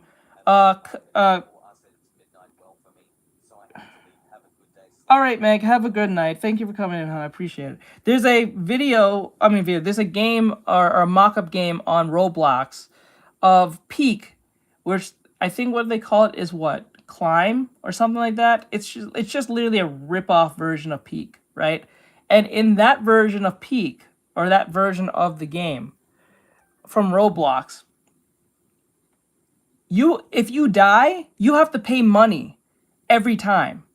But kids won't buy the $8 Peak game for whatever reason. It's $8 or less, but they'll rather pay money off the wazoo when you die every time. That is crazy. $70 just for Joy-Cons? Nah, bro. That's crazy. Bro, switch to in cheeks. Are you streaming on different apps? Yeah, I'm streaming on YouTube, TikTok. Oh, I was on TikTok earlier, but TikTok pissed me off. I'm on YouTube, Instagram, and I was on Twitch earlier, but I turned that off too because I didn't want the computer to act up a little bit. But I'll be back on Twitch again. I might replace TikTok with Twitch for now on because TikTok's been really getting on my nerves. But yeah. More. Why would we want to spend thousands of dollars on a new rig or a console when these games come out broken day one? Borderlands 4 is still a performance nightmare with the developers issuing apology after apology. Imagine getting the craziest specs of a game computer, dropping $3,000+ just to play Repo. That's not sounding like a great investment. Wild's tanked all of its momentum and its suspended on reputation TikTok. because It's it didn't alright, run bro. properly TikTok either. sucks These are two of anyway. the biggest AAA releases this year, and both of them are defined by the same problems. There has been a sharp decline in sales across the board for AAA because people just aren't impressed anymore. And that's the part that these companies don't really seem to understand, is that when your games don't justify the hardware stops selling. When the hardware stops selling, the high-end market freezes, and AAA is going to be the first thing to suffocate. What I think is happening right now, and it's only going to get worse for the AAA industry, is that with these rising hardware prices, especially if they bleed into the next generation of consoles, it's going to effectively put a stop to high-end gaming entirely. They are building... Why would I buy a console when I can get a Steam machine? Why would I buy the latest Xbox console? Why would I buy the latest PlayStation console when I can get the Steam machine? All these console games are just going to go on PC eventually. Sony's eventually got to put all their games on PC. Nintendo, you're stubborn, but eventually you will have to be on PC. You know what I'm saying? I think Nintendo's going to be like the last bastion of console gaming, like outside of like PC gaming, and every other console, Xbox or Sony and brand-wise, is just going to move on to PC completely. Everyone's going to have a Steam machine or a Nintendo. But I think Nintendo's going to be the last bastion, to like last standing of so-called console recognition, and then eventually have to be on PC. The console wars is dead. I'm not calling it a console war. I'm just saying who the last man standing in the sense of we already know Xbox already noped out. Sony's gonna be next, and then Nintendo, with how stubborn they are, they'll die on that hill. We see how stubborn Nintendo can truly be, like straight up. Price wall that people cannot climb, and in doing so, they're going to destroy their own demand. Players do not trust AAA enough to be able to justify a $70 game, let alone a $1,000 console or a $4,000 PC up. Yes, because this is why a bunch of people got mad at Silksong when they made their game like $20 or less, because the game is Silksong is a $70 game in my opinion, but is a $20 price. That is amazing. That's why AAA was mad at Team Cherry for making the game so cheap, because it tells the other ones that made their game $70 but mediocre and horrible, or probably even woke at the same time, that they need to lower their standards. It's equivalent of having a chick who's like a literal 3 or a 4 thinking that she's worthy of getting an 8 and a 10, right? And then the 10 who's like 8 or 9, like a true chick who's like 8 or 9 with a great personality, will take a dude who's like 4 or 3 when they're nice to them, who's genuinely care about them and nice to them. You know what I'm saying? You see what I'm saying? That's what this is happening here. The ugly chick knows she's ugly, but she thinks she needs to get a 10 of a dude, worth like the 1%. But the girl who's actually like 10, like a 10, takes a dude who's like a 3 or a 4, who's just trying to build his dreams and being a good girlfriend to him. This is what's happening. That's what Silksong is at 10, who's trying to give you a opportunity. When the 3 won't date the other men who are just the same level or less than her and wants the 10%, the 1%er. That's what's happening here, gaming-wise. The thing I hate about Nintendo is that my friend can't friend me on Xbox. Well, you know, talk about Xbox, talk about Nintendo. Nintendo sucks when it comes to like social interaction and stuff. It's like adding people on Nintendo in a game is like doing literal algebra. They make the whole experience horrible, which is irony because Nintendo's all about being like sociable. Like the way they present themselves, like they're very like kid friendly, want you to like play their games and, you know, enjoy each other. Makes it so difficult. I know that's well, Xbox I think makes you do. I think Xbox still does that. Does Xbox still let you play a subscription, like $50 subscription to be on Xbox? I don't think so. I don't think Xbox does that anymore. Upgrade, and if they're not buying the And I think Nintendo makes you play a subscription too. Yeah, I think you're right. Hardware or the games, well, oh, I think you have to pay a subscription to use their stupid camera thing too. Right? I think it comes with a stupid camera for some odd reason. Like anyone's doing that anymore. We don't do the camera thing anymore. That died in like what, 2014? The Project Natal thing, that died a long time ago. Xbox ruined that for everybody. So you can only friend people on Nintendo. I forgot. Yeah. be interested in the services that are tied to them. What is the point of cloud gaming or subscriptions if the games on those services aren't worth our time? Hello. All that Hey, I think Lyra. is actually going to How you happen doing, is that hon? this market is going to split. They're going to accidentally fuel the rise of AAA even further, which honestly is this industry in its purest form. Smaller teams, lower budgets, higher creativity, more original ideas, and no need to chase higher-end hardware. These games are targeting mid-range or even older systems by design, and when you look at... This is why I said indie games are where it's going to be. If you're an indie developer, keep doing what you're doing. You don't need to work at Blizzard. You don't need to work at EA, well, which is going to be taken by Saudi Arabia, let's be honest. But you don't need to work at any of these places. Work and do your own thing. Build your own company. You will benefit in the long run. Because if you make very interesting games with your creativity, with your team, or by yourself, you're going to benefit in the long run. You don't have to worry about those stupid shareholders. You don't have to worry about no one harking down your neck. It's just you and your creativity and what you are willing to put out. I say this to anyone. If you are a developer and you're working to do the next big thing, keep working at it. Don't get discouraged. Try your best. It might take longer than usual, but you will get there if you stay consistent. You don't need to work at Blizzard, you don't have to work at Square Enix, you don't have to worry about any of these places. These places are horrible. There's a reason why games like Lethal Company to Repo to Peak to Silksong is doing just fine and doing bougie type numbers compared to like a Call of Duty. There's a reason for this. People don't like the wokeness, people don't like mediocre nonsense, people want to play a game and enjoy it. And people don't like ugly women too in their games. Just call for what it is. Yes, that's Amy the Hedgehog. People are actually playing this year. Expedition 33, Kingdom Come Deliverance 2, Escape from Duck Off, Mega Bonk, Ball Pit. Even Stellar Blade and Arc Raiders don't need a 5090 to run well. Nope, you don't. Can get everything they want without buying any of this high-end hardware at all. Nope. The funny thing is, when you zoom out on all this, there really is only two futures that are ahead of us right now. One is the one that the corporations want, and the one is the one, well, players are actually moving towards right now. The corporate one is pretty obvious: expensive hardware that nobody can buy. Cloud gaming is the affordable alternative. Subscriptions stacked on top of subscriptions. Ads baked straight into the experience. A world where every part of gaming is metered, tracked, monetized, and controlled. That is the endpoint that these guys have been building towards for years. Because in that future, they own everything, we own nothing. But there's been another future that's been forming underneath their feet this entire time. That is one funny, that these guys just haven't planned for. It's a future. That used to be a thing. Someone you said he used to work at Blizzard, even if they did like little things, that was like, oh, you work at Blizzard. It's like saying you worked at Disney. Like you worked at Disney Animation Studios. You work at Disney? Not anymore. That awe is gone. Or Pirate Software. by AA studios and mid-tier teams. Yeah, like that have Pirate been Software. making No one likes him incredible anymore games because that of the run on nonsense, that killing games nonsense, that stance he took on. I don't know why he died on that hill. I didn't know why bro died on that hill.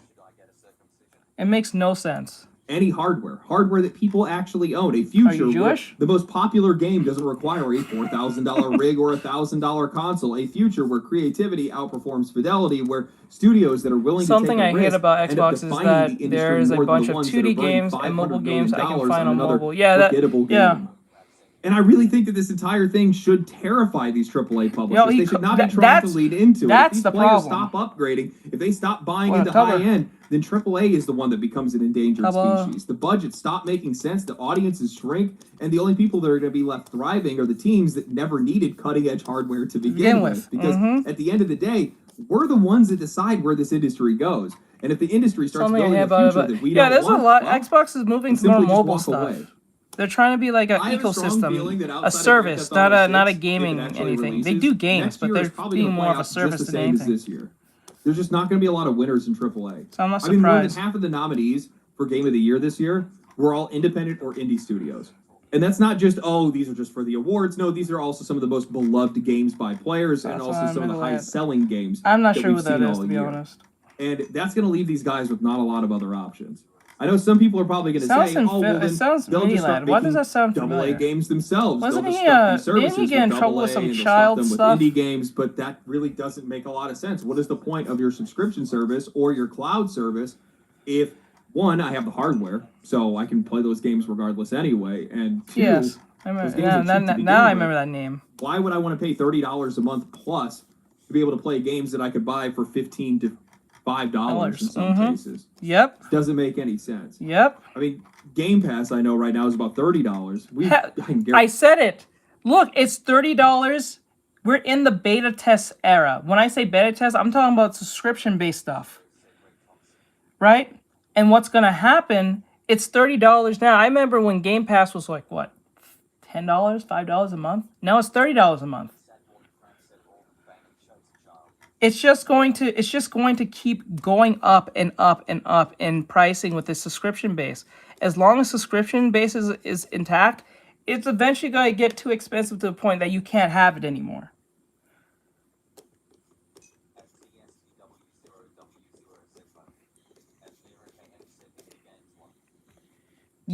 Guarantee you it's probably going to climb to 35 or even 45 next year. Who knows how that's going to go.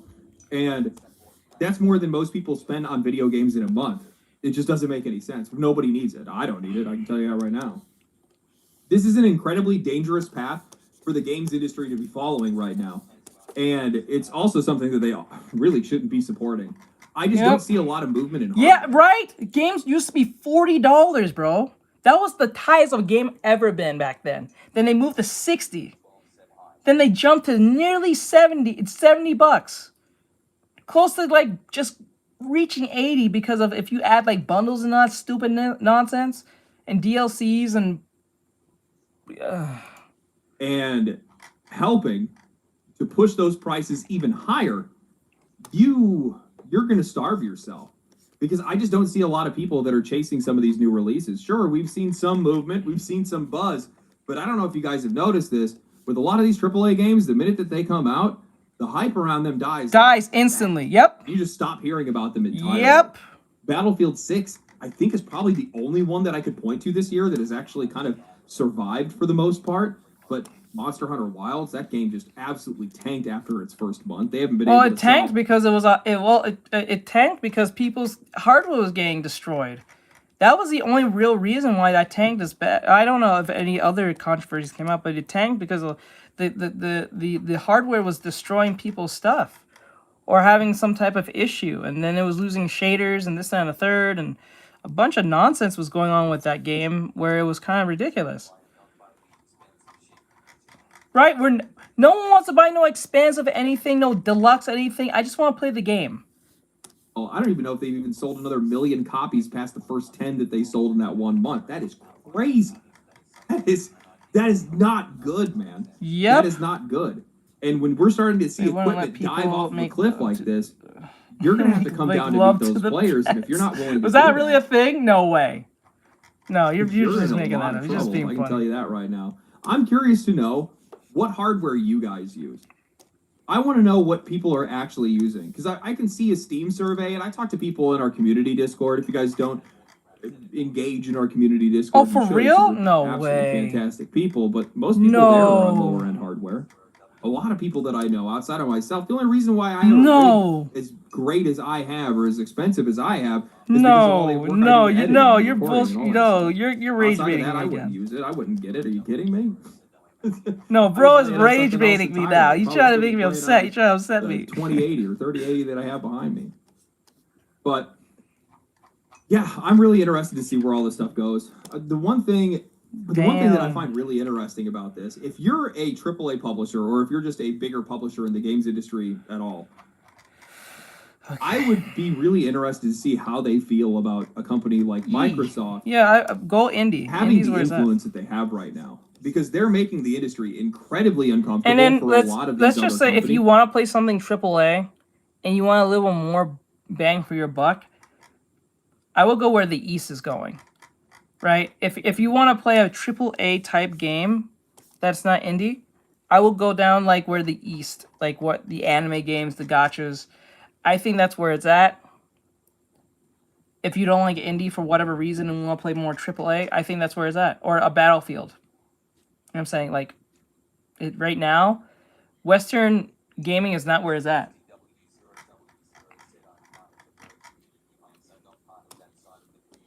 I understand, bro.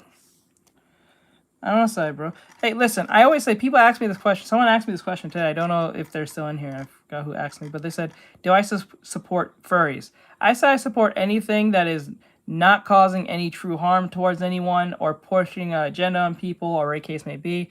Like, you know, if you're a furry, I don't think you're out here doing devious things. But if you're doing devious things and happen to be a furry, you're just a statistic. And I'm going to make fun of you. Yes, I play Final Fantasy. I played like Final Fantasy. Levitate. Gotta learn how to levitate.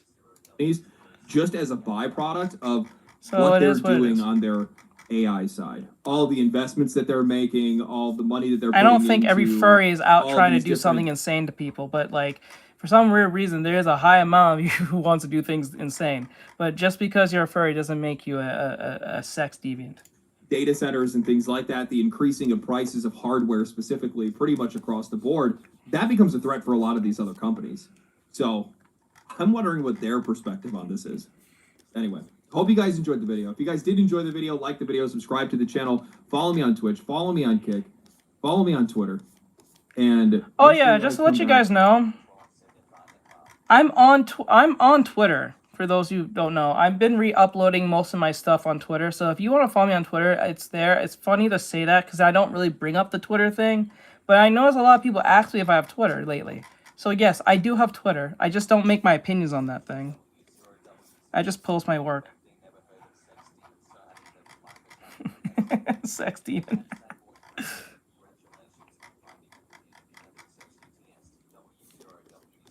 Yee. All right, guys. I'm pretty much done at this point. Hold on. We'll do one more video so I can just do the outlining and then put her in gray and then we'll be done. So we'll do one more video. I think that's fair. I think I have like 2 more videos that I have to do. We have this week. final This one just kind of popped We have out of final nowhere, and I video. was like, We I have gotta one more talk video about left. this. But anyway, stay cool, stay righteous, stay safe. Sorry I'll about catch that, you guys bro. in the next Bye, one. Art. There, Leah. I'm not leaving now. Not right now. I'm not leaving right now. I'm gonna let you guys finish because I wanted to finish this for the longest while. Name is going. When gooning saves your dying game. Interesting. Interesting. It says here when gooning saves your dying game. So this is a people would call it a gooner game. I guess it's what, Nikkei? Is it Nikkei? I think it's Nikkei. Nikkei got us a victory. I deserve. Aw, it's all right, bro. I think you're awesome. On in this fandom. Snowbreak Containment Zone is infamously known for its R17.9 What fan the hell? service, but the amount of drama and things this game had to go through is insane. I feel bad for the developers. It started in September 2021, when Season revealed Project Snow in a teaser, shortly followed by a closed beta test. The game was officially named Snowbreak Containment Zone in Snowbreak, 2022 never heard of it. You guys heard of this game? I have not heard of this game, not once. I have never heard of Snowbreak. For real? Hello. You heard of this? I have never heard of this. This is new to me. What the hell? Bro, this guy one shot at me. My plane just got on fire. Wait, what were you playing? Followed by another beta test, and after much marketing, in July 2023, the game finally released worldwide simultaneously with English, Chinese, and Japanese Never heard of voices. this game. Okay, but what actually was this game? Snowbreak was marketed as a third-person shooter with a cool sci-fi setting. We are an adjutant commanding a squad of female fighters to battle mysterious titans. The game had a very cold image, bleak tones, a desolate atmosphere, and yes, unlike most gacha games, very modest dressing girls. Like, little to no fan service. Seriously, this was a cool game. Initial reviews were mixed. Some people didn't like the bland environments, some thought the shooter mechanics were too simple, and the localization was pretty bad for global people. Initial rankings, though, told a different story. The game looks like something your ex would play. Pre-registrations at release, and even #1 on the China iOS App Store free download chart. However, the game's problems showed, and Snowbreak failed to retain people. Only a month later, the game had dropped out of the top 200 for both downloads and revenue. For most gacha games, this is a death sentence. The first impression is almost everything, and very few gacha games that flop at the beginning manage to crawl their way back up. The developers knew this, but they didn't want to give up just yet. So only half a year later, at the end of 2023, the developers went with a very, very bold move, completely shifting the game into a romance dating sim-esque super fan service game. They went full throttle for fan service. At first, it was just swimsuit costumes, and then came intimacy features. What is this? What is this game? Why am I not hearing about this? Why am I hearing about this now? What is this game? What the hell?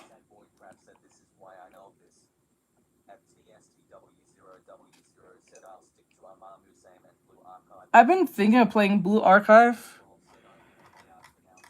There are 3 games I want to jump into. There's like 3 games I want to jump into. It was Blue Archive, Arc Knight, and I want to jump back to Zenless. But I was like, what is this game? What is that? Nah, don't fall. Very intimate ways. Yo, this position is wild. No, seriously. What the hell? Pushed what you can show to the limit. Over time, to appease to the male fantasy, I say this unironically, all male characters were removed, including NPCs who were gender bent into girls. Yuri scenes were removed. The game became much more saturated with color, and the overall tone and themes of the game drastically changed to focus What is this game, bro? They even changed an old character design by upping their boob size. Let's go! Let's go! Let's go! Let's go! Let's go! Guys, we're in. Wait, go back! Go back! No! Other games to use any love. Listen to their effect. Characters were removed. Made the bold tone and themes of the edition to up the game's rating to 18+, despite this limiting their and I've been thinking of playing that Chaos Nightmare game, but people have been telling me like if you play the game, people might think you're a gooner because like people has made mods on I think TikTok. They made mods where most of the characters are not clothed up. Is that a thing? Is that true? Come on, bro. Really lie, bro. Although they could go more ham than they Inside her already mouth? did on fan service. It genuinely became a game Oh, where okay. girls with giant tits fawn over you, their commander. This became the new focus of the game, a romance. Is it worth it? I'll And play the it, but I don't know. thing I played it worked. once. Is it Sure, worth it? some I want to people who keep came playing from it, but a sci-fi setting were I disappointed, don't know if and anyone some will clown watch on the me game play and it. its fan base for being a gooner game. But you know what they say, sex True. sells. This new theme brought a huge influx of new players, and many Influx loved of it. new The main players, selling huh? point here Wonder was why. that the game provided a genuine romance experience that other gacha games just couldn't. Sure, other gacha games had big titty mommy and cutty live screaming share? What's a live sensei, share? but they couldn't give you the wholesome dating experience. In Snowbreak, the girls actually kiss you, they flirt with you, you can actually touch them and they moan, Okay, right. and eventually you could marry them. The You can marriage what? was canon. There was no cop-out. The game actually fully committed to the romance, which was unheard of in other gacha games. Snowbreak was not just horny, the dialogue and dating experience was super sweet and filled this crave for romance. Yeah, I that remember other Tower Defense kind of just lost it. Like, people said that game flopped, and they tried to pivot back to center with doing a collab with Evangelion, and it just didn't do the... I don't think it did the job. It makes me suspicious. It makes you suspicious.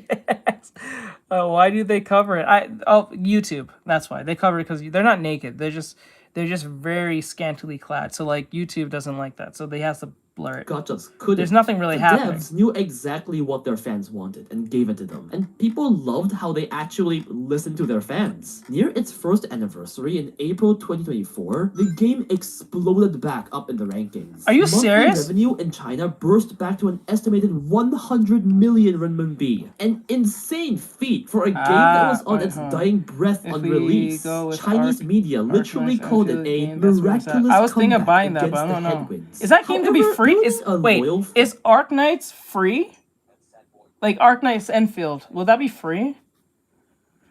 If we go to Arknights, that's odd because they show holes on YouTube. They show holes on well that depends, because I noticed that YouTube allows you to be technically naked if you're doing medical or you're doing a try-on outfit type thing. That's a weird thing on YouTube's rules. So if you're a girl who has a following and you are trying on clothes like bikinis and stuff, you can wear a veil that literally shows through it, but because it's considered clothing, it's not like you're naked at the same time. It's a weird loophole that some girls have gotten over. Fan base in this fashion Oh, wouldn't no, come my eyes without burned. its consequences. You see, these fans were loyal to their game. This was fine and all, but a bunch of incidents exemplified how the fandom really became toxic.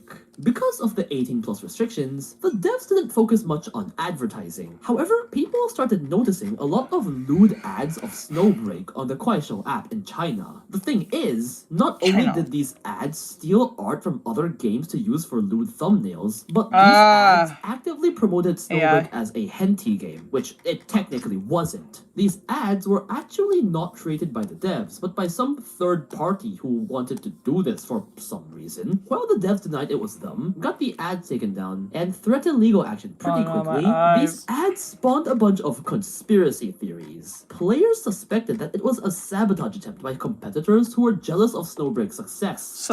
I never heard of this Particularly game till because now. many of the ad accounts linked to a marketing firm, making them believe a rival company hired them. The whole thing turned into a shitstorm pretty quickly online. Other gacha communities mocked Snowbreak for using their game's assets to make ads. Snowbreak players then retaliated by going into other gacha game communities and screaming at anyone who dared paint the game in a negative light. Players online basically became elitist defenders of the game. It was like gacha gamer wars. It was full-on chaos. From a profit perspective, though, it was paying off. I bet you Concord would kill for a left nut to have this. Fake Grand Order? I've heard of it. I've think of it. Isn't that only for the phone? I didn't know that was for the computer. YouTube recommended me this video, how to breastfeed. Don't recommend to watch, bro. It made over 1 Trust me. billion renminbi Gotcha. in 2024, and the game's player base grew to over 13 million. Now, I'm while familiar with things the Fate looked good series, but I didn't with the financially, games though. Starting here, And if I remember Snowbreak would right, start to become I think if I remember it, I think the Fate games do tie in with the anime. So to know certain thing that's going on, I think the video games do tie in with the with the anime. So to know what's going on in the anime, you may have to play the video games, I think. Cursed with drama after drama. All right, tonight. The next hit show came with the voice actors. Okay, later, bro. Very suddenly, in mid-2024, many of the English voice actors started to refuse recording lines for new content due to being uncomfortable with the new suggestive direction of the game. Oh my god, no. Fine. The English fanbase was the minority, so rather than blindly rushing a recap... See, that's the thing for me. I can't buy, like, that's the problem for me for gachas, or, like, these subscription-based type games. I can't do that whole buying like items and stuff and outfits, or I can't do that. I'm kind of an old school type player where I want to like earn the thing I got, not buy it. I know some people don't have time for that, and I get it because like they don't have literally have time for it. They want to like play their game or whatever the case may be, and they don't have time to do like a bunch of like grinding all day. And I understand if you try grinding a gacha or something like that, it'll lead to a situation where you're just grinding for like months just to get like one stupid item. So they personally, psychologically make you want to buy the item of fear of missing out. I think it's called FOMO. Straight up. Straight up, bro. Just decided to cancel English voices entirely for the time being. This was fine, as most dedicated English players were probably playing with Japanese or Chinese... Wait, is Arknights free? I didn't see if you guys respond to that. Is Arknights free? Will that be free? The end field one. Voices anyway. But then the Chinese voice actor struck. Out of nowhere, devs announced a majority of the Chinese voice actors and voice directors nice would no longer be interesting working games. with them. By a majority, I literally mean all of them, but like 3 voice actresses. You can imagine the chaos. Though no official reason was given, it's speculated that it's also due to the game's raunchy nature. Many fearing a role like this could possibly stigmatize their future career, as China still, let's just say, looks down on these kind of suggestive works a lot. Thankfully, amongst the panic, the devs responded very quickly, somehow recasting almost the entire cast in a mere few months, and even I love how dude is making it seem like it's more of a sexual game when he puts...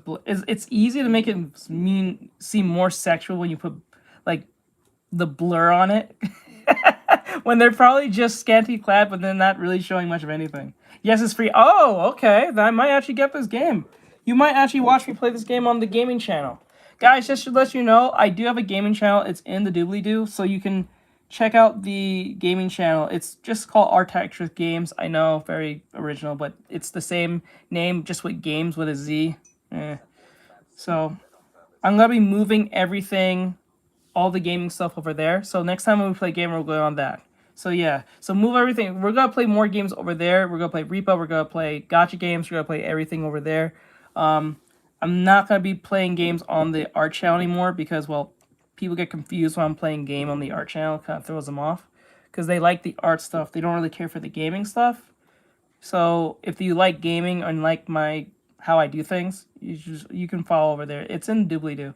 So voices to previously unvoiced parts of the game, like older side stories. They went overboard in a good way, and despite being sad at the loss of many loved voice actresses, fans were quite happy with how devs responded. I have to separate them, though. By the way, Japanese voice actors were completely unaffected this entire time. I guess they're just used to it. We had peace for a whole another month until the next incident, and this time it wouldn't. It's just a word that we say in YouTube, so we can talk about the descriptions. Sometimes because we do that, I think most YouTubers do that because it refrains from... Okay, so say if they're doing a TikTok video or a Twitch, right? And they're under contract to like keep people on the platform. Instead of saying descriptions because they're used to like certain words, you say doobly-doo because it's not a real word. So therefore they say, if you want to check me out, check the doobly-doo. It's like a replacement. It's a placeholder word to let you know what I'm talking about. It's just the descriptions. The game was suddenly hit by a forced censorship. Have you ever played Goat Sim? By the Chinese government. Essentially, I played it on console, but I didn't see because sometimes we're contracted. We are contractually obligated to not say certain words because if we're like working with a brand or something, they don't like it when we're trying to push them on the other platforms. Especially if you have a contract with a certain brand or a certain platform. It's just something we practice a lot, so we don't end up saying something off. So we don't really, we're null and void of breaching said contract or getting in trouble and blah blah blah. So, have you ever played Goat Sim? It's really fun and chaotic. I played the game. Back in the day, I remember watching Markiplier play it. I played it on the console, but I kind of lost because since I saw Mark play it, I kind of lost all reason to play it myself. Rating increased to 18+ had to be removed. I assume this has something to do with legal logistics. But yeah, it wasn't even censor the outfits. It was remove them from the shop. Players who had the outfits could still use them, and they did offer the skins last second at a huge discount before they were removed. So good on them. And players actually later found that the devs sneakily left a censor Someone asked me if I played files, but still, at the time, this led to players being very concerned. I love Mark. Mark is funny. Not just current I haven't watched him in a good while. huge I'm pretty sure he's playing something, and he just recently got married. I hate him for that. I want to get married too. I want to get married, but that was left field when I heard bro was getting married. I know he had a girlfriend, but I didn't know he was gonna get married. It was kind of left field. I kind of came fast. You know how some YouTubers make a big deal of something? He didn't make a big deal. He said, I got married, that's it, and moved on. You didn't hear nothing about it after the fact. censorship. Fan service was literally the reason most players were playing. Censorship of this would be a death sentence. The devs promised there would be no more censorship in the future, but the fan base was still shook. Even when the next updates, correct, he's married. He's officially wondering, married with the is chick. Is there a point to buying this? Will this get removed again? And when trust was shaken, another really stupid drama came up. Okay, so this is literally Twitter level of stupid drama. So essentially, Snowbrick's Japanese branch had invited a group of cosplayers at Tokyo Game Show 2024 for promotion. The Chinese fan base then somehow found one of the hold on, just to make sure. Wait. No, wait. Did they announce marriage or they said they got married? Wait. Did Markiplier get married? Yes, Markiplier is married. His longtime girlfriend, Amy Nelson, on September 20th, 2025. The wedding took place in Cincinnati, which he was born. I think he grew up there. And the couple announced their marriage on social media. Yep, he is married. 9 years ago, had a random social media post about straight male cancer.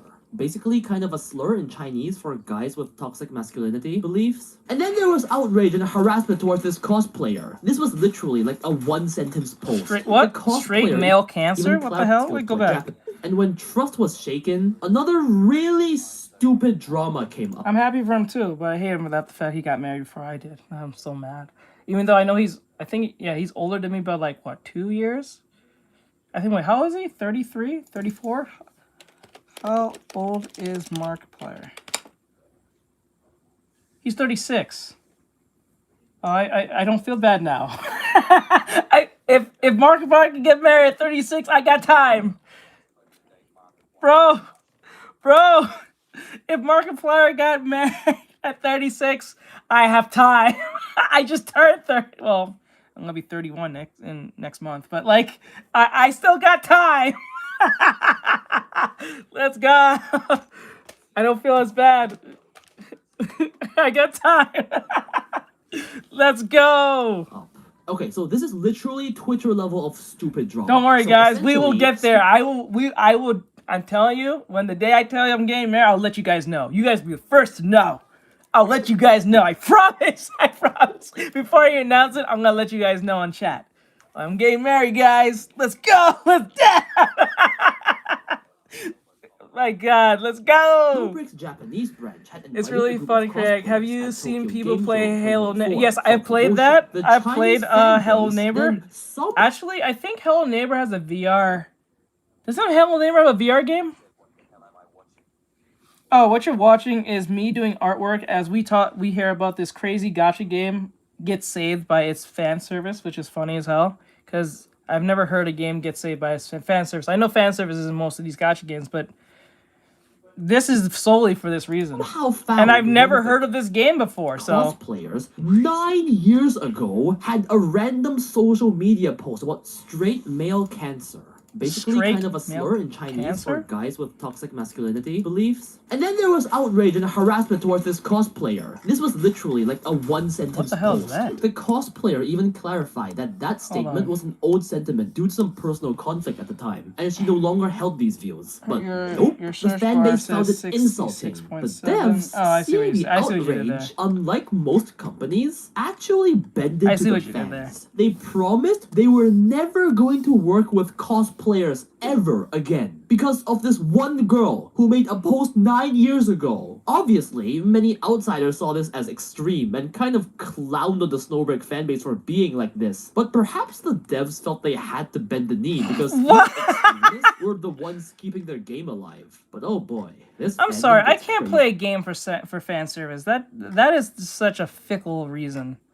I know male loneliness is a thing, but like I just can't, bro. That is I can't. I really can't. I'm gonna go, man. See you later. Okay, later, bro. Vero, thank you for coming, my dude. I appreciate you for coming in and staying and enjoying the stream. I hope to see you again on Instagram. But yeah, I can't play a game like this just for the fan service. I know fan service sells because sex sells. I get it. I understand that. I do it too when I do my drawings. They look like they'll look attractive, but not overtly sexual or anything. But like, I can't. Just to buy a game for that reason is kind of fickle for me. It's a thing, but so is Tinder. Sure, you're not wrong. It's a thing. Sure is Tinder. You're not wrong. You are not wrong, Sad. You're not wrong. Easier. Only 2 months later. No problem, anytime. Yeah, Let's seriously, go. this game had like 5 incidents in like 6 months. Snowbreak released patch 2.3, and this was an absolute shitstorm. It had to do with the in-game story. A few things. The story referenced past male characters with numbers. People got mad. The new With story numbers? introduced some Yuri baiting. People got mad. And the most serious one, basically there was this villain who could shapeshift, and shapeshifted into one of the main waifus of the game. It's then implied that the villain does lewd things with a male NPC off screen, and even moaning is heard. The fan base perceived this as NTR. They were fucking enraged. Essentially, the Snowbreak fanbase Why? just wanted the game to be about waifus endlessly loving them, and them alone. What? The fantasy of fantasies. I am not the target audience. I have come to the conclusion I am not the target audience for this. I am not.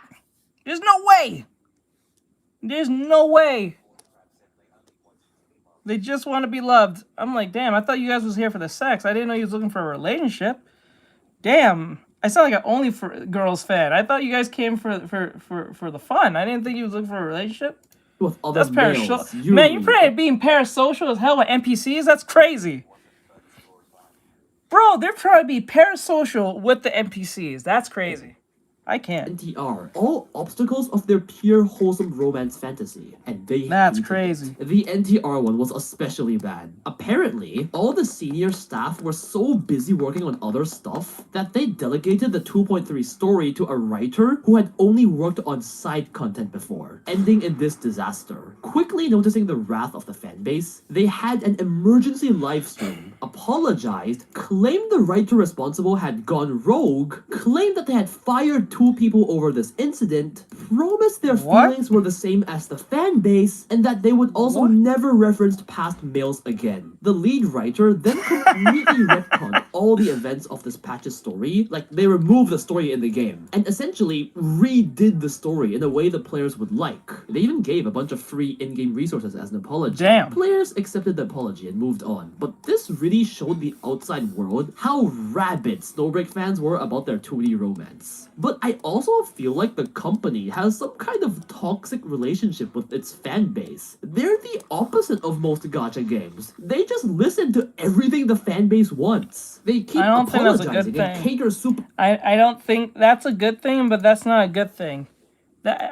Too much of a good thing could be bad. I think that's a bad strategy to a degree. Yes, listen to your fans. I'm not saying to ignore them because you know how that goes. The West has done this enough for you to know as a case study. You can do a case study on that. You know what I'm talking about. But like, I don't think it's a good idea to do everything your fans say. Sometimes your fans are not always right. Not all the time. Majority of the time they are, but not all the time. And letting them steer the ship is a bad idea. It gets worse? What? Super hard. The thing is, it works. Profits-wise, Snowbreak is going as strong as ever. In just the first half of 2025, the company made 2 billion renminbi for online games and others, and specifically attributes high profits from Snowbreak as the reason. Thankfully, there hasn't been any super big drama for a while, and the devs seem to have found a pattern for what fans want and how to deal with them. Okay. I don't know how it must feel to always have to bend the knee for your fan base. It must be so weird, but either way, even with one of the most polarizing fan bases, the game is more successful than ever, and will probably continue to be in the future. So what's the lesson to be learned here? Guys are lonely and big boobs sell. Yup. That's a good sell. I'm not gonna lie. Because no one wants no blue hair. No one wants no blue hair activist X, Y, and Z individual. You don't have a VPN? I have never heard of this game till today. But like, no dude wants a blue hair VPN who's going VPN. Yeah, a blue hair VPN. No one wants a blue hair activist slash whatever you want to call it, telling them what to do, what to think. They want someone who's just gonna like them. That's it, and who's attractive. I like how I say blue hair and the character happens to have blue hair. Special thanks to Vicente Bagani and all my other patrons and members for supporting the channel. So, crazy. not too long ago, Spider-Man Brand New Day got its first look at the new spider suit that Tom Holland is going to wear in that movie. And they also teased some behind-the-scenes action by showing us them filming the movie and also dropping a few clues as to what might be in the final product. In general, it seems like a lot of people are actually pretty excited for Spider-Man Brand New Day, at least as far as modern Marvel products have gone overall. But unfortunately, there happens to be a certain subset of critics on YouTube and other platforms who just so happen to... Wait, what's that? It's not just anti-woke critics getting mad at Spider-Man Brand New Day? Or Spider-Man overall? Oh, interesting. Looks like we're in for a doozy today for sure. With the upcoming release of Spider-Man Brand New Day sparking some interesting reviews to say the least, and also there being a lot of reviews of this type of Spider-Man just in general, I want to look at all the different kinds of bad faith criticisms that we've had of Spider-Man over the years overall. Obviously, this will include anti-woke grifters, since if you know me, I've spent a lot of time debunking these sorts of people on my channel here, talking about why they're not real critics. But I think the thing that's interesting... Yeah, not this. Hold on, let me see.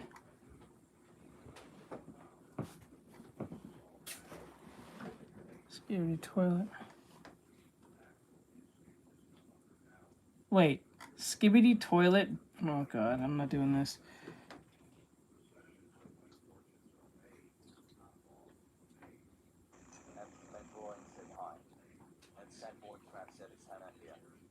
No, I think Hannah left. What Zoomer Entertainment looks like. Isn't it sad that this is the only thing that Zoomers have? I mean, think about it. What good and original TV show came out in the last 10 years or so? What good genre of music came out in the last 10 years or so? What other cartoon or comic book that would at least rival something from our childhood?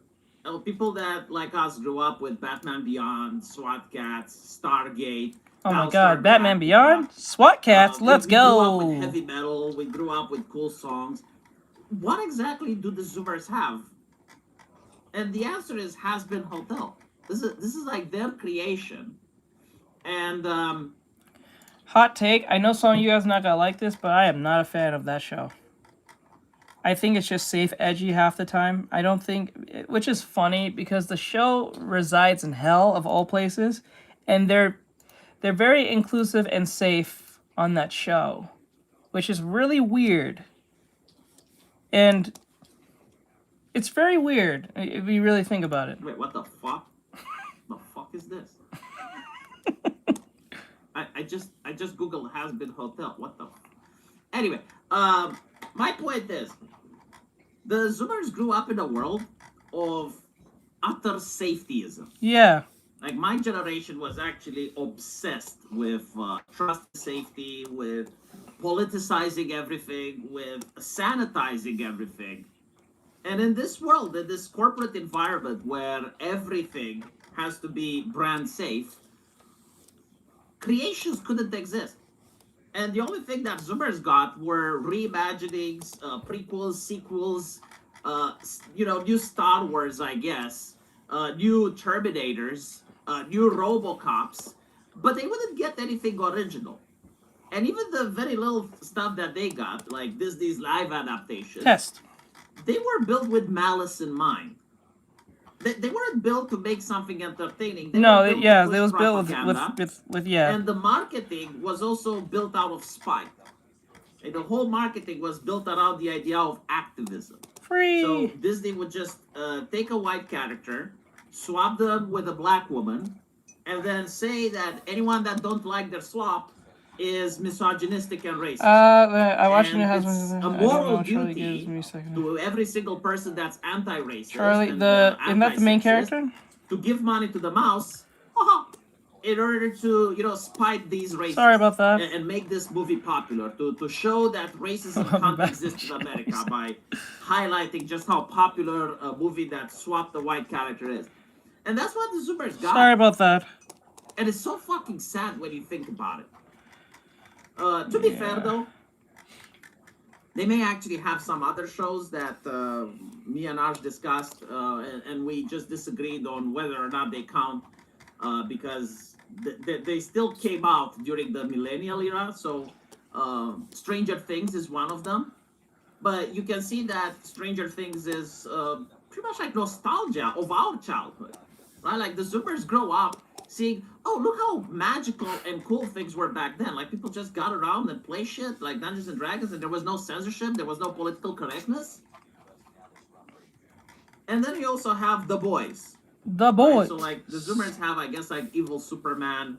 With Okay, The Boys is great, but it went woke to a degree with the we call it Gen V. My God, it's horrible to watch that. a potty mouth, over the top, trashy jokes. Still kind of threw me off that the Frenchie guy just went gay for no reason. Very weird. I think that was shoehorned in at the far end of the seasons. I don't know why they did that. Why did they wrote Bro as being gay? Didn't really feel like it fit his character at all. I feel like that was just forced for the sake of whatever the case may be. And Invincible. But that's pretty much it, right? And so, like, the only thing left, I think, is anime.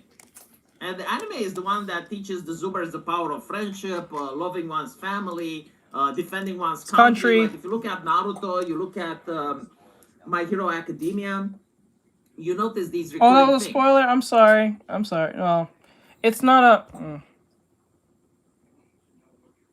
Yeah, I'm sorry about that. I'm gonna just say I'm sorry. I didn't know that you didn't watch that. I should have made that very clear. But in the West, like, the only thing that they have is Has Been Hotel and what the So, I'm not going to be really hard on this show because at least they're trying. And what I mean by this is that you can see there is no malice being placed in the making of this show. Like, the person creating it. Well, it's hard to make malice when you already reside in hell, so. It wants this to be entertaining. They don't care as much as trying to please everyone and be political correct and be congratulated on Twitter. We was all hoping that, bro. I'm telling you, I was saying the same thing. Did you thought him and her was gonna get together? I thought that. It seemed the way it was written in the series, it looked like there was gonna be a thing. He looks like he likes her, X, Y, and Z. He really put the effort to get to know her. So I'm like, all this effort just to be platonic friends is stupid. So I knew for a fact, okay, I'm not crazy. So that proves to me that if you felt that way too, that was a forced woke nonsense for something, because the way it was written doesn't feel like that was natural at all. It just was a breakneck thing that just kind of happened. Me and the girlfriend, when we watched it, she looked at me. I was like, I had a face like, bro, wait. Wasn't Frenchie like a Casanova of women? Like, and he liked this girl. He put all that effort just to get to know her, who could have killed him at any second, and then he'd be like, that doesn't feel like someone who just want to be friends with. If anything, sound like a giant love interest. Then they did a weird bait thing where they looked like they was getting together, and then the new season, they're just friends. I'm like, what? No, that was some type of nonsense that was they did. I don't know if that was from the comics.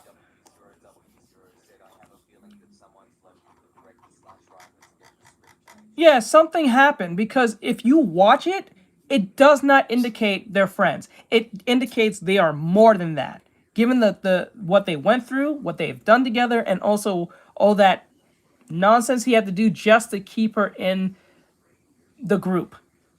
Just to be platonic friends? No. Someone changed the script for whatever reason, because I know what happened. You know what happened?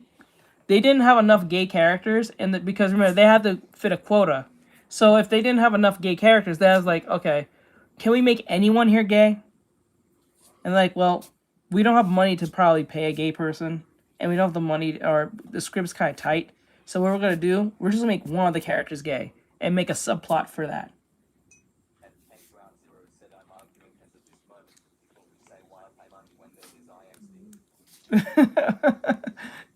See, that's what happens when they say there's money and they pay for it. They're going to end up paying for it a lot more in the long run, but they don't think that. They think it's going to be like that forever. They just want to make a show that they like.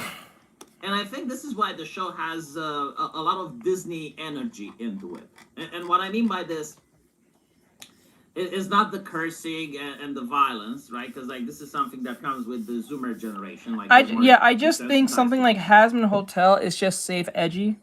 Yes, they have cursing and they make sex jokes, but that's as far as it goes. They're not doing anything revolutionary. It just happens to be a bunch of furries, demons, and humans, or Dema humans? I don't know what's the right term. That all reside in the most horrible place ever, and it seems like it's fun. That's why you have a bunch of people having hell sonas or demon sonas, or whatever you want to call it. That make being in hell fun. That's where I like, That's not the point why you want to, I don't know how I feel about that. Sinners, right? You're like you have a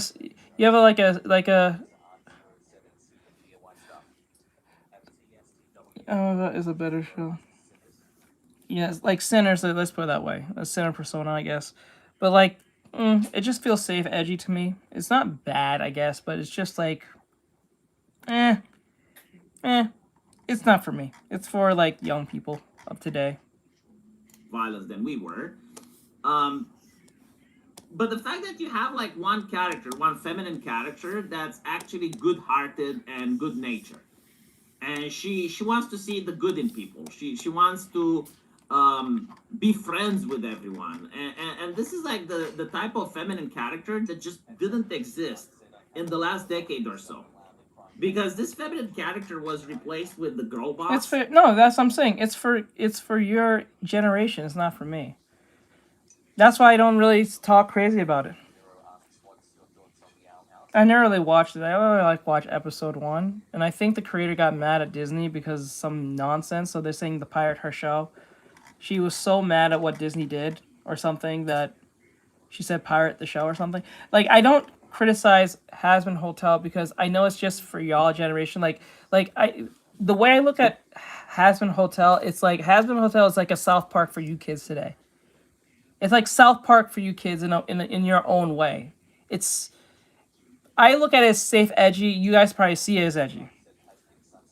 So that's how I see it in that sense. I don't see it like it's doing anything different. If anything, it's what Adult Swim did back in the early 2000s, mid 2000s or so, but a lot more adult.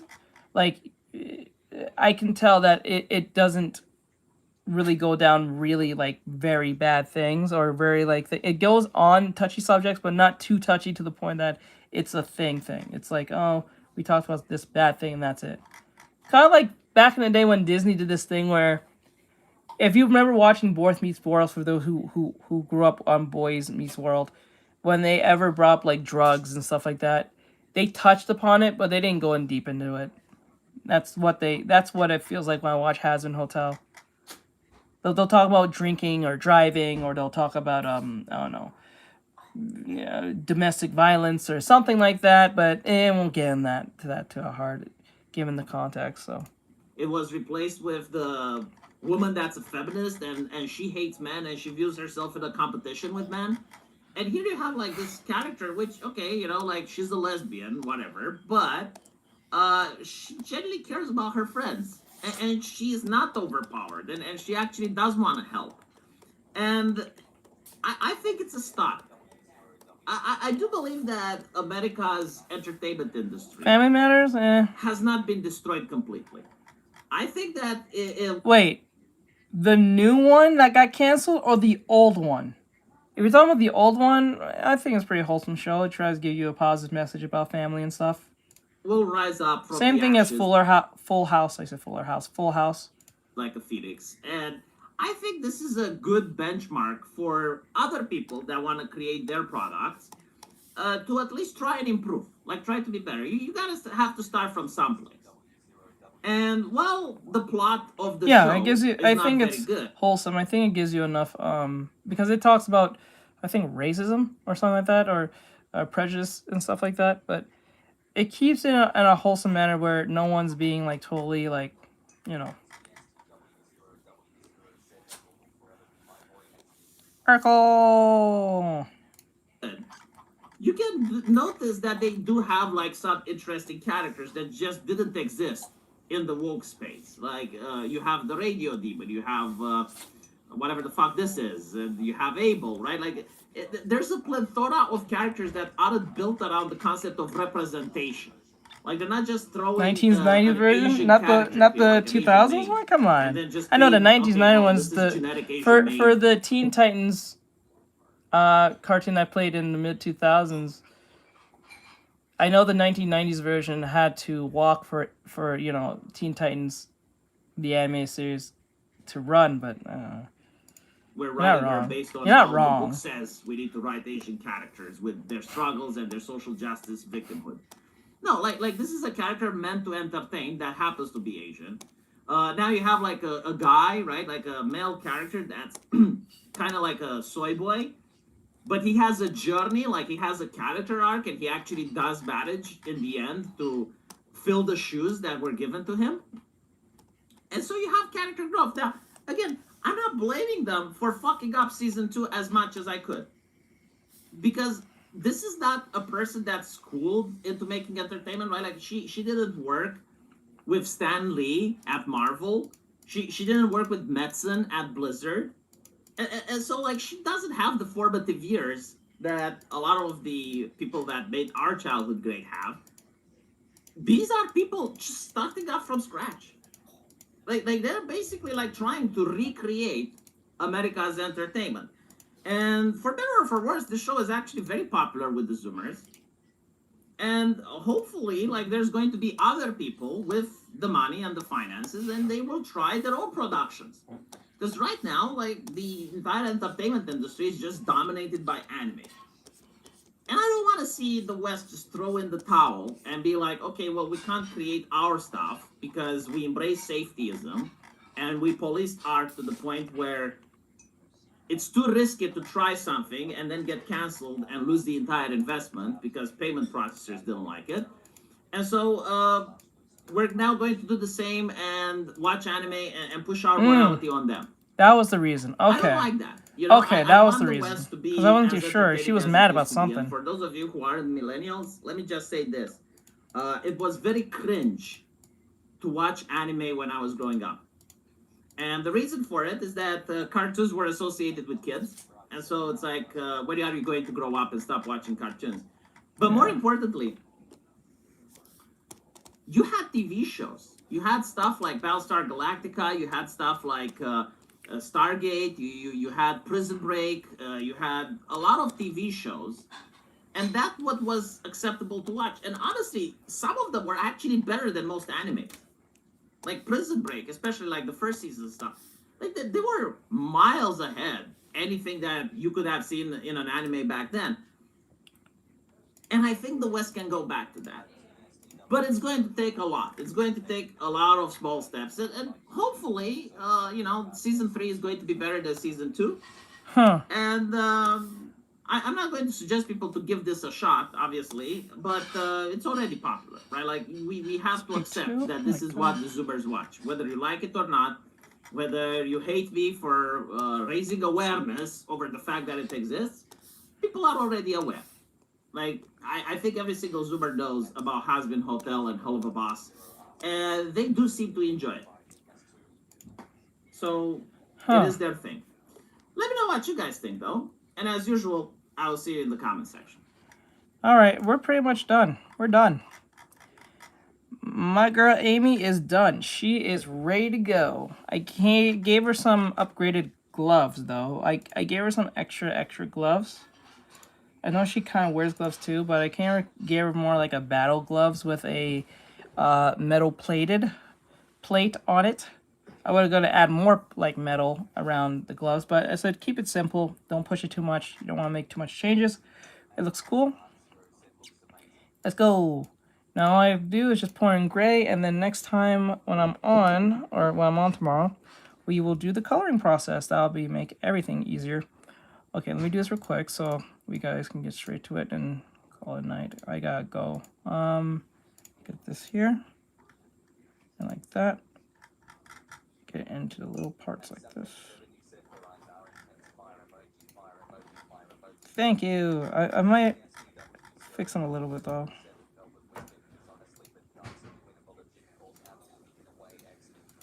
Yeah.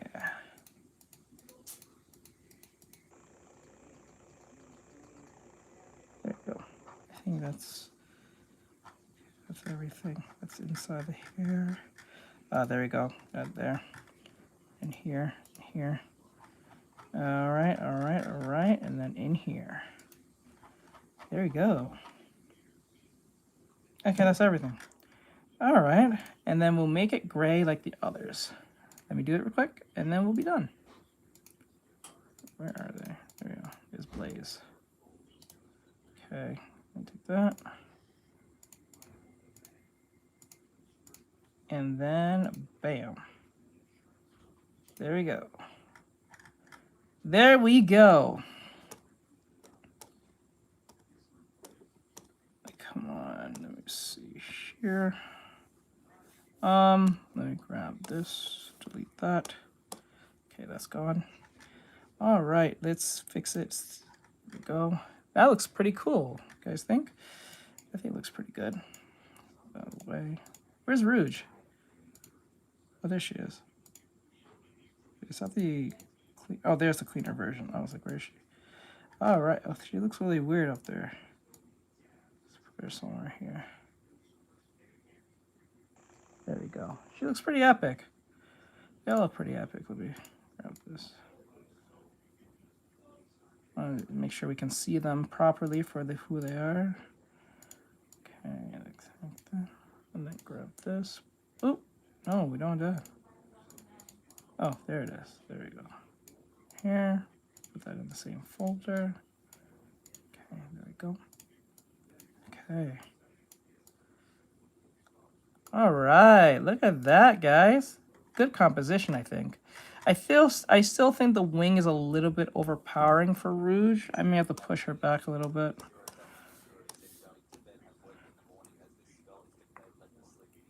Gotcha, bro. All right, guys, I'm gonna let you go. Have a great night. Thank you guys for coming in. We did a lot of work here for these three. A lot of work. We built a lot of work. I have to grab all the different videos and slap them together to make one big time-lapse video to see the whole process from Rouge to her and her. So this was fun. So with that said, have a great night, guys. Tomorrow we'll color these three and then we'll be done. Thank you, guys. I appreciate you guys. You guys are fun to hang out with. Have a great night. Keep safe. Keep practicing. I love all of y'all. You guys are amazing. Whew. All right. Night, guys. Laters.